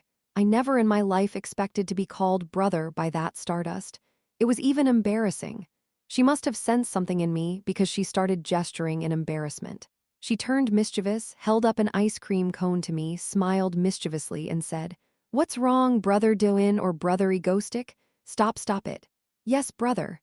After a bit of banter, I finally settled on just talking as usual. "Still, you're older than me, but it's strange that I talk to you informally and you treat me with respect. Just talk to me comfortably."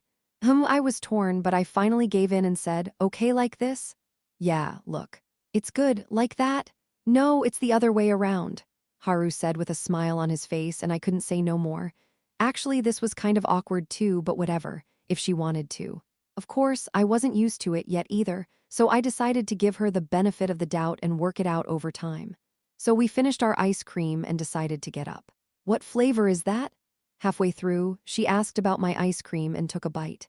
After that, when I took a bite of her ice cream, I didn't know why, but the sight of Haru's cheeks turning red was also cute.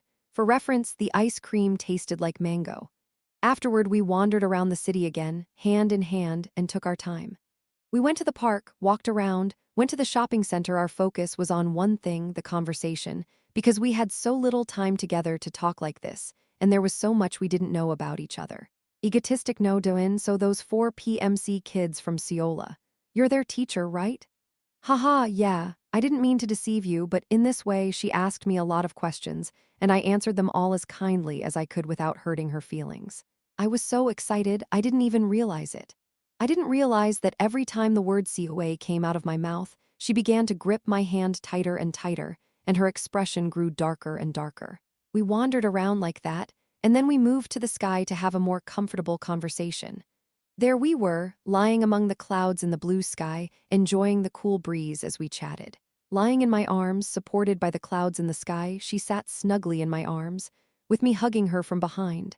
And that's how we were, smiling and talking. Yeah, that's why I was raising PMCS with her. Heh, and there she was in my arms, listening quietly to me. As I finished my last word, she stirred in my arms and turned. She was in my arms, looked up at me, made eye contact with me, and opened her mouth. "By the way, egoistic, yes. You. What the hell is your relationship with her?" The way she asked me that, with dead eyes and an expressionless face, made me feel like the temperature around us had dropped by about 10 degrees Celsius. I didn't know what was going on. My superhuman intuition, which I didn't even know existed, began to whisper urgently to me.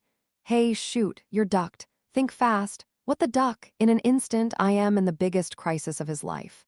I don't know what was wrong with me, but for some reason I felt ominously like if I said the wrong thing here, I would be split down the middle into ego/stick. So I started rolling my head frantically. Meanwhile, of course, she was still talking. "HMPH, from the sounds of it, you and Seola have known each other for a lot longer than I have. How long has she known who you are? Recently or a long time ago?" "Oh, and by the looks of it, she knew all your names before I did." She says this with her arms around my neck, breathing shallowly in front of my nose, looking into my eyes. Her body is now completely pressed against my chest, and I'm only breaking out in a cold sweat, even though I would normally be embarrassed.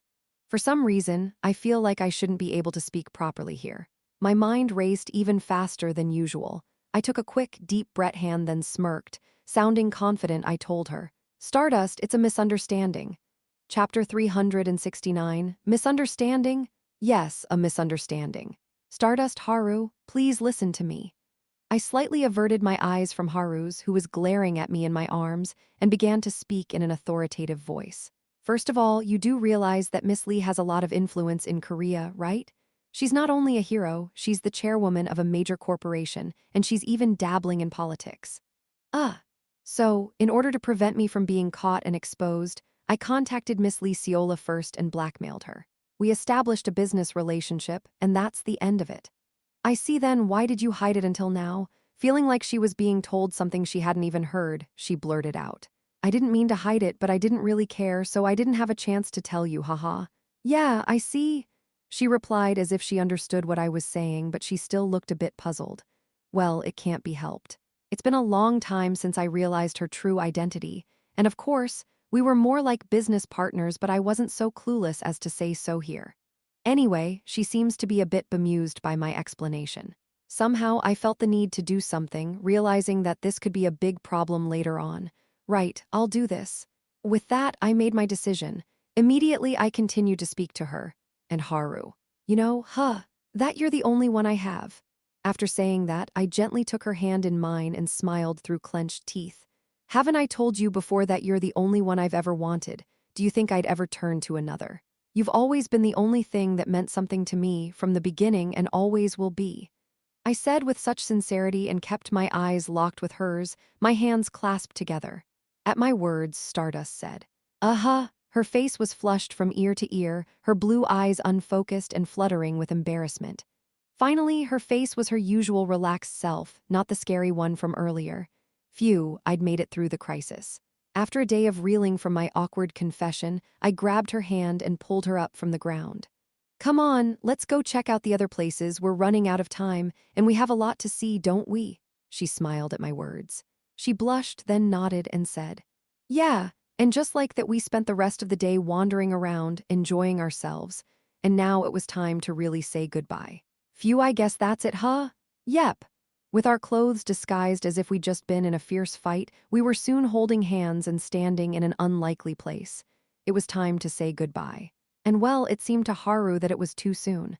I guess we'll see each other again, won't we? She says, facing me, as she insists on smoothing out my outfit. Feeling the fuzzy feeling just below my neck, I replied reassuringly. Yeah, sure, I'm sure we'll see each other again soon, don't worry too much. Because I was sorry to see you go, too. With that, she fiddled with the hem of my dress one last time. With a sigh, she placed her hand on my chest and opened her mouth. Yeah, I guess I'll see you again. We're heroes and villains, right? She trailed off there, hesitating as if searching for the right words to say next. And then, in a quiet voice, she said to me, Egoistic, I've never really asked you why you keep doing this villain thing. That's what she said, and it was true. She turned to me and asked, but I was vague. In fact, when asked why I continue to work as a villain, I answered this way. It's all for you. By being in charge of Cathedral, I will become a breakwater that protects the Republic of Korea. Actually, that's true to some extent. When I said that, she asked me sharply, as if she had realized it intuitively. Is that all? I couldn't say more to her. I couldn't tell her more because I didn't want her to know the true purpose of my entering Cathedral and what I am ultimately aiming for. It was too soon to tell her that yet. It was not yet a truth she could bear. Maybe that's how she read my expression.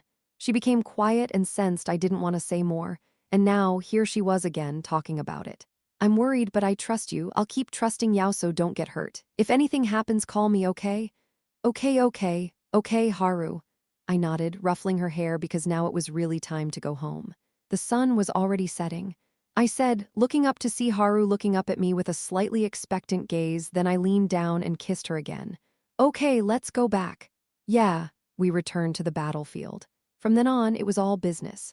Quack, Stardust, you're back. Yes, I had a hard time chasing him down. How are things going? It's tough, but we're winning. I think we've just barely repelled them. All right, I'll take it from here. In the sky above the city center, countless heroes and white soldiers were flying around and smoke was wafting in the air. returning from the battlefield, where one could feel that the fight was really fierce, I said. That's good. You all got a lot of action while I was away. That's quite an accomplishment, harassing so many heroes with such a small force. I can't wait for next time. What are you muttering? There is no next time. Haha, you can't say that. I'll back off this time, but I won't let you off the hook next time. Stay tuned then. With that, I recalled the soldiers, teleported away, and disappeared. Just like that, the terror unleashed by Cathedral was over for the day. And then some. It was only natural that the internet, the news, and everywhere else would be talking about this battle. Breaking news. The invasion that pitted our heroes against the villains of Cathedral is finally over. Unleashed by the return of the S-class villain, Egostic, for the first time in half a year, the terrorism was a de facto war on a scale unlike any terrorism before.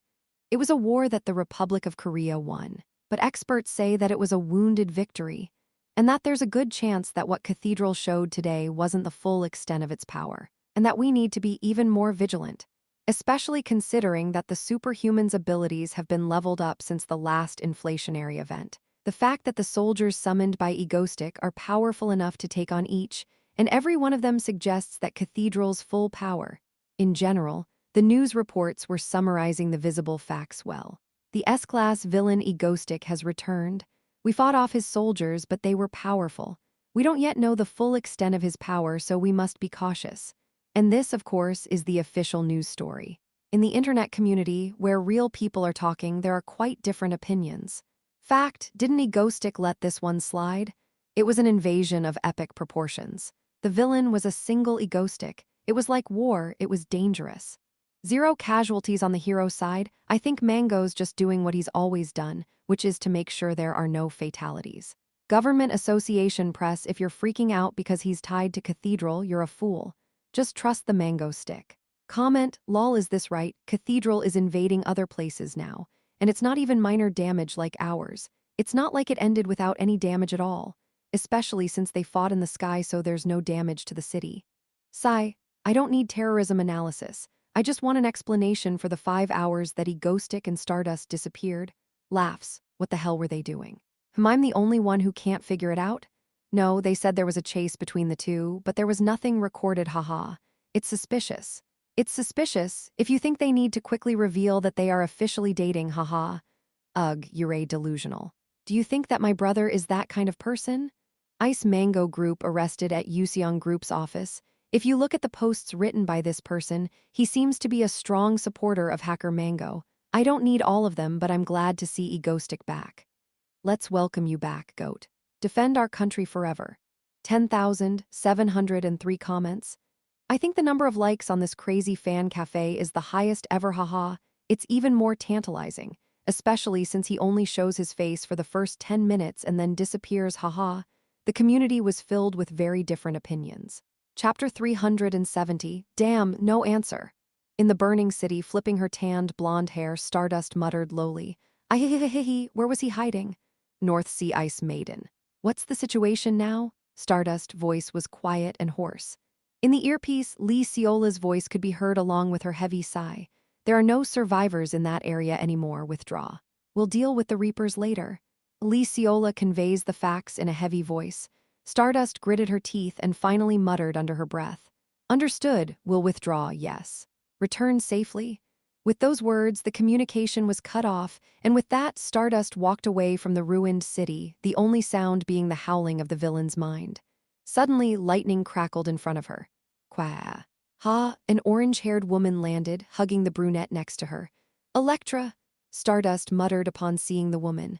I heard something happened, so I came. Are you running away now? What's going on here? The woman with the orange ponytail, who was called Electra, frowned and looked around, then she asked, There are no more survivors here. We are evacuating.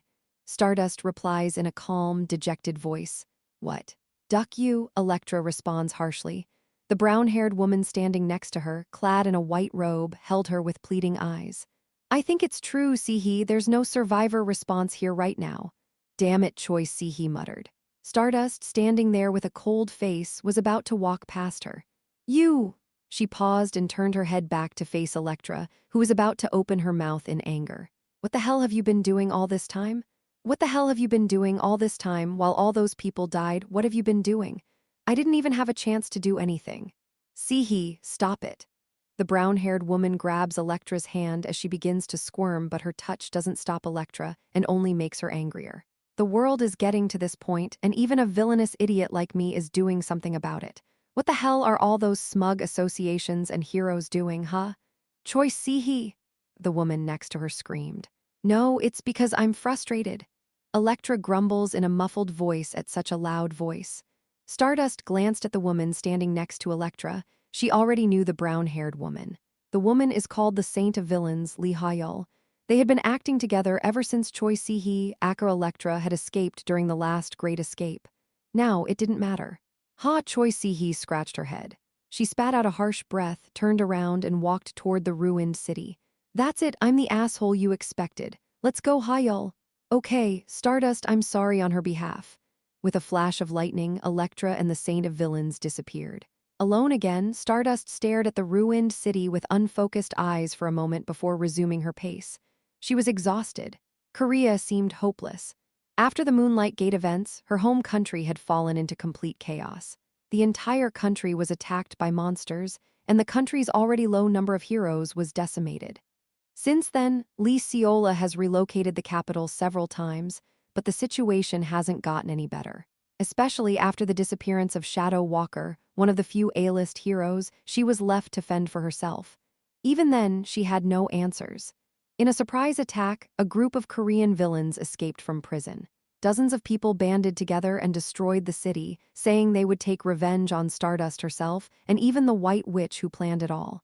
In particular, it took too much sacrifice to kill her. But it was okay, she thought. It would be okay, really, now. Until the inflationary event that suddenly unleashed the powers of all superhumans. In the aftermath of that event, not just Korea, but the entire world was thrown into chaos. A global alliance of villains, the Cathedral, emerged. As such, it was no longer possible to hope for aid from abroad as it had been in the days of the Demon King, as everyone was suffering. Korea's overpowered villains appeared in groups and began to destroy all the places where people lived, one by one, so much so that she couldn't stop them. Now, just 3 months later, the entire country is in ruins. Moderate villains like Electra now go unpunished and untouched. Stardust glanced up at the reddened sky, her eyes sharp. She sometimes wondered if the world was conspiring against her.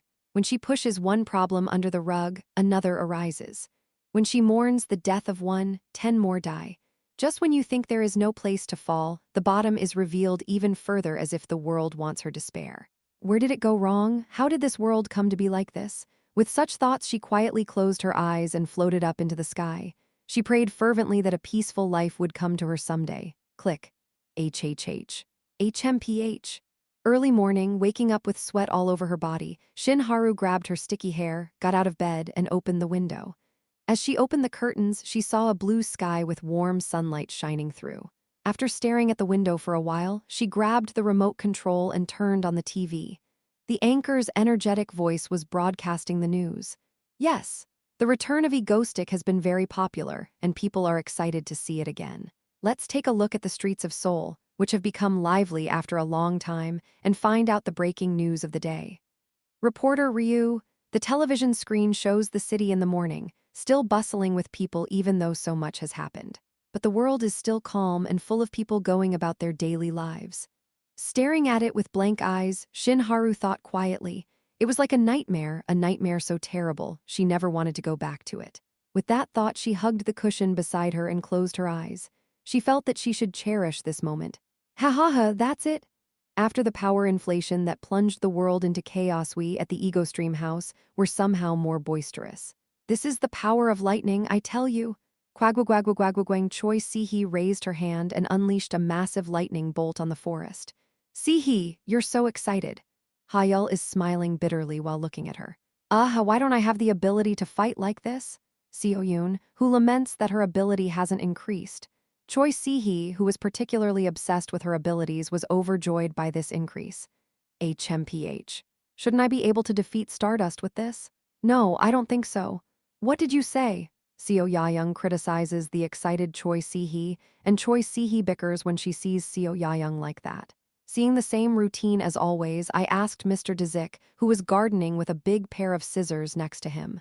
Mr. Death Knight, have you been feeling stronger lately? Not really, which is a shame. I feel rather bad in a strange way. Ha ha ha. I see. I swallowed my disappointment as I said that. The only members of the ego stream who are affected by inflation are those who are related to the sun god's power.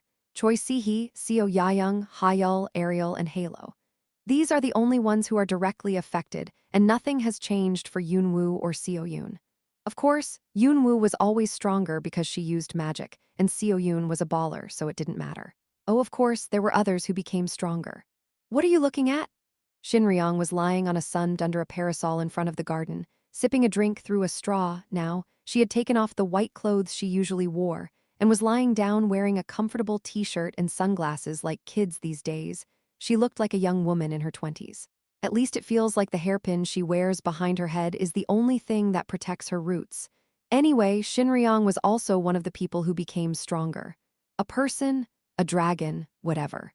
In fact, considering that most of the dragons died while fighting the moonlight monsters and had never been seen in Phase 4, this result was something even I had never seen before. So dragons were also created by the gods. Anyway, as I sat in the garden, watching the bustle of the house, I sighed quietly. Such a peaceful life. In a normal manga, this would be the time for it to end, but of course not this damned world. There was still work to be done to prevent destruction. With that thought, I rose from my seat. It was time to move on to my next plan. Chapter 371, now that I have reached the final phase, I know what I must do. That is to stop the sun god from finally descending on this world.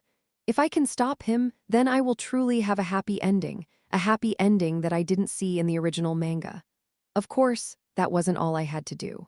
There were many other things to do, and some of them, of course, were to eliminate other villains, especially those who had become particularly powerful after the inflation. Now it feels like I'm holding a real, ticking time bomb in my hands. There was one reason I felt particularly uneasy. All of the villains have gotten stronger, and each terrorist attack they unleash is so threatening. If I don't stop their first attack, the death toll could be really high. In other words, I was destined to stop them as soon as they started. That's a good thing. Of course, there were also good news. For one thing, Shadow Walker is alive now. Unlike in the original where he lost his girlfriend, went a little crazy, and then blackened and disappeared, in this world, I saved his girlfriend and he managed to marry her. In other words, unlike the original, he's still working at night. This means that Stardust no longer has to live in fear of nightly attacks that keep her awake at night. What a relief. Of course, this does mean that the villains who terrorized at night in the original will no longer do so, which is a story twist from the original. But it's a trade-off I can live with, especially considering how much stronger Shadow Walker, who was invulnerable at night anyway, have become since the inflation. I can't deny it's been a huge boost to my power. Regardless, it was clear what was going to happen next. I had to get rid of one of the villains that would be coming soon, the Reaper. He wears a mask like mine and he's quite powerful. His special ability is Berserk. His body transforms into a beast, his hands into long knives, and he specializes in mass destruction. He was also a hedonistic psychopath, a rarity among villains. If there are villains who have an ideology and will do whatever it takes to fulfill their goals, he's a disgusting man who takes pleasure in just killing people. He slaughtered hundreds of people since his first appearance and fled before Stardust even arrived. Actually, up until that point, he seemed like a pretty normal villain. Well, killing hundreds of people was commonplace in the original, a world without dreams or hope, but the real trouble comes after his first attack, when he realized that he has another ability, alter ego. The ability to summon up to 5 alter egos, each with the same powers as his own body, only less intelligent. Even if one of them dies after being dispatched, with a snap of his fingers, he can make it reappear in front of his body. A seemingly simple yet powerful ability for a mid-level boss, it has led to the deaths of many commoners. The worst part is that it's impossible to find him. The main body is hiding somewhere underground, and he keeps sending out alter egos, leaving the association helpless. What if he's weak enough to be shattered by Stardust Fist? He's already killed dozens of people, and he's just spawned another one. He sounds like a clueless bastard, but he's actually killed a lot of people in the original. Especially since the main body hides and only the alter ego comes out, the Stardust. Fan community had all kinds of stories about this Reaper. The writer finally realized that the character was created to kill all the civilians in Korea except Stardust, of course. In the original series, the Reaper was eventually stopped. To be exact, Lee Seola solved it. Wait, didn't he say the maximum number of alter egos he could create was 5? The method was derived from the Reaper's taunt to the association during his dozens of repeated attacks that he had 5 spare hearts. Instead of killing his alter egos on the spot, she captures them one by one and imprisons them. This way, they're alive and the Reaper can't create another one. It was a fairly hopeless solution, despite the overwhelming despair he displayed. Eventually, the Reaper's reign of terror ended when she captured and imprisoned all 5 of his alter egos. The main body was never captured. Ha! And now, at this point, the original story has come true. I thought that in order to catch the Reaper, I'd have to catch 5 of his alter egos. It's a headache just thinking about it. Still, there was a way to break him.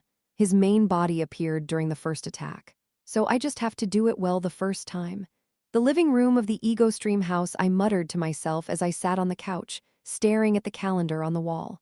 I couldn't remember the exact date of his first attack. Not that I'd forgotten, but the original story didn't specify.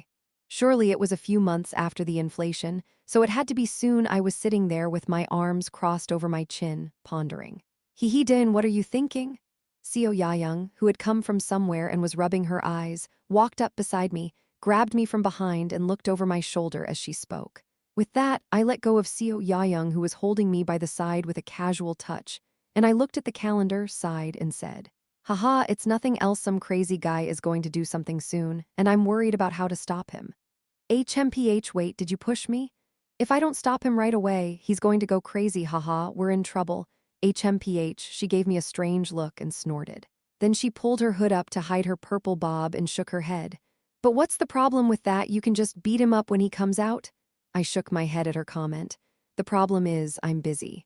I've got a role in the revamped cathedral, and I've got some work to do with Celeste, so I've been traveling quite a bit. But I'm starting to get very nervous about traveling abroad without knowing when Reaper is going to come out. I see. I'll think about what I need to do after the Reaper comes out. I muttered to myself. Actually, the body of the Reaper itself was pretty crappy, berserked, beastified. In other words, it specialized in genocide and was a bit weak in one bone. Even in the original, the main body used a hit-and-run strategy, and all of its alter egos were killed by one hit. It's kind of ironic that the Reaper was one of the worst villains in the original.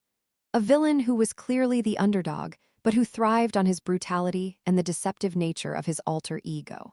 Of course, his popularity dropped since by the time he came out, the world was a big mess, so not many people cared about him anyway. The body itself is crappy. That's why I was thinking to myself, if he's as strong as he is, shouldn't I be able to defeat him? I was strong enough. With the power of the same mechanism as Stardust, my telekinesis has reached a certain level, though it's still a risk. Anyway, I feel like testing my strength this time. I thought that Seo Yoon or Choi Si-hee should be there just in case. Well, whatever. For now, I'll wait for the Reaper to show up. From that day on, I started watching the news every day.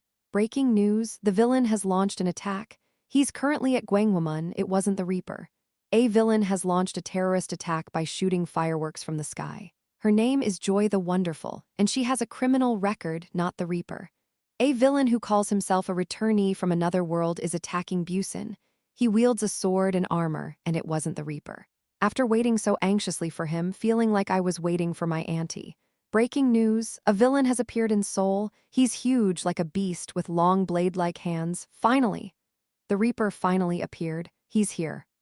Choi Si-hee, come on, let's go. Okay, wait. Quick.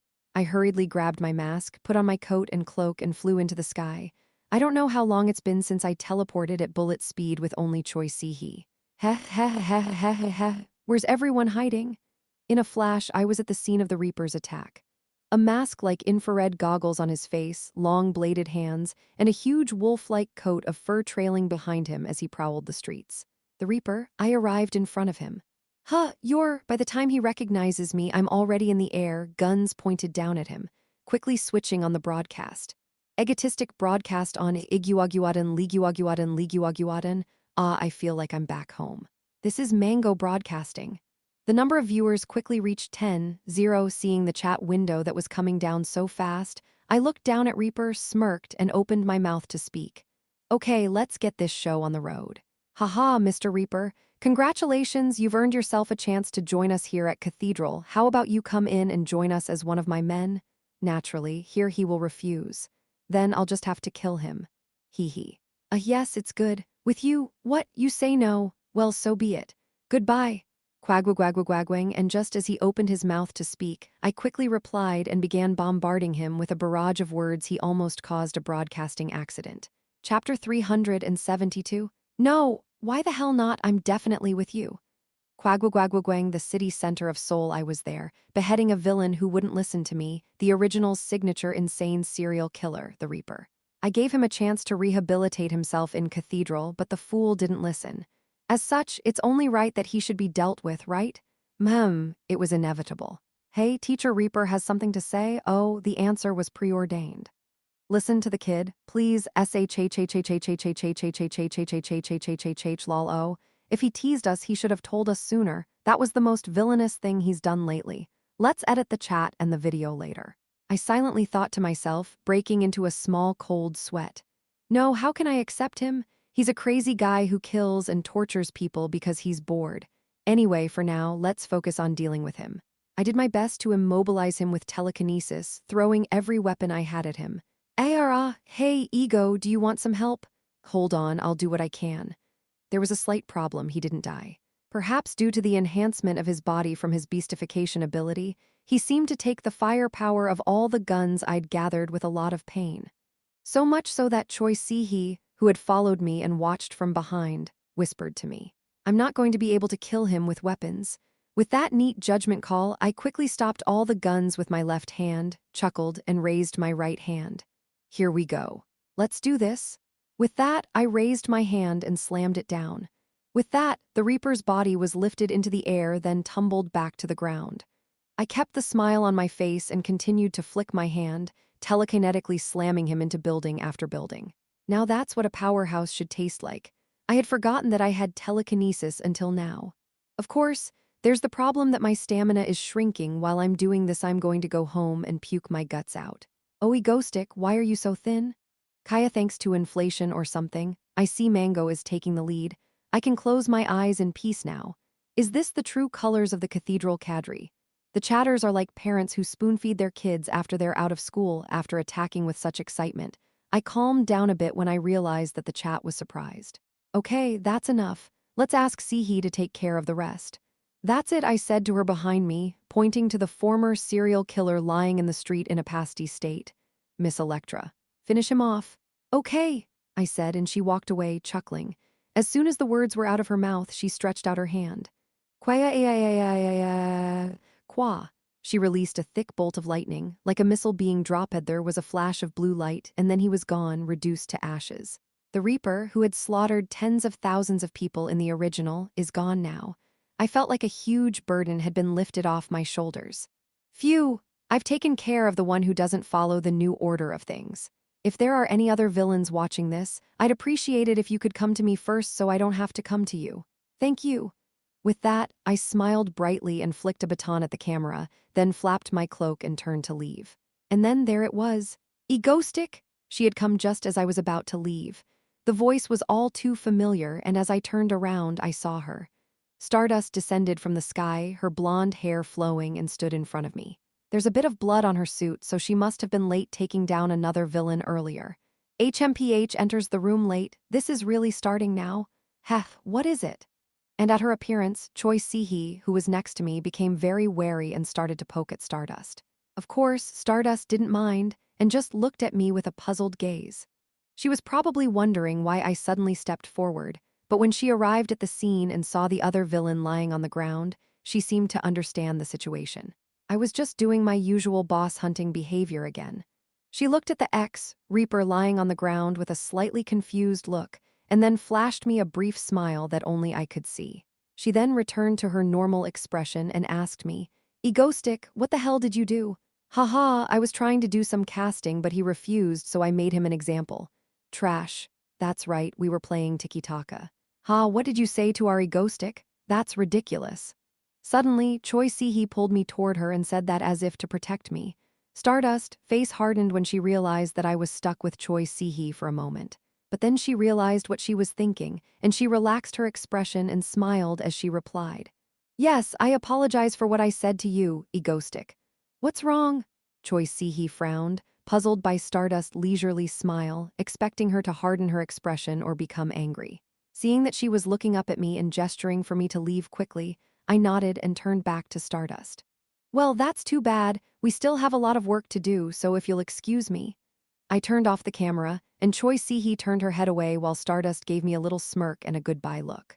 I nodded slightly, and with that, we parted ways. No, I'm going to get caught if I really mess this up. I hope you don't mind. After taking care of the Reaper, I was able to go home with a lighter heart. There is a saying that there is an inner room and an outer room. You have to be strong inside to be strong outside. Korea is my home, and I need to take care of things here so that I can be active abroad. Even though I've become an officer of Cathedral, there are many things I must do to prevent the destruction of the world. I had to stop the destruction of Seoul first, and I did. And now that the inner chamber had been secured, it was time to start working outside. Ha! I sighed as I looked at the calendar. The sun gods would descend to destroy the world, but until then, I had to find a way to stop the sun god and prevent the destruction of the world. It's the beginning of Phase 4 and a lot of time has passed. How much time is left before the sun god descends? A year. Yes, 1 year. About a year until the sun god descends and fulfills the original's bed ending. The destruction of the world. It seems like a long time, but in the end, it's a very short time. Until then, I had to prepare to stop him. Though, of course, Stardust will do the actual defeating. There are things that must be done before that. The defeat is not the end of the story. Before that, I must stop the sun god from destroying the world. For the moment he descends, he will do everything in his power to destroy it as quickly as possible, like a speedrunner. In order for that to happen, changing Celeste's mind was a top priority. Let's see, how long until the next cathedral? I muttered, looking at the calendar. Cathedral conference. To be precise, now is the time for the cathedral to expand and transform into an executive meeting. From now on, my every action would directly affect the future, and I would have the power to change the world. Sun God must die. I must make him die. Therefore, I must begin my persuasion to convince others to follow my ideals. With that serious thought, I went into the living room to think about the agenda I would present at the next cathedral meeting. That's when I stepped up to speak to everyone. Shock, Stardust X egoistic love affair reignited, this time for real. What is that smirk on Stardust's face? In the living room, where everyone was gathered, the TV was showing something like that. I froze in my tracks. Ha, what did they just say? I can't believe it. Seeing that, Seo-yoon laughed, reached for the remote and changed the channel. Then, when she saw me, she opened her mouth as if she thought it was funny. Ha, there's a lot of fake news these days, Do-in. You're dating Stardust. Phew, what kind of nonsense are they making up, right? Haha, yeah, funny.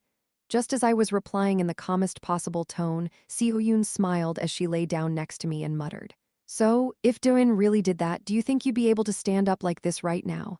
That's right, ha ha ha. Looking at them laughing like that, I broke out in a cold sweat, silently and secretly. Maybe that's not the only thing I have to worry about. Chapter 373. It's been a while since the inflation crisis. In the meantime, Cathedral has been growing at a frightening rate. Breaking news. The French Association is now overrun by Cathedral, and all of Europe is on high alert. The head villain of Cathedral's UK branch is demanding surrender, saying, "We want peaceful conquest." Experts believe that the conquest of the French Association is due to the cooperation between the French and British villains. The collaboration between the villains through Cathedral has given them a much stronger power than before, which the Association did not expect.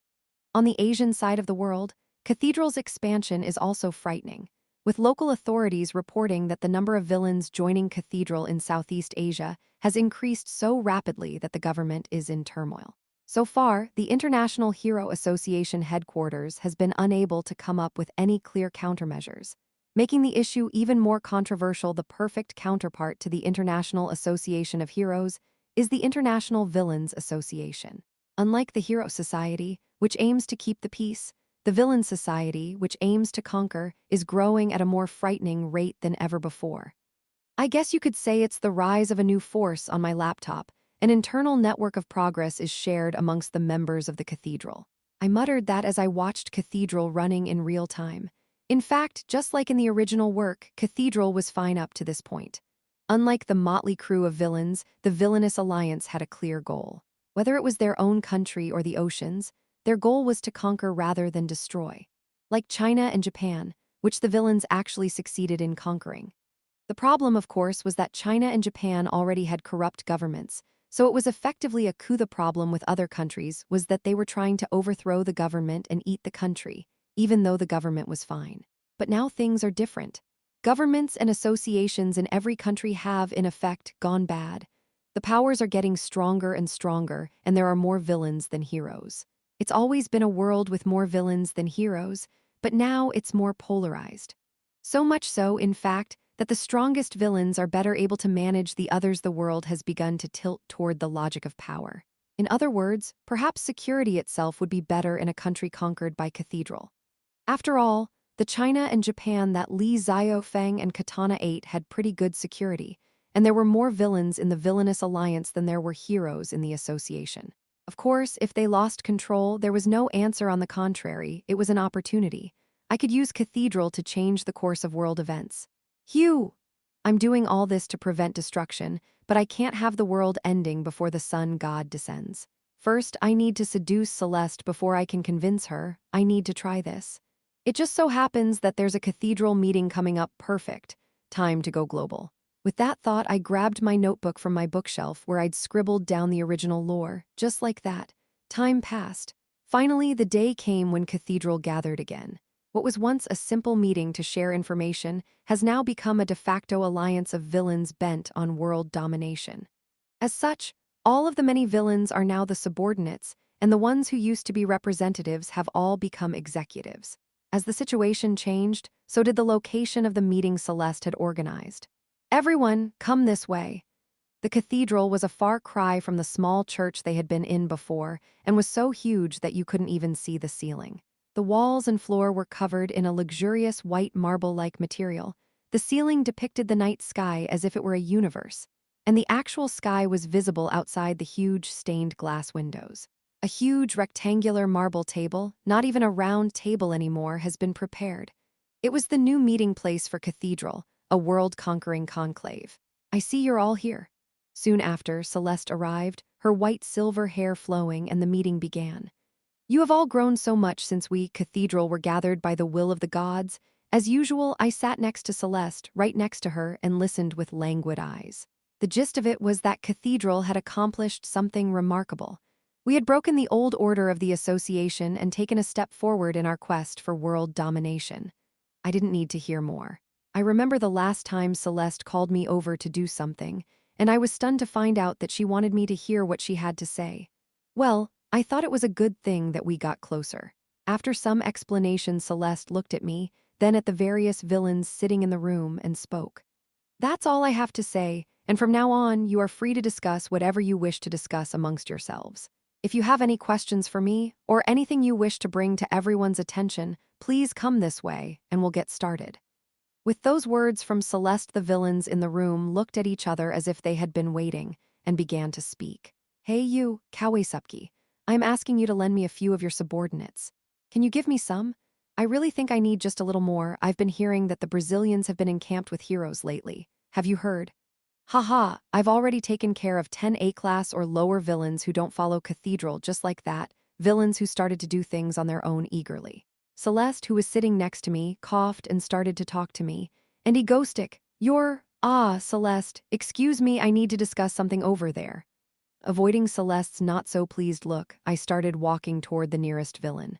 Hello, Mr. Cadrew? You're Egoistic. The man smiles at my greeting, startled by my surprise. He was a man with a very impressive mustache, and he seemed a bit nervous when he saw me casually sitting next to him. Katana said that I was sitting next to Celeste like a second in command, so the other villains thought I was the real deal. Anyway, although it wasn't intentional, it wasn't a particularly bad reaction. A moderate sense of intimidation also serves to increase the credibility of my words. Yes, it's just that this time, I'm in charge of general operations inside Cathedral under the orders of Celeste. Mr. Cadrew said he was in charge of the Spanish side, right? I came here because I have something to help you with. Help? What kind of help are you talking about?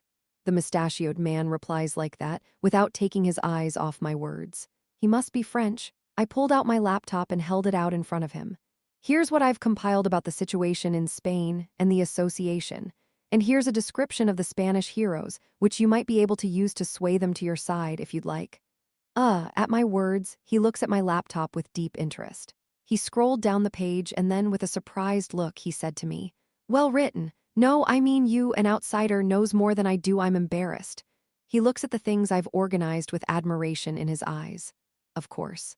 It's a combination of the original information and what Seo Yoon found out through hacking.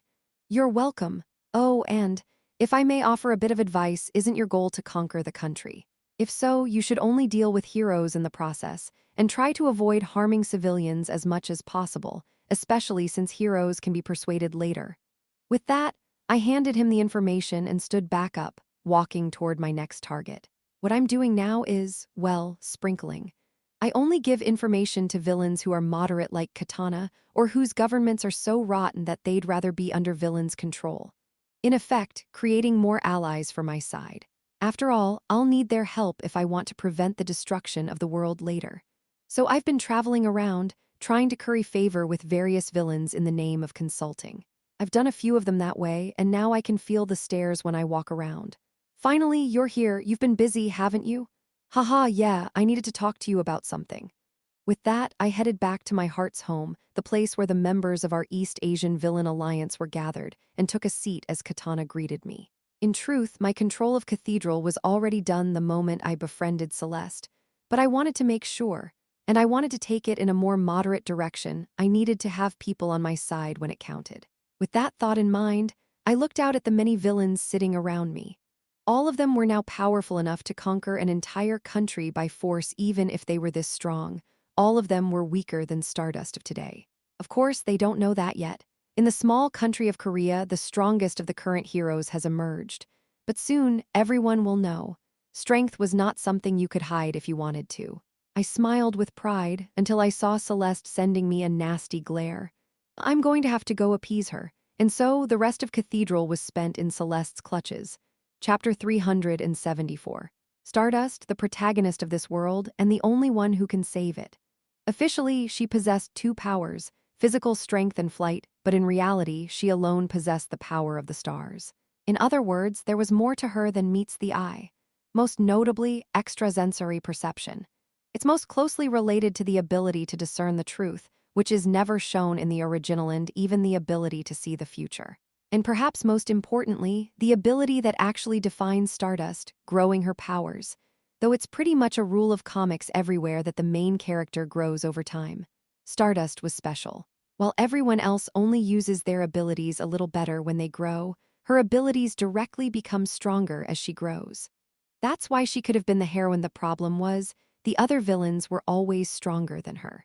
Every time she progressed, there was always another villain with a higher level of skill. Of course, this allowed her to keep growing, but the process was exhausting. Hence, the reason I terrorized her as her arch-nemesis. Instead of killing or allying myself with the other villains, I put her through trials of my own. Anyway, the power inflation event that happened in the original story. Since the issue that depicted that event ended with Stardust being incredibly powerful at the end, I was secretly looking forward to it as a reader. I thought, is this the end of the sweet potato, the beginning of Stardust Cider Binge, the real story? Of course, there was no such thing, and what readers got was a Reaper-like villain slaughtering people under Stardust's watchful eye. Anyway, even with that in mind, post-inflation Stardust is incredibly strong. Arguably the strongest in PvP outside of Celeste. Especially now that I'm in charge of her, she's even stronger than she was in the original, and she's practically at the pinnacle of power among heroes. The problem was, the world didn't know it yet. This is probably because the original Stardust didn't act internationally, only domestically, so there's no subjective comparison. How much stronger Stardust is than others. Even though there was the battle at the Moonlight Gate, it only moved him up to the top 50 and she was not further discussed. Duin, I told you not to play with Stardust alone, didn't I? What is it? What's wrong with you all of a sudden? Look at this. Seo Yoon, who had now grown her white hair down to below her shoulders from her previous short haircut, tugged on my hand and showed me her phone. And there it was, a post. Author, Villain rules. Why is the villain named Egoistic and executive of the Asian branch of Cathedral? His only villain activity so far has been against a hero named Stardust in South Korea. How is a villain who has only barely stopped one hero a key player in Cathedral? Even if he did stop Moonlight Gate, I don't get it. 3 comments, Nate/yeah, that makes sense. Celestia/could Stardust be just as strong? I'm not sure. Mango is love/one thing's for sure. You've never watched any of his broadcasts. Lol. It looks like they've turned on an in-site translator. It was showing me an English-speaking community site that I had never seen before. And I looked at it and my expression became serious. Seo-yoon. Yeah, how about we forget about Stardust for now and find another hero? No, more than that, you've finished reading all the English ones? I asked Seo-yoon with a look of disbelief in my eyes. Seo-yoon, I thought you were only doing my fan cafe, but now you've taken over all the communities around the world. Seo-yoon replied in confusion. No, that's not it. I'm just watching your Anglo-American fan cafe, and I just followed the link to this post from there, and I'm not happy. I have an overseas fan cafe? Yes. If you add up all the members, it's almost as big as the Korean one. It's called Mango Love. At the unexpected news, I pulled my hair out. Well, whatever, never mind. Based on the content of that post, is my history with Stardust the problem? It wasn't really a concern, since my abilities inside the cathedral were limited to that. Well, it didn't matter what I looked like on the outside. Stardust, her identity was bound to be known, sooner or later. A gem is a gem, and even if you keep it hidden, someone will eventually recognize its value. Therefore, I was able to answer her with a smirk. Don't worry, Seo-yoon, time will pass and the story will fade away. Seo-yoon nodded her head in response. That's right. I'm puzzled by her sudden answer with a serious face. Seo-yoon immediately clenches her fists, her eyes burning with anger. Because if I defeat Stardust, those words will disappear. Dylan, wait, I'm going to finish my new weapon, the Star Finisher. With those words, Seo-yoon disappeared into the basement, her will burning fiercely. Well, whatever, I decided to wait. One day, everyone would know the power of Stardust. If it was anything like the original, surely. And a few days later, finally, the day came. Breaking. The king of the Citadel, currently dubbed the worst villain in Europe, is reportedly on his way across the sea to South Korea. In response, the association has issued an emergency evacuation order for the East Coast, South Korea. Unlike other countries, Korea was protected by North Korea from above and Japan from below. In other words, the country was quite safe from invasion by foreign villains. But now, a crisis has finally come to Korea. Korea is a nice place to live, so we'll make it our base for the time being, and the association should get out of the way. Castrum, the Lord of Iron Armor and Master of the Citadel, an S-class villain who is too violent for the European side to even make it into Cathedral. He stands over 2 meters tall, and his armor is as solid as a castle. And he actually rides around in a giant flying mech. He has no set territory, usually operating in Europe and Australia, but once he shows up, he doesn't let up, and he's coming to Korea. To be precise, experts analyzed that since he refused to be subordinate to Cathedral, he felt overwhelmed by having to deal with the association and Cathedral at the same time and fled. Anyway, it was a big problem that he was suddenly invading Korea. It was especially frightening for the people who had only ever faced homegrown villains and rarely foreign ones. Did you hear? When that villain Castrum appears, it takes 5 of Europe's top S-class heroes to finally chase him away. What about our country? No, our country only has one S-class hero, Stardust, and he's even stronger after inflation. Now I have no choice but to believe in Mangastick's real loss insurance. No, why would a big guy like that come to Korea, not Japan or China? After seeing his path, everyone fled to Seoul. There, a huge black castle floating in the air was approaching, casting shadows on the city streets. And finally, a giant figure jumped from the castle. A terrifying-looking Western man, clad in full body armor, landed in a cloud of dust, smashing through the concrete. He then walked through the clouds, pacing the streets with an expressionless face. I guess all the rats got away. As he said that, in front of him, he saw the figure of a woman standing in the middle of the street. Her blonde hair was flowing, and she was looking at him with a stern face. You must be the hero of this place. But are you alone? And then he's looking down at her with his massive body, exuding an immense sense of power and saying it with a look of amusement. Stardust turned to Castrum, still looking unimpressed. Foreign villain, I warn you for the first and last time, leave this land, unless you want to die. What? Ha ha ha ha. I'll give you credit for having the nerve. I see my name is not yet known in this tiny land, okay? Fine. I'll show you. With those words, he spread his legs and took a stance. Wah. Suddenly, a nearby window shattered, and the wind rushed in, shouting at Stardust with such gusto that she could almost hear it. Yes, hero of a small country, I Castrum will show you right here, right now, why I am called the Iron Lord. And with that, cuckoo, he charged at Stardust with tremendous speed, as if a great castle were charging at her. And so the fierce battle began but a few minutes later. HMPH! He was flying helplessly through the air, his gigantic size belied by the blow from Stardust, just like that. Stardust landed on the ground and wiped the sweat from her brow as she watched him collapse, his head hitting the top of a building, and not even moving once he hit the ground. Stardust had taken down Europe's worst villain, Castrum, in a matter of minutes. And just like that, the battle against the much ballyhooed Iron Lord was over. What did I just ducking see? What the is this? It's over? Leaving nothing but bewildered question marks in the on-air chat rooms of the stations that were secretly filming the spectacle. That day, Stardust was, unsurprisingly, on the front-page newspapers of news organizations across Europe. Chapter 375. The worst villain who could barely retreat even when faced with 5 S-class heroes who had reached the top of Europe. Castrum, the so-called master of the Citadel, he terrorized European society for a time with his unstoppable physical strength and overwhelmingly intimidating attacks. He was finally defeated after a fierce battle but by a single heroine a matter of minutes. And that hero was an S-class hero from a quiet country in the East. S-class hero, Stardust, of the Korean Hero Association, took down Castrum with just a few punches. In the blink of an eye, she made headlines around the world, including Europe. Breaking news.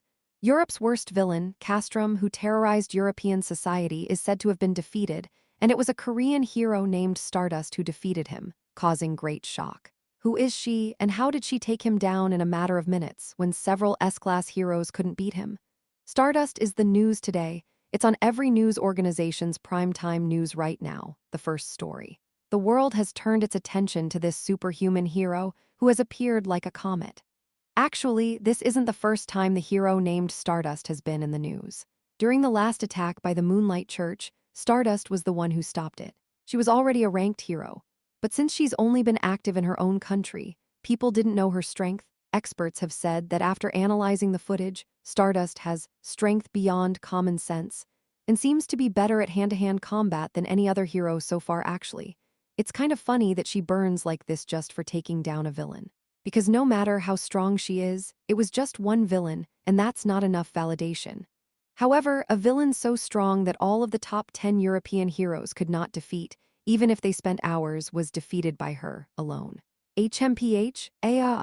The mere sight of her fists flying off and collapsing into nothingness was enough to tug at the heartstrings of many people. Naturally, it was even more uproarious in her home country, where Stardust was known, especially the national TV channels. Shock horror, why is the world so confused and shocked by Stardust, the great SSS-class superhero that Korea has produced? American expert, Stardust is one of the greatest people in the world. I would give the President of the United States to replace her. Why is the world in tears over Stardust's strength and crying just to see her face? Seeing Stardust, Japan grabbed Korea's crotch and poured out all the tears. Japanese Prime Minister's secret file, I will declare Japan's unconditional surrender. I will live in penance to Korea for the rest of my life. Remarks exclusively obtained by Nara Country Love TV. Will Korea's Asian unification happen next month? America is stunned. Japan is afraid. France is stunned. Britain is furious. China is freaking out. India is freaking out. Who is Stardust? Stardust, I will remain in Korea. Korea is my motherland. The Korean peninsula cried because of the patriotic girl Stardust. Wow! EgoStream living room. I entered YouTube to see what the news was like there, and I rolled my eyes at the videos that appeared in the recommended videos. Titles that made my head hurt just looking at them. I've never even seen that movie, so why is it in the recommended videos? With that, I put my phone down, crossed my legs, sighed, and pondered. Actually, the contents of the TV may not be completely wrong. Stardust is the center of attention right now. The whole world is probably watching. The current buzz among people is Stardust might be the strongest of all heroes. Heroes have different abilities. Some heroes specialize in strength like Stardust, but there are also heroes with special abilities. Like Dungeon Maker, who has the ability to create and trap worlds. As such, it was impossible to line up heroes based on strength alone. Up until that point, Ex Machina was the unofficial #1 hero because he had the ability to reverse time, despite being completely powerless. However, Stardust power was overwhelming. It's no wonder she was able to take on Castrum, a defensive and offensive specialist who was known for being a brutal thug, and beat him in a matter of minutes with a punch or two. Different. Everyone can't help but think so. That's why the world was paying so much attention. How strong is that Stardust, the hero, really? In the hero ranking board where no other hero stands out, the top spot changes every time. No one has ever been as overwhelming as her. Ugh, that's what I was thinking. Seo Yoon, who was conducting a poll on her smartphone under the couch, handed me her cell phone with a sob. Haha, people are really going crazy, especially in your fan cafe, and everyone's eating a. While saying that, she hands me her cell phone. If the thing you are most proud of in your life is being born in a country that owns Stardust, that's great, haha. A picture of Stardust doing battle. If you think she's just a rookie, you're wrong. Comment, how come Korea is the #1 hero ranking holder? That's confirmed, isn't it? It's confirmed in my heart. No, I didn't know it was that bad, but seeing her beat up that Castrum last time was really ducking awesome. He took like 3 hits and was out. Just Stardust, I thought Korean villains were weak because she's only beaten Korean villains so far, but apparently not lol, hahaha now that I think about it. Maybe the fact that there is only one S-class hero per country and things have been going well so far was just foreshadowing. That's because there is another one who is practically an S-class hero, right? Thinking about it, yeah. That's true. Why are you leaving out the S-class hero Mangastic, haha? The one who raised Stardust like that. A picture of Egoistic with his back turned and his cape flapping, ha Mango, is that you again? G.O. a T comment. Great Mango, lol, the one that keeps getting reevaluated. Even so, it's becoming popular overseas, haha. He kept running away without getting caught by Stardust like that, haha. Statement of conviction. I didn't know why Mangastic liked Stardust so much, but now I know, haha. How far ahead did you foresee, goat? Mango has saved Stardust's life more than once, haha. Stardust coin again, haha. Since these were posts from my fan cafe, it was absurd that they ended with my praise for some reason. Well, this is what I wanted. I thought to myself as I handed the phone over to Seo-yoon. Hey Dylan, didn't you say last time that if Stardust became famous, other foreign villains might come in and you weren't happy about that? Is this okay? When Seo-yoon asked me that, I smiled and replied. Because things have changed now. Changed? The change is that I'm now a member of the Global Villain Alliance Cathedral. In the original game, South Korea had no villains in Cathedral. This meant that any member of Cathedral could randomly attack you. But now the situation has changed. I'm a Cathedral executive, and I'm in a pretty important position. This means that since I'm dealing with Stardust, no other Cathedral villains can come here without my permission. Especially those who aren't Cathedral. I don't have to worry about that yet. So it was better to reveal Stardust power now, considering my plan. Everyone needs to know about Stardust power now, especially for my own immediate benefit. My position within Cathedral is, in fact, very good. I've revealed advanced information, traveled with Atlas, conceptualized a way to hide my power, and now I've established myself as Celeste's henchman. The only question was, what the hell have I been doing in Korea for the past 5 years, fighting a single hero named Stardust? And I didn't even kill a single civilian. Now I've turned that weakness, or rather, reversed it, to make it look like I've been dealing with a very strong Stardust so far. So, no different? Being Stardust, arch nemesis is no longer an impediment to my accomplishments. A more assured claim to be Celeste's right-hand man and further involvement in Cathedral. Then my plan to prevent destruction will be one step closer to completion. No, let's move in closer. To Celeste, I thought and prepared for the next Cathedral, smiling quietly. Chapter 376. Since the reorganization of Cathedral to take over the world, the frequency of conferences has seriously shortened. It feels like almost every week now, compared to every 3 months or so before. Of course, unlike before, it wasn't mandatory to attend every meeting, but with all the support-related content and advanced information being shared, everyone tended to attend anyway. And then, as usual at the open meeting, when the world was buzzing about Stardust power. Naturally, I participated as usual. I honestly thought that no matter how powerful she was, no one would pay much attention to her because she was a hero from another country, didn't they? I guess not. The same villains would have known Castrum better since they were in the same country. The European branch of Cathedral also pressured me, and the way the European villains are looking at me is especially strange. I'm sure it's because they're finally realizing the implications of me taking on Stardust alone. Actually, it's not that I'm strong, it's that I was able to deal with her for a long time because I never really engaged with her and just bounced around quickly. What, didn't they say that the person who survived was the strong one? So it is true that I am also strong. But I wonder how they'll react when they find out Stardust likes me. Just as I was thinking that. Hey, everybody's here. Celeste, who had arrived a little late today, spoke up in a mysterious voice that sounded like she was singing. The atmosphere in the room quieted down a bit, and the meeting began in earnest. Today, we will review your activities so far and decide on the way forward. Celeste led the meeting with these words. The concept of this meeting was that everyone would say a few words about what they had done so far and how they would move forward. Actually, the invitation said so everyone should have been prepared. The meeting started like this. I'll start with me. I, Celeste, am the leader of Ethuria, and we now have over 90 of the leadership of the United States. She went on to explain her accomplishments. The villains who had accomplished a lot so far spoke in proud and confident voices, while those who hadn't yet done so also spoke up and said that they would be more aggressive in the future. Villains like Katana, who had already conquered the country, didn't say much, just that they would continue to support Cathedral. And then, as my turn came, there were stares from everywhere. I sensed something about Stardust in particular, something that probably worried them the most. I smiled and opened my mouth. I'm buying up heroes all around, eating the association and the government from the inside out. I have the support of public opinion and my plans are going smoothly. I started with a refreshing lie, then prepared to talk about Stardust. In truth, Stardust shouldn't be anyone's concern. She's too busy defending Korea, but the problem is, they don't know that. They just see Stardust as a potential threat because they can imagine her coming to their country's aid and wreaking havoc. So, in an effort to allay their fears, I said the following. Especially since Stardust, my country's hero, seems to be the talk of the town. She hasn't left the country and is being held to deal only with me. I'm also working on ways to lure her over to our side, so don't worry too much. Most of them gave me a look, but a few were visibly relieved. The sighs of relief were mostly from the European villains.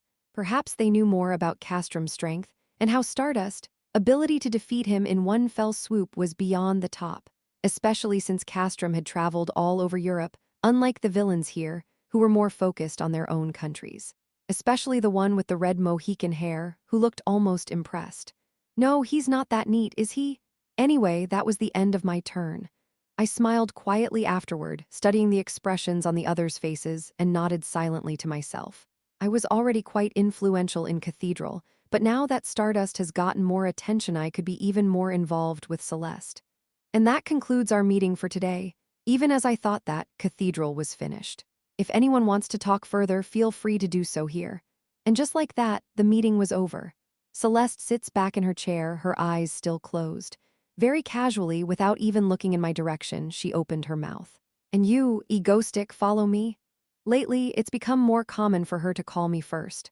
Most of the time, it's something to do with Cathedral's strategic tactics, but I can tell she's gained my trust by consulting me about it, more often than I'd like, but still. Yes, I replied with a smile. I followed Celeste, who stood up first, her cloak fluttering behind her, thinking quietly to myself, I think we've gone along well enough. Time to take the next step. The ruins where the sun god's holy relic is hidden. It was time to go there once more. I had to convince Celeste, not gaslight her but persuade her. I thought to myself, hiding a smile as I followed her. She seemed a little off today, but I could be mistaken. I was annoyed. Do you mind if I take a look at this information? Sure. Celeste's office, connected to Cathedral where the meeting was being held. Her room was simple, but luxuriously decorated in all white. Celeste stared at Egoistic, feeling a little uneasy. Egoistic Dawn. Ever since she realized that he believed in the sun god as much as she did, she had found herself comfortable around him lately. There weren't many people she could trust her who understood her. No, aside from God, in fact, he was the only one, and so, like now, she often called him to her chambers. Well, it was her idea to augment Cathedral like this, so no complaints there. His brain was good, too, but there was only one reason Celeste had been in a bad mood lately. Stardust. It was because of her. The woman who was also known as the arch-enemy of Egoistic. In truth, she hadn't paid much attention to Stardust at first. It was none of her business who he was with in the first place, and Stardust was a very unremarkable and weak hero. But lately, after she'd been in the news for showing off her hidden powers, Celeste's feelings had grown even more unpleasant. Since then, there have been a number of articles rekindling the relationship between Egoistic and Stardust. There were even rumors of a love affair. Not that such incendiary articles were any of her concern, really Celeste knew something they didn't. Stardust, like Egoistic, was empowered by Star God. She tapped the paper, her eyes flicking up to look at Egoistic. He was still smiling, clutching the map and drawing something. No way. Looking at him like that, Celeste couldn't help but doubt. In truth, Stardust's strength was not her concern. No matter how strong Stardust is, she is much stronger. Except I think there's some kind of connection between him and Stardust, and she knows he has the power of the stars. That's why he's been obsessively following her for 5 years. For some reason, the thought of him following Stardust makes her feel even worse. Even though Egoistic is clearly a member of Cathedral and believes in the sun god along with her, why does she feel so conflicted? Celeste continued to ponder these things alone. Soon, she asked to clarify this point and move on. What kind of relationship Egoistic had with Stardust? So, Celeste opened her mouth. Egoistic, what? At her call, he looked up, smiled, and answered. Looking into his eyes and swallowing a small sigh to herself, she chose her words carefully. She opened her eyes, her golden pupils locked with his, and asked, "You. What the hell is your connection to that Stardust woman?" Chapter 377. You, what the hell is your connection to that Stardust girl? Celeste asks me, her voice somehow cold. At that, I realized it was finally coming. Oh yeah, of course you wanted to know more about Stardust. With Stardust, strength being the talk of the town, it's only natural that Celeste would have heard about her.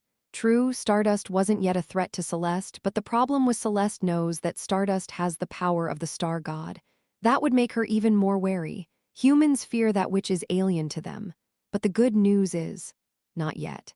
Celeste doesn't know of any ill will between the sun god and the star god. That is, there is only an instinctive animosity between them because they are different gods. She doesn't know Stardust, true identity. And I also have the power of the stars. In this case, a head-on assault is the answer. With that judgment, I smiled and opened my mouth. It's a hero-villain relationship. I'm not asking you to say that. Technically, she's the hero I'm trying to bring over to our side since she has the same star power as I do. At my words, she still looks at me with an uncomfortable expression. So, does that mean you're close? What? Well, I guess it depends on your point of view. It would be nice to get her to believe in the sun god, too. At my words, she pursed her lips slightly. Then, as if she had made up her mind, she met my eyes and said, "Egotistic, do you like her?" Celeste's onslaught grew even more seductive. As she stared at me with those golden eyes that seemed to pierce right through me, I secretly swallowed hard and realized, if I didn't get this right now, I was going to be in big trouble. So still smiling, I said, "Who do you think I'd like? For me, there is only the sun god who cares for mortals like you and his spokesperson, Celeste. You, I have no other interest, no personal interest, and I'm too busy focusing on Cathedral right now, haha." Celeste's face relaxes slightly at my words. I felt a little guilty for making up the words on the fly, but I had no doubt she'd forgive me since it was for the greater good, and if I said we've even kissed each other now, I'd be labeled a heretic and killed. Well, okay then.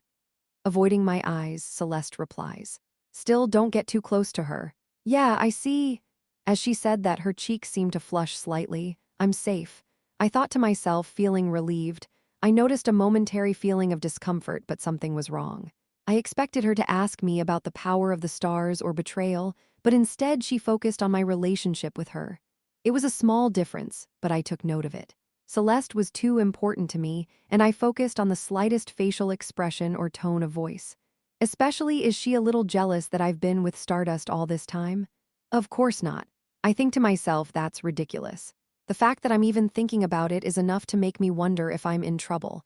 But if it's true, that's a good thing. What are you looking at? Yeah, it was a good thing. Celeste needed to like me more than she already did. Ah.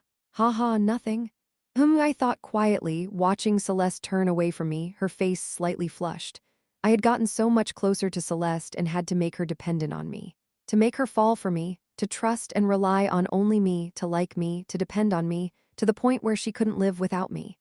Just like Thatso, that when she had to choose between the sun god and me, she could choose me over the god she's worshipped all her life. It won't be easy, I thought and teased the pen. In truth, it wasn't just easy, it was impossible, but I have to try. If this is the easiest way to save the world, then so be it. I smiled and turned to Celeste. Oh, and Miss Celeste? Yes. I found one more of the sun god's ruins. At my words, she raised her head from the papers and narrowed her eyes. I smirked at the sight of Celeste and then turned to her. So, do you want to come with me right now? Of course, she says to me, looking slightly excited. Let's go right now. Seeing Celeste say that, I giggled. Good Thighs was my chance to take the relationship one step further. As a bonus, I could instill a certain mindset into her. With that thought, I smiled quietly and rose from my seat. It was time to travel to that part of Europe where the fourth of the sun god's holy relics was hidden. Now this should be the place. The bustling streets of Europe. Celeste, who was standing there, opened her mouth with a sullen expression. There are ruins hidden in this crowded place. Currently, she had taken off her saint's robes and was wearing an ordinary t-shirt like everyone else. Her long silver hair fluttered as she walked. Thanks to the recognition impeding effect on both of them and blocking other people's gaze, Egostic also took off his usual coat and mask and smiled at her while wearing a plain shirt. Yes, just trust me. He walked ahead, and Celeste followed quietly behind, feeling a little awkward. I wonder how long it's been since I've walked down the street in such ordinary clothes. Ever since she heard the voice of God as a child, she had spent all her energy on creating an empire for him. It's been a long time since she's walked the streets so leisurely. Until then, she'd always spent her free time in her prayer chamber, worshipping her God. The sun descended from the sky, lighting up the streets.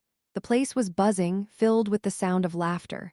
Celeste watched, feeling like she was experiencing something new. Outside Cathedral, there were so many people enjoying themselves like this. And also, the grace of God. Thinking of that, Celeste looked around with a warm smile on her face. She saw Egostic walking in front of her. Looking at his back, she was lost in her thoughts. This sight, too, is thanks to him. What a strange man. With that thought, she began to reminisce. What the hell is your connection to that Stardust woman? She asked, after careful consideration. At her words, without a moment's hesitation, Egostic answered her.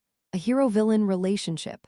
I'm not asking you that. Her eyes narrowed at the obvious answer. Egostic smirked and said, well, to be fair, technically, she's the hero I'm trying to recruit to our side since she has the same star powers as I do. Hearing that, Celeste felt her heart throbbing in her chest. I see, you're interested in her because she has the same star power after all. There was some sort of affinity between people who received power from the star god. It was ridiculous. He said she was a believer in the same sun god, but in the end, it was the bloodline that interested him most. Does that mean you're close? Feeling somehow betrayed, she said so in a cold voice. Still seemingly unconcerned, Egostic gave a vague answer. What? Well, I suppose it depends on your point of view. It would be nice to get her to believe in the sun god as well. So, you've been with Stardust for the past 5 years. She's even pretty, is that all there is to it? Shock, 401 reasons why Egostic likes Stardust. For some reason, the article I read the day before won't leave my mind, and I feel a cold pit in my stomach. Yeah, I'll make sure of this, because if it's true, then Egostic might betray the sun god and attach himself to a woman who believes in that star god. Yeah, that's the only reason. That's how she rationalized it. Then with cold eyes, she asked him a question. Egostic, do you like her? At that, Egostic paused with a smile on his face. Celeste's gaze grew cold as she watched him pause for a moment to choose his words. Egostic. So he's a man after all. A man who said he would live for the sun god and then tried to rejoin the stars because of a woman. Yeah, somehow. I should have known when I saw him forcibly kissing me in the future. Is this what it's like after all? I can't. I have to get rid of this Stardust girl right now, or else while Celeste was thinking such dangerous thoughts. Who would I like? Egostic finally spoke coldly. At his words, Celeste's attention snapped back to him. He said something that struck a chord in her heart. I have nothing but the sun god who cares for mortals like yous and you, Celeste, his spokesperson. What? At that moment, Celeste wondered if she had misheard. Otherwise, why would he casually say such an embarrassing thing as, "Celeste, you are the only one in front of her?" While Celeste was suddenly agitated. "She is only," he said, "someone whom I keep close for our sun god. No other interest, no personal interest, and I'm too busy focusing on Cathedral right now." Egoistic drove the point home. Stardust is only close for her sake. There are no other feelings, that's for sure. Celeste was relieved. HMPH, well, I see then. Feeling a little embarrassed, she looked away from Egoistic. She smiled to herself, silently thinking. So for Egoistic, he has no one but herself. I wonder how many people are chosen by the same sun god. Egoistic should only be by her side. That's where he is most honored. Therefore, Celeste spoke quietly to Egoistic. Don't get too close to her, though. He is hers. Chapter 378. Egoistic reveals to Celeste that there is a new ruin of the sun god. Then, back to the present. We were on a street in Europe in the back alley of some building. Is this it? A ramshackle back alley lined with European-style brick buildings. There, Celeste stood, her long silver hair flowing, uncharacteristically dressed in plain clothes. I don't know if it was because her face itself was shining, but even in plain clothes instead of her saintly robes, she looked wholly unlike everyone else. Of course, the plain clothes were new to her. Anyway, I smiled at her and opened my mouth. Yes, that's right. This is the ruins of the sun god I discovered. How the hell do you know about this place? Hearing Celeste's incredulity, I entered the ramshackle abandoned house in the back alley. It was a dark place of crumbling boards that looked like it had been abandoned for a long time. I walked wordlessly to the end of the seemingly deserted street. Finally, I saw a blank wall in front of me and I put my hand on it. I felt something stirring. What should have been an empty wall had suddenly become a large door. A wall of ruins, just like the one I had seen before. As in the original, this door is only visible if you know it exists. Of course, that's all I can do as a fake. With that thought, I turned my head and smiled at Celeste, who was standing behind me. There you go. The gates to the ruins are open, so let's go in. Egostis, you are real, Celeste said in disbelief as she looked at me, who had so casually discovered a new ruin that even she, a saint of the sun god, didn't know about. She nodded and walked over to me. Yes, let's go in. With that, I opened the door. Immediately, a pure white light enveloped our bodies and we were sucked into the ruins. This is it. It was a large cavity of ochre-colored bricks, weathered by the winds of time. In this sun god's ruins, which seemed to be connected to another world, Celeste first snapped her fingers. With that, her outfit changed from a t-shirt to a traditional saint's robe. Phew, with a sigh, she was back to being the sassy, mysterious saint. Looking around, she spoke in a slightly wary voice. I won't lose my powers here, right? Haha, yes, probably you're safe here. Well, that's good to know, but I guess it doesn't matter. After a moment, she looked back at me, gave me a small smile, and said, Because you're with me? Of course, that was only for a second, then she turned her head and started walking away. Let's go, I wonder what's in here. Haha, yeah. And with that, I smiled quietly and followed behind Celeste. We entered the ruins. Just like the previous ruins, this underground ancient ruin, which was off-limits to ordinary people, was quite large, especially with all the murals. And these were the ones I was aiming for. Wow! Celeste looked at the ruins filled with such murals with admiration. As she looked around, she began to mutter and speak to me. These ancient ruins, who made them, when and why? Didn't you investigate the ruins last time? I did. After you left, I organized a separate survey party. Only, Celeste ran a slender hand along the wall, her voice filled with doubt.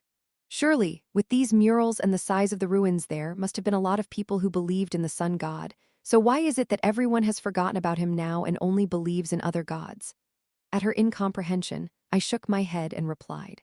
That much is unknown at this point, but based on the few surviving texts of the sun god, modern religions have quite a bit in common with the doctrines of the sun god. Yeah, I know that. I guess modern religions are all derived from him, but will we have all the records been lost except for a few books?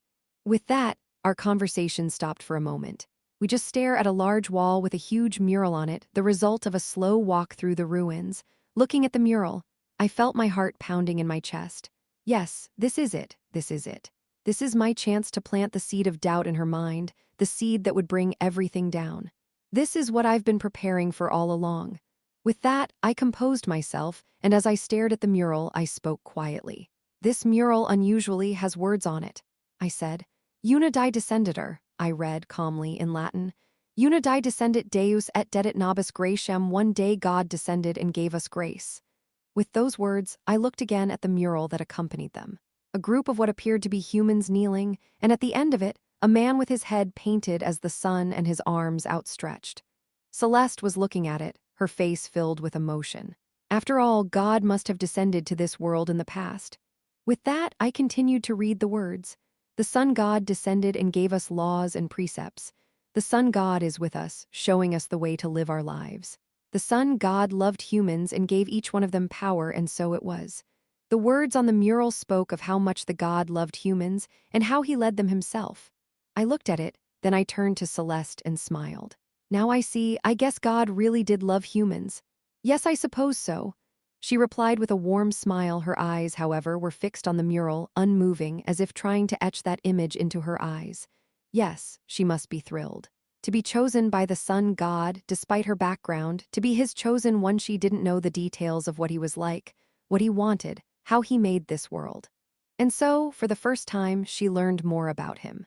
The god of the mural was depicted as a man, though his face was in the form of the sun. And something common to all the other murals, including this one, was that God coexisted in this world in human form and led humans directly. Clearly, he loved humans. Yes, he did. This was important. With this, I was going to plant the seed of a rift in Celeste's mind. There's a series of murals over there, too. Shall we continue on? Yes, let's go. And so we did. I walked with Celeste, looking at the paintings of people praising God. I smiled and was about to speak when I realized. That's very strange, Celeste spoke first. How is it that God could love and be with humans so much and then just disappear, leaving all of his creatures behind? She muttered, that puzzled. Listening to her words, I smirked. Okay, it was time to start. I guess. He must have had something going on, but there's one thing for sure, right? What's that? That he still loves us. I said, and suddenly stopped in my tracks and looked back at Celeste. Oh. And at that moment, she, who had been following me, stopped right in front of me just as I stopped. Taking advantage of the moment, I ruffled her silvery hair as it fell in a natural motion and muttered. Didn't he speak to you, Celeste, when he chose you, saving you in your hour of need and telling you to unite the world? Yes. She looks up at me with a puzzled expression on her face at my words spoken so close to her, but she doesn't push me away or reject me. Okay, that's it. In order to move forward in a relationship, it's necessary to make the first move.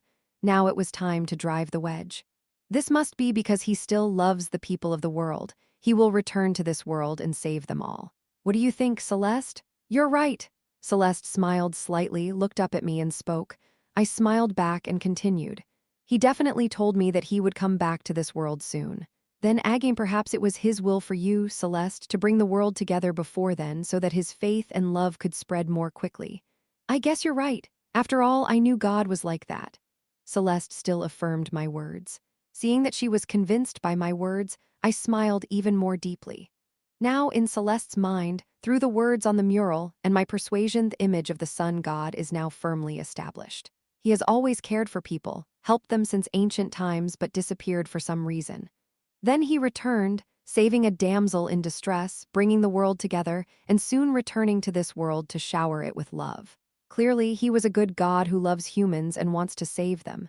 That's the God you like, Celeste. When Hetries to destroy humans, he is completely different from what I thought until now. He is so filled with hatred for humans that it is hard to believe that he is the same God.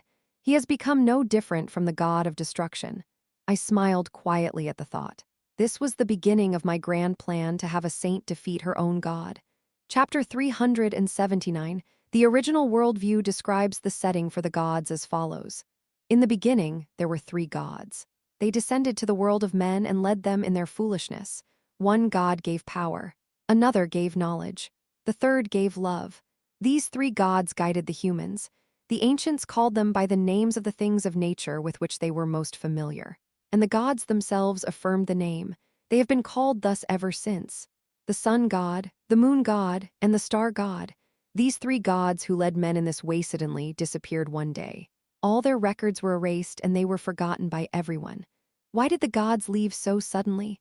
And why, after so many years, would the sun god return to destroy this world? The reasons for this are not explained in the original story. Actually, it doesn't really matter now. What's important is that the sun god is the final boss of the original who will destroy this world. I wonder why this part was erased. Inside the sun god's ruins, I thought as I looked at Celeste, who was looking at the mural with a puzzled expression. Celeste, saint of the sun god, in truth, as a child, she didn't know much about the sun god, but one day she was chosen by him.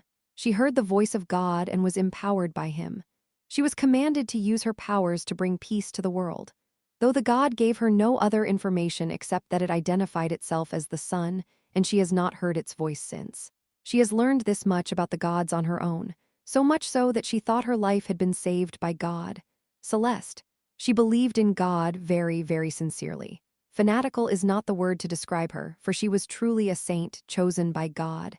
In the original, when God said he would destroy the world, when divine judgment hung in the sky, God, why even she was conflicted.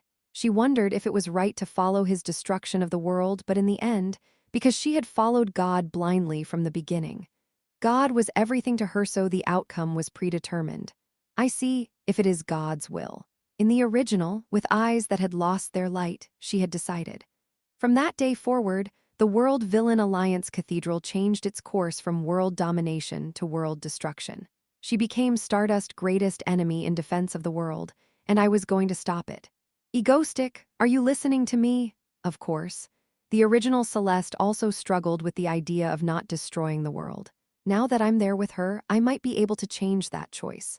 In the original, when she found out the true nature of the god, even she, who blindly followed God without knowing anything about him, felt extremely betrayed. Just like now. If she realized that the God of the past was good, surely, she thought, God was good. That feeling of betrayal when you realize the truth is even worse than before. Can't you hear me?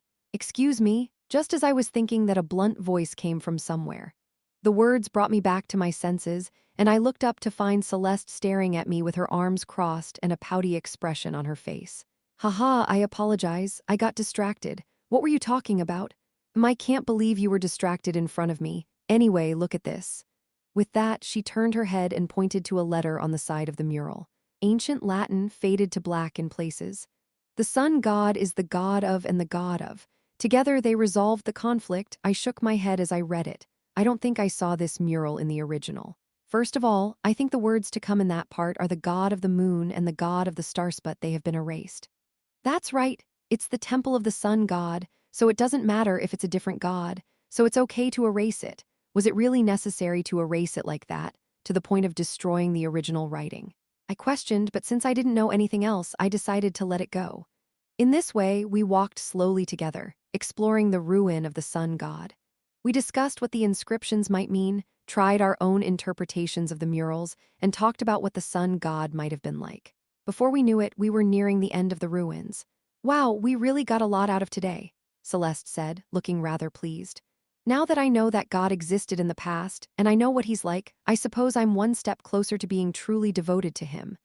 She stared at the ceiling, muttering to herself with her golden eyes that had always been open. I stood beside her. I smiled too and replied, "Yes, that's very good, and now that the sun god is about to descend, there will only be more good things to come. Perhaps the world will be a better place." Even though I knew the world would never be a better place, and that God was only thinking of making it worse. I said that as if I really, truly believed that God would make the world a better place. As if he had too. As I was saying that, I saw the last room of the ruins at the far end. I stood in front of it. Celeste, who was silent for a moment at my words, coughed, then stopped walking and opened her mouth. "And I owe all of this to you, egoistic, thank you. I could never have figured this place out on my own." She says that in a slightly awkward voice, slightly avoiding my eyes. Or more accurately, while watching her speak in a voice that hid her embarrassment, I was slightly surprised. Celeste, that Celeste, thanking me first? Of course, it was awkward for her to say it, but it also means that she opened up to me a lot. So it's only right that I reciprocate for greater likability. I looked at Celeste like that, smiled, and said, "Haha, no problem. We're the only two people in this world who were chosen and bound by the same sun god, so it's only natural that I would help you. Celeste, I'll always be by your side. I'll always be by your side, Celeste, so if you ever want to ask for anything, if you ever need help, just let me know. Because I need to stay by your side, to keep coloring your thoughts with my colors." I smiled, hiding my thoughts, and then I said, "Such a sun god." After muttering that for a while, she said, Foo-foo, is it because I'm a saint of the sun god after all? Smiling, she replied to me. I see, here I'd have to say. No. There's that too, but I said and looked back at her with a wry smile. Celeste, I've been around you and I've grown quite fond of you. The words weren't a lie. The more I was around her, the more hopeful I became. The hope is that if she were to be the one she is now, she would be able to deny God and realize what the right path is. Even if I am not a god, I want to stand next to you and see what path you take. At the moment of judgment, which path she would decide to take. Had to see. At my words, her eyes widened in surprise for a moment and then, smiling weakly, she said to me, "Thank you, Egoistic." It was uncharacteristically cute for Celeste. We finally reached the final room of the ruins. There, a white, golem-like figure was placed. This, I thought, must be the holy artifact of the god this temple once housed, I said, looking at the weapon embedded in the wall. One of the sun god's weapons that taunted those who came into view, drawing their wrath. I'd only seen it as a setting in the original, so this was my first time seeing it in the flesh. It looked like a bunch of crude white stones, but somehow it had a holy aura about it. Wow, Celeste said, her eyes twinkling uncharacteristically. I smirked, pointing at the golem. Celeste, go over and wake it up. Me. I think you should take it, Celeste, rather than me, haha.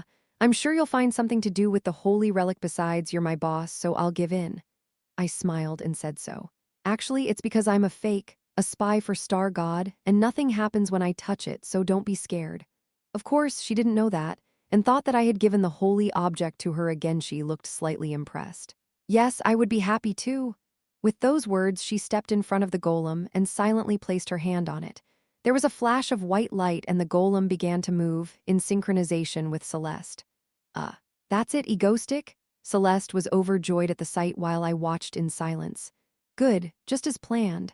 I had the fourth holy artifact, the cornerstone of destruction, the one that Celeste would one day break with her own hands. Chapter 380, After Parting Ways with Egoistic in the Temple of the Sun God. Hey, don't you realize that the saint is praying here and no one is allowed near her? The Etheria, a group of villains led by Celeste. In the prayer hall, where only the most loyal are allowed to guard the door, Celeste was neatly dressed in her dazzling white saint's robes, eyes closed, concentrating on her prayers to the sun god. No, she was trying to concentrate. Because, Celeste, being around you, I've grown quite fond of you. I'll always be by your side, Celeste. I want to stand beside you and see what path you take. Oh, really? She tried to focus, if not for the memories that kept popping into her head and interrupting her prayers. He must be crazy. How do you say something like that so casually? With a slightly flushed face, she thought to herself. In fact, this was the first time she had ever been distracted from her prayers to the sun god, but she didn't care. Celeste, chosen by the sun god at a young age, when she lost her parents and siblings and wandered the back alleys, she was given powers. Perhaps it was because of what she'd been through, but no one trusted her. Not even her loyal subordinates, the members of Etheria, the villainous group she leads. She always thought, maybe one day they could betray me too. It was a paranoid human distrust, really. If I were to lose my power, would they still follow me? No, they wouldn't. Would they turn against me and try to get rid of me? She didn't know. That was what scared her. For that reason, she hadn't let her guard down for a single moment since her ascension to the top. Maybe that's why the moment her greatest fear happened, the moment she lost all her power. Don't worry. I'll protect you, just hide behind me. He didn't hurt her. Instead, it was those words that made her trust Egoistic more than anyone else because he stood by her side until the end. Until now, she'd never put herself in that position before. For the first time that day, she experienced someone protecting her in her weakest moments. For the first time, she truly believed in someone. Maybe that's why she had, without realizing it, kept Egoistic close. When she thought about Cathedral, when she planned her plans, and when she did anything else, she thought of him first, especially since he had been chosen by the gods to work with her. So, over the past few months, she came to realize that he's too good. He was so competent that her burden was lightened many times over. Shouldn't we do it this way? Whenever he was asked for tactical instructions, he always found and presented the best way to do something at once. Whatever it is, he does it once and for all. I think this is the best way to handle this situation. It took him only a few minutes to come up with the answer that would take hours of thought. She realized why the sun god had chosen him. Of course, since Egoistic had seen most of the situation in the original, he was giving her the correct answer from the original, but Celeste couldn't know that. Anyway, just like that, unbeknownst to Celeste, she'd come to rely on him more and more. This time, thanks to him, thanks to him, thanks to him, she was able to find out more information about the sun god, so the god was a good man. He had always been good to people and always would be. The path I am walking is not wrong. With that thought, she strengthened her resolve, and that too is thanks to Egoistic. Until then, she had only been chosen by the sun god himself and had no knowledge of the existence of the three gods in the beginning. She had only found out about them by scouring the archives of various nations, believing that there must be some record of the ancient gods. And that's when Egoistic came along and started pouring out information about the gods. Egoistic, thinking about him, Celeste muttered quietly, her eyes narrowed as she knelt in the prayer room. She had to admit it now that she could no longer make concessions to him.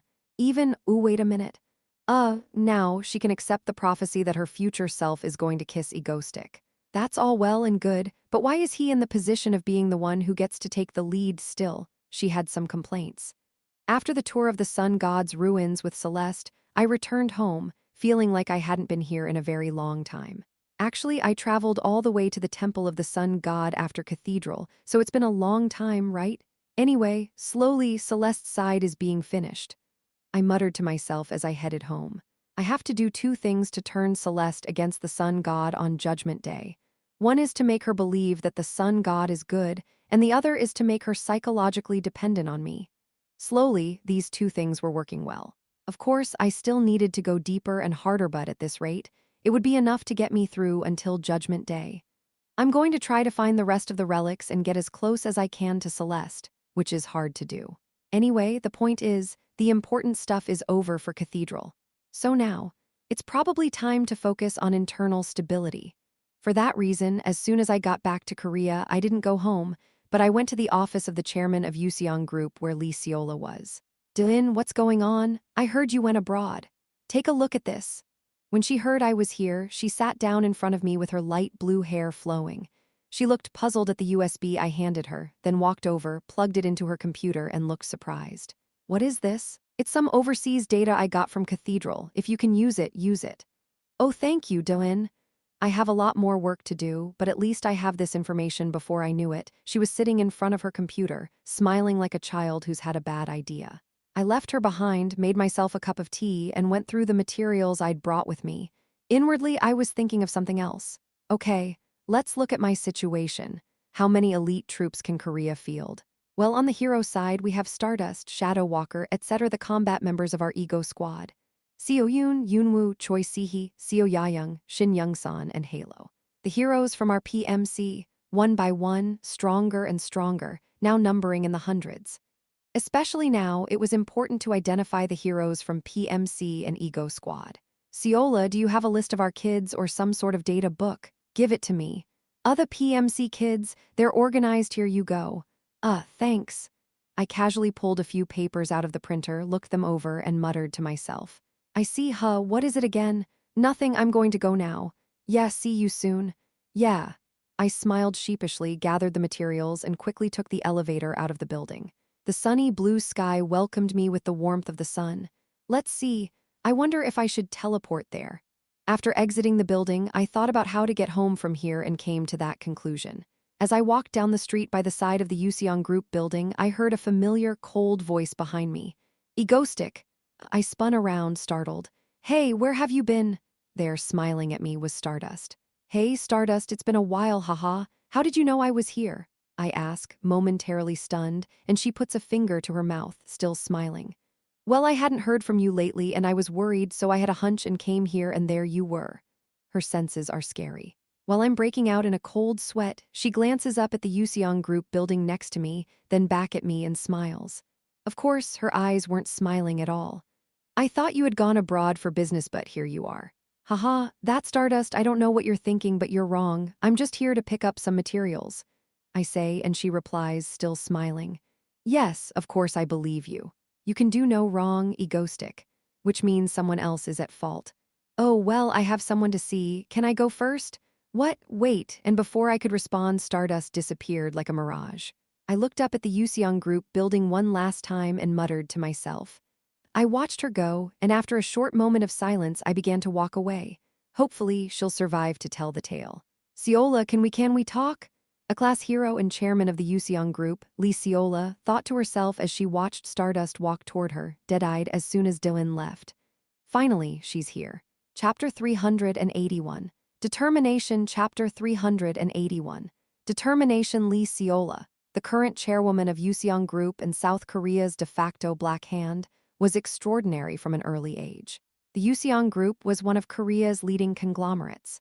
Born the only child of the family that her grandfather founded, Lee Seola was raised to be the face of the group since she first realized her abilities as a child. Her grandfather, a conservative man, had no intention of passing on the company to her. Or more accurately, he hadn't given it to her father in the first place. Lee Seola was only going to be used as the group's chess piece, the A-list hero, Icicle. However, he didn't know that she was far more frighteningly extraordinary than he realized. "Miss, what does that mean if you become my person? I will fulfill your long-cherished wish for joining this company." How is it? She had known since childhood that she was not the chosen one, but she didn't have a problem with inferiority. She knew that if she couldn't have it, she could take it. From an early age, she began to draw people from the group to her side, one by one, and gradually expanded her power. It's a frightening behavior for a girl of her age. When she came of age, she had already taken over the company. By the time her grandfather realized what was happening, it was too late. And so Lee Seola became the de facto ruler of the Yuseong Group, but she was never satisfied with that. She wanted more. Her dream was to take over all of Korea. That's why she would do whatever it took to get there. "Hello, Miss Lee Seola. I'm Egoistic. Nice to meet you. Miss Lee, would you be interested in partnering with me, even if it means joining forces with a villain that's causing a stir in Korea?" "Yes, I am sure we can work together." And that choice, it worked. She already knew he was more of an anti-hero than anything else. And as they continued to interact, she realized his true colors and grew closer to him than she ever thought possible. With the support of the suspiciously well-informed Egoistic, her expansionist behavior only intensified. After taking control of the Yuseong Group, she has now turned her attention to South Korean politics. While the president stumbled over the controversial launch of a nuclear missile into the nation's capital, she teamed up with the legislative and political factions she had already co-opted to form the backbone of the new government. And then they took over all the private companies, and then they took over the media. Lee Seola became the de facto ruler of South Korea. Although, with the world in chaos, she's had a hard time getting things back on track, she's risen single-handedly from the mascot of her family to the blackest shadow of Korea. That's Lee Seola was now experiencing the biggest crisis of her life once again. "Lee Seola, what's your relationship with Egoistic?" Haru, with her blonde hair hanging down, quietly looked at her with her blue eyes and asked. Feeling a tingling sensation throughout her body, she made up her mind. After all, this moment was bound to come at some point, so she had prepared for it all along. After all, she was the one who had brought together the unlikely pairing of Egoistic and Stardust. In the end, it's all for the sake of the day. Lee Seola thought to herself and prepared to wipe her mouth. After all, she had gotten to this point with her excellent situational judgment and her ability to persuade others. She was confident. Although more than Shed expected, she felt like saying the wrong thing here would be the end of her life. Lee Seola hid her pounding heart and put on a relaxed expression. She smiled lightly as if she hadn't done anything wrong. "Haru, I think you're misunderstanding me a bit." "Listen," she began, in earnest. "Seola and Shin Haru. It's been 10 years since they've known each other. They were especially close, to the point where Haru was practically her only friend. As such, Lee Seola knew a lot about Shin Haru, from her personality to her likes, quirks, and thought processes. After a lot of carefully calculated words and persuasion. Okay, I'll believe you, for now." In the end, she succeeded in calming her down. "Still sitting a bit slumped, but this is something. I could have been in trouble." And so, looking at Haru sipping tea, she smiled on the outside and broke out in a cold sweat on the inside. It took Seola a long time to explain to Haru how Egoistic came to her for business, and that there was nothing personal about it. She felt like she was walking a tightrope in the sky, and she barely succeeded with the help of her best friend. "But at least I got to live a little longer." At that moment, Lee Seola was relieved.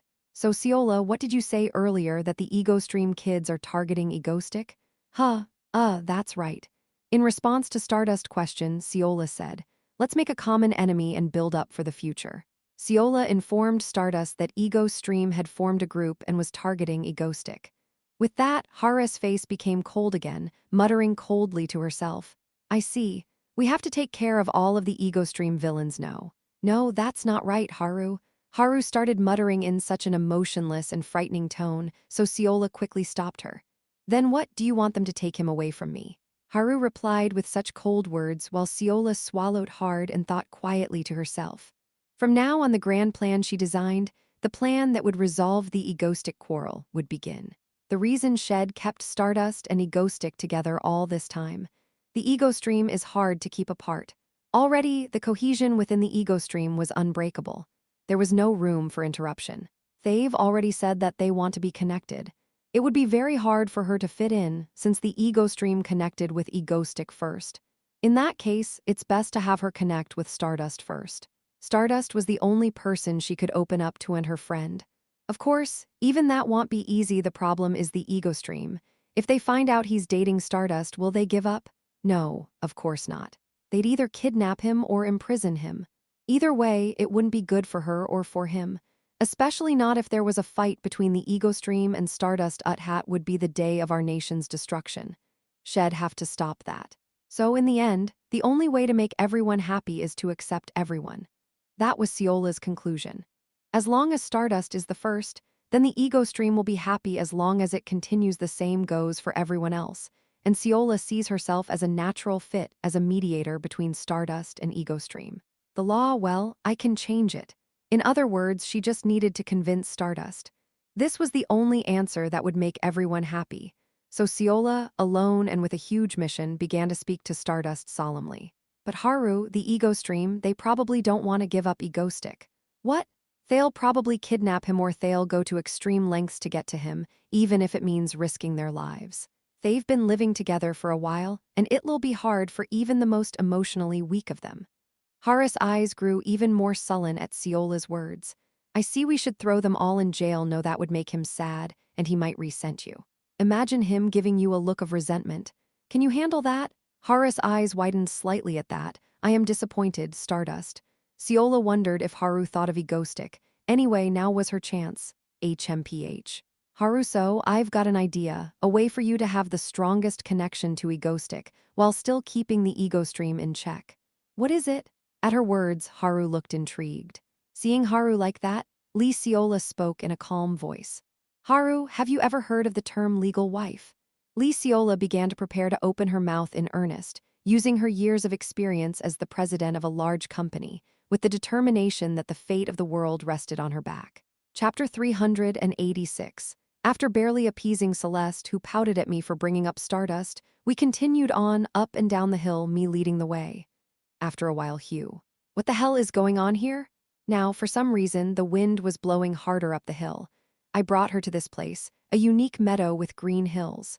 For some reason, there were few people in sight, but as we traveled deeper into the hills, the wind began to blow strongly, accompanied by mist. That's because the secret I told you about is here. Can't we just fly there? Celeste was dumbfounded to see the hill, which had been a bright green hill just a moment ago, suddenly foggy and windy just because she took a few more steps. Her elegant silver hair whipped wildly in the wind, and I replied with an embarrassed smile as she looked irritated. Probably not. This is a place of special powers, and if you don't go the way it's supposed to be done, it won't open up. I see, seeing as how my powers aren't working. And the fog doesn't clear. Celeste threw her hands up in the air and muttered. She already tried to stop this fog and wind, but it doesn't seem to have worked. Ha, it can't be helped, can it? Come with me, I'll lead the way. As I say that, holding out my arm with a smile on my face, Celeste takes my hand with a blunt expression. As her slightly slender, cold hand touched my palm, I hid my embarrassment. I held out my hand, expecting a what the hell, I don't want it, get rid of it reaction, but she took it without too much hesitation, which was rather embarrassing. What are you doing? Come on, let's go. Okay. Anyway, as we walked hand in hand on the windy hill, Celeste kept her other arm in front of her face and kept asking, seriously, what kind of date is this? I really hope there's something great at the end of this. She sounded annoyed, but I just smiled and replied, haha, you don't have to worry about that. Why did I came to this hill somewhere in the US with an excuse for a date? Of course, I didn't come because I found a date spot online somewhere, but because there's something here, something that, with a high probability, would appeal to Celeste. Anyway, for that reason, we continued to climb the foggy hill, not seeing a single thing in sight. Of course, it wasn't all smooth sailing. Halfway up, watch out! Suddenly, something came flying towards us from the shadows in the strong wind, and I reflexively pulled Celeste into a hug. I thought that Celeste should be stronger than me, so I quickly let go and apologized. HMMMMM. Celeste didn't seem to mind at all. On the contrary, she nodded and hummed, her cheeks slightly flushed. Except somehow, she started to slide away from my side. Before I knew it, I had let go. As a side note, whatever garbage had flown in earlier had already been reduced to dust by Celeste before it even touched us. We walked on for a few more minutes, the wind at our backs. So, what are we going to find? Celeste was starting to get annoyed by now. We're almost there, I said. Woo woo woo, the wind had finally stopped. After walking uphill for a long time, we finally reached the open flatlands. We were still shrouded in thick fog, but now that we could see the flatland, we knew we had reached the top. And there it was, filled with fog. Confident that I had reached the top, I could finally smile.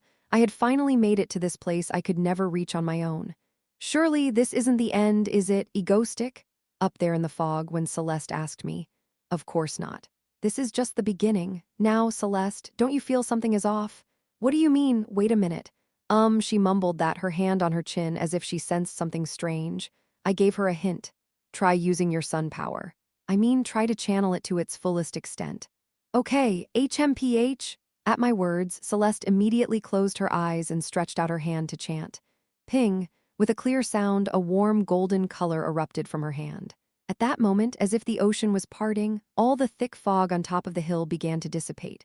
When our vision finally cleared, what we saw in the distance was, wow, the sun was shining from behind, like a halo, and a white stone statue rose so high that it pierced the sky. It's almost as tall as a building, and it's carved with a figure of a man that looks so imposing that it's almost divine. No way. Yes, that's right. I felt something in front of Celeste, who was trembling slightly. I chuckled, spreading my arms wide against the backdrop of the stone statue. Welcome to the statue of the sun god. A statue of the sun god, and the only remaining statue in the world that depicted the sun god. In the original story, Celeste was a devotee of the sun god. She was saved from a hopeless life by the god. Of course, even then, she was in agony when the sun god ordered her to destroy the world, which shows just how badly the sun god was anyway. The bottom line is that she still doesn't know the true nature of the sun god, and she's still a sun god fanatic. What she didn't know was what the sun god looked like when he manifested as a human. How would she feel if she saw it for the first time, not as a one-scale figure, but as a 100-1-scale stone statue? I'm pretty sure she'd die of excitement. This is what the sun god really looks like there, on a hill in the sky, towers a giant statue of the sun god. I smiled bitterly as she continued to stare up at the divine figure, her hands clasped together in prayer, deeply impressed. For her to act like that, how cruel of me to encourage her to betray the sun god with her own hands, even if that god tried to destroy the worldview. As I pondered these complicated thoughts, I looked up at the sun god himself. He was a sharp-looking man with plain hair and a nonchalant expression. Well, more accurately, an androgynous figure with no gender, but whatever. There he was, the beginning of all tragedy. The man who killed the god of the stars, destroyed the god of the moon, and sealed himself away after a long battle. And the man who caused Stardust and me to suffer so much. Helios, god of the sun. I will take you down, and I will take you down hard. I muttered that as I looked up at his brazen carapace, then turned and walked away with a smirk on my face. And what better way to defeat him than to have his only saint betray him? With that thought, I crept quietly to the back while Celeste was preoccupied with the statue. A small stone gate was visible behind the scaffolding on which the sun god's feet rested. Although it takes pure solar power to reveal this sun god's image, since I had already shown up, there was no need for any more security. With that thought in mind, I opened the stone door and saw a small ring. I took out the silver ring with the golden stone and examined it carefully. This is the sun god's fifth holy artifact and my greatest purpose for coming here. The ring of the sun god, Invidia, also known as the ring of jealousy. After taking it out, I turned to Celeste in silence. Ah, egoistic. As I approach, she turns around, finally noticing me. Are you satisfied? Yes, very, very satisfied. Thank you, egoistic. Somehow, being near the sun god's statue made her seem more reverent and holy than usual. I smiled wryly, hiding the ring behind me, and told her, "I'm not done yet, I have one more gift for you." "A gift, what is it?" she asked, puzzled by my words. I smiled and asked her, "Celeste, would you mind giving me your hand for a moment?" "My hand?" Still puzzled by my words, she offered me her left hand. I took her hand, and beneath which a statue of the sun god stared at us, I took out the ring I had been hiding from her earlier and slipped it on her ring finger. She gasped in surprise and blushed bright red at my sudden action. I chuckled slightly, then said with a smile, "It's another of the sun god's artifacts, the sun ring. I thought you might like it." "Oh, thank you for always being with me. And it suits you well, Celeste." At my words, she quickly withdrew her hand and wrapped it around her flushed face, pointed at me and said in an angry tone, "Then you should have said that earlier, you're misleading people. Ha ha ha. HMPH anyway, thanks, egoistic." I looked down at the ring like that and chuckled when I saw Celeste muttering that in a slightly relaxed voice. She seemed to be more conscious of the fact that I gave it to her than the fact that it was an artifact of the sun god. Somehow, putting the ring on Celeste's finger right under the sun god's statue felt a little odd, like I was stealing his holy maiden right in front of him. Oh well, good is good. Anyway, I thought quietly to myself as I watched Celeste turn the ring around and around in front of me, hiding a smile. That's good enough for me. Chapter 387. After parting ways with Egoistic. HMPH. In her office, Celeste smiled and looked at the ring on her finger. This ring is the sun god's holy relic and it was given to her by Egoistic himself. She didn't know if she liked it because it was a relic of the sun god or because he had put it on her. Celeste stared at the ring, which glittered with sunlight. It's a precious artifact, so she won't be able to wear it outside, but she could always look at it inside her office. As Celeste fiddled with the silver ring, she thought to herself. Suddenly, she remembered what Egoistic had told her. That ring, according to the old texts, it's called the Ring of Jealousy, and there's a spirit inside it. A spirit? Celeste stared at the ring in disbelief. The spirit in this ring, explained the Egoistic, is the spirit of jealousy. It seeks out the wearer's jealousy and entices the wearer to secretly dispose of it. And then, without telling them the price, they make a deal. It's a trap. After that, the wearer is killed. The price of the contract is actually your life. Afterward, the ring is said to be passed on to the object of the former wearer's jealousy. This person is then enticed to eliminate the object of his jealousy, made to make a contract, and killed again. This would fulfill the previous wearer's contract. Kill the jealous one, and on to the next target. Though she was a little curious as to why this beautiful ring, a relic of the sun god, would have such a strange spirit in it, Celeste decided not to overthink it. Well, the sun god must have meant it all for good, otherwise he'd be evil, that can't be right. May spirit of jealousy.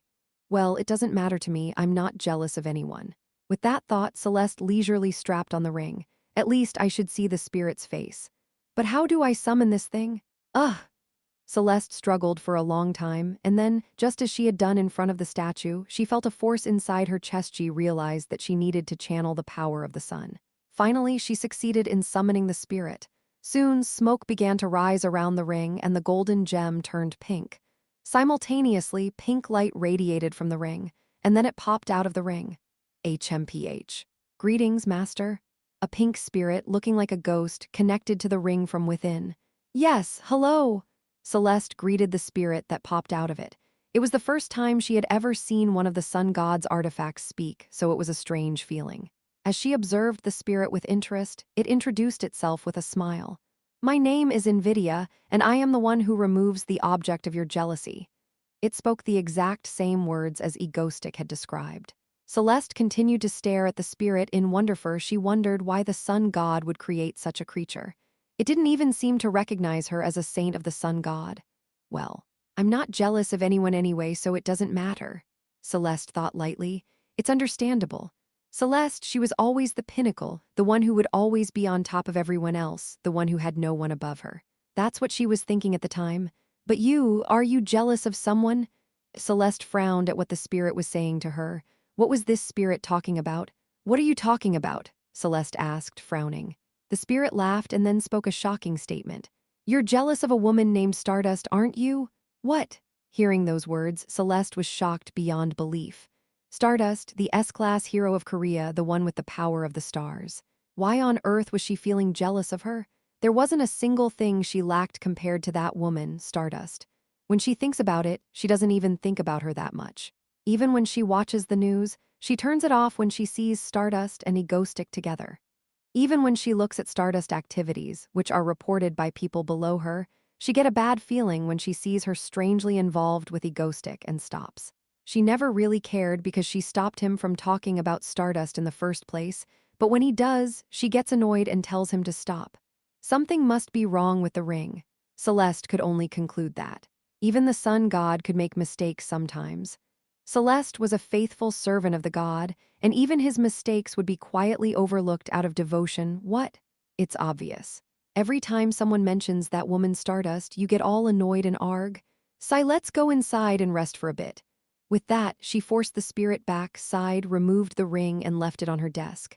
So much for that. She could keep this ring along with her other holy items, except Stardust. Celeste pondered the name for a moment, then closed her eyes in silent thought. I see.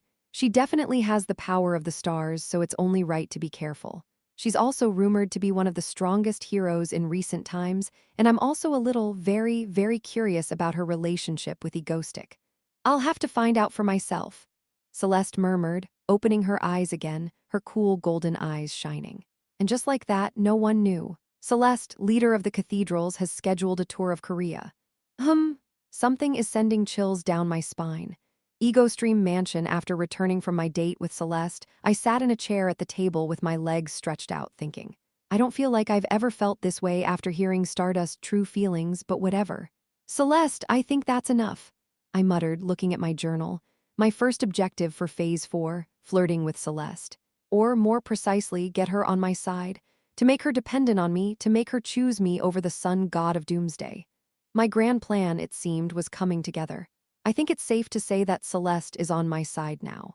After all, she was the one who doubted and distrusted everyone in the original story, and now I'm the only one she trusts and relies on.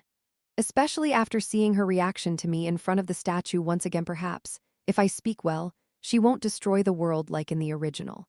So now I can focus on other things. With that thought, I silently looked at the calendar. I had just over a month to go before the declaration of destruction. There was less than a month left until the day when God would personally and kindly inform every human on Earth, I'm going to kill you all. Prepare yourselves and wait. In other words, after this declaration of doom, here's what happened in the original story. The chain of command breaks down, and society goes to shoot as people are confused and panicked. As the sun god gets closer and closer to the dimension of this world, some powerful people lose control and go on a rampage, leading to death. Celeste and Cathedral, commanded by the sun god, begin to destroy the world. Before the sun god even arrives, the world almost destroys itself. So what can be done to stop this? First, the social system must be corrected. After sun god's declaration of judgment, even the world's leaders and heroes fall into extreme fear because they are only human after all. They run off with their fortunes, commit suicide. As the top of society collapsed, the bottom naturally began to collapse as well. The citizens, who had lost their leaders, were thrown into chaos with nowhere to turn. I had to stop this from happening first. To do so, I would need to enlist the help of Lee Ciola and the association. My goal was to meet with the control centers of all the associations, the International Association Chancellor, and the Board of Directors. And before that, I stared at my mansion and fell silent. Slowly, finally, the story is coming to an end. As such, I must explain what's coming first to the Egostream members who have been with me all this time. They will, after all, play the most important role in our country. So slowly, I must tell them my truth. With that thought, I looked outside my door. Tomorrow, I was going to tell them everything. Chapter 383. Her belief the original world, already in chaos, begins to disintegrate even more rapidly on Judgment Day, when the sun god himself declares that he will judge the world, especially with Celeste at the center of it all. All of this is God's will. Judgment Day. On that day, Celeste is given a special command by God to become completely corrupted. Her mind is broken, her heart is broken, her eyes are dead, and she becomes a complete puppet of God's will. She became a perfect killing machine whose sole purpose is the destruction of the world, especially since she was able to fully grasp her abilities through the God's message. Inheriting the powers of the gods, her ability is to unleash the powers of others, causing them to collapse and die. In other words, it was the power to control the opponent's abilities at will because their abilities were also given by the sun god. With it, she could manipulate all the villains gathered in Cathedral to her will and bring about the destruction of the world. Of course, that wasn't the only instruction Celeste received from the sun god that day. Eliminate the star child. The sun god's command was to eliminate the one with the power of the star god. It was the first concrete command, unlike the metaphorical and abstract way he delivered all his words up until now. Of course, there is no way that a person who received abilities from the sun god could defeat the sun god. Naturally, the only person who could be a problem for his plan of destruction would be an incarnation empowered by another god. And since Celeste, by then, had already gained some familiarity with the star powers from the old books, what happened next was simple. Researching most of the talented people with blonde hair Stardust of Korea. Get rid of her. Stardustan Korea, where she was, would be subjected to an all-out assault by Cathedral. In the process, most of the major characters from the original story are killed. Kyuluk. Haha, at least she's defending the country to the end. I am a patriot. 2 Kyuluk, President Park Joon-ho was killed by the villain's attack while leading the remaining heroes in the field. Stardust? No, it's Haru, yeah. You two must survive, okay? Icicle was killed in a bombing raid after holding onto the control tower until the end. In addition, Electra, who died when her power ran out of control, and Kim Ki-hyun, a college senior who was kidnapped and then corrupted and died at her hands while confronting Stardust. It's a plot development that literally kills everyone. And in the process, how does Stardust survive? She has the power of the stars to protect her because she was blessed with a star that would never let her give up. And so it ends. Celeste herself descends. Aya Kyuluk. Finally, back to the god, Stardust finally succeeds in killing Celeste. But can we call it a success? The country was already destroyed, and there was no one left to stand by her side. When everything falls apart, the judgment day comes and the sun god descends, and that's it, the original story. It's all different now, I said and smiled wryly. It was more of a smile than a grin, but it was a smile nonetheless. Phew. Relax, relax, because the sun god's plan was screwed up from the start. Stardust is even stronger than she was in the original, from the moment Celeste joined my side. Sun bastard, your plan will never work. I looked up at the sky, muttering to myself, not that God would ever see it anyway. If he did, he'd have fried me with lightning while I was flirting with Celeste. This world is still protected by the god of the stars. The 3 gods of the beginning, the sun god, the moon god, and the star god. The star god is the one who loved this world the most. The star god. A long time ago, star god fought sun god who destroyed the world and cast him into the far reaches of space. He created a circle of perception in this world, making it impossible for divine forces to interfere. In the process, he exhausted all his power and came closer to death than anyone else. Star god also brought me to this world. Actually, I don't have fond memories of the star god. A god who kidnapped others to this dying world, threw me 2 dangerous and weak powers and disappeared. Of course, when I first fell into this world and rolled for 3 years, I decided to bury my resentment toward her. There's nothing to be gained by dwelling on the past. You have to live in the present. Somehow, I managed to change the world to make it different from the dying original. How did I end up here? I muttered under my breath as I said it. I did all of this for Stardust. She's practically the reason I am still alive. So now I'll protect her to the end. That's what I muttered to myself in my room. Zing, that's when I got a text. And of course I opened my phone. Egotistic, what are you doing? It was Stardust texting me. Of course. I guess it's her instinct to contact me just when I am thinking about her. I smirked at the thought and tapped my cell phone. I was thinking about Stardust.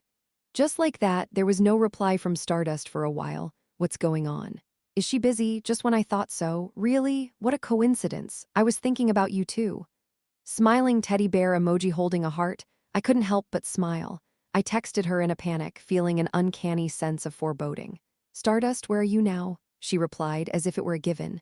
Me? I am in front of your house, but what? I read it in a flash, jumped up and ran outside. Somehow that weird feeling was never wrong. The evolution of our ego stream base has been quite varied. It started out in a basement, beneath an empty single-family house in Seoul, connected by a long elevator.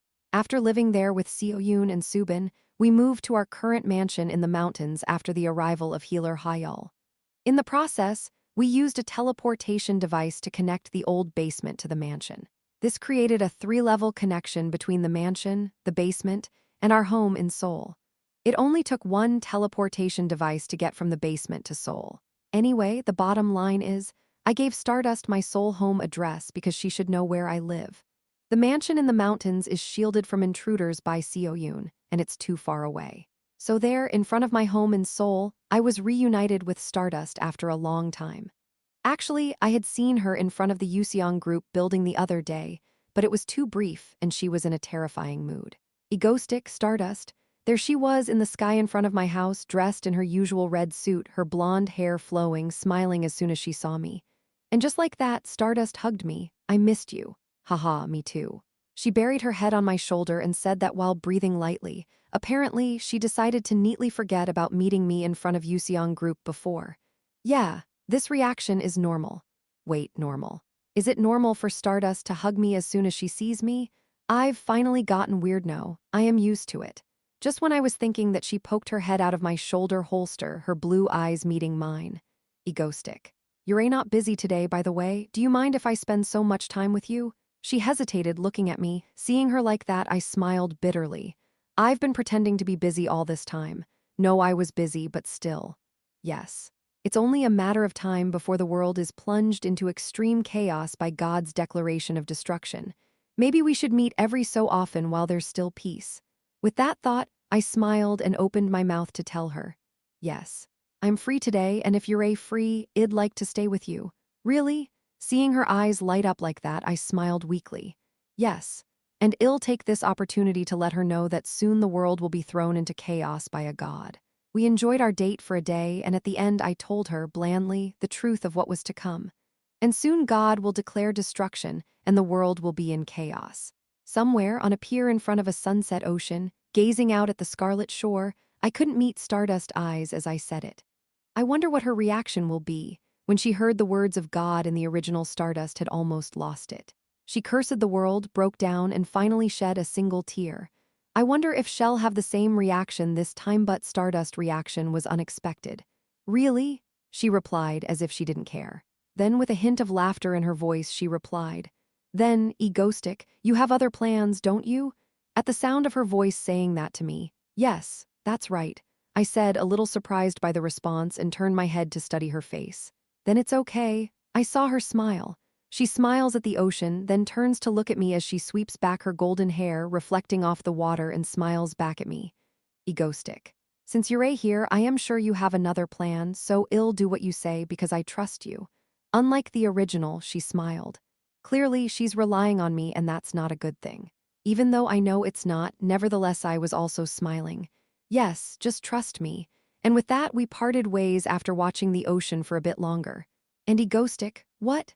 I've been thinking about it some more, no more than two. No more what? With some unintelligible words, we parted ways. I couldn't make out what the last words meant. Chapter 384. Time flies by chapter 384. Time flies by phase 4, where the world is going to hell in a handbasket as the powers of heroes and villains explode. Of course, it's actually going to get worse after God's declaration of judgment, so this is a time of peace. The time went by pretty quickly. In the meantime, I've been diligently fulfilling my role in Cathedral, most notably, terrorizing the world as part of Cathedral world domination. Now, as per the original plan, I was rotating through the members of our ego stream, continuing to convince the world that I was a villain. Even if it was in collusion with Stardust, admittedly, our members seem to take the fight with Stardust a little too seriously. This is breaking news. Currently, EgoStream has caused a terrorist attack at the Gangnam intersection. The leader of this terrorist attack is a so-called South Silver. Stardust, I am going to take you down this time. I sighed as I watched Seo Yoon on the TV screen, riding a giant robot and declaring war on Stardust. Well, since I explained the situation to Stardust, it won't be a big fight anyway. In a way, this was a good opportunity for our members. For Stardust, it's a chance for her to keep her skills up, and it's a chance for us to improve against a powerful opponent like her. And because Stardust is so strong, our members were able to fight well. Stardust is especially strong against people with the power of the sun, but Seo Yoon is fighting Stardust with the power of pure science without borrowing anything. Cackle, I thought to myself as I watched the giant robot Seoyun was riding on the TV screen attacking Stardust with all kinds of high-tech weapons. Yeah, but even if Seoyun just looks like a cute kid to me, she's actually one of the final bosses in Phase 3. Of course, yes, the bombing has now engulfed Stardust. Will she be okay? The smoke clears. When the smoke from Seoyun's bombing, Stardust stood where she was. Her eyes are a little fiercer and her suit a little torn, but Stardust stood tall, seemingly unscathed. It's our Stardust, y'all see? Anyway, the day's terrorism ended in Stardust victory, of course. Anyway, life went on as usual in Korea. I and other villains cause terrorism, Stardust stops it. Of course, there were occasional hiccups. Haha, where is the hero called Stardust? Iperia of Egypt will defeat you. Once the word got out that Stardust was the strongest hero in the world, some of the most insane villains from around the world began to arrive. They were dangerous and they weren't controlled by Cathedral, but what should we do, Dylan? Should we take care of them beforehand? No, I think we can leave them alone. I didn't really care about the original villains unless they were famous. Because, Kaya, the villain who identified himself as Piria, taken down in a single blow, I knew it was coming. Anyway, as these things often happen, Stardust's stature continues to grow. And this, of course, has certainly helped me as I've gained ground in Cathedral. Though now, of course, I wasn't so dependent on her. Well then, let's start the regular Cathedral meeting. And now I was once again in the great cathedral where Cathedral held its regular meetings. The ceiling soaring to the heavens, the world's villains seated around a long rectangular table, and then, facing them, Celeste sat down and opened her mouth with her usual air of mystery. The usual meeting of the cathedral had begun, however. There was something different. Yes. Then I'll take over the briefing from here on out. Wearing my usual white mask, I smirked, stood up, and said, as of late, the entire operation and grand plan of Cathedral has passed through my hands at Celeste's request. And when she suggested that I might as well explain the plan to them myself, I jumped at the chance. Thus, as of late, I have taken over the command of Cathedral's operations. Now, if you look at the map in the middle here, I began my speech, summoning a blue holographic globe in the center of the table. Whom I see. Fortunately, most of the villains took my command in stride without much reaction. Partly because of my behavior in Cathedral so far and partly because of the way I've informed the other major villains in advance. Everyone listens to me and follows me. Especially the villains who were distrustful of me were surprised when all of their operations after hearing my words were successful. No wonder. The knowledge of the original and Seoyun's intensive analysis of each individual was a must-have in the first place. It would be even stranger if it didn't work. After a few meetings, I've now succeeded in encompassing the entirety of Cathedral. I am the one running the meetings these days, and even Celeste, the de facto leader, supports me fully and rightfully so. Yeah, I guess we can trust Egostic, hahaha. Especially since all the large-scale, continental-scale operations I've led have been successful, it's gotten to the point where everyone listens to me and trusts me. In fact, the large-scale invasions of Cathedral were more detailed in the original maps than the smaller ones, so it was easier to plan, and since it's come to this, I've been subtly pulling Cathedral in my direction. And, gentlemen, we, Cathedral, are not merely a terrorist organization, we are aiming for conquest, so if I may offer some advice, I said, pointing in the direction of the Khedive. Don't harm the civilian population. After all, if we conquer a country, aren't all the people who live there ours? We need their trust to stay strong after we overthrow the association. For example, Miss Katana, who conquered Japan, was able to overthrow the government because she had the support of the citizens. In this way, I was transforming Cathedral into a de facto conquering force rather than a group of villains. In particular, we are providing more information and support to countries where the government has become so corrupt that it is virtually safe to remain under Cathedral's protection. I wanted to make the villains feel a sense of belonging to their country so that they can defend their country on the day of destruction. Well, Cathedral's influence is growing. Smaller nations with weak associations have already had their governments taken over by Cathedral, and even some of the more prominent nations have lost their capitals and smaller cities to Cathedral. The administrative system is so organized and rational under Celeste's leadership that the common people can't tell the difference between being under her and under the government. It's Celeste, after all. Well, that concludes our briefing for the day, thank you. With that, the briefing concluded, I sat back down. Thank you, Egostic. Now, please feel free to discuss. Celeste concluded her remarks. Soon, the room was once again in an uproar. Quite a few people had gathered, especially toward my side of the room where I was directing the entire operation. Hey, Egostic, what was it we were talking about earlier? I need to hear it again. Excuse me, Mr. Egostic, I don't have time after today. I need to ask about a part of your plan that I didn't understand, haha, please tell me one by one. With that, I hurriedly answered the other villain's questions, earning a piercing glare from Celeste beside me. These days, if I don't go right after Celeste when we're done, she'll pout. After today's meeting was over, I am slumped over in Celeste's office, sitting in my own chair, legs outstretched. Celeste looks at me and clicks her tongue. What kind of man is tired from that? What does that have to do with being a man? As if she didn't have anything to say to me, she turns her head quickly. No, I see that her ears are a little red, so maybe there's another reason, but whatever. I sat down and looked towards Celeste. Celeste is the most important person in preventing the destruction of the sun god's world. It'd been getting closer and closer to her lately, and we were practically an office couple now. However, I still felt I wasn't enough. For her happiness and for the peace of the world, I need to get a little closer, a little more, I thought to myself. I mumbled something and turned to Celeste, who was drinking her coffee with her eyes closed. Celeste, I am free for a while. Do you want to go on a date? Yeah, wait, what? Celeste spilled some of her coffee. Chapter 385, Date on the Hill. Chapter 385. Date on the Hill. It had been quite some time since the cathedral had begun to expand its power in earnest. Celeste sat back in her seat, silently thinking to herself. Under God's protection, carrying his mission to save the whole world, a coalition of heretics created by those who are dissatisfied with the current system, cathedral. In the current reality, where the truly incompetent people simply called the Hero Association hold all the real power over the talented people. Ever since she was branded a villain for standing up to them, she's been thinking, I have to change the game. God gave me the power and said, you will conquer this world, you will save it. This must be why he said, my child, she thought. And so, Celeste created Cathedral, a meeting of villains to share information. To bring all the famous, treasonous villains together in one place, so they could meet regularly and socialize. Powers are basically given by the sun god, so those who are handpicked and given powers by the gods, even if they are called villains themselves. And so she gathered the villains.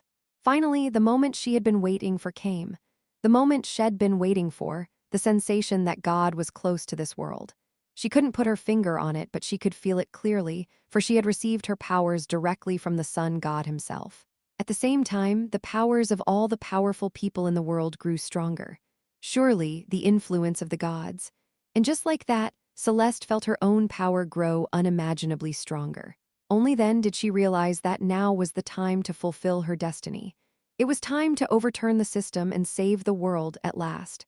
With that, she summoned the members of Cathedral and proclaimed, let us unite and take the world into our own hands. Let us conquer the world in the name of Cathedral. From the moment Cathedral began to take on the world in earnest, Celeste knew there would be many difficulties along the way. She would have a lot of work to do and a lot to think about. But she was having a much easier time leading this cathedral than she'd ever imagined. And there was only one reason for that. Because of this man stretched out in front of her, sighing, Egostic. He was far too competent for his own good.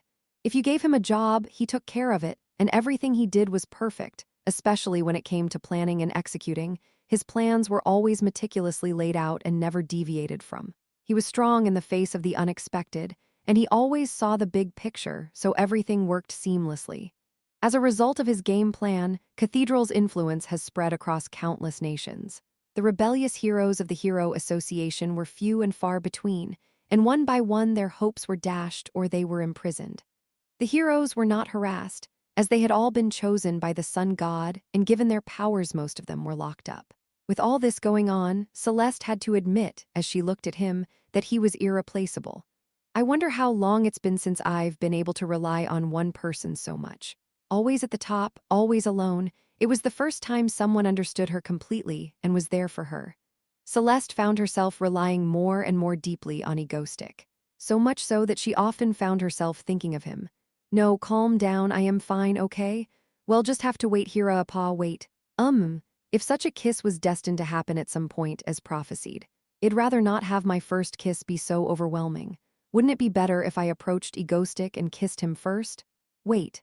And now that I think about it, the way I kissed him back then, I kind of looked like I was used to it. She thought this to herself and was surprised at what she was thinking. Anyway, that's when she was having these delusions. Celeste, I am free for a while. Do you want to go on a date? He was lying in the chair and he said it out of the blue. Yeah, well, wait, what? Celeste was drinking coffee in her office with Egoistic, and she spilled her coffee in surprise at his words. Gee, what the hell are you talking about?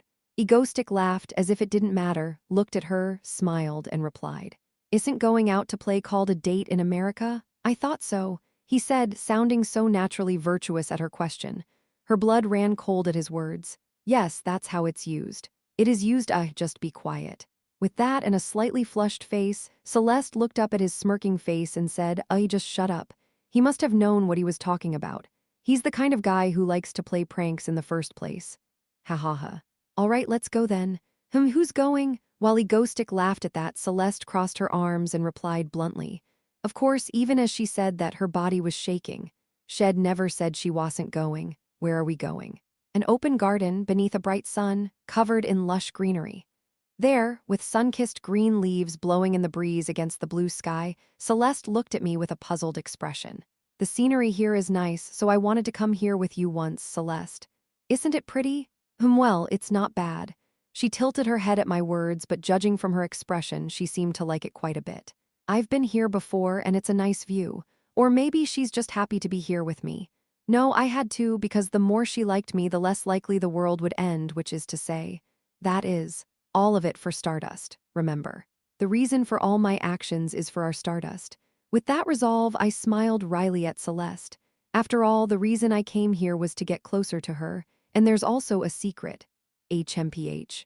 She raised an eyebrow at my words, her golden eyes analyzing my thoughts. Of course, she doesn't have that ability. But lately, she's been keeping her eyes open rather than closed in front of me. Is that a positive thing? Well, never mind, we'll see. Celeste looked at me for a long moment, then sighed and followed me silently.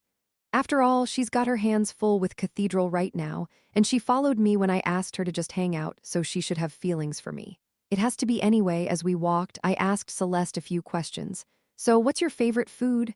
Favorite food? I don't know. I don't really have one, except maybe pie sometimes. Oh, I make great pasta. I'll have to make it for you sometime. I am lying. I've never made pasta before. You? Well, I'll look forward to it. I saw her smile, so maybe it worked. Anyway, that's how our conversation went. Sometimes she would ask me, by the way, Egoistic, about that sun god's orb. For a moment, I cringed at the mention of the relic, but thankfully it was a different story. You said you destroyed the sun god's night because it was corrupted. Yes, that's right.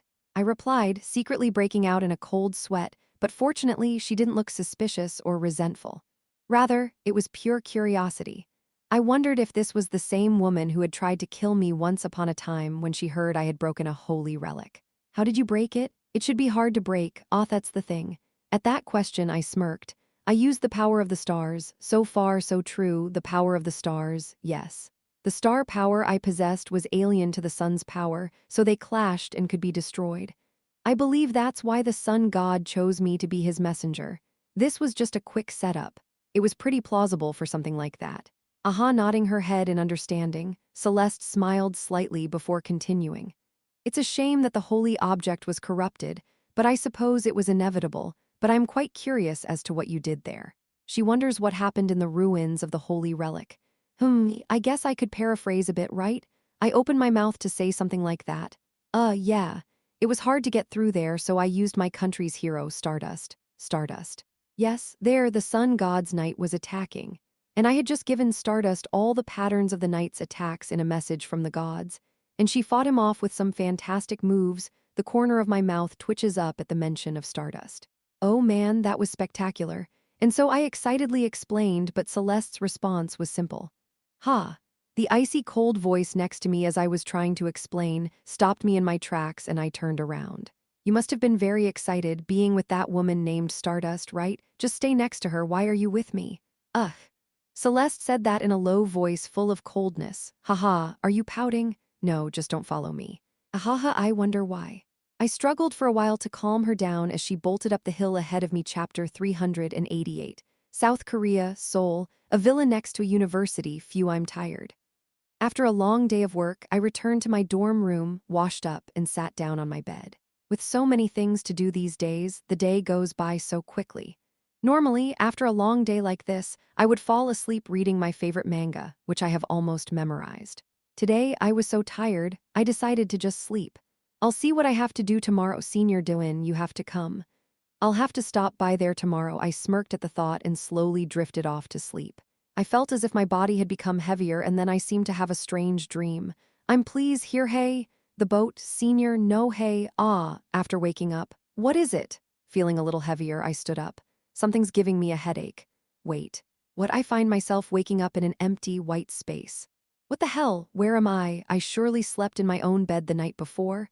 As I was looking around, questioning my surroundings, I realized that there was someone standing in front of me, looking at me. Who are you? Standing a few feet away from me was a slender, blonde woman, dressed in a white cloth, smiling at me. Hello, my child. It was my first meeting with the star god. What is it, Doin? I was lost in the past for a moment, but Seo-yoon's question brought me back to reality. Everyone was sitting in the living room, facing me, because I had called them all together to tell them something important today. Starting with Subin, who was standing on one side and looking at me worriedly, Choi Si-hee and Seo Ya-young sitting in the living room watching me, Hyul sitting in front of me, and Seo-yoon and Yoonwoo sitting right next to me, looking at me. And from the other side of the living room, Shin-ryong, who's leaning back and watching me silently, and Mr. Dezik, who's standing there in his apron. All of the members of the ego stream were here, except for Ariel, who was still being held by Atlas, and Halo, who was sealed away just in case. They were all looking at me, waiting for me to say something, and so I looked at each and every one of them. Quietly, I chose my words. Any moment now, the sun god will pronounce his judgment. To avoid confusion at that time, it would be fitting to inform my own family. And considering how chaotic and hectic things will be after the declaration of destruction, and what might happen in the final battle, now would be a good time to tell them my truth. I thought silently to myself, my secret, that I was from another world and that I had been given powers by the god of the stars. To clear up any doubts they may have had about me here and now so that we can move forward as one, united. I was going to say all of this honestly, it's an excuse just. Because after the battle, I might not be around to tell them. It would break my heart to have them go through life forever in the dark. I don't want to keep any more secrets from my fellow ego streamers. I'm going to tell them the whole truth, right here, right now. But the thing is, I know I'm going to be looked at like a lunatic for saying it, but I'll tell it anyway. With that, I coughed. I looked everyone in the eye and opened my mouth. Everyone, I have something to tell you. It's about me. I wonder if they realized I was being very serious. Everyone was quiet, listening to me. That's a little overwhelming. I closed my eyes for a moment, then opened them again and dropped the bombshell. I'm from another world, actually. I've been ordered by my god to save this world. I said it and waited for their next reaction. It was probably something like, what? Or hey, Dylan. Did you hit your head somewhere? I already knew what to expect, so I had a few more convincing words in my back pocket, when I was silently waiting for everyone's reaction. I guess, I thought it would be something along those lines. In front of me, Subin nodded as she said that. Wait, she's taking it so casually. The others' reactions weren't much different. That being said, that explains everything you've been showing. It's like you just knew everything. Seo-yoon convinced herself with that explanation. It's embarrassing, but I'm not surprised. You wouldn't lie to me like that. Choi Si-hee nods in agreement. A savior sent by God from another world. Doin, are you Jesus? Even Seo Ya-young is joking around in this situation. When I looked in her direction in bewilderment, she looked at me with a genuine curiosity in her eyes and asked, but if it's another world, are dinosaurs or something? Ha. I sighed with a smirk, unwillingly relaxing after hearing that. Apparently, it was going to be a long story. And so, ever since then, I explained how I came to this world. Naturally, I didn't say anything about this world being a story from a manga I read or anything like that. It wouldn't help, and it would only confuse them. I didn't think I would feel particularly good about being told that the world I lived in was a comic book world anyway. Instead, I explained how I came to be in this world. I used to live in a world where there were no heroes or villains or anything like that, but it was very similar to this one. I woke up one day, and suddenly I met Star God and was told to save the world, and I fell into this world. That's how I ended up here with powers and knowledge from the god, or so I explained, then I cut right to the chase, the real reason I said this. Soon, God is going to destroy this world. What? Maybe I shouldn't be so cryptic this time and just start at the beginning. With that thought, I jumped up from the couch and walked over to the window. Under everyone's gaze, I took out the marker I had prepared and began to write on the surface. In this world, there are 3 gods, I said. They didn't seem too surprised, as I had already announced the existence of God many times before. So I began to describe the 3 gods in more detail. Helios, the sun god. Rlna, the moon god. Estus, the god of the stars, the 3 gods who created this world. In the distant past, they ruled the world. Helios gave people special powers.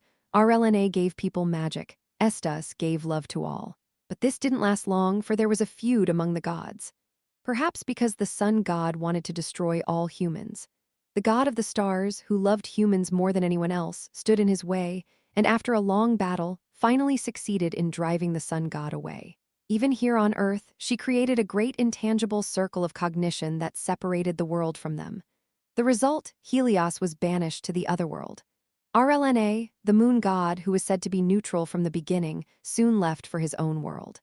Estus, the god of the stars, who was gravely wounded in a confrontation with the sun god, disappeared. And now, so the sun god is coming to destroy the world again? But then how are we going to stop him? He's a god and he's coming to destroy us himself. Seoyun said that with a worried expression.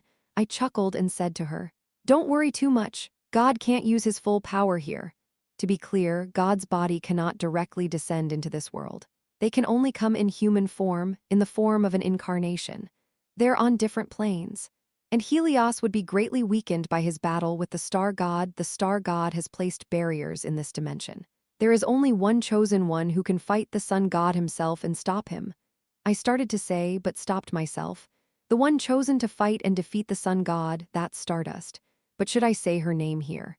I don't think the members of the ego stream are particularly fond of Stardust still. I can't hide the truth. I said with a small sigh, worried about the reaction.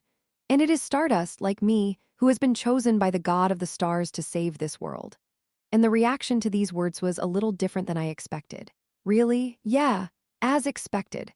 At my mention of Stardust, Choi Si-hee, who had been silent until now, smiled in response. I see. So the reason you've cared about Stardust all this time is simply because you need her to save the world? No, it's more like she's my favorite. I didn't say that, of course, and soon the women of Ego Stream were nodding and coming to their own conclusions. Yeah, I guess so. Otherwise, there's no way you'd be interested in a girl like that. Yeah, wasn't that why you were running her fan cafe to get information? After hearing those words, I decided to keep quiet. Chapter 389. After I told my colleagues in the Ego Stream my secret and what was about to happen. But what exactly is the other world doing, and am I in it? And what exactly is Star God? That's interesting. Were we dragons also a product of the sun god? I was bombarded with questions from my fellow Ego Stream members, and for a while, I was stunned. Most of them were interested in the fact that I was from another world, but when I told them that there was little else between this world and theirs other than my powers, they seemed to cool off. Anyway, that's when things quieted down. I took one of the few people who had been quietly listening to me from the back of the room and led her into my room off to the side. She was the first one I brought in. Yunwoo, Doin? She had long black hair and was dressed in a white shrine maiden robe. She looked up at me with a questioning gaze. The reason I had called her aside was simply because I had something to tell her. Like Stardust and Celeste, incarnations of the gods, Yunwoo was the embodiment of the moon god, so as soon as I saw her, I got right to the point. Yunwoo. Yes, Doin, feel free to talk. Okay. Yunwoo, have you heard anything from the moon god? At those words, her face instantly became serious. Yes. Yunwoo, the difference between her and everyone else, she was a god incarnation. Unlike Stardust, she knows she's an incarnation of God. The Moonlight Church must have taught her that. In response to my slightly nervous question, Yunwoo shook her head, looking as if she was sorry for everything. No, Doin God hasn't told me anything else. I see. I nodded silently at those words. The moon god was only indirectly mentioned in the original story and never appeared. He was the only one who remained neutral due to circumstances and never showed his face until the end of the original, but at least Yunwoo is alive now. I had some hopes, but I guess it was hopeless. Well, technically speaking, the moon god intervened, so it's very different from the original. That's probably a good thing, because it could be bad for me, whose greatest weapon is knowledge of the future. Anyway, that's not why I called Yunwoo this time. Yunwoo, I said, digging into my pocket and pulling out an item I had prepared in advance. It looked like a small stone and it glowed silver in my hand. Do you know what this is? Yes, it's a moonstone. Yunwoo nodded. Moonstone, the ore that the Moonlight Church used to harness the power of the moon. They used it to create demons and summon lunar beasts. This stone seems to have a strong connection to the power of the moon. The identity of the original ore is, should I call it the Philosopher's Stone? A virtually universal substance created by the moon god to study his magic.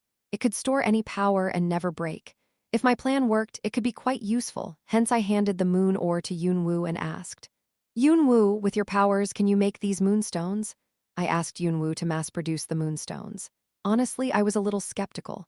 Yes, Doin, I think I can do it, Yunwoo said, sounding surprisingly lighthearted. Really? Yes, I just need to cast some magic. I'll draw some magic circles. I looked at Yunwoo, who was holding the moonstone I handed her in her hand, looking down and muttering. Thank you so much, Yunwoo. I'm sorry if I asked for too much.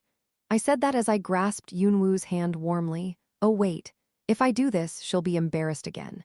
Just as I was thinking that, I was about to pull my hand away, but Yunwoo clasped my hand as if she didn't care. She looked up at me with red eyes, a faint smile on her face, and opened her mouth. Don't say that, Doin. My life was saved by you, so please call me whenever you need me. I looked at Yunwoo, who said that in a small voice, sincerely looking me in the eyes. Thank you, Yunwoo, I couldn't help but reply.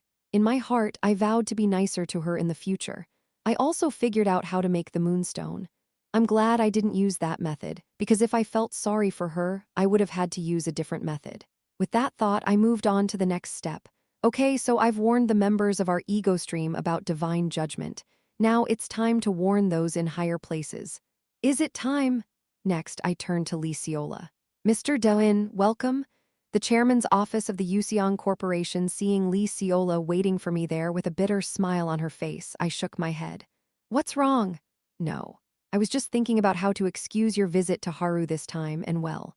Come to think of it, that's my job for tomorrow, so what's up all of a sudden? To Lee Seola, who muttered that at my words, and then asked such a question. Today, I told her about the final chapter. Soon, the world will end. To be precise, the god of this world will try to destroy it. No, wait, I'm not following the story, please elaborate. I repeated the story I'd been telling my ego stream colleagues in detail. And then, after a few tens of minutes of long-winded explanation. After listening to my story, Lee Seola said to me, wiping her forehead, as if her head was throbbing. So, to summarize, a mad god is going to descend on this world and destroy it, and he's going to warn us months in advance, and the only one who can stop him is Stardust. That's the craziest thing I've ever heard in my life, and if it's true and not a joke, it's a terrible thing. As she muttered that, I shrugged and said, well, life is a comedy when it's about other people, but it's a tragedy when it's about us. I have enough to do as it is, but if the gods say they're going to destroy the world, the chaos in society, Lee Seola said that in a voice that sounded like she had a headache. She had already calculated the aftermath of God's declaration of judgment in her head. She looked up at me as if she was about to cry and said in a sobbing voice, Mr. Doan, please tell me you have a plan. If I keep going like this, I'll get sick and die from overwork and stress. She looked nervously at the wine on the sideboard, as if she was craving a drink, and was about to resume the alcoholic behavior she had barely cured. I clapped my hands together lightly, smiled, and replied, Don't worry, I've got a plan, of course. Really, what is it? Well, first, I need to meet with the president of the association, I said so casually. Lee Seola looked puzzled for a moment, and then she asked me again, The president of the association? I answered confidently, turning to her. Didn't you tell me there was a position you had created for me? I think it was the Hero Management Manager of the Yuseong Corporation, or something like that. First, I have to meet with the president of the association. Korea Hero Association, the president's office, There, the man who wanted to meet him through Lee Seola's request opened the office door and entered. The president of the association sarcastically smirked. So, our brilliant S-Class hero, Mr. Egoistic, is here. You're an S-Class hero, of course you should come to the association. You're quite confident, aren't you? Haha. It's been a while, Mr. President. I see you're still correcting me. HMPH, heh, no correction. The man who opened his door was none other than me, the S-class hero, no, I mean villain Egostic. Seeing me in full armor, including a top hat, mask, and cape, the association president frowned. So, what brings you here? I thought our contract ended last time, or are you here to turn yourself in for something? You've been giving me a lot of headaches lately with your antics with Cathedral. Mr. President, you're killing yourself again. I heard that you've been going around saying that you've been busy these days thanks to me going around doing everything the association does. What? Who would say such a thing? That's a bald-faced lie, HMPH. Who did you hear that from anyway? Ciola. What am I supposed to do with her? The association president sighs deeply while ruffling his shiny hair at my words. Anyway, I thought that was enough ice-breaking, so I cut to the chase. Anyway, Mr. President, that's not the problem right now. We have a bigger problem. What? You mean there's a bigger problem besides my subordinate collaborating with a villain and undermining her boss? Yes, because the world is about to end. Wiping the sweat from his forehead with a handkerchief, the president leaned back in his chair. Tell me more. He realized I wasn't kidding, straightened up and said, After my explanation, the association president readily accepted my words, perhaps because my predictions during the last Moonlight Church incident had been correct. I see, it's bad. The world is in trouble, I'm really upset. What are you most upset about? That this is happening on my watch. He replied with a sigh, then looked at me tiredly and said, So, Egostic, you've come to see me, the head of the Hero Association, again because you have something in mind? Yes, I've thought of a plan to protect the country, but that's not enough to prevent its destruction. As I said that, I looked at the association president with a serious face. That's why I need your help, Mr. President. What is it? At my words, the president swallowed hard and looked at me. I spoke confidently. I need you to connect me with the president of the International Association of Heroes, because I need to speak with them. Seeing me, the villain, asking to be connected to the president of the International Hero Association, he looked at me in disbelief, but I took it in stride. Chapter 382. Time is running out. Chapter 382. Time is running out. After returning to the mansion with all of my work done, I've been taking advantage of the little bit of free time I've had. I was still on my laptop, of course, working on Cathedral, but in a more leisurely fashion. Sitting at a picnic table in the front garden of the mansion, feeling the breeze, sipping iced tea with ice cubes, and feeling soothed by my work. This was possible because Shinryong, who was lying on the sun next to me wearing sunglasses, had the ability to manipulate the atmosphere, and the area was constantly enjoying mild spring-like weather. As I sat there, I thought for a moment about yesterday's message from Lee Ciola. I managed to get her to believe me for now. Haru left me and went straight to Lee Ciola. She was so angry, but it seems that Lee Ciola succeeded in convincing her. I wiped my chest with relief. We ended the call with a promise to be more careful in the future. And Dylan, you should really thank me what I'm trying to do on my own, haha. At the end, I thought I heard a small voice say something strange, but I couldn't really hear it. That's when I was thinking to myself, I don't like it. Sitting back in her chair, her arms draped over the backrest with her cheeks puffed out, she was saying in a pouty voice, Aren't you too busy these days, Dylan? You're not home much. As she said that, Seo-yoon leaned her face into her hands and looked towards the forest, muttering, I want to be with you, I like you. Haha. At Seo-yoon saying that to me, I smiled embarrassedly. After the group confession with Soo-bin last time, Seo-yoon had become strangely honest. Sometimes she'd come clean like this. I gave her a smile and replied, Seo-yoon, how much is the age difference between you and me? Not much. We're 6 years apart. What's the difference between 6 years apart? You'd think we were the same age. I've been an adult for 2 years. Seo-yoon says that as if she's frustrated with me. At that, I shut my mouth. Is it? It seems like it. No, it's not. What's wrong? Am I crazy? Actually, I thought about telling her that I was seeing Stardust, but somehow I had an instinctive feeling that it would get me into trouble, so I kept my mouth shut. Seo-yoon sighed heavily, then turned her attention back to the forest and muttered, Anyway, I've been feeling a bit down lately. Everyone's been so busy, and my sisters are so excited. Just as Seo-yoon was saying that, the sky flashed in front of us from the direction of the forest, and we heard a voice saying, let's stop this. With those words, a giant thunderbolt appeared from the sky. On the other side of the forest, Choi Si-hee, Yoon-woo, and Halo were practicing their skills. They were practicing their skills because I told them that soon they would all start terrorizing again. Anyway, Dylan, I am worried. The world seems to be getting more and more chaotic instead of getting better with each passing day. I thought we had stopped the Moonlight Church and things were finally getting peaceful, but now the powers are on the rampage. You're getting busier and busier.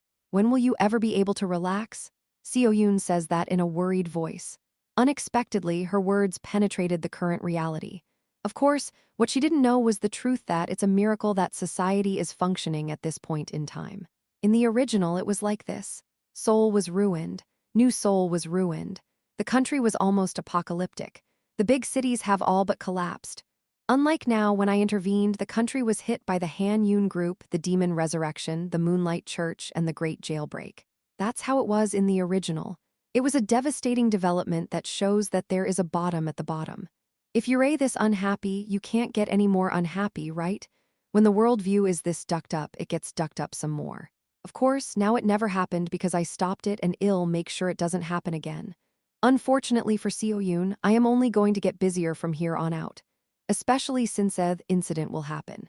From that day forward, it's as if society has never been so chaotic before. It's going to be the most chaotic chaos ever. As if the chaos caused by the villain's power is nothing. Society is paralyzed. So much so that before that day came, now it's actually a period of calm compared to the chaos to come. At least society was functioning properly.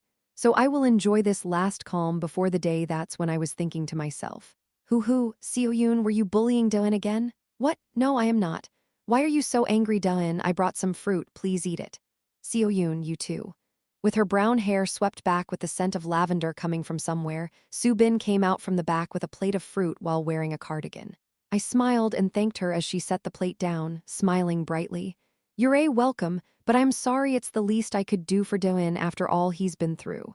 Soo-bin said that with a smile.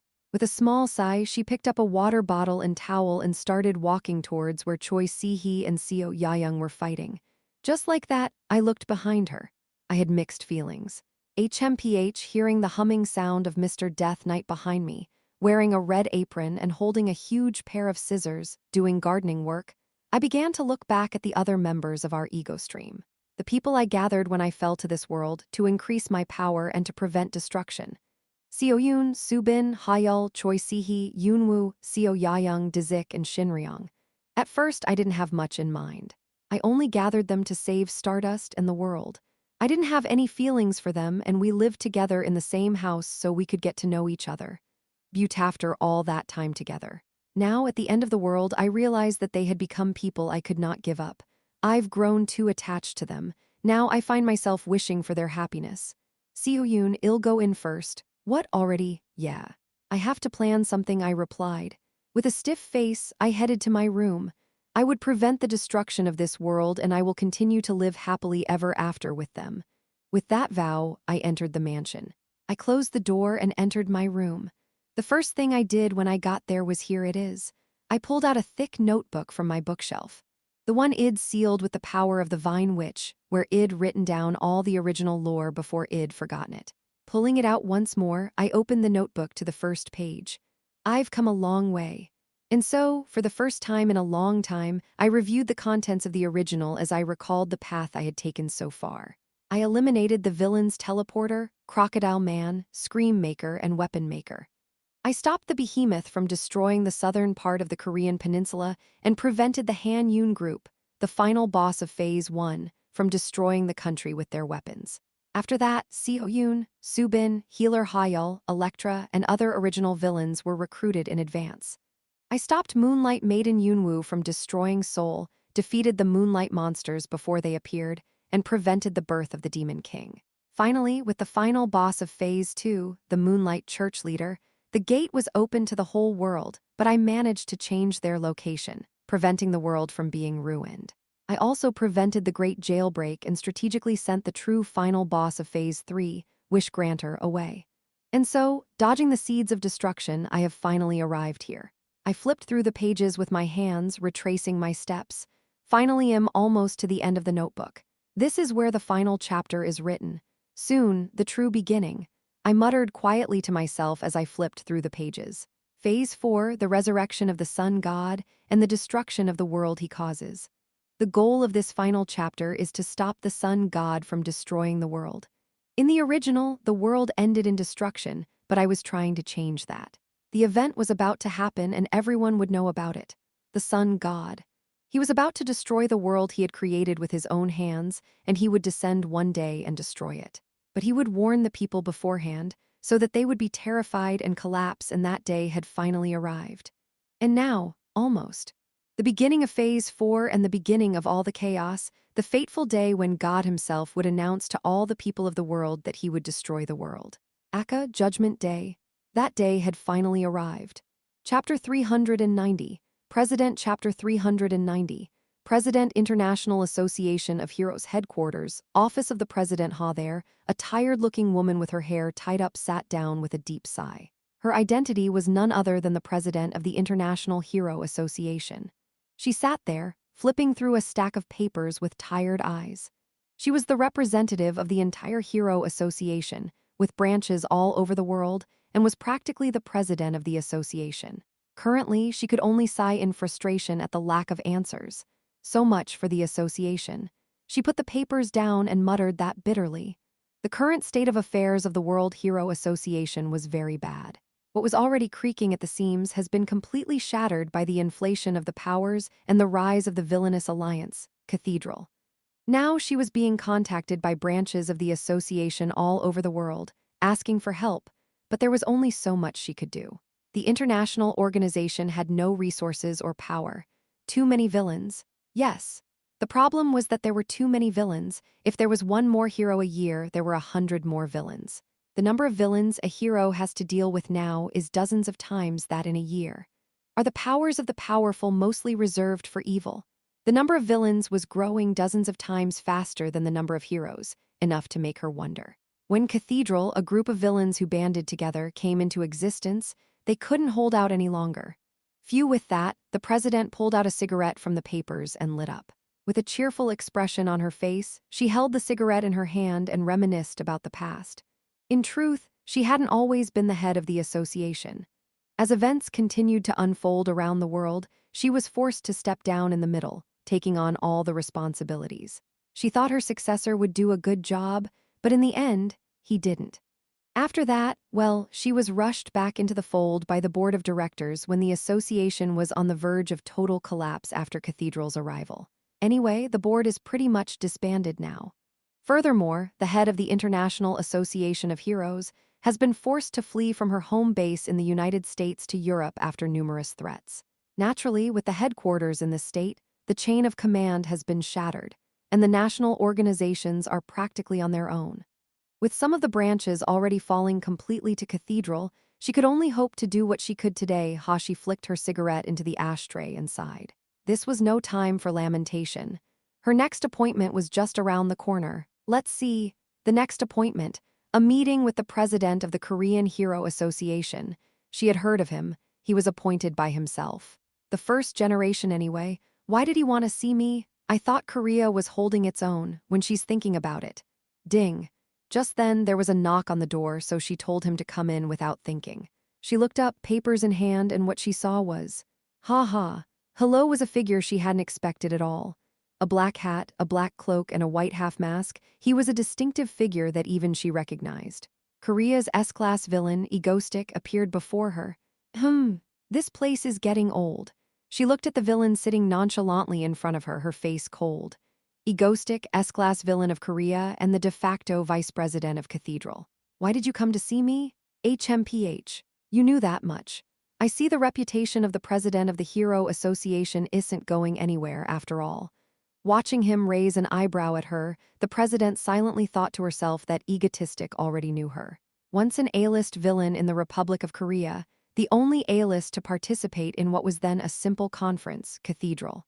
From what she had since learned, he was now the de facto leader next to Celeste and wielded a great deal of power over Cathedral. You never know what he's thinking. Egotistical, actually I am embarrassed to call him a villain based on his behavior in South Korea.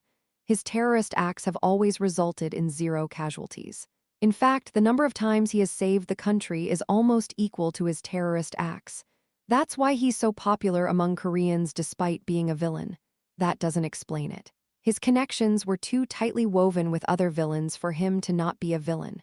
From Atlas, one of the top 3 villains, to Celeste, who is said to be a firm believer in him. He's definitely a villain, especially since he's working on world domination as the chief of staff in Cathedral, but in terms of his own country, he was more of a hero. That's why she concludes that he's a character she doesn't know what he's thinking. But he was clearly a key figure of immense power. He was untouchable because the association was practically in obscurity. And yet, here he was looking for her. She was nervous to have a villain in front of her, but as president of the association, it was important to keep her cool.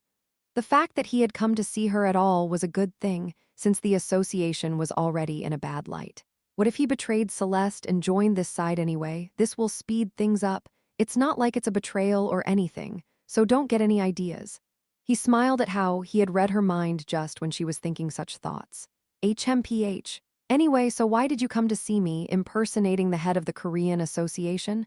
At her question, Egoistic smiled brightly. Then he met her eyes and spoke in a low voice. Because, President, I have come to warn you of something. A warning? Take note. No matter what you threaten, we will never give in. We will fight you to the death, ha ha ha. No, that's not what I meant. It's something more fundamental. Saying that, Egoistic waved his hand to stop her from raging. Then, with a stern look on his face, he opens his mouth. I am talking about the end of the world. What? What the hell is this villain talking about? When the president frowned, Egoistic smirked and opened his mouth. First of all, how much do you know about gods? Well, after he finished talking, the head of the association grabbed her hair, which was even stickier than before, and spoke. The god of light, the sun god, is about to destroy this world. And soon he will warn everyone. Is that what you heard? Yes, you understand exactly. That's ridiculous, so what's the point of telling me this? We're all going to die and you want us to wait in suspense? I looked at the president with a cigarette in her mouth and an annoyed voice. I smirked and replied, what's the point of waiting? We should fight back. What? Building 2 of the Hero Society headquarters. On the outskirts of Europe, I was sitting in the president's office facing her. Your leader, Celeste. Isn't she a fanatical devotee of the sun god, and what, you want to fight back? Well, if God goes crazy and tries to kill us all, should we just go along with it and die? I'd rather fight. Does Celeste know you're here? Of course she does. Phew. Watching her take another drag on her cigarette with a frustrated look on her face, I smirked. Don't worry, Celeste's going to follow me anyway, and I've thought of all the ways to stop her, so it's none of your business. Then why did you come to see me? Why? Because after God's declaration of destruction, the world will be in chaos, and if we don't stop it, the world will destroy itself. So let us declare an alliance between the association and Cathedral. Together, we will stand against the gods. That was my thought. I planned to make the announcement quickly, before the people could even comprehend the situation. A psychotic alien calling himself a god is attacking Earth. The association and Cathedral are teaming up for once to fight back. The plan is to reassure the people and keep society together. The plan was to say, everyone, Earth is safe, and you can go about your lives in peace. That's what I meant when I said that heroes and villains would unite to stop the destruction of God. The president looked at me suspiciously. Am I supposed to believe this? This isn't a trap. You don't think that we'll create a being called God and attack him as soon as we form an alliance, then stab you in the back, right? Do you have a mind of your own? I thought such a thing didn't exist yet. I sighed at the association president's words, then stood up from my seat and opened my mouth to speak. It was time to leave before my tail grew long and I got stepped on. Well, y'all see who's right when that day comes anyway, so I hope y'all accept our request for alliance right away. Oh, and call a press conference right away. No one would ever hear the sound of God's voice echoing around the world and think it was theater. Gods are like that? Well, think about it. Just. Before I left, the president hesitated a moment, then looked up at me and said, assuming you're right, how many days do you think are left before he unleashes his destruction? She asked. With my back to her, I said, not meeting her eyes. 6 months. Exactly half a year after God's warning the world would end. Chapter 391. After my meeting with the president of the International Association of Heroes, I had completed a great deal of preparation, and now I was busy waiting for the day of God's declaration of judgment, which was just around the corner. Surely, after God's declaration of judgment, the time until the day of destruction will pass very quickly indeed. In other words, the end of the story is really near. It seems like just yesterday I first fell into this world. I couldn't believe that the end of the original story was already in front of me. Of course, I must do my best not to let the end of the story be the end of the world. To that end, I was giving a lecture today at Cathedral. Do you remember when I told you that there are 3 gods in this world? The great hall of Cathedral, I stood there, looking out at the villains gathered from all over the world. With the permission of Celeste, I organized a special lecture. Everyone seemed to be listening quite attentively, as this information was advanced information that actually approached the secrets of the world. These 3 gods are called the god of the sun, the god of the moon, and the god of the stars. I began to describe the 3 gods with a chuckle. Of course, the reason for my explanation was simple. When the sun god's revelation came, I wanted them to not panic, because they would need to be armed and ready for the threat. Anyway, as I proceeded with my explanation, I looked around the room at the seated villains. The common thread I noticed was, they all seemed to be in pretty good shape. After being threatened by the association at every turn, they'd gone from being villains to full-fledged revolutionary leaders with the backing of Cathedral. Especially since some of them had overthrown the existing government and put themselves in leadership positions, they seemed to be at ease in the world with their social status. After all, the world seems happy when you have a warm back and a full stomach. I looked at them and thought, as such, they are more likely to oppose the god's destruction of this world than to support it. This was what I was aiming for.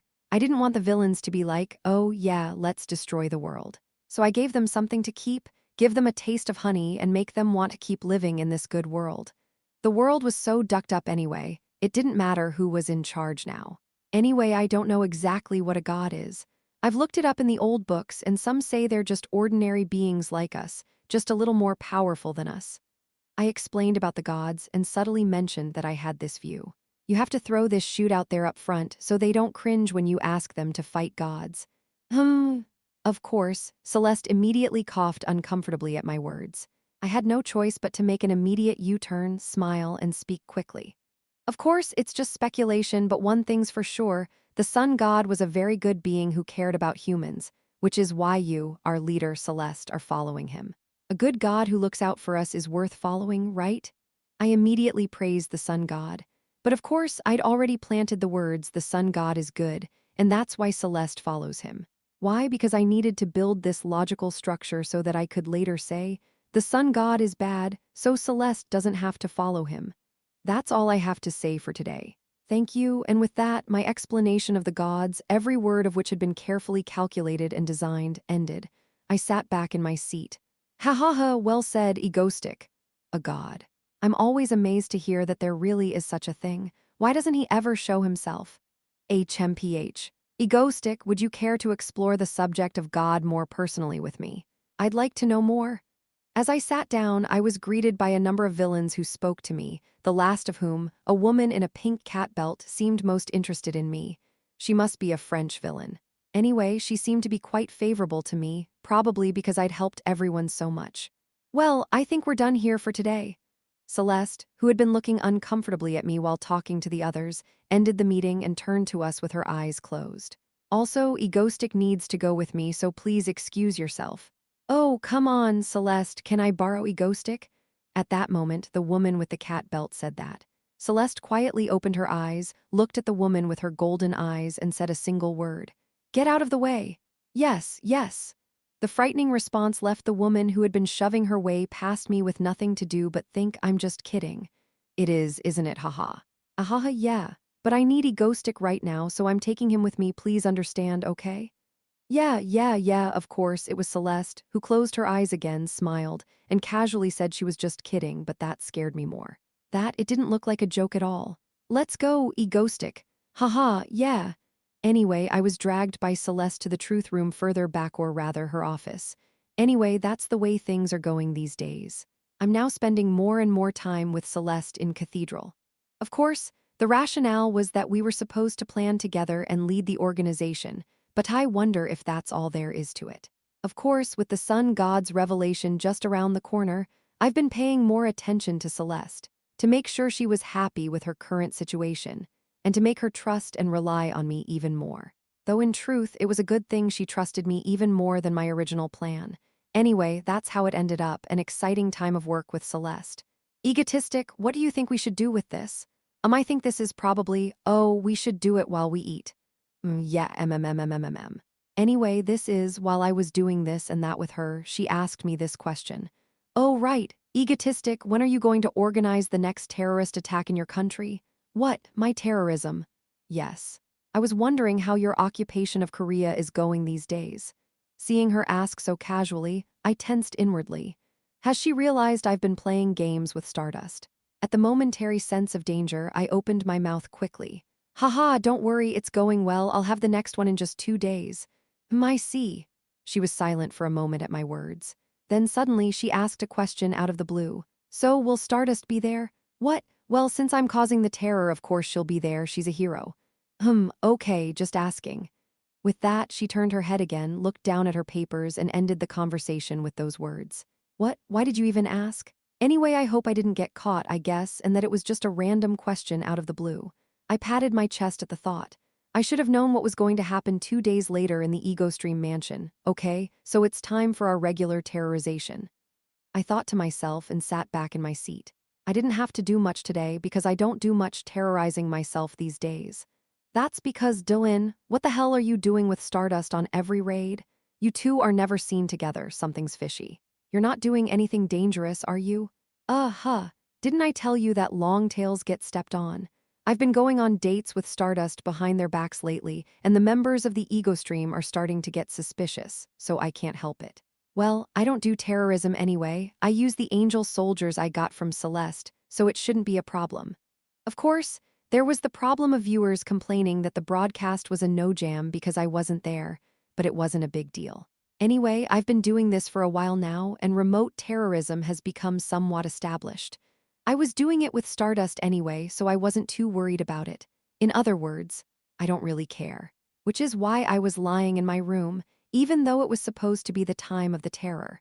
Because I ordered all the angel soldiers to be summoned in advance by Mr. Dzik, I should do some work at this time.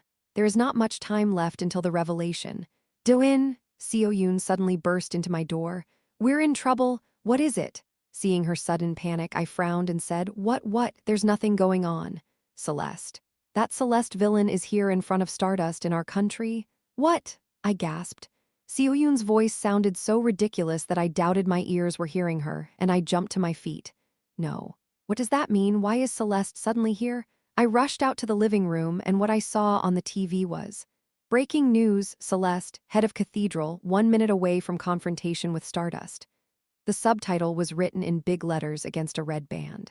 Stardust and Celeste glaring at each other, facing off. Oh my God, I couldn't help but squeeze my eyes shut, clutching my face. No, this is not happening. Chapter 392. Over Seoul, South Korea, a modern city sprawling below and blue skies above, and where, at the moment, a battle is raging between an army of angels and heroes. The sudden appearance in the sky of a silver-haired woman dressed in white saint's robes in the midst of the terror was enough to take everyone by surprise. Celeste, the head of Cathedral, is said to be the strongest in the world. She was currently standing in the sky, looking down on the city below. Standing with her legion of angelic soldiers, to be exact, and looking down on a hero with her blonde hair flying. The woman down below was also looking up at her Stardust, the S-class hero of Korea.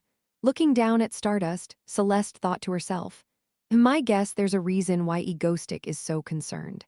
Celeste, the world's #1 villain, has come to Korea. Her reason for coming here was simple. Who the hell is Stardust, and why does Egoistic care so much about her? That's what Celeste wanted to know. Celeste knew because she had already looked through Egoistic's past records. All of Egoistic's terror and behavioral principles in the past have been traced back to Stardust. Why on earth did he care so much about her? What kind of woman is Stardust anyway? And what kind of relationship do they have? Well, I guess I'll just have to find out. That's why she made a casual visit to Korea, like a trip to the local bar, to see what Stardust was really like and then go back. And now she showed up at Stardust's doorstep just in time to see Egoistic unleash his terror. The sudden appearance of the #1 ranked villain through the country, which was broadcasting the spectacle, into chaos. Celeste remained silent, observing Stardust. She's definitely strong. She silently thought to herself. Just standing in front of Stardust, she could feel the power of the stars tingling on her skin. She could feel the power of the stars radiating from Stardust, a power that was far beyond the power of Egostic. And she also realized how opposite that power was to the power of the sun. Certainly, she thought, no wonder Egostic is trying so hard to capture her. Surely it would be a great help to have that much power on the same side. She could only feel that way. After all, no matter how strong she was, Celeste didn't think Stardust could defeat her, and she had no intention of fighting. Perhaps if the enemy had belonged to her country, she would have done whatever it took to deal with her. But with Egostic in control, she had nothing to worry about. Still, it was annoying that he cared about Stardust. So back to the present. The sudden appearance of a representative of the villainous Alliance Cathedral leader caused all the heroes to back away, and only Stardust stood before her. In the short time that had passed, Celeste had organized all her thoughts. Dressed in white saintly robes, her silver hair flowing and her eyes closed, she spoke with an air of mystery. "HMPH, you must be Stardust." "Yes." "Why are you here?" Stardust replied with a wary expression. Celeste smiled as she met her blue eyes and opened her mouth. "Ah, my loyal henchman, Egostic, told me about you and I was curious. I wanted to see what you were like as a heroine who annoys my villains so much." And Stardust, hearing that, though she tried not to let it show but he couldn't help but stiffen a little. "Ha, a loyal henchman, my villain. That's ridiculous." Stardust actually knew a bit about Celeste since Egostic had told her. Apparently, she's the villain most responsible for stopping the destruction. That's why she'd gotten to know her. It was uncomfortable to hear even then, but now it's clear. That woman, she's aiming for Egostic. And while Stardust was thinking about it with a stony expression, Celeste was thinking the same thing.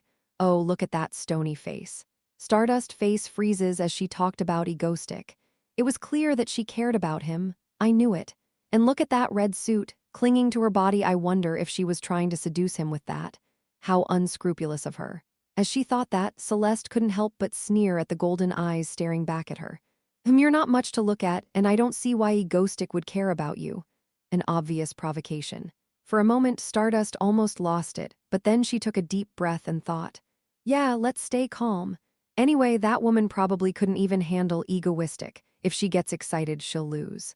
Anyway, in the end, wasn't it Egoistic who got connected to her? Stardust crossed her arms and smirked. "Well, I guess he liked something other than my power." "Ah, well, I don't know, since he's only with you because of your power." "Ahaha, that's funny." Celeste's eyes instantly turned cold at Stardust's sarcastic remark. How dare she? She's a hero and she's crossing the line between herself and Egostic, who are villains. Ha ha ha. Ahaha. As they stared at each other, smiling and coldly facing each other, they realized. Now there was no need for conversation between them, just like that. The battle between the hero of the stars and the saint of the sun was about to begin. Stardust, Stardust, Stardust, Stardust, Stardust. Stardust, Stardust and Saintess fight. Is this a true story? My heart swells. It's such a magnificent fight. Honestly, even Saint Mango if possible, kekek. First things first, kekek. So why are they fighting? I can't tell because I can't hear the conversation in the middle, but maybe they're fighting over Egostic. Real life battle on, kekek. Wait. The world's strongest villain is here and everyone's acting like it's no big deal, kekek, haha. Anyway, Celeste is on the Mango side, so no need to worry, kekek. Heh heh.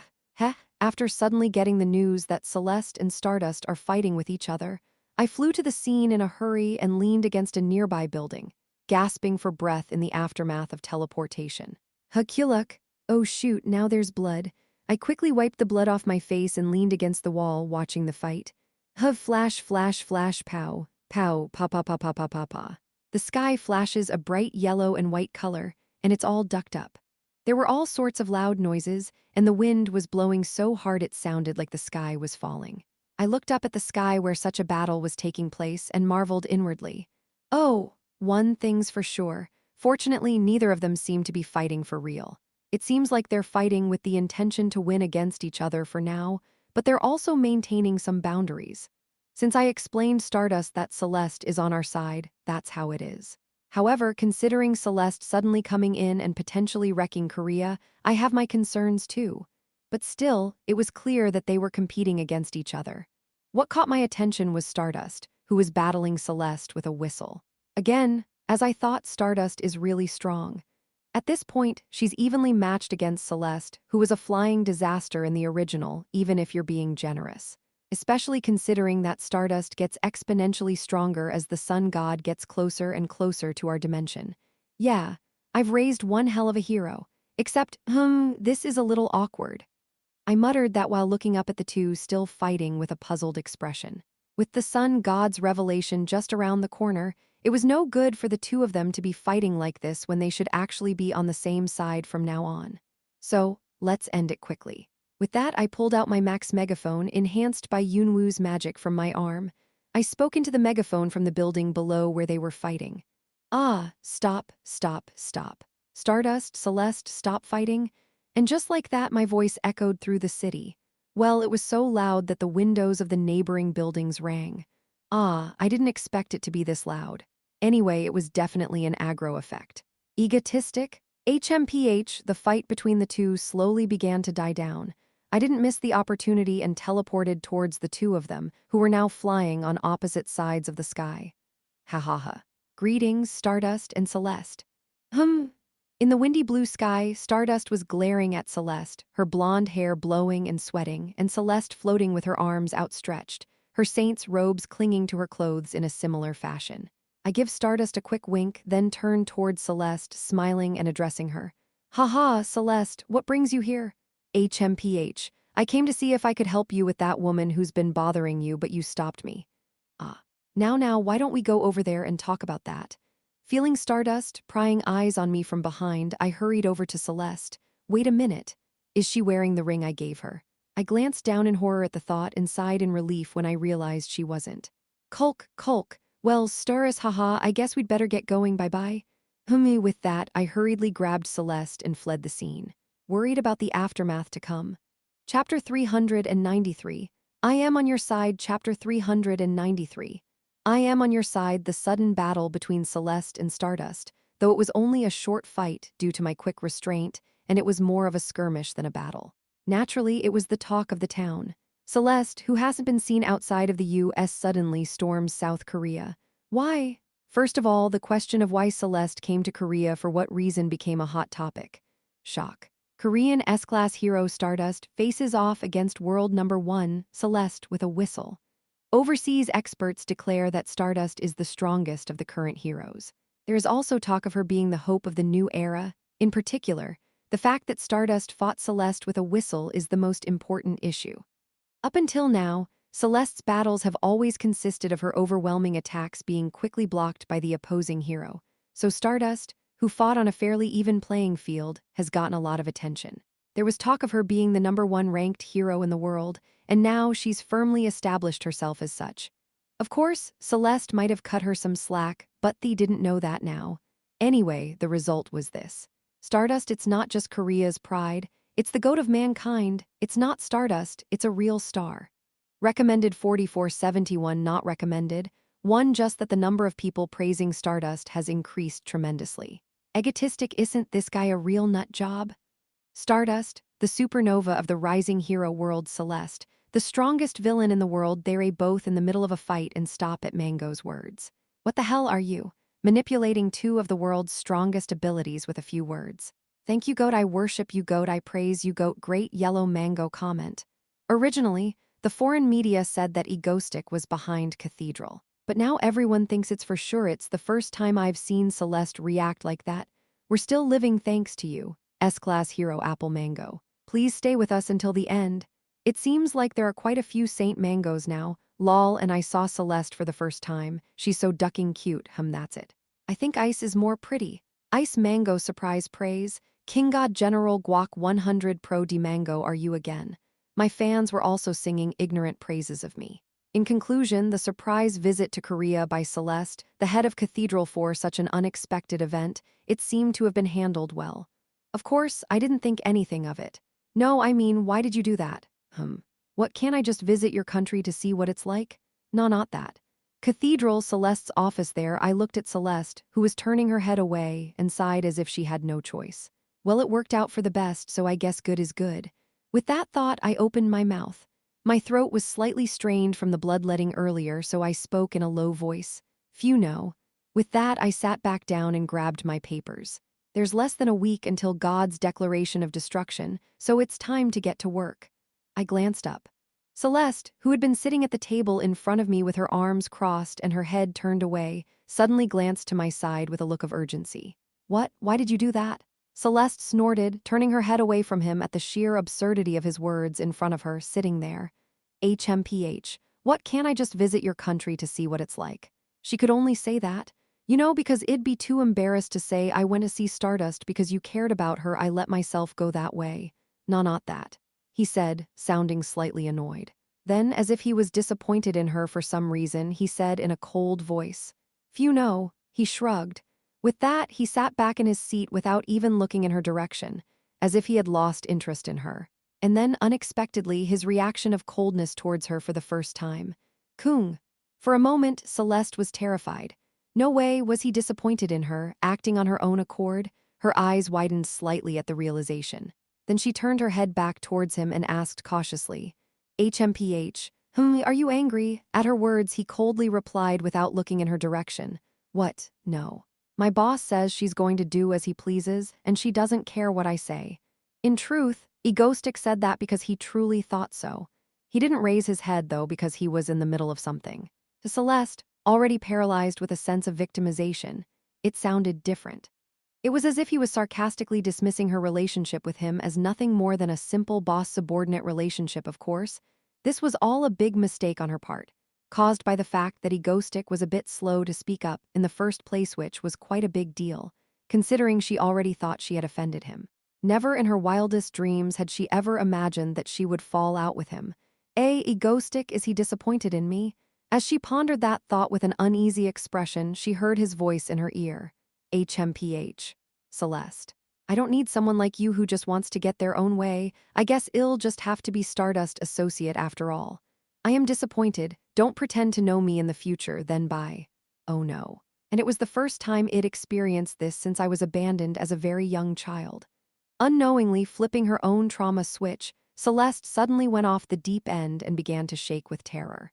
Maybe it was the fact that lately she'd been accompanied everywhere by Egoistic. Or maybe it's because he's never been this close to her before. Or maybe it was because she had other ideas about him. She was already deeply dependent on him. The coldness of his presence for the first time had made her imagine a life without him. Only then, she finally realized that even though she was on top, she had always been alone, unable to trust anyone. In her lonely life of chasing after an invisible god, the presence of a like-minded Egoistic had been so comforting. Now, she doesn't want to go back to that lonely life without him. First things first, I need to apologize. Worry finally overtook her mind, and she began to apologize to him, her voice trembling.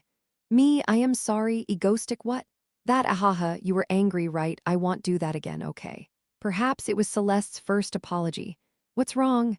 I looked at Celeste, who started to apologize with a slight tremor in her body and felt puzzled. What the hell is going on here? Is this why they say a woman's heart is a reed? No, I think this is a different story. She thinks I'm angry. I'm not angry. It's not that big of a deal. As I scratched my cheeks, she blushed. Maybe we should clear up the misunderstanding first, wait. It was only then that I realized something. Is she apologizing to me like this, with such an urgent look on her face because she thinks I am mad? No, I guess you could say she's been relying on me. That's what I concluded. Maybe she saw me upset and thought I might leave her, and she was so scared. Something like that. It was a good story because the more dependent she was on me, the more likely she was to abandon him and choose me when God declared the destruction of the world. A good story in a way. Still, I didn't want to see her this upset. First, I'll have to reassure her. With that in mind, I smiled and took her trembling hand in mine. I'm not angry. You're lying. No, really, I am not. Why would I be angry over something like that? With a kind smile, I lifted my remaining hand and grasped her right hand with both of mine as I continued. And you, Celeste. Didn't I tell you the other day that I will always stand by your side? I'll say it again right here and now. I'll never be angry with you because I'll always be on your side. The whole world could throw stones at you, and I wouldn't be angry with you because I'll always be on your side, no matter what. Haha, that's actually kind of blasphemous, but I follow you more than the sun god. I'd go toe-to-toe with God if he told me to get rid of you. I just want to see you happy, Celeste, so don't give me that look. Okay? Just like that. I smiled, wiping away the water droplets from her eyes. Seeing Celeste looking up at me with an impressed expression, I thought to myself, oh, that's it. This happened 3 days before the sun god's declaration of destruction. Chapter 394. It was an unusually sunny and clear day. Today is finally here. It was a normal, peaceful day, but I knew today was the day everything would change. Hugh, checking the time once more, I sighed and crossed my legs. Here we go. I was ready. Today is the day of the sun god's announcement of judgment. God will reappear in this world for the first time, and the people will be thrown into chaos by the announcement of his destruction. The very day I've been preparing for all this time. After today, the world will change. In the original, the world, already creaky as it was, completely collapsed after the god's announcement of destruction. People began to collapse in fear of death while Cathedral, led by Celeste, began to destroy the planet. The power of those with abilities went berserk, and at the same time, the holy relics of the sun went berserk and angels appeared. It was grim, total chaos, but I will stop it, for this is what I have been working for all this time. There were some risks, of course. Most notably, what if the sun god discovered my identity? What if he realized that I had been preparing to stop him all this time, breaking his holy artifacts and trying to convert his saint? He'd probably try to kill me first, but that won't happen. Of course, I didn't really worry about that. If I had, I would have tried to kill her long ago. Now I have all the destructive variables in place. The power of the stars, it's still protecting this world. Long ago, when Sun God and Star God were together, Star God summoned the last of her power and imposed a boundary of perception on this world, so that the Sun God could observe it closely and not interfere. However, it was also to keep his archenemy Stardust hidden from him. In any case, the binding created to protect Stardust allowed me to hide as well. Perhaps the best thing Sun God could do with his power right now would be to give it to Celeste. His last attempt to break through the barrier, I suppose, was negated by our ex machina. In the end, this time, it will be nothing more than a canned speech from a billion light years away.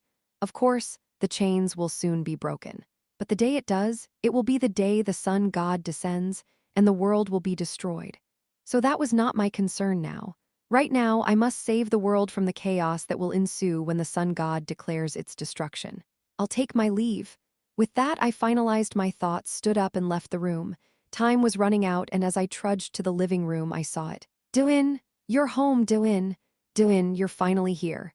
The members of Ego Stream gathered in a bustling circle. Yes, these are our fellow members of the Ego Stream who know that the Sun God's destruction is imminent. Okay, Duin, I'll be on it as soon as the announcement comes. The other person who knows what's going to happen today is Lee Ciola, who, as general manager, will have to manage the chaos that's going to happen today. And Stardust also knows.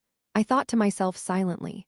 Perhaps by now she is waiting at the association, as I said, to control the world that will soon be in chaos with the Sun God's declaration of destruction. There was one more secret I hadn't told Haru yet. That she, and she alone, is the agent of the Star God who can stop the Sun God. Stardust knows she has the power of stars like me, but she does not know that she has been handpicked by the Star God herself. And there's only one reason I haven't told her this story in detail. Because today is the day she will meet Star God herself. In fact, in the original story, the gods weren't introduced in detail until today, and with the arrival of the Sun God, this was the day that Star God would descend into Stardust Head and tell her all her secrets. Not exactly Star God herself, but her residual thoughts. I didn't tell Stardust the details since today she'd learn all about her identity anyway. So, for now, let's focus on the disaster to come. I see you've all gathered in advance. With those words, I sat down on the couch where my companions were gathered.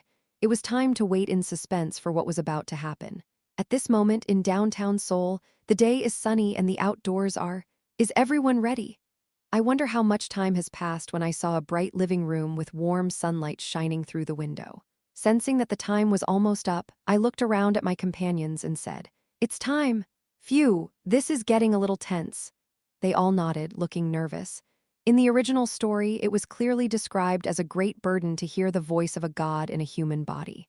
The pain felt by those who have received divine power is even greater. That's why they gathered here in advance to prepare themselves. It hurts less if you know what you're getting into. Anyway, now, the time has come. The time when everyone's busy, when the last of the normal routine comes to an end, just like that. Everyone, get ready. I silently checked my watch, and when it finally reached the time I had predicted, I said those words quietly. It's finally starting. And finally, the moment the hour hand moved to the next space, it began. And then we get to see the interviews with the citizens. Yulwa, the pained voice of the anchor reading the story on the news. Ugh, scores of people on the screen, holding their heads in pain. At the same time, all of us felt a tremendous force, like a heavy gravitational pull weighing down on us. Even I, who had been preparing for this, was gritting my teeth at the pressure, which was more than I had expected. Finally, I heard his voice. Greetings, humans. It was a voice that seemed to speak directly to my brain. It was in a language I didn't know, but somehow I could understand it. For a moment, I could feel it. This is God, a being so different from us, so unapproachable. Perhaps awake, perhaps asleep, everyone in the world is forced to listen to this voice. Just listening to it was enough to make my heart burst. Because it was the voice of God, which is completely different from human beings, it was difficult for the body to accept just hearing it. It was like an ant in front of a giant. The humans who were listening to the voice of a deity with extraordinary power would realize the difference between them. I can't resist that thing no matter what. Like a frightened child in a situation where they can't get away. That's what people must be feeling. In a situation where it's hard enough just to accept his power. His words continued. I am the one who once ruled you, the one who was once called the sun god. It is good to see you again, my children. In my absence, you have indeed grown up horribly, and the god's reaction to the humans was not exactly positive. I will judge you, lowly beings. I will judge you. I looked up with difficulty at this point and surveyed the others. As expected, those who had received the sun god's power were more affected. Unlike Subin and Seoyun, who were still holding on in a cold sweat, Choi Sihi and Seo Yayoung, who were directly receiving the power of the sun, were almost half collapsed with their heads down. Well, I'm under less pressure thanks to the power of the stars, but if I'm having such a hard time, what about them? In 180, I will descend to judge your sins. So until then, spend time atoning and painfully await your coming destruction. Death is the only thing you deserve. With those words. HMPH, HMPH, HMPH. Water. Give me some water. The feeling of intimidation that had been barking through my body was gone. Breathing heavily, the Ego Stream members stood up one by one, holding their heads. All of them looked quite traumatized. Doin, ouch, are you okay? Kyuluk, I'm fine. Seoyun, how about you? I'm fine, I'm just a little freaked out. I never thought I'd encounter something like this in my life. How could a god be so different? Shinryong, who was standing with her hands on the wall, was grumbling. Walthais is really not easy. Choi Sihi, who was the first to regain her senses, clutched her forehead as if she were dizzy. I'm happy that I knew about this beforehand, but the people who heard it for the first time must have gone crazy. Yeah. Probably soon, when people come to their senses, the world will go crazy. Everyone will be freaking out. That's why it was important to get this under control before it gets out of hand. First, I needed to meet with the most important person I could convince right now. Everybody stay here, I'm on my way. Okay, go ahead. As I grabbed my coat, they nodded in agreement. I told them that as soon as the revelation came, I had to go to Cathedral. Right now, meeting Celeste was a priority. Perhaps she's the only one who heard special words from the sun god. Book. With that, I tore up the letter and teleported to Cathedral on the other side of the world. It must be night on this continent, but the windows are bright as day. I rushed to Celeste's office, to her prayer room, where I could hear the sound of her praying. HMPH, from one side of the room, I found Celeste sprawled on the floor with her silver hair hanging down and a shocked expression on her face. Celeste, are you all right? I rushed toward her. She looks back in the direction of the sound with dazed eyes, then back at me, her focus returning. Egoistic? I don't know if it finally dawned on her, or if she was relieved to see me after all the confusion. She called out to me, grabbed my clothes, and began sobbing and mumbling. Egoistic, what should I do, God, shhh, just calm down, calm down. Seeing her clinging to me with such a broken expression, I reassured her and slowly began to open my mouth. Now is the time. It was time to reap all that I had sown.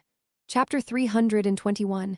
After the terror was over back at the mansion, I was alone, deep in thought. Leaning back on my chair, looking up at the ceiling, I sighed and patted the armrest. The attack had been successful. It's over, but there's something else I care about now. Then I saw Stardust. Why did I react that way? As I've always said, I'm a very methodical person. That means I never let my emotions get in the way of my work, especially when it comes to my relationship with Stardust. I live for her as a fan, but I never thought of it as anything more than that. Not once. But yesterday, when I saw her, I felt weird. My heart was beating like a middle schooler's when he realized his first love. Unable to look away from her eyes, wanting to be with her just a little longer. I never felt that way before I lost my memory, even if I did feel it. I was angry and surprised to see the emotions I'd buried deep inside bubbling to the surface uncontrollably. No matter how I look at it, it must mean that something happened when I lost my memory. I thought, keeping my face stoic. I felt like everything was connected, including the message I'd left. Stardust seems to like me. As someone who prided himself on being a quick thinker, I thought it through and came to a conclusion. I, the amnesiac, have a crush on Stardust. And that was my conclusion. For the week I was imprisoned, I thought that Stardust must have been involved in some way. I was in jail for a week, and there's a story about Stardust disappearing for a week, so maybe she kept coming to visit me. I'd made arrangements for that before I went to jail, so it shouldn't have been a problem. For more details, you can ask Lee Ciola, who sleeps only 3 hours while working these days, what she knows when she's free. So the natural conclusion was that I had a crush on her and that the crush didn't go away and is still there. This was actually the most plausible theory. First of all, there's no doubt that there was some kind of interaction between me and Stardust during my amnesia. I even told myself to ask Stardust if anything happened on the recorder I left for the amnesiac me, because the first thing she said when she saw me yesterday was, "Did you get your memory back?" And this speculation. Stardust seems to like me. The message I left after I lost my memory turned into confirmation. This asshole, you want to believe that because you like Stardust. Well, I don't blame my amnesia. Stardust was my favorite girl in the first place, so meeting her in real life might make me a little less rational. I'm just surprised to find myself possessed by a comic book, but well. Given the way Stardust has been using her beauty quotient to lure me in lately, well, I suppose I'd have a point if Stardust had done the same to me after losing my memory. Honestly, even me now. If I stay with Stardust and she continues to attack me like she did back in the labyrinth, even if I know it's just a fantasy, I thought I might get drunk on the sweet fantasy and fall for it. I'm glad that hasn't happened yet, but you never know. I smirked as I recalled my unforgettable comment. Stardust likes me? Yeah, the amnesiac me never experienced the event, so it's understandable to think so. He only saw Stardust in cartoons and he doesn't really know her. But I'm different. I know she wouldn't like me. Only I, the Stardust expert, knew. For her, there's a gap between villain and hero.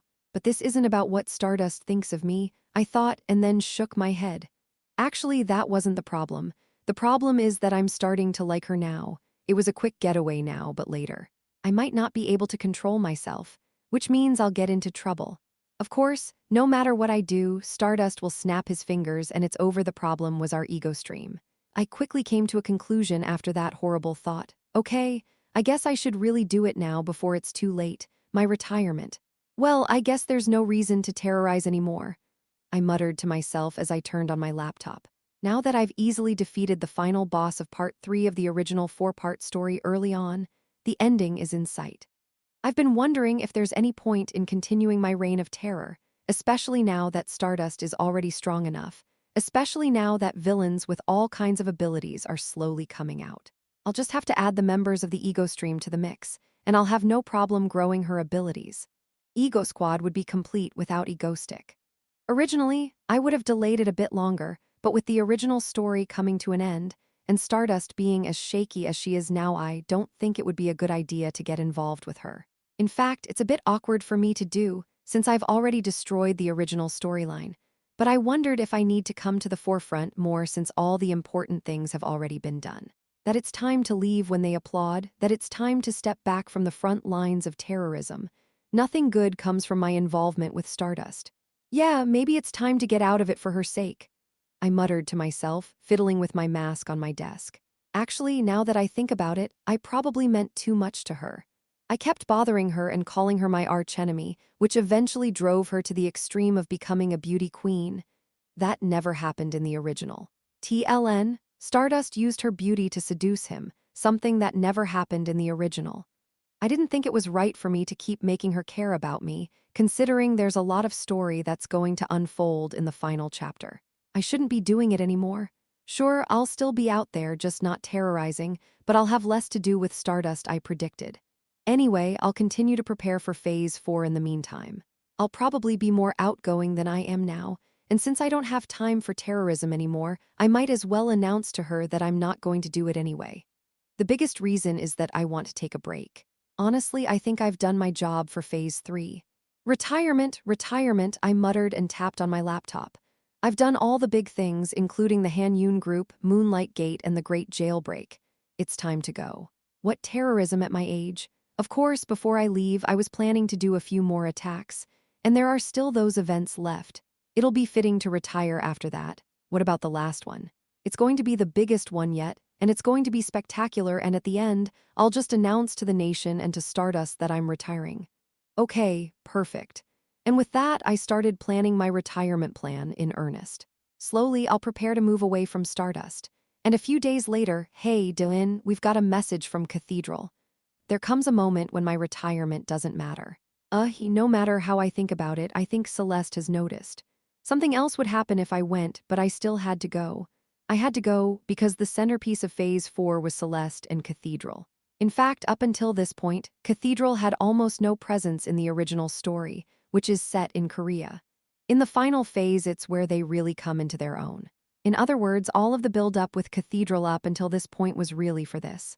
Okay, let's go, I said and rose from my seat. Slowly, it was time to go. A few days later, hey, Egoistic, it's good to see you. I haven't seen you in a while. Egoistic. Over here, I walked over to the Cathedral round table, first greeting Li Xiaoping and Katana, who were sitting down and waving at me. Li Xiaoping, in particular, had a widespread smile on his face. From what I heard, his organization, the Fire Dragon, had finally conquered China once and for all, just like the original. He called me the other day and said it was all thanks to me passing on classified Chinese government information. Actually, he didn't need me, but I just laughed it off. I'm glad he thinks so. Anyway, it was time for our trilateral villain alliance to get into full swing, and I was thinking that I should start meeting with them more often. Where's Mr. Atlas? Oh, he can't make it today. For the record, Mr. Atlas can't come because there's a crawl in the ocean. Apparently, he's been attacked by some kind of creature. I don't know, but it seems like there's a lot going on in the ocean. You've all come. Anyway, the meeting was finally called to order by Celeste, who appeared in a white saint's robe with her eyes closed. Then I'll speak next. As she did so, I could feel something. No, Celeste stared at me so openly. Ouch, I'm in trouble. Chapter 395. Celeste had been in a pretty good mood lately. The cathedral she'd built for the sun god was expanding smoothly, and judging by their growing power, the gods themselves seemed to be drawing closer to this world. Moreover, now that she had someone she could trust to stand by her side, she thought of Egoistic and smiled quietly. And so Celeste continued to live her life day by day. She may have been labeled a villain, but she never thought of herself as one. She was always doing her best to do what the sun god wanted her to do, which was to conquer the world through Cathedral for the benefit of humans. Even if there was backlash, it didn't matter, she thought, because it was the words of the ignorant masses who didn't understand the deeper meaning. Then one day, when she was in a good mood because of a memory from a few days ago, she found herself in the prayer room, quietly, dressed in her saintly robes, her silver hair flowing. Celeste was kneeling on her knees with her eyes closed, praying to the sun god, thinking about all sorts of things. Faster than anyone else, in fact. She sensed something unusual. What is it? Surely she was just praying as usual. The power within her began to surge, almost as if it were beating in time with her heart to announce the arrival of something. That was the moment Celeste was grabbed by her hair. Suddenly, she felt something huge land on her head. His voice rang out, "Hello, humans." And in that moment, Celeste, the only saint of his in this world, heard the voice and realized, this is the voice of God, the voice of the sun god, as she has always believed, and as if to prove it, the sun god slowly began to speak. I am the one who ruled over you, the one who was once called the sun god. It is good to see you again, my children. At his words, Celeste momentarily forgot her pain and let out a heartfelt exclamation of joy. It is he. He has come indeed. He has come at last to save the world. He who loved humans, who cared about the world. It was then that she thought with such joy, and while I was gone. You have grown up indeed, indeed, horribly. Oh, she didn't understand his next words for a moment. Moo, what are you talking about? Haha, did I hear him wrong? Before she could think so, and as if giving her no chance to escape, the god continued firmly. Let me tell you in advance, lowly beings, I will judge you in 180. I will descend myself to judge your sins. His words, clear and certain, were like a sentence. Clear wrath and murder was heard in a voice that promises to judge all. While Celeste listened, mesmerized, his words came to an end. Until then, spend the time atoning and wait in agony for the destruction to come. Death is the only fitting end for you. At last, the long words of the sun god came to an end. And so, at last, the overwhelming feeling that had overwhelmed her was gone. Celeste, still cowering at one side of the prayer hall, stared off into space, her gaze soulless and desolate, and muttered in a trembling voice. Why? God, why? Why are you doing this to us? Why? And that's when she thought. Only to realize that, once again, she felt a great sense of intimidation. She tensed, wondering if he would speak again. In front of her eyes, a holy white light blazed brightly, and from within it, a voice, clearer than ever, was heard. My child, Celeste, God! At his words, Celeste fell to her knees and looked up into the light. God had come for her alone. The original her would have been infinitely moved by it, but now that she had glimpsed God's true intentions, only confusion and fear remained. With trembling eyes, she gazed up at the light. Finally, the voice of God came again. How well you have grown, my most faithful servant.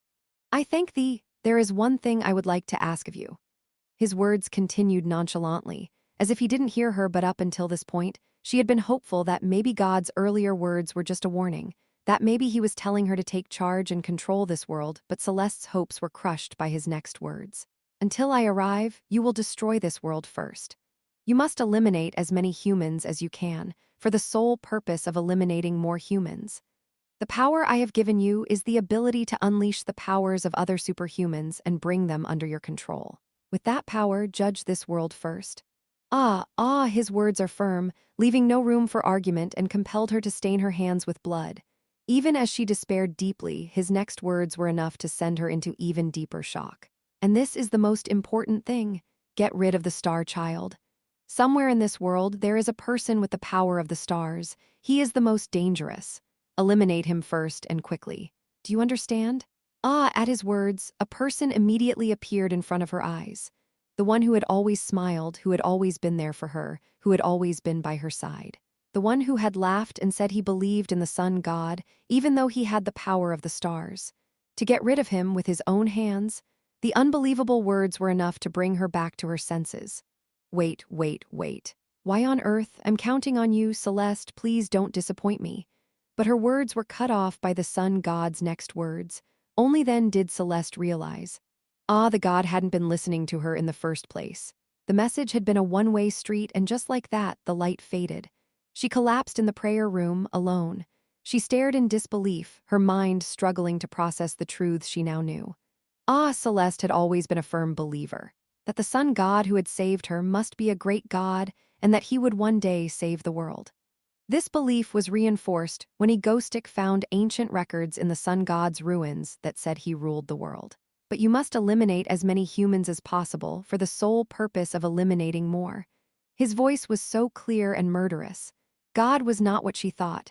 He wished for the destruction of the world, not its salvation. What to do now? The realization dawned on Celeste, and she sat dead-eyed and silent in the prayer room. I've lived my whole life for God, trusting in him, following him, living for him who had saved her. And now what? Should she follow his command to destroy the world, eliminate the star child?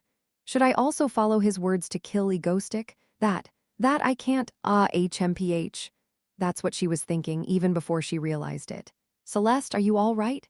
From beyond the prayer room door, she heard footsteps, then a familiar voice spoke right beside her. She turned her head to look and saw the raggedly dressed Egostic, who had rushed to her aid as soon as the incident occurred. Only then did she realize what was happening. Egostic, and with that she grabbed him. Celeste, sobbing, muttered to him, Egostic, what should I do, God? Celeste was completely broken now. She had only ever known one God, but now she felt completely and utterly lost. With no one to turn to, no idea what the hell to do, she was lost. In the midst of it all, there could have been a sense of betrayal that God was not the God she thought he was, and so, as she clung to Egostic, confused.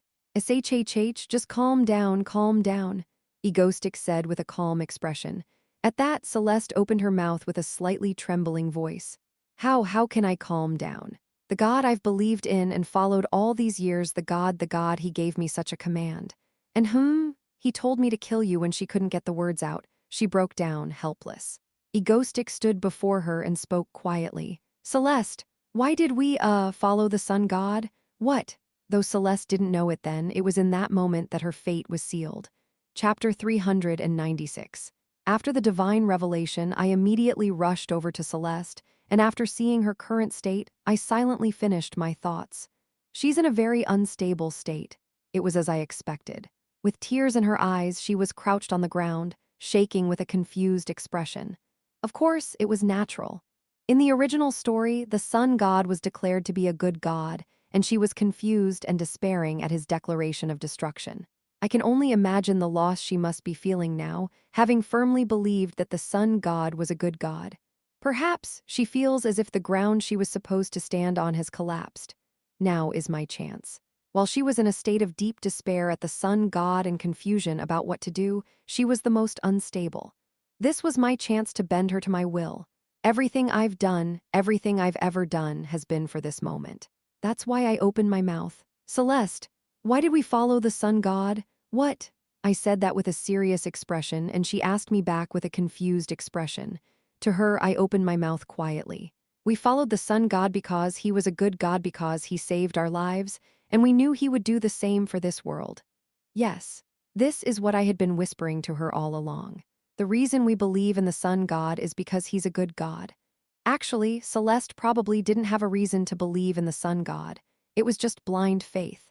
But the moment I stipulated why we believe in the sun god, it would have been natural for her to accept it on her own, as if by implication. So I made a premise: we believe in the sun god because he's a good god, and that means that if the sun god is not a good god, we don't have to believe. Yes, but egotistic. I don't know what to do now. She sobbed like that, still on the floor, knees together, clutching me, head bowed. Then, in a sobbing voice, Celeste began to tell me what had happened earlier. Egotistic, its true God came and spoke to me alone. And with that, Celeste told me everything that had happened between her and God. That God had told her to destroy this world until he could descend in his place. That her powers were actually given to kill people, not to save them, for the sole purpose of eliminating more human sand, that she was told to eliminate those with star power. I don't know, egotistic. I don't know, what am I supposed to do, What am I supposed to do? She asks, completely broken, clinging to me. Celeste, you just need to calm down, okay? I gently pulled her back into my arms for now. She looked much worse than I thought she would. Seeing the leader of the villains, who had been through so many battles, looking so fragile, like a little girl, made me feel sick. Has she ever looked this broken before? Perhaps this is how a person reacts when their lifelong beliefs are shattered. And in front of her.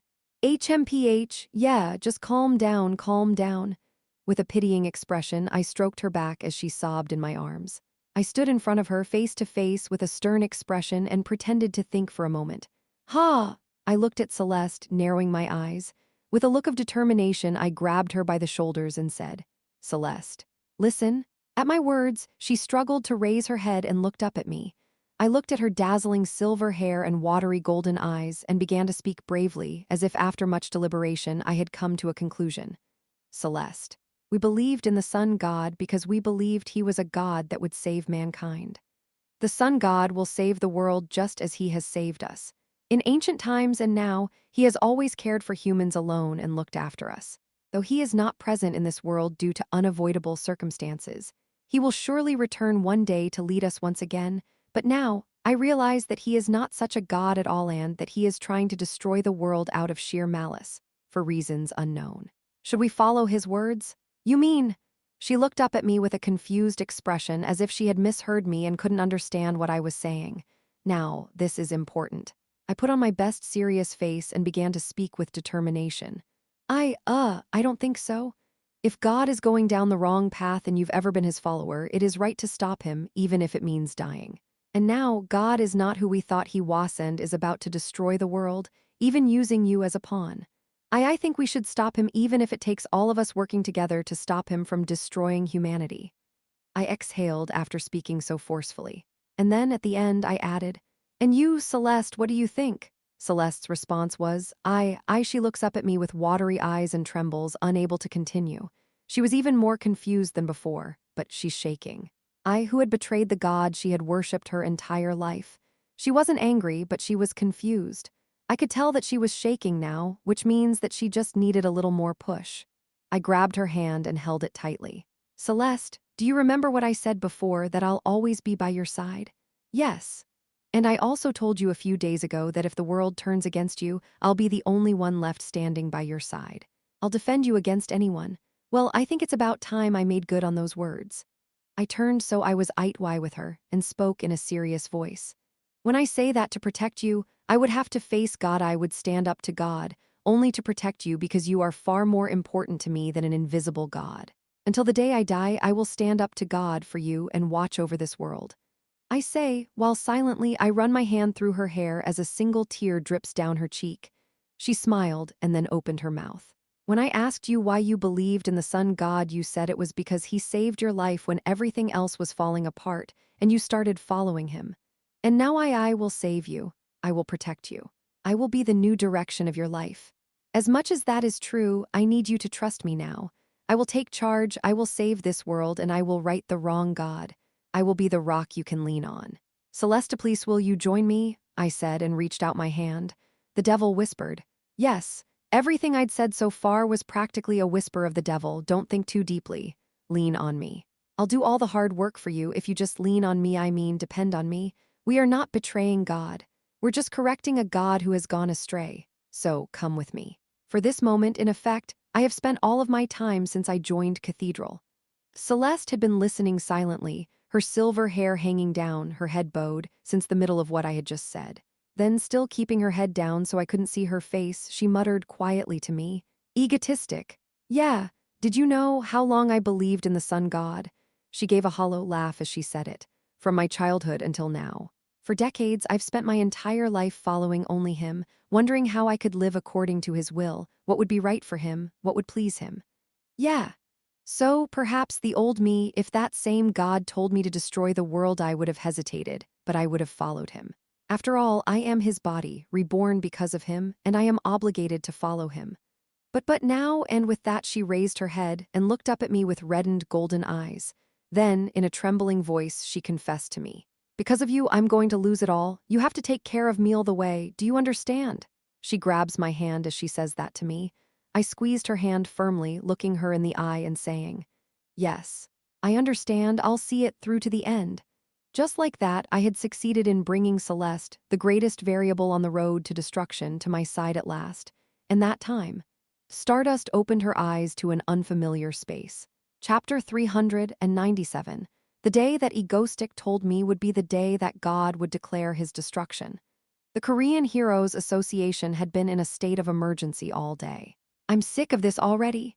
The Hero Association's control center, a small, select group of people with large monitors covering the walls, the president of the association, sitting in the center, sighed with the words.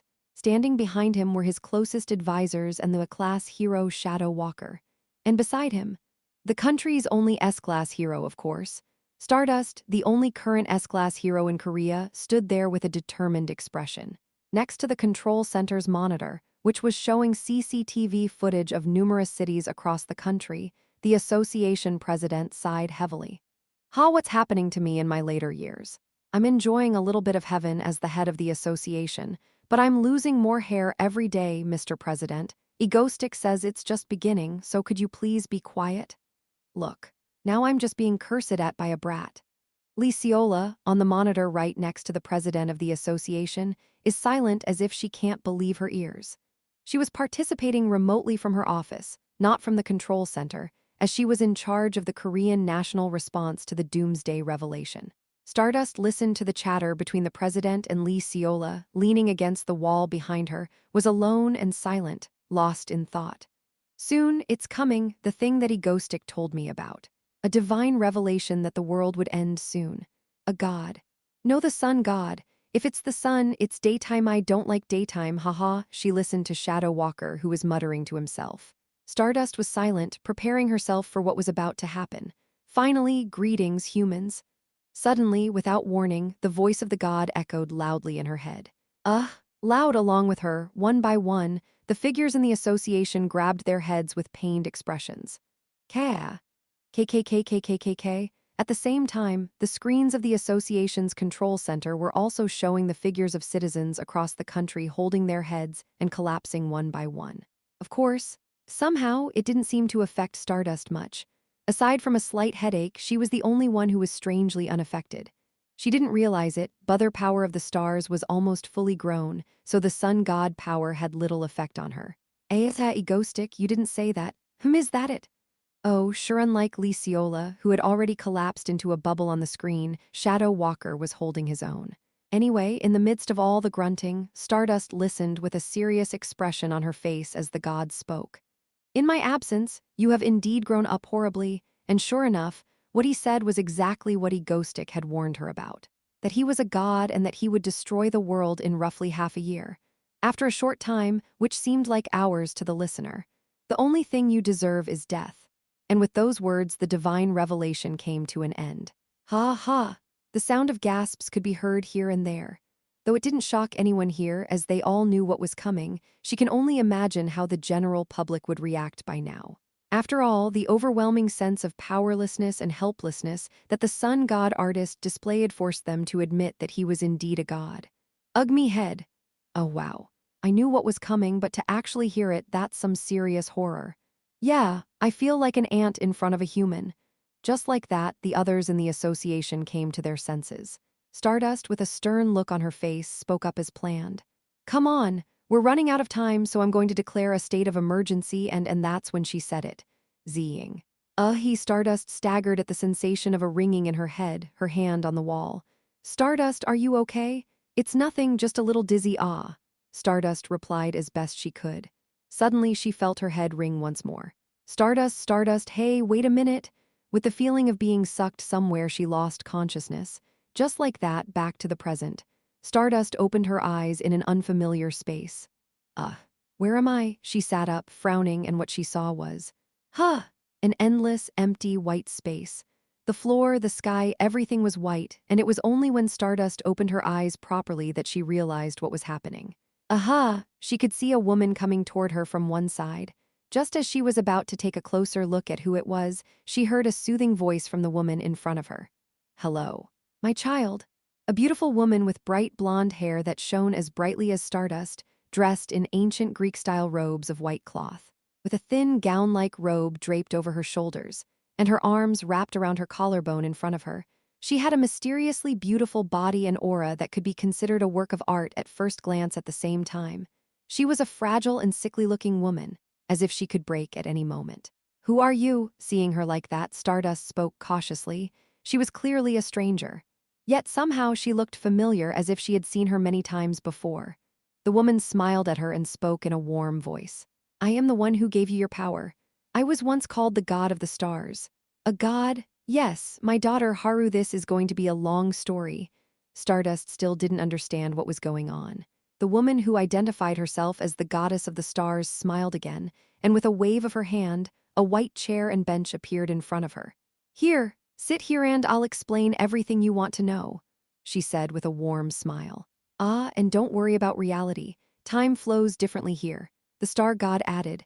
Where the hell am I and what's going on? Stardust had no idea. Somehow she couldn't resist the blonde woman who spoke to her, and her gut was screaming at her that this woman was trustworthy. Somehow there was a warmth about her, and Stardust sat down, mesmerized.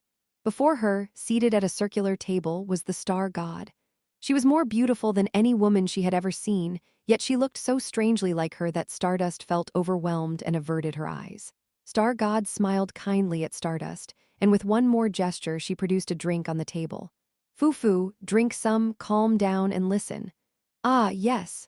Thank you. Feeling a bit overwhelmed, Stardust cautiously took a sip of the orange juice in the glass in front of her. It was mango juice, her favorite. Sweet. Maybe it was because there was something cool in her mouth. Stardust, whose mind had been foggy from earlier, was able to wake up a bit. While she was doing so, Star God smiled kindly at her and then began to speak.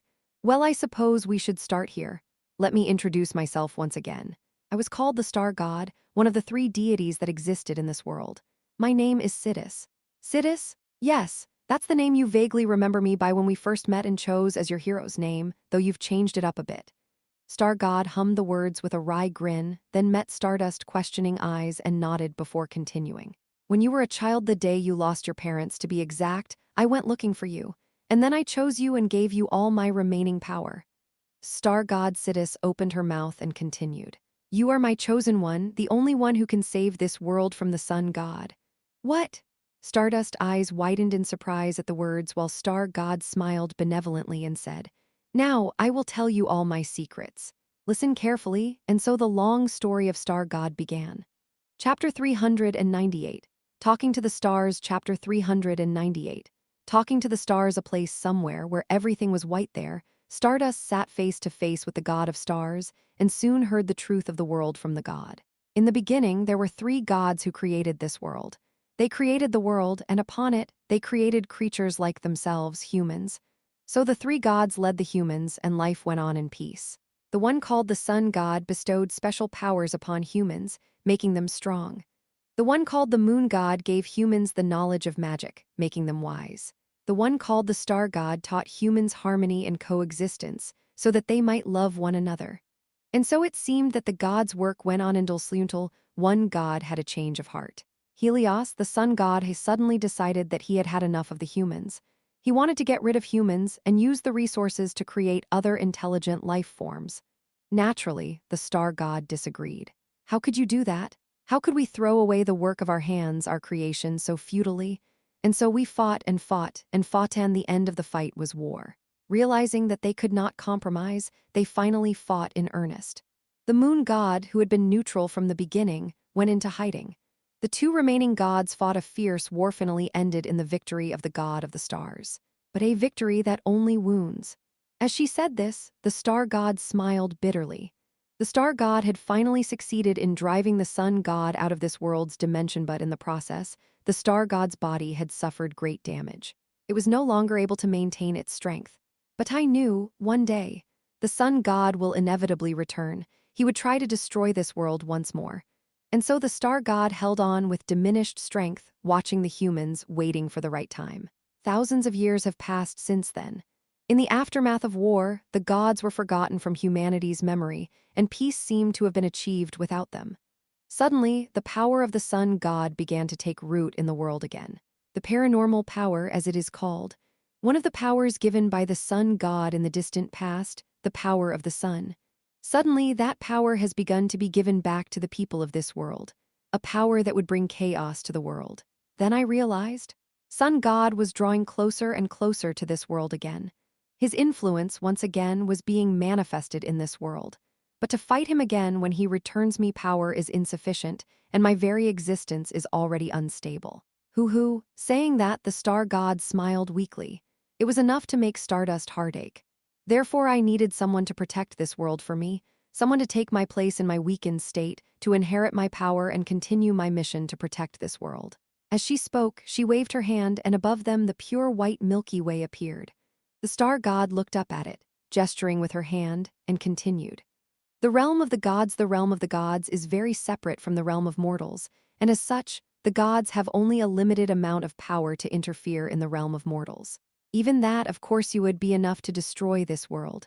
Regardless, to deal with the sun god, I've been searching for someone to inherit my power, looking from world to world. As she spoke, the star god looked warmly at Stardust and continued. A heart strong enough to rid the world of Evelyn, a conviction that will never waver. Just never passing over injustice, good and strong. Someone who can be the savior of this world. She smiled benevolently as she spoke. Stardust opened his mouth quietly. So that's me. That's right, Haru. You are the one who will save this world. But I am not the person you think I am, Stardust muttered. The god took her hand, smiled, and spoke in a firm tone. No, Haru, I do not make mistakes, and you were the right one to receive this power.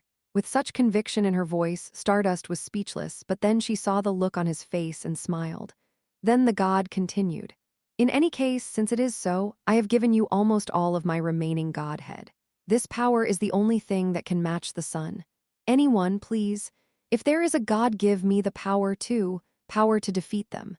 Your childhood when you lost your parents to the wicked and you cried and talked like that, looking at the stars in the night sky. I brought you here to talk to you, to give you a hand. Who are you? Greetings. I am Sidis, god of the stars, though you don't seem to remember that day you were so young then and now you've grown up to be so wonderful. The star god smiled as she said that, stroking her hand with warmth in her eyes. So my daughter. It's a hard thing to ask of you, Haru, but I want to ask it of you here. Sidis seemed to have finished speaking and turned to Stardust. Please, on my behalf, will you stop the sun god from destroying this world? And to her Stardust, calmly but determinedly and with all her heart answered. Yes. Even if you don't ask if it is my duty, of course. Stardust replied with steadfast eyes. The star god then looked at her. Satisfied, she nodded.